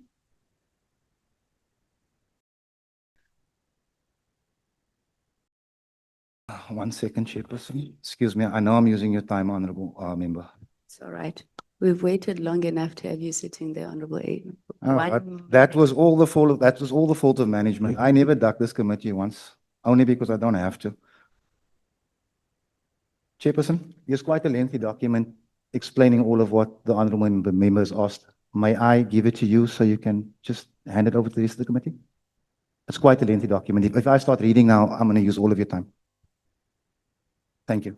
Okay, and then my last question to you, you said that Thank you, Chief. on paragraph 25.1, under oath, General Mkhwanazi claimed he would arrest Minister Bheki Cele if he committed crime. Minutes later, he accused Mr. Cele of trying to draw him into his own wrongdoing, in spite of admitting to this house, blah, blah, blah. No docket against Mr. Cele, what.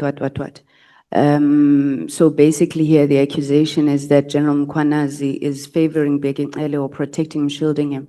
What is this wrongdoing that you think that General Mkhwanazi should have arrested Bheki Cele for?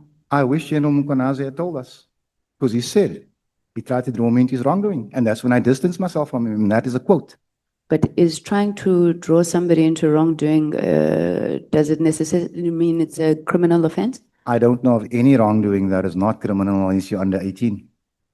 Well, I don't know, because General Mkhwanazi apologized for having implicated Mr. Cele in getting money somewhere.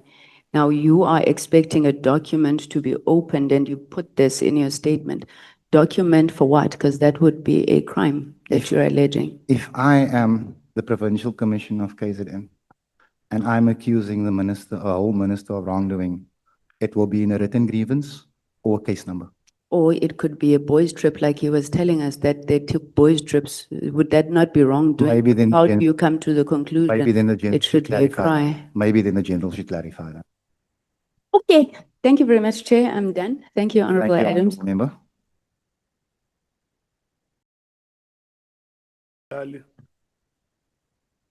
Well, thank you, Chair. Chairperson, Honorable Mkhwanazi said he wasn't going to do it.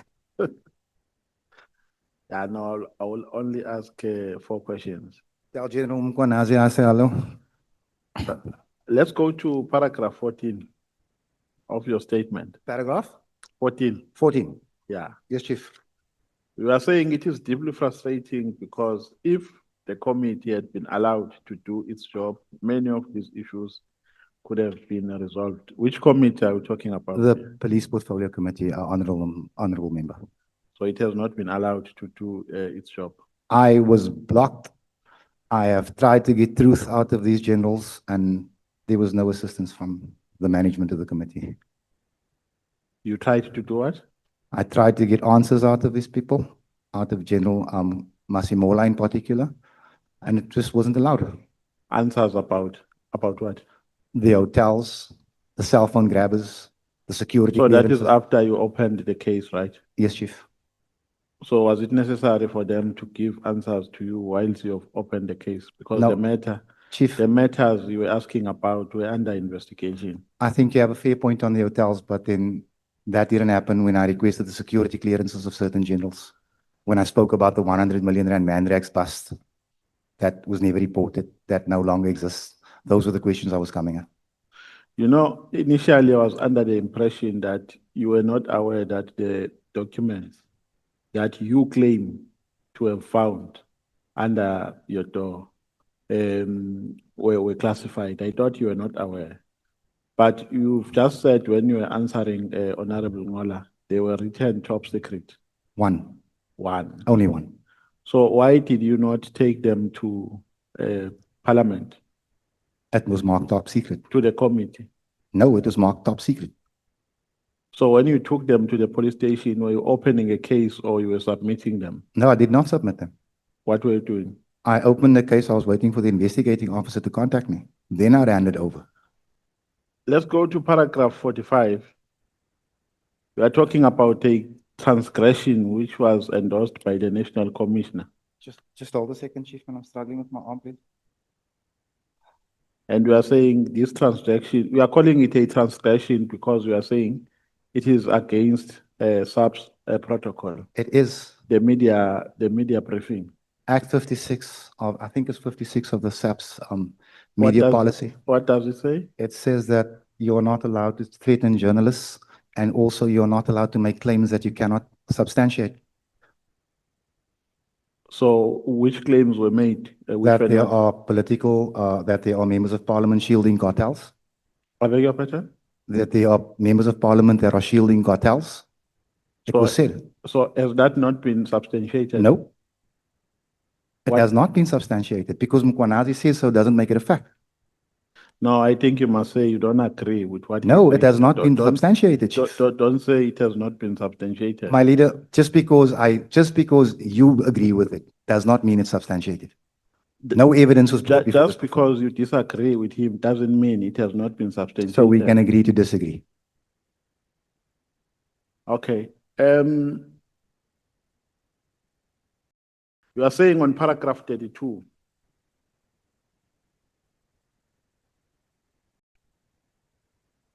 Matlala was the cash funeral of either General Masemula or Pegitele, or both. What evidence do you have to prove this? You know, Cat Matlala has essentially put himself in jail by admitting that he's given Pegitele a cash gratification. And then with regards to Masemula? I don't believe you can separate Masemula and Pegitele, because if you look at the logical points of it, like Honorable James said earlier, if you connect the dots, excuse me, Cat Matlala received this tender. The National Commissioner has admitted that he was aware of the process, but he didn't stop it. Of which process? That Cat Matlala was about to receive the tender. He's admitted it. No, but I'm asking evidence here because we are making. Chief, I'm connecting the dots for you. Why is it okay that Senthumule can connect dots, but those dots are invisible. No, Chief. No, I Chief. don't see any dots here. No, Chief. Yeah, only seen by you. Which dots are you talking about? Chairperson. Yeah, I'm Hold on, asking I'm for speaking to the evidence. chairperson. May I speak to the chairperson? Chairperson, I'm going to ask that I be treated as every witness before me. The witness before me was allowed to connect the dots. I was sitting right there. The person who brought us here said, in my thoughts, in my opinion. Now I'm connecting the dots for this honorable member, and I'm asking that you allow me to do it. No, but dots can't be imaginary. What? I'm talking about. Am I imagining the fact that Cat Matlala received a 360 million rand tender? Am I imagining that? Am I imagining that he got 50 million ran out of the SAPS? Am I imagining this? No. Am I imagining the fact that Masemola is the accounting officer for the SAPS? Yeah, calm down, then I'll ask. So you got the dots. I'll calm down now. Calm down, then I'll ask you questions. I'm asking you about evidence. Which evidence do you have which suggests that Masemula benefited Let me answer you this way. unduly from Mr. Matlala? Let me answer you this way. If Masemola does not receive a gratification, why doesn't he stop this madness? Why doesn't he? Why doesn't he stop this madness? Why doesn't he stop the tender or the payments? Why does he allow it to flow?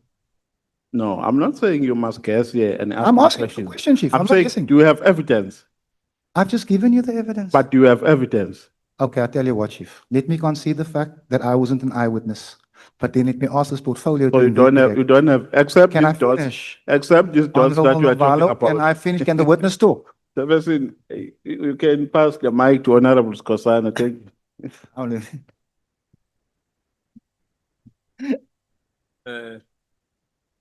you. Thank you, Chair. Good afternoon, Mr. Adams. Good evening to you, Honorable Leader. Well, you testified that you found an envelope containing documents alleged exposing criminal activity within crime intelligence that has been slipped under your office I think I'm not sure whether there's a carpet there.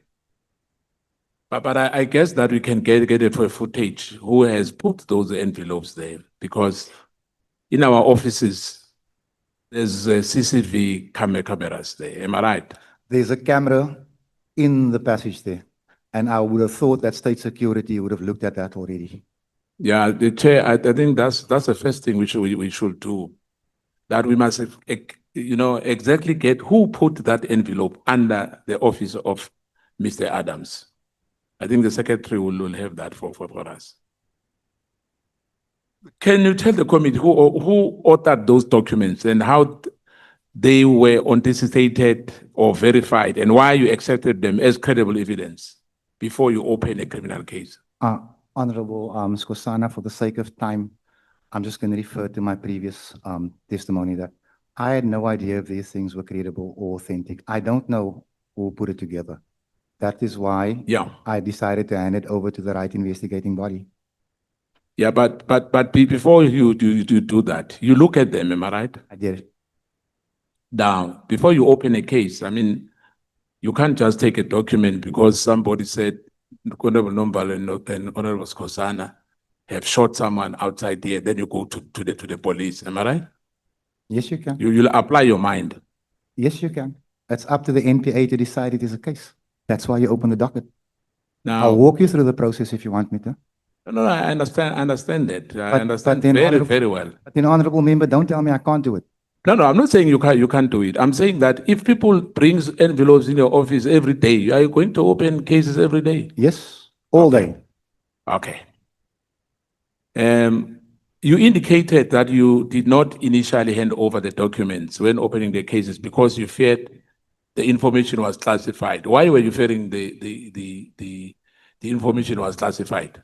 There was one document that was written top secret and it looked official. Well, was it outside the envelope? No, it was inside the envelope. So you opened the envelope? Yes, I opened it. I had to read it. I mean, how else am I going to know what's in there? Yeah. Now, hence I'm asking you, you said you feared, you were afraid of looking at this document. Am I right?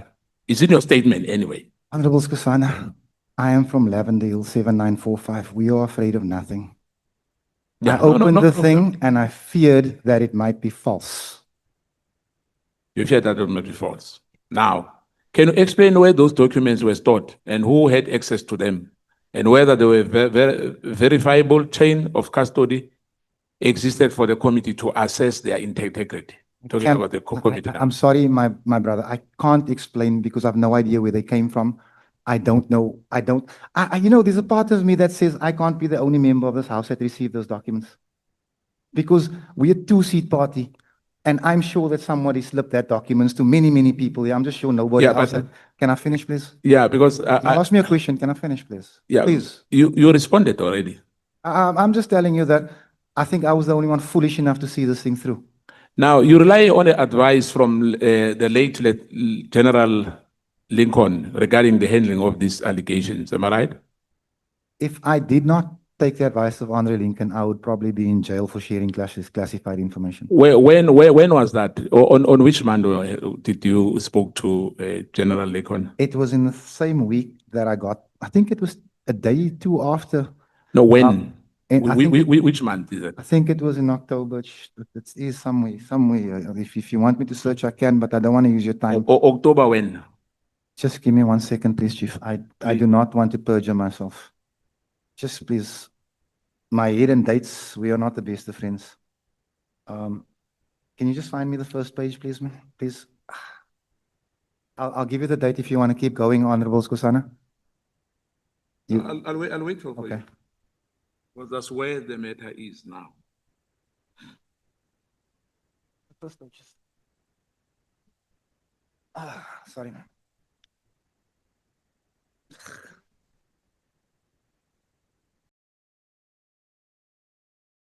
Don't you have my statement as well? Oh, yeah, I got it. Sorry. I'm sorry, I gave her the wrong documentation. It was in the last week of October Which year? in 2024, sir. 2024, am I right? Now, and when did you open the case? The case numbers will give me the dates. I can share that with you. Have you got the case numbers there? Thank you. I'm looking for the case numbers. I've got it here. I didn't expect. Okay, why you are busy? It's fine because of time. Did General Lincoln personally review the documents you received, and did he provide any written advice or corroborating evidence that supports the seriousness of these allegations? I told General Lincoln what the documents were about, and he asked me if there was top secret in any of them, and I said yes, and he said, then don't show it to me. You'll get into trouble for that. But you're in trouble already because you look at them as well. I'm in trouble for receiving it. No, I'm saying, you say, no, receiving is something else. You look at those documents, am I right? I opened the envelope, yeah. That's what So we you do. look at them. So if you get an envelope in your office, you're not opening it. No, I'm asking. No, I'm I'm saying asking. he said to you. No. But you can't ask me. Remember, Chief, I'm the one who's asking you. I'm expecting you to be reasonable, but you're not. I'm saying very to you, reasonable I'm saying to you, if you find an envelope on your desk, you're not opening it. So you're not doing your job. No. I'm saying to you, you say General Lincoln said you should not look at those. He said to me, don't show me the documents. Right. Now, you testify that after being warned, the first docket might be suppressed. You open a similar case at Orlando and Laklachte police station. Why were you opening cases in two different police stations? Because in fact, it's three. It's not even three. Two. Yes. So what happens is what happens is that when my dockets are collected here at Grand Central, I decide to make it hard for someone. Whoever. Someone. Well, right now it looks like Lieutenant General Peter Jacobs. Yeah, but do you have evidence that is Peter Jacobs? The evidence I'm relying on is Gen Senthumule, who spoke before me. No. I'm asking you that. Remember when you open a case, you can't say the evidence is me. Chief, nowhere in my statement do I allege that General Peter Jacobs collected my documents. I say my documents were collected. Yeah, but my question is, did you have evidence on what you are alleging? I'm asking you why you went to three police stations. And if you'll allow and let me just finish by saying to you, perhaps you can clarify these three dockets, whether were identical and whether you inform investigators in Gauteng that the duplicate cases has already been opened in the Western Cape. The documents were not identical. The reason I went to different police stations was just in case somebody was collecting my dockets again, I'd make it harder for them. And none of them were duplications. And no, I did not tell the police in Gauteng that the dockets were collected in Cape Town. I felt it was none of their business. Now, you suggest that SAPS official attempted to suppress the dockets by diverting them to provincial office. What documentary proof or official records do you have that shows the removal of those dockets was procedural or irregular or part of a deliberate cover-up? I am not an investigator. A man who I trust with my children's lives told me my documents were collected. That was good enough for me. What has since transpired, especially on the sworn statement of General Senthumule, was that my documents were in fact, actual fact collected, and that it was found to be with Lieutenant General Peter Jacobs. Now, I am not saying she's right. I'm saying this is her testimony. Yeah, but now I need your testimony now, Honorable Adams. You testify that you met Inspector General of Intelligence and handed the information to Advocate Governor, am I right? Yes, sir. So you had copies of this document. You opened cases, then you went again to the Inspector General. If you listened to my statement now the other night, I did not hand any information to the police. The copy that I had, I gave it to the IG. So when you open the case, you just open cases in those. I just gave a statement, a sketch of what was of what had happened, and that I wanted further investigation. But because you were afraid of something, what were you afraid of? A few things. My life, the documents disappearing, the suppression of the case, further cover-ups. I can go Yeah, on. but why then do you open a case if you are afraid of dockets to go missing? What are my options, Honorable Skosana? No, I'm asking The only you. place I can open where I can get a case number and have something investigated is with the SAPS. I can't have it done from Parliament. Yeah. I can't have it done from the hospital. I can't have it done from the civic. True, I Everybody- understand that. Can I finish? Yeah, I understand that. Everybody's asking this question, but nobody's telling me you should have done that. No, I'm saying to you, remember, you don't trust the police, am I right? Not at all. But you still went to the police station to open cases in the police station, am I right? I know people that don't like the day hospital, but they have to go and get their tablets there. I don't trust the police, but I needed a case number. Yeah, now, Am I right? or you only needed a case number, not the matter to be investigated. I wanted the thing on record. Yeah, That's what I want. that's what I'm saying. Chief, my statement requires further investigation. Yeah. So, Now- so what I'm asking for is further investigation, as long as I'm in possession of a case number. So if they hijack, I can move against it. Now, you made an allegation against General Khumalo that his testimony relied on the material generated by, what do you call it? AI. ChatGPT. Yeah. Do you have evidence of that? If you read his testimony and read what AI gives you, it's virtually identical. But I'm glad you bring up General Khumalo, Chairperson, because I would like to retract my retraction now the other night. General Khumalo was in actual fact the head of crime intelligence KZN at the time of the KZN uprisings, Honorable Skosana. No, Because- I understand No, that. no, no. Can I But finish? I'm asking about the, No, no, the, just the because evidence. you just triggered something. You asked me Yeah. to retract. I retracted. I retracted wrongly. He was the head of intelligence KZN. Yes. He was the reason for the failure of intelligence that led to the deaths of 300 people. But back to the point again. Sorry, can you, I beg your pardon? You said for the failure of?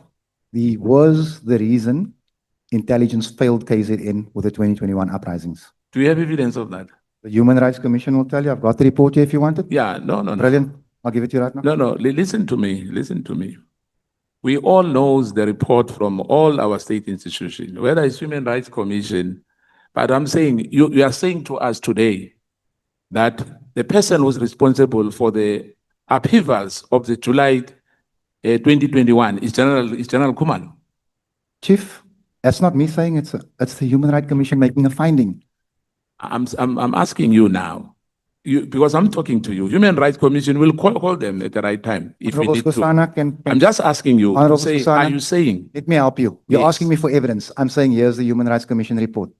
That's So- evidence. So That is it's evidence. entirely on John. That is evidence admissible in court. You don't need to like it, but that is a fact. No, I'm not saying I don't like it. I'm just asking you to say, are you saying today that because the Human Rights Commission says that in one of, not necessarily in one of the, you are saying it's General Khumalo who's responsible for July 21 unrest. I'm Am I not right? saying he's responsible for the unrest. I'm saying he's responsible for the failure of intelligence. The failure of the intelligence. Yes. And General Mkhwanazi, you said because he was on leave. Man goes on leave while his province is burning, so there's nothing I can do about that. No, I'm saying we are blaming him as well for him to be on leave. I'm telling you the man went on leave, sir. I'm telling you that any man who would have stood by the hospital window and watched his province burn should have been fired. So I'm asking you, it's not about sentiments here. I'm asking you a simple question. Are you saying it was wrong for General Mkhwanazi to be on leave because they are banning Spar supermarket or they are banning a stadium or whatever? Because 150,000 people lost their jobs and 300 people lost their lives. He shouldn't have been on leave. Let me say to you, if he was in, those people would have been alive today. We could have saved lives. I'm asking you. We now. could have saved lives. Yeah. The troops work best when the general is let me there. ask you, Mr. Adams. I'm not saying that 300 people wouldn't have died. I'm saying we could have saved 1 life, 10 lives, 15 lives. Who knows? Yeah, but remember, those culprits, if I may ask you, are those culprits being arrested as we speak here? You know, this is something that I feel very passionately about because the 300 people killed during the KZN riots, those were politically motivated deaths. And the PKTT is not investigating that. No. So you are asking the No, wrong person if the culprits are being arrested. No. Some others is not politically, as you say. It was thugs.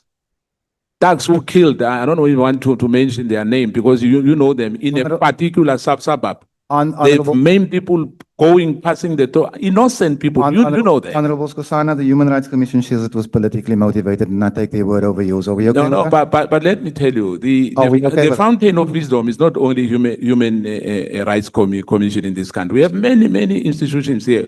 We've got parliament as well. Chief. We need to probe that. We can't say because human rights commission said so, then we are closing our eyes. I will welcome you, Chief, if you start probing it, but that's what I have before me right now. That is a finding, that is accepted, and that's what I'm going with. Yeah, now, you criticize the SAPS leadership for failing to name cartels operating in South Africa. Can you provide the committee with an independent intelligence report, case files, or investigating finding confirming the existence of such cartels that SAPS allegedly ignored? Can I answer you like this? At the press conference, the cartels was the headline. At the ad hoc committee, there was no information on the cartels. You can't ask me- Why are you saying it was Can I finish? headlines? Can I finish? Yeah, but don't. Can I qualify my answer? Yeah, okay. Honorable Skosana, this can't work, my brother, man. Please, if Yeah, you but ask me a don't question- mislead us, please, because when you say headlines on the July 16 about cartels. The most striking part of that July 6th press conference was the cartels. Yeah, but that's for you. For me, it was not, and for other people, it's not. Let me retract. Cartels. Let me retract. Yeah. But at the July 6th press conference, it was about cartels and the existence of cartels and the politicians protecting cartels. And at the ad hoc committee, it was no, we've got no evidence of this. Yeah. Then they name a thug.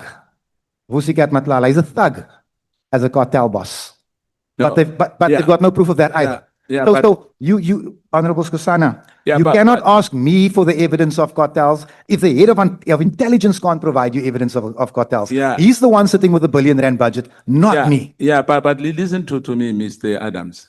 If you have evidence is not information. Information is not evidence. We are giving me information. That's not evidence. There's a huge difference between evidence and you said there's facts. And I'm saying to you, isn't correct for you that you have facts. It's facts for yourself. You cannot be facts for all of us. We must still probe that. Do you agree? Any investigation starts with information. Yeah, and then now what are I'm you doing? saying, are you saying to us you've got evidence?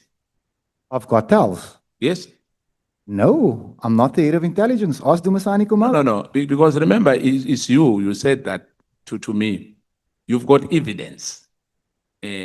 Most of your things, like you said. When did I say this to you, leadership? No, that documents which they put under your carpet, you regard it as evidence. And I'm saying it's not evidence. I regarded that as information, therefore I laid a charge. Yes. I'm So struggling with you here. it's not I'm struggling with evidence. you here. But we agree that is not evidence. What is not evidence, sir? Those documents you have. A judge finds that there's prima facie evidence.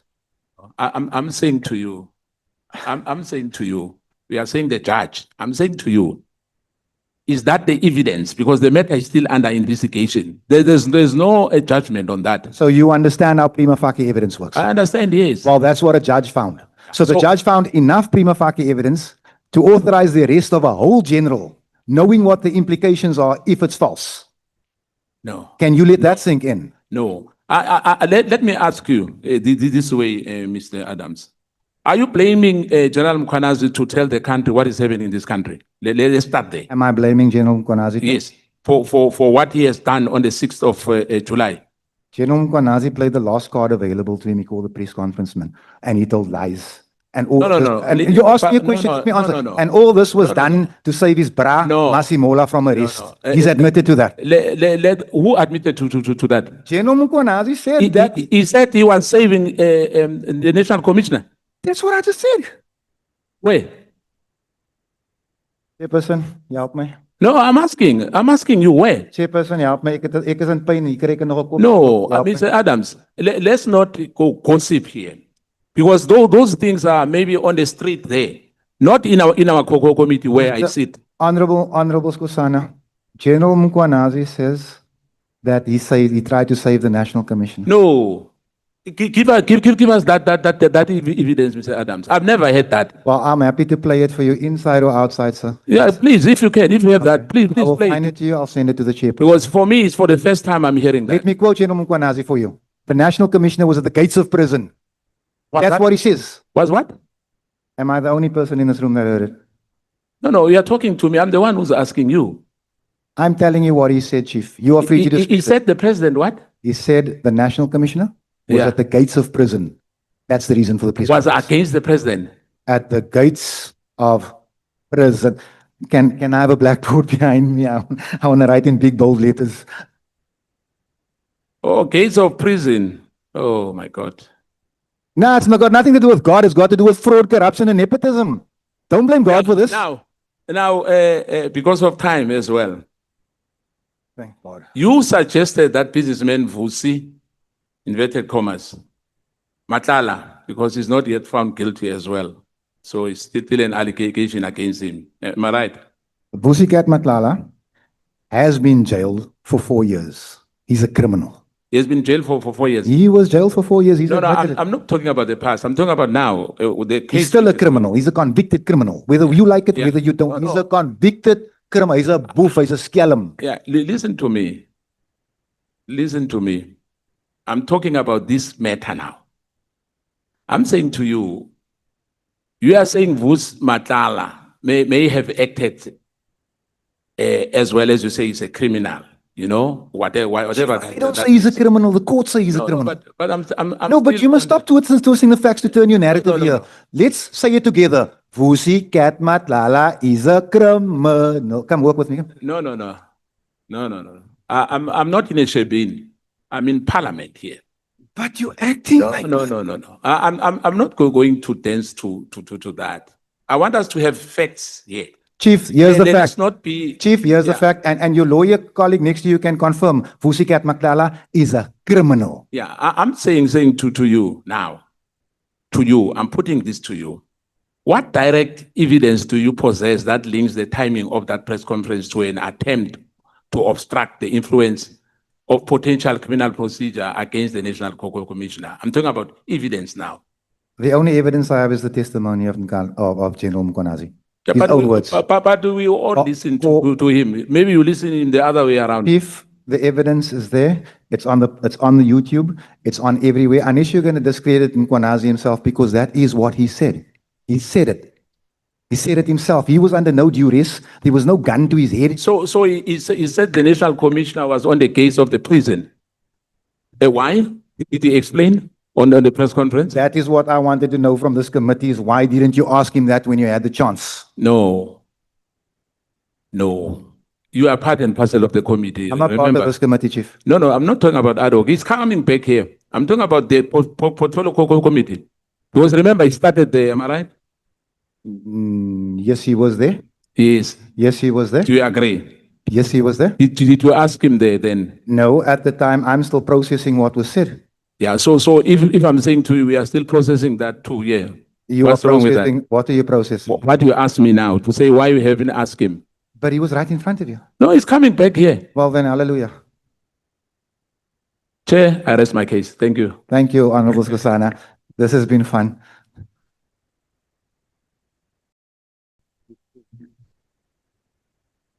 I'm going to, Chairperson. Can you please retract that? It's funny, Chair, because we are not here for It's been fun. funny. I said it's been fun. I enjoyed it as fun. Chairperson, can I just request just a 10-second recess? I just need to grab a tablet behind me, please. 10 seconds. 10 seconds. I just need to grab a tablet behind me. 10 seconds. Thank you. But before you use the time that you request, can you recite those lyrics again so that Honorable... Oh, that Cat Matlala is a criminal. So that Honorable Kwalabanat She better be nice to me tonight. can also tune in. Yeah? Because I see Honorable Skosana is like me. We are used to the notes. You learn the notes, do, re, mi, fa, so. No, we will sing it on the plane when we go to KZN tomorrow, Chairperson. So if you just want to start without the notes. No, Chair. Yeah? You start with lyrics. Chairperson, can we get back to serious business, please? Honorable Kwalabanat, are you ready? Thank you, Chair. I would ask that my colleague perhaps moves a little bit. I can't see the witness. Sorry. Out. No, not you. Thank you. I'm sorry to do this to you again. Should I move to another chair? No, He's very obliging. Thank you very much. Let's start with what is your personal theory on who is leaking information generally from crime intelligence, let alone classified information, and to what end? Because there are now constant reports, weekly reports, pouring out of crime intelligence and in the newspapers and the news online. The honest answer, Honorable Kolobana, is I don't know. It is a concern because if you go onto social media, there's like 7 or 8 people constantly posting sensitive things. I mean, the fact that the IGI's report has been leaked to the media, it's a concern. I don't want to mention a name without even a little bit of information because I don't really know people at crime intelligence, to be honest with you. Because General Theo, in our last discussion, that must have been 2 weeks ago, told me that this is a ticking time bomb. He said it's only a matter of time before someone gets killed because of these leaks. So it is a real concern. Look, I agree with you in your statement that the JSCI did not exist at the stage when you received the documents. It was only constituted on the 1st of April 24. So your options were indeed very limited. And that fact meant you had to go to the SAPS or the Inspector General of Intelligence or both. So what outcomes were you looking for in terms of both of those visits? I was just looking for justice, Honorable Kolobana. And I told someone, I think it was the weekend, I wish I'd thrown those documents in the bin and just forgotten about it. Because it's actually turned my life into a nightmare. There was a stage, and there's people behind me that can confirm it right now, where I would have to have armed people collect my kids at school, where I would ensure that my wife didn't walk anywhere, not even to the shop, because it was hectic. The strain on my family, for all the good that may come out of this committee, I don't know if it was worth it. I don't know. The times I had to move my family from our home because we were just concerned about the amount of cars stopping when the neighbors tell you about people stopping in front of your house, taking pictures of your home. It was a nightmare. So there's a big part of me that wishes I'd torn those documents up and just walked away. But when I look at what these people have allegedly done, I'm actually very glad that I didn't. I'm not sure if you're aware of the 2018 high-level review panel report on state security and the state security agency known as the Mufamadi report, which found that excessive secrecy and the cloaking of activities under national security were used to conceal widespread criminality, corruption, and political factionalism within the South African intelligence services across the board. Now, that was released by the president in 2019 and provided a damning indictment of the agency's operations. It seems you're claiming or agreeing that exactly the same thing is happening in crime intelligence, using secrecy to cloak criminality. I wasn't aware of the report, Honorable Kolobana, but it does not surprise with me. Not a secret It's not, report, it's but, out there. but I hadn't read it, but it doesn't surprise me. And I'm 100% in agreement in what was said, because it does appear as if there are people at crime intelligence and at SAPS as a whole who see the funds from crime intelligence as their own personal ATM. Now, this committee is looking at possible criminality within our security services. Now, what you've raised here speaks precisely to that. I've never seen classified documents outside of the JSCI, so it's a mystery how you came by them. I don't know who leaked them to you, put them to you, shoved them under a door, whatever they did with them. So you spoke to the information about properties purchased by crime intelligence, which now seems to be endlessly reported on, presumably also via a crime intelligence leak. Do you have contacts within crime intelligence who speak to you regularly? No, ma'am, I do not. I do not. So where are the leaks from? I tell you again, I don't know where those documents came from. And if I knew, I would certainly tell someone. Maybe not you, but I would have told someone. I don't know who put those documents there. I'm hoping the cameras will reveal something. That is the reason why there are cameras. If I wanted to lie about where those documents came from, I would have said someone left it on my windscreen. Someone left it at my Mitchell's Plain office. There are no cameras there. I'm telling the truth that I walked into my office and there it was. Okay, your theory. on why this particular entity is leaking like a sieve?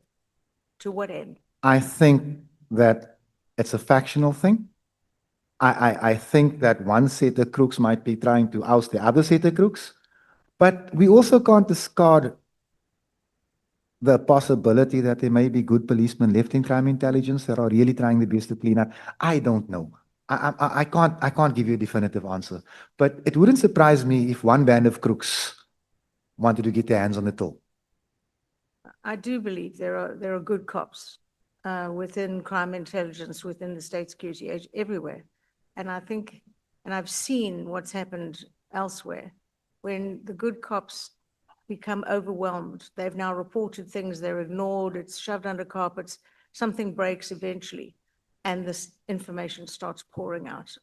My personal theory is that's what's happening now, but we'll have to wait and see. Now, do you believe that the late General Lincoln, had he lived, would have been tracked down and charged for speaking about this matter with you, for advising you to do what you did? After all, we see whistleblowers today, hounded, killed.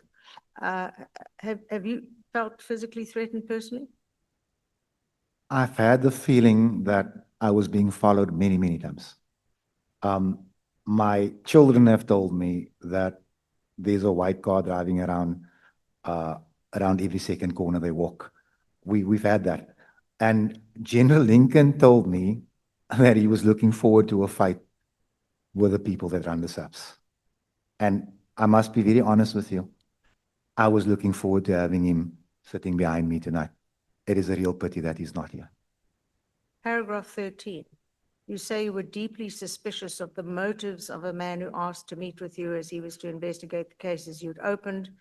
You explained earlier how you avoided his calls. Now, what made you suspicious? Some might say paranoid, in terms of a police officer saying he was going to investigate your matters. Yes, he called. And my issue was, I'd laid the charges, my dockets had been collected. So there was no intention to investigate until I'd spoken to the IG and the IDAC. But when he introduced himself as Lieutenant Colonel, because again, I said to him, I think my first conversation went along the line of we can meet next week.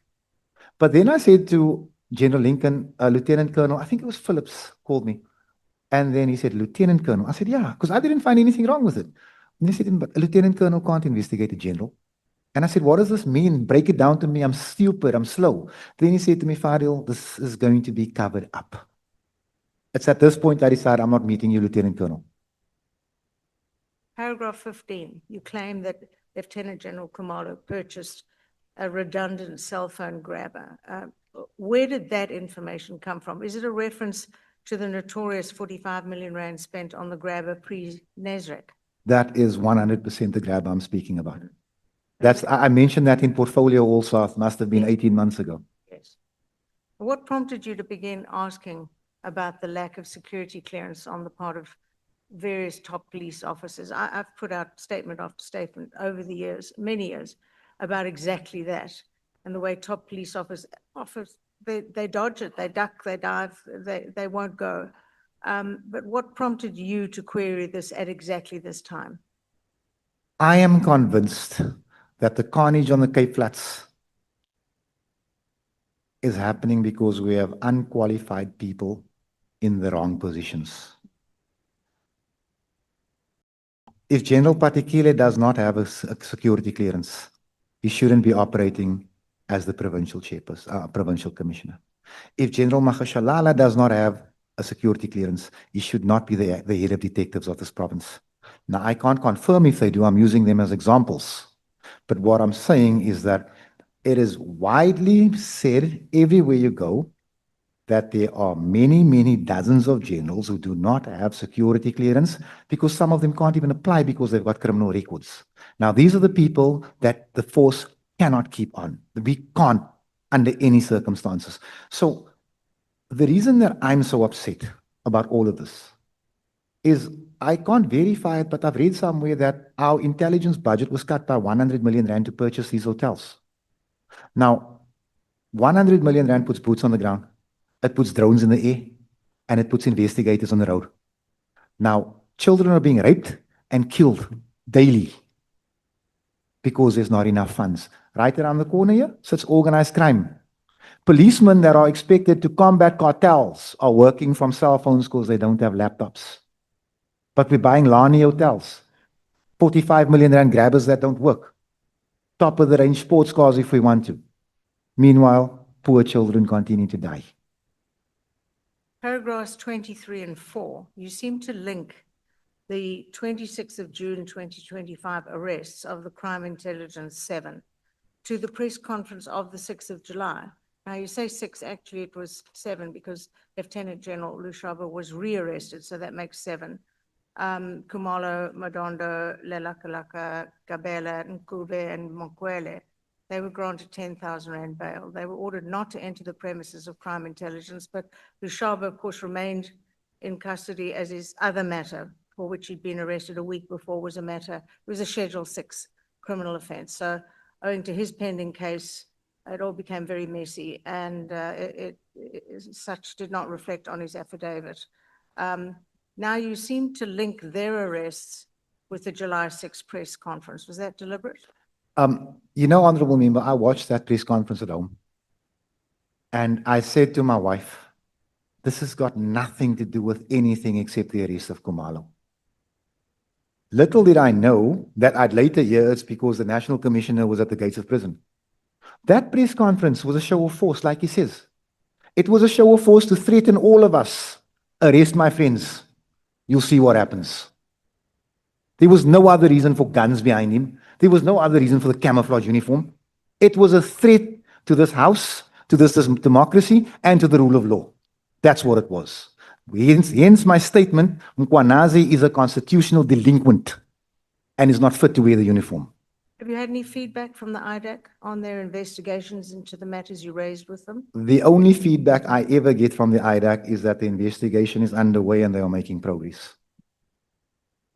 Final question. We read earlier today with an earlier witness about the internal SAPS report that cleared Lieutenant General Khumalo of the charges, your charges, as there was no evidence supplied. Now, how do you view that the SAPS believe that unless a civilian provides concrete evidence, the charges must then be dismissed? It does seem to me, in my many years on the Police Portfolio Committee, that so often a criminal charge against an officer who's in court being charged criminally, you see the same person being cleared internally. But what do you expect when the head of SAPS legal is Bekitele's former legal counsel?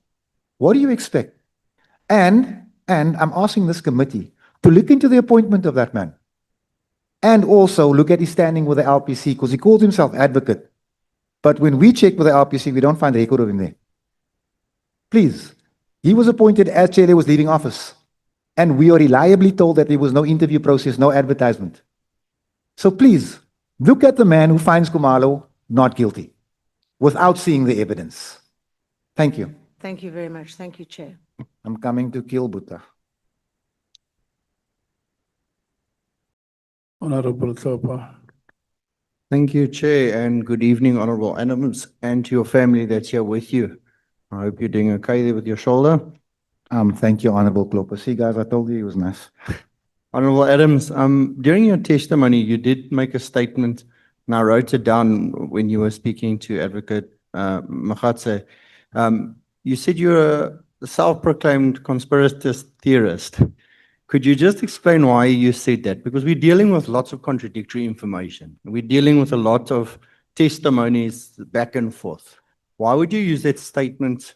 When I say I'm a conspiracy theorist, it's based on the simple fact that I generally believe that where there's smoke, there's fire.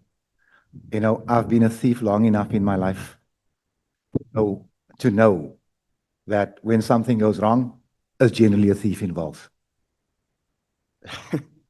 Don't even know how to respond. What are you saying, leader? No, some of us can admit to our shortcomings, Chief. I was a thief for many, many years and more. Thank you for your honesty, Honorable Adams.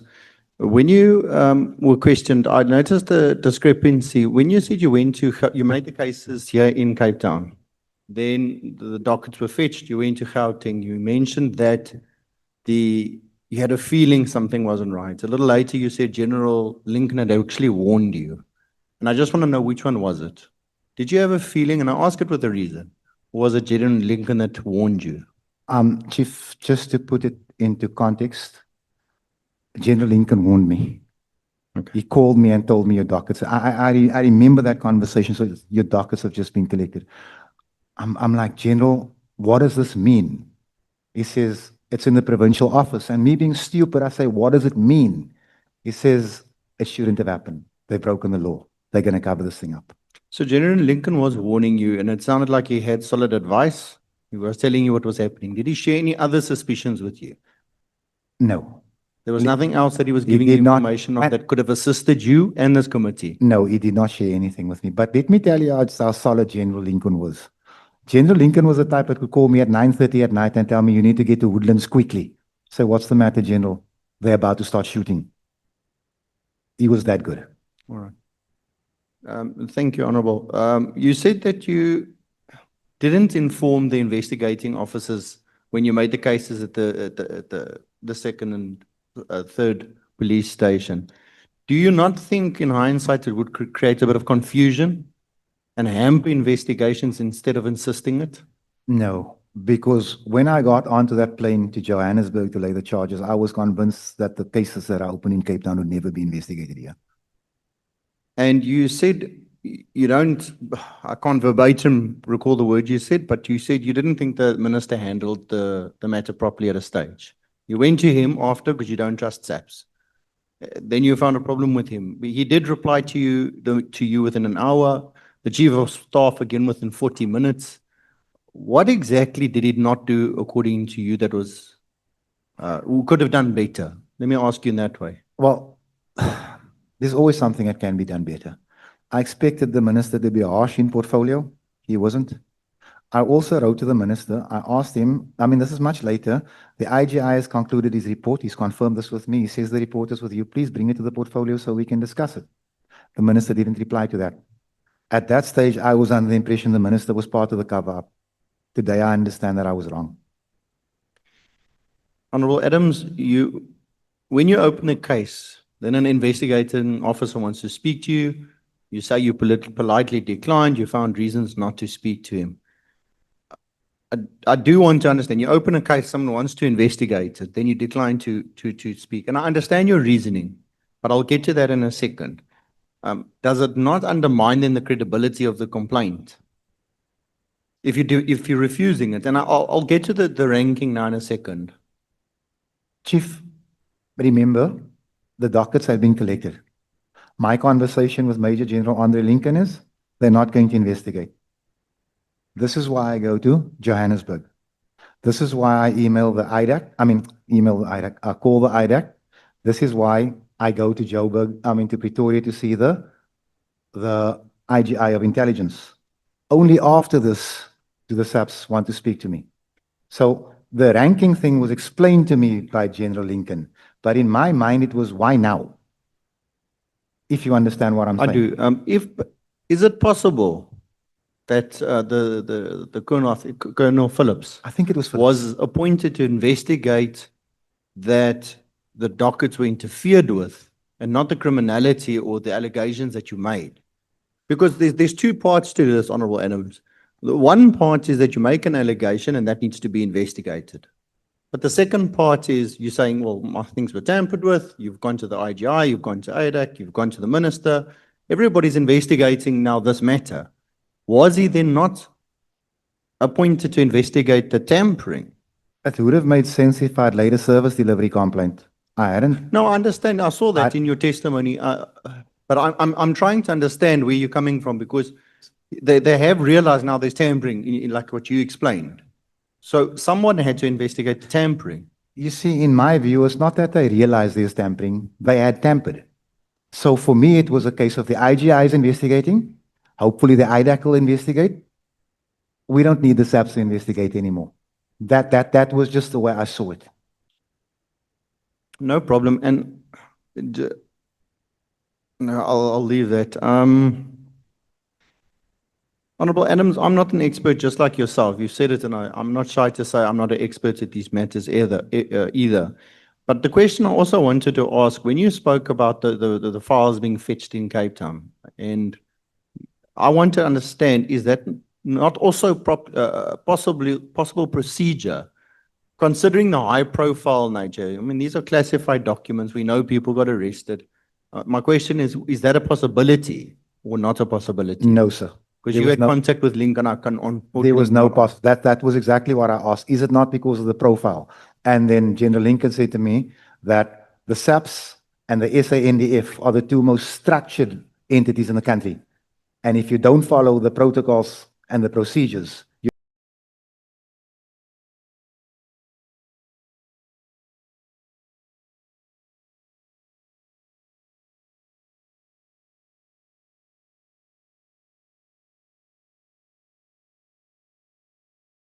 none.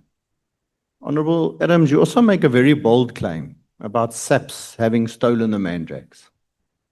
And you went on to say that in your testimony, while you were verbalizing it, you said that, well, if the National Commissioner didn't know, he knows now. Do you have any evidence of the SAPS actually having stolen that? And Honorable Adams, I'll ask this, I think, with the same passion that you have, and I really hope you do have evidence. You know, because I feel strongly about my kids, the same as what you do, and we wouldn't want our kids getting hold of drugs. You know, Honorable Kloppa, I asked the question in portfolio. I gave them the case number. I said, here you go. Here's 100 million rands worth of mandrakes that has disappeared. I mean, that has been confiscated. Why is it not in the media? I was given a response, and it's in the minutes which I've submitted, that it's undergoing further investigation. When we checked a few weeks ago, months ago, on the status of that case no longer mentions mandrakes. It talks about firearms. So the question we have is, what happened to the mandrakes? And therefore we say it's stolen. I know it's a bold claim, but let the National Commissioner come and make a different one, because 100 million rands worth of mandrakes, that's almost exclusively sold here on the Cape Flats. And that is why it's personal to me. No, 100%. And I think those are the questions that needs to be, that's why I'm asking them, because there is an opportunity to still question. And I want to ventilate these issues because it doesn't help if you don't come forth with it now, it will be lost. You made another claim about the PKTT and you said, you bet your seat in Parliament. I think I heard you correctly. You did. And you said that, other people are staying there. It's a money laundering thing. I want to understand, do you have any evidence of this as well? Again, I'm asking, and I hope you have evidence of people staying there, because it's not that it's trying to prove you wrong, but it's about having when we have to compile a report, that there's actually evidence that we can use to substantiate why we want something followed. You know, Honorable Kloppa, when any SAPS team, task force, unit travels, you know where they stay? They stay at the City Lodge. 1,000 rand a night, 1,100 rand a night. The PKTT is being housed for 10,000 rand a night. So I'm saying to you with confidence that if I am wrong, I'll happily vacate Parliament. But I'm asking this committee, because those hotels were bought with the proceeds of the police portfolio's money, I'm asking the committee to subpoena the ledgers and the books so we can see who's being invoiced for what. Because I'm telling you with confidence, and I dare General Khumalo or General Masimola to go and lay a charge against me in the morning for what I'm about to say. That hotel is part of a big money laundering scheme. You stated in your evidence after meeting IDAC, you considered that the case was finalized in paragraph 11. Is that correct? I considered the issue finalized in that I've done my job. Correct. I've given the information to the IGI. I've described to the IDAC what's happened. I'm out of this now. That's what I'm thinking. The investigation must flow. And if the documentation I handed is fraudulent, nothing will come from it. And hopefully someone does their job if the information is verified. You then, I think in the next paragraph, you spoke about you went to the IG. You gave all the information over to Advocate Governor. And in this paragraph, I would think, you think, well, now it's final. Yes, essentially. Did you do anything after this you've gone to IDAC, you've done that. Did you consult with the police portfolio? Did you consult with the minister? Did you consult with anybody after this? I decided after bringing things up at the police portfolio that it was hopeless, in my view. And I say it again, it's a self-criticism. I sit on that portfolio as well. I did not speak to the minister further. I do not have the minister's number. I don't have conversation. The only minister I actually speak to is Gayton McKenzie. And that's more of a, it's a whole colored thing. It's a different type of vibe. I want to ask this question. You say you considered it finalized, but you've also at the same time in this committee spoken about very strong conviction of accountability, transparency. You wanted to see prosecutions. Did you consider it finalized personally, or well, whatever happens, happens kind of finalized? No, I considered it finalized personally. As in, I've done what I can do. There's no more I can do after this. I was just too happy that someone was saying that they'll investigate. I understand. Honorable Adams, it was alluded to previously, and I want to bring it up again because it bothers me to a point. You can't help if someone slips something under your door, as much as you can't help if someone leaves something on your windscreen. I understand that. And your name has, according to you, also been dragged through the mud. Your family's in danger, and all of these type of things. And I know it's not your job to investigate either. But in order for your own name, why didn't you try and get camera footage already? I mean, I'm just looking at it from a logical standpoint. If I was in the firing line, I would have definitely tried to at least get camera footage, find out who's scanning. And you said it when you were verbalizing again, 6:15 every morning you're in the office. So, you have a timeline, you have a whole schedule. Honorable Klopper, I was under the impression that state security would have done that already. Therefore, I didn't bother. And also, I'm concerned about the safety of the person that slipped it under my door, to be honest with you. Say again, sorry? Recently, I've thought to myself, how long is this person going to live when they find out his identity or her identity? So, for me, I'm hoping state security knows who it is, but I'm also hoping they don't disclose the identity because funny things are happening right now. You see, Honorable Adams, I think the problem that I have with this type of how this matter was dealt with is in this case it maybe did work out in a great favor that people were arrested and brought to book and are facing trials and all of that. But we also have heard in many of the testimonies here with just banning PKTT, exposing people, suddenly withdrawing them, it put them at risk. And I think that's the reason I'm concerned about the way the crime intelligence or the information is leaking. Because today it works out, and tomorrow someone's dead for the same thing. And I think that's what concerns this committee, because our terms of reference isn't to decide whether you're guilty or innocent or prosecute you. We're not prosecutors. I don't pretend to be one. But it's to understand how do we strengthen our institutions. And if people are allowed to walk into parliaments and slip a paper under your door that's got information, I mean, they can slip into parliament and slit your throat too. I don't disagree with you, Chief. So I do not disagree with you one bit. Honorable Adams, I'll rest there. I have actually quite a lot of more questions, but okay, I just want to ask this quickly. Three short questions. You obviously have been following the committee and all of these committees, the ad hoc commission, and you are aware of the allegations made by Cat Matlala that former Minister Tlele received large sums of money. Yes, I am. You're also aware former Tlele also met with Cat Matlala according to his own witness statement, where Mr. Matlala proceeded to tell him he was being pressured into false statements against SAPS members for the theft of Rolex watches, etc. Yes, I am. Literally admitting that he was lying and putting fellow policemen in prison. That's why I said he's a thug.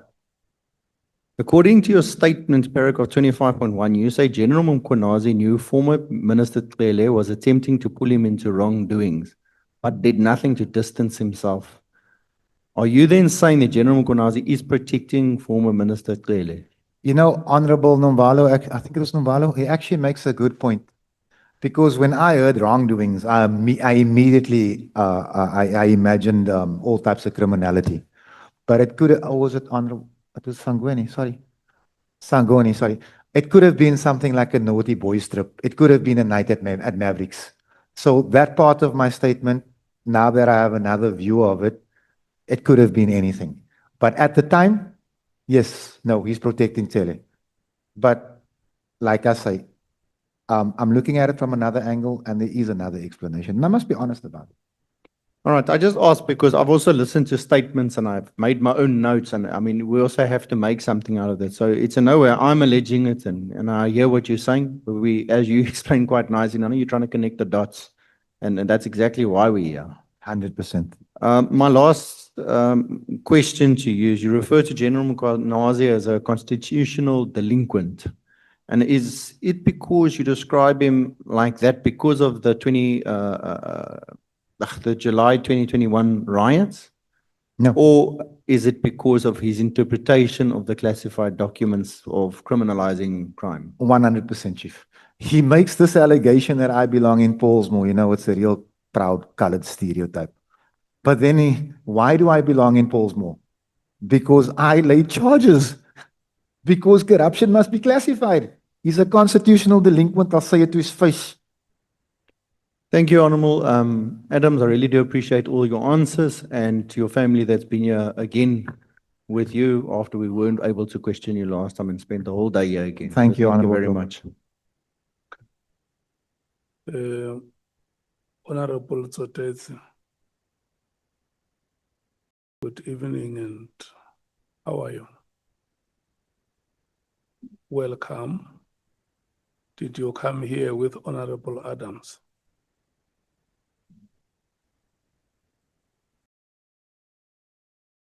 Okay. The EFF next speakers. Chairperson, Honorable Malema has a really stern look in his face right now. I'm feeling intimidated. No, thank you, Chairperson. I'm not going to ask any question. Where you are seated, you must know there's nothing wrong you have done. No one must ever, ever try to tell you nonsense. There's nothing wrong you have done. You come across information, you go to the police. And what police do with it is none of your business. You have reported it to the authorities. That's how it works. Where should you take that information to? To the same corrupt politicians who are in cahoots with thugs, whose political parties are formed with blood money, and tell you, no, take parliament, take it to parliament. Which law is that? You come across nonsense, you report it to the police. It doesn't matter who is being implicated in the nonsense. There are no holy cows here. There are no holy cows here. We are here to investigate wrongdoing. It doesn't matter who has done it. No one.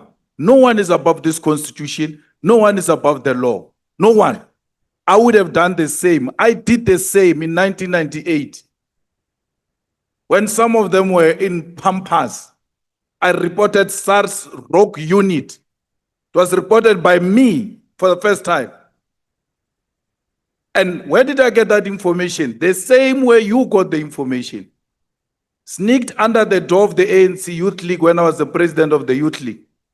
That we were being listened to by the SARS rogue unit, all those who support Jacob Zuma at that time. So how you get top secret information and things like that, there is no formula. You reported that matter to the police. That's the beginning and the end of it. Do they want something from you? If they are legit, they call you, you give them whatever you have. That was the right thing to do. That's what we members of parliament must do. We come across anything, we report it to the police. How are you going to know that it's top secret if you don't open the envelope? How do you hold an envelope like this intelligently and say this is top secret? Because you have to open the envelope and you have to find it written top secret for you to declare it top secret. I believe Honorable Skosana knows how. So there is absolutely, members of parliament have got a duty to report wrongdoing to the police. They can still come here and hold the authorities accountable, but that doesn't take away the fact that if you see anything wrong, you must report it to the police. Whether you are right, whether you are wrong, it's not for me to judge. They must do an investigation and they must come back to you and say, Honorable Adams, you were wrong. There is no prima facie evidence. Whatever you gave us doesn't work. So those are my remarks. Please, you must never be worried. Some of us have been worse than what you are going through. We joined this thing. The first thing they told us when we joined the struggle was that we must never be scared of policemen. Why should they use a policeman to scare us? We must never be scared of death. And we join this thing, we put our families at risk. We do it consciously for the good of society. So we must never, through the intimidation of the kids and the wife and all those, be made to retreat and be scared of thugs that want to intimidate you. Stand with the truth. That's all you need. Otherwise, after standing with the truth, even if you die with a clear conscience that I was never on the side of wrongdoing. Even when it was fashionable to do so, I've never compromised the truth for political expedience. Over to you, Honorable Mates. Oh, she's going to ask the question. Yeah, you can ask me a question.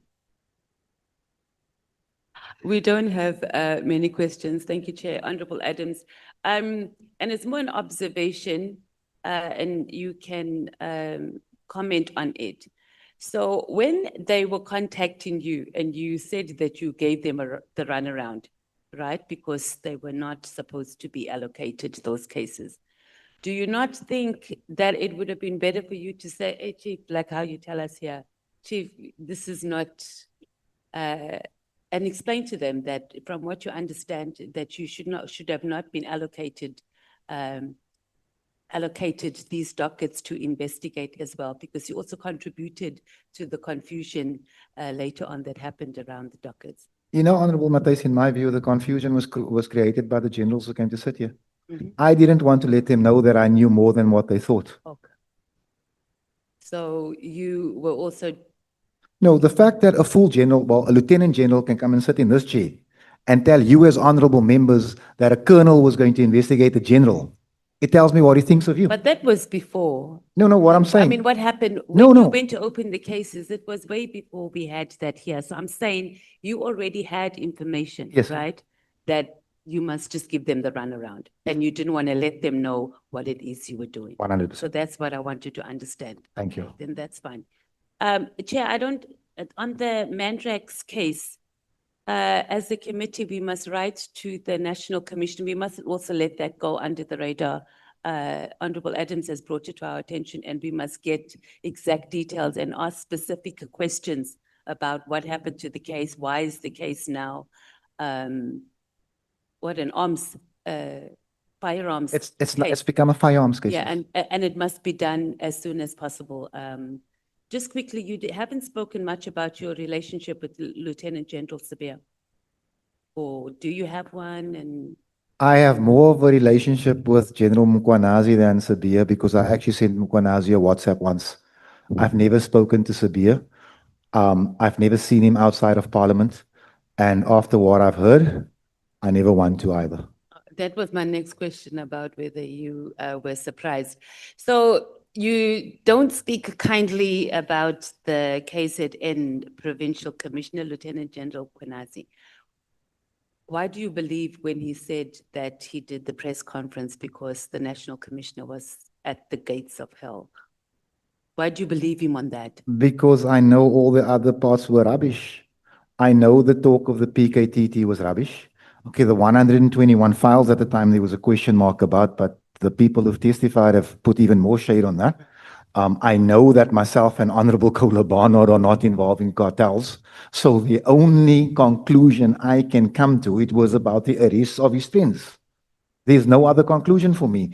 If General Mkhwanazi can come and sit in this chair and produce 1 ounce of proof about the allegations he made, then we're good. He hasn't. I watched him. I listened to him.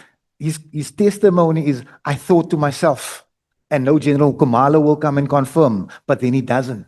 The man lied to Parliament. He lied repeatedly. And I hope he doesn't get away Were with it. you surprised when he said that our National Commissioner was at not the gates of prison? Were you surprised? I was. And you believed him immediately? Well, General Mkhwanazi says it. He's got a relationship with Masimola, not me.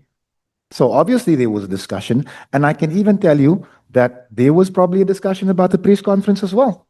Because he calls that press conference and he gets away with it without any disciplinary measure. So I'm assuming the National Commissioner gave him consent to do it. And do you know anything else? Any other information outside of what Lieutenant General Mkhwanazi said about the National Commissioner being? No, ma'am.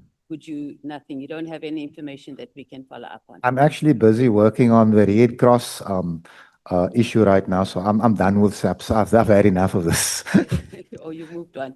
And then just my last, and you can comment on it, but Chair, we should also make a decision that we follow up on the hotels, and that we write in, we get whatever information that we need on the ledgers to be able to do that. Come on. And not let this also go under the radar. And when we go into deliberations, we can't, you know, take positions or make findings or do recommendations without having that information as well. And I hope we don't have too many hurdles with us being able to access that information. That's all. Thank you, Chair. I think President just has one word. Sorry, Chair. I just want to say this thing that the honorable member says, it's here. Mkhwanazi, during his two-day testimony that concluded Wednesday, claimed Masemola narrowly escaped arrest due to a sinister political plot linked to interference in Hawks appointments. He said it here.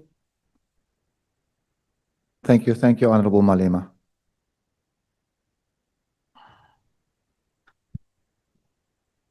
You behave. Bangazita.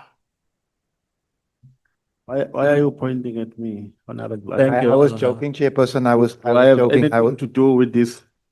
The speaker who is recognized is Honorable Mnwango, if we can respect him. Thank you, Honorable Chairperson.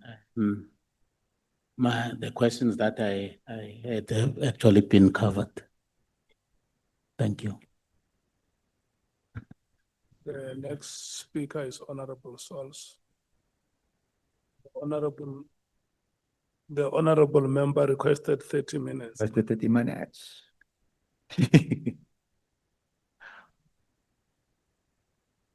Chair, Honorable Ndabazit says he's donating his minutes to me. This is a very special day.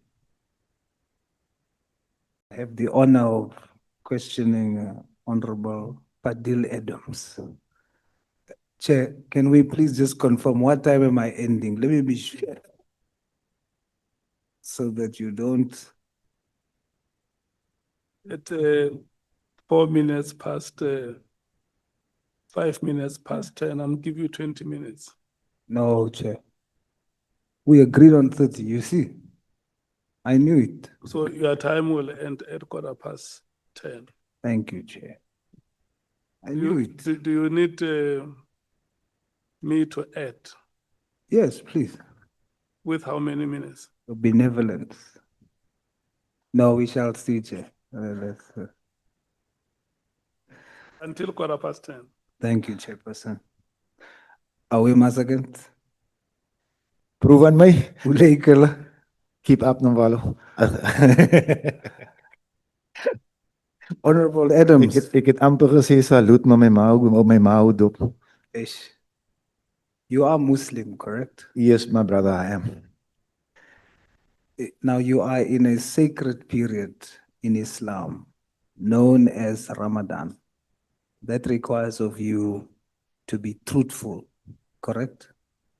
To the best of my ability. My ability is extremely limited sometimes. Now I make dua for you that the following surah is your reality today. May Allah expand your chest. Make your task easy for you. Untie the knots in your tongue so we might understand your speech. Amen. Tuma amen. Tuma amen. Who is the person on your t-shirt? This is LaShawn Hendricks. Leshan Hendricks was 15 years old.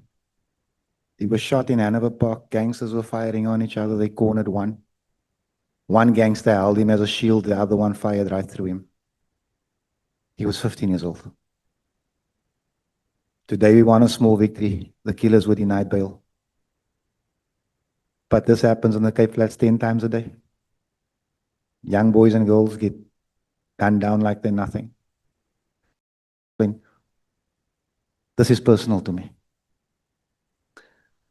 You speak of General Andre Lincoln. I want to be sure that it's the same general that I've read about. And you will confirm.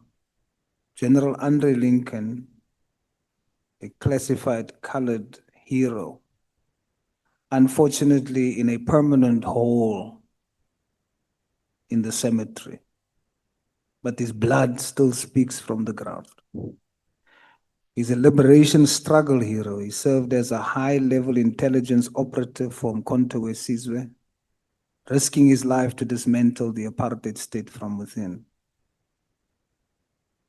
He's the president's shield, handpicked by former President Nelson Mandela for his personal security detail.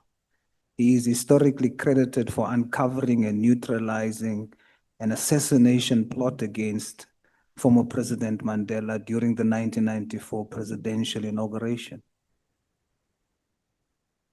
Former President Mandela appointed him in 1996 to lead the Presidential Investigation Task Unit.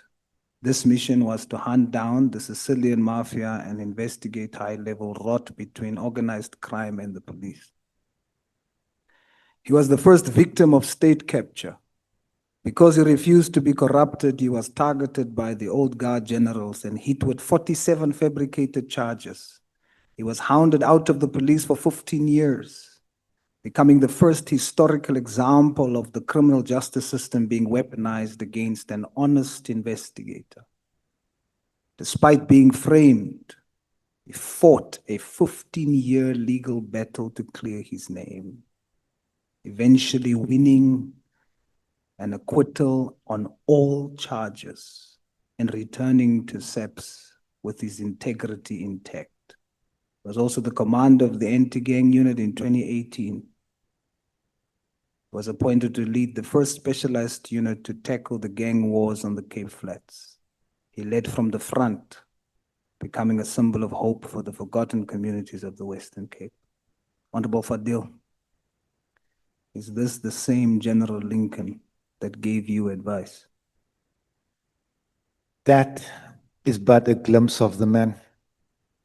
General Lincoln was one of the finest men I ever met. I would have given my life for him. It's a sadness that I didn't get the chance to. I miss that bro. He was a big brother, he was a friend, he was an advisor. I mean, this is the man, this country trusted Mandela's life. They put Mandela's life in his hands. This is the man that stood side by side with me while other people want to protect FW de Klerk's boy. Think about this for a second. Did what General Lincoln tell you is going to happen to the case dockets really happen? I'm convinced that it has. It's not just you saying it. We just heard proof or testimony from General Senthumule, who confirmed that these dockets were never seen by a detective or crime office, but ended up in General Jacob's safe. So this substantiates what General Lincoln warned you about when he said to you, they're going to cover this thing up. Is your submission based on that testimony and the fact that we know it's factual that those dockets was in a safe in Pretoria? Is your submission to the committee today that it's clear evidence of defeating the ends of justice? Yes, it is, Chief. I also want to urge this committee, honorable souls, to ask the question, who gave the instruction to Lieutenant General Jacobs to collect those dockets?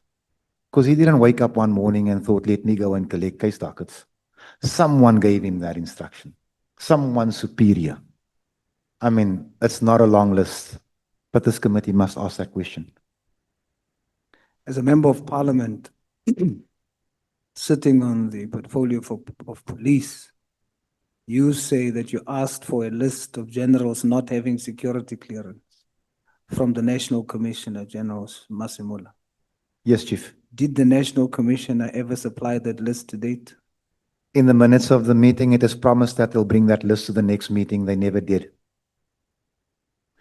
Is it your testimony that the National Commissioner, Masimula, lied under oath that General Khumalo's clearance was above board, as per your evidence in FAA1, suggesting it was fraudulent? It is my testimony that General Khumalo's first security clearance was fraudulent. But is it your testimony then that the National Commissioner lied under oath? It is my testimony that the NASCOM lied under oath. The case of the vanishing drugs, case number 111-2024 that you speak about, you inquired about a 100 million Mendrex bust that received no media attention. What is the current status of that case today? The information on that case number refers to firearms. It does not mention drugs. It is something we cannot understand. We believe that the case has been tampered with, that the docket has been tampered with. We cannot prove this. Therefore, we are asking this committee to investigate.